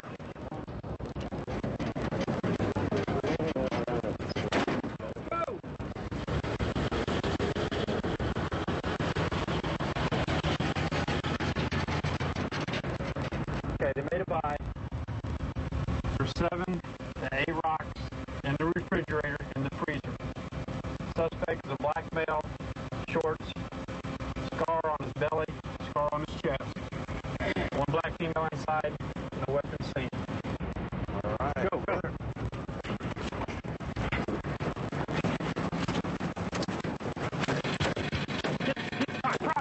Right.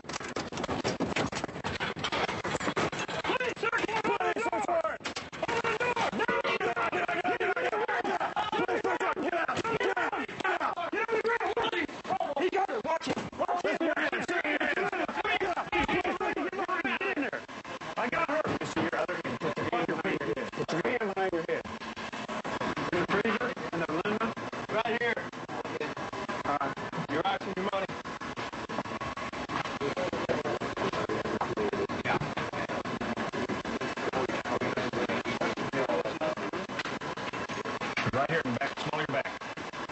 Now bring the other one around. Bring your other hand around.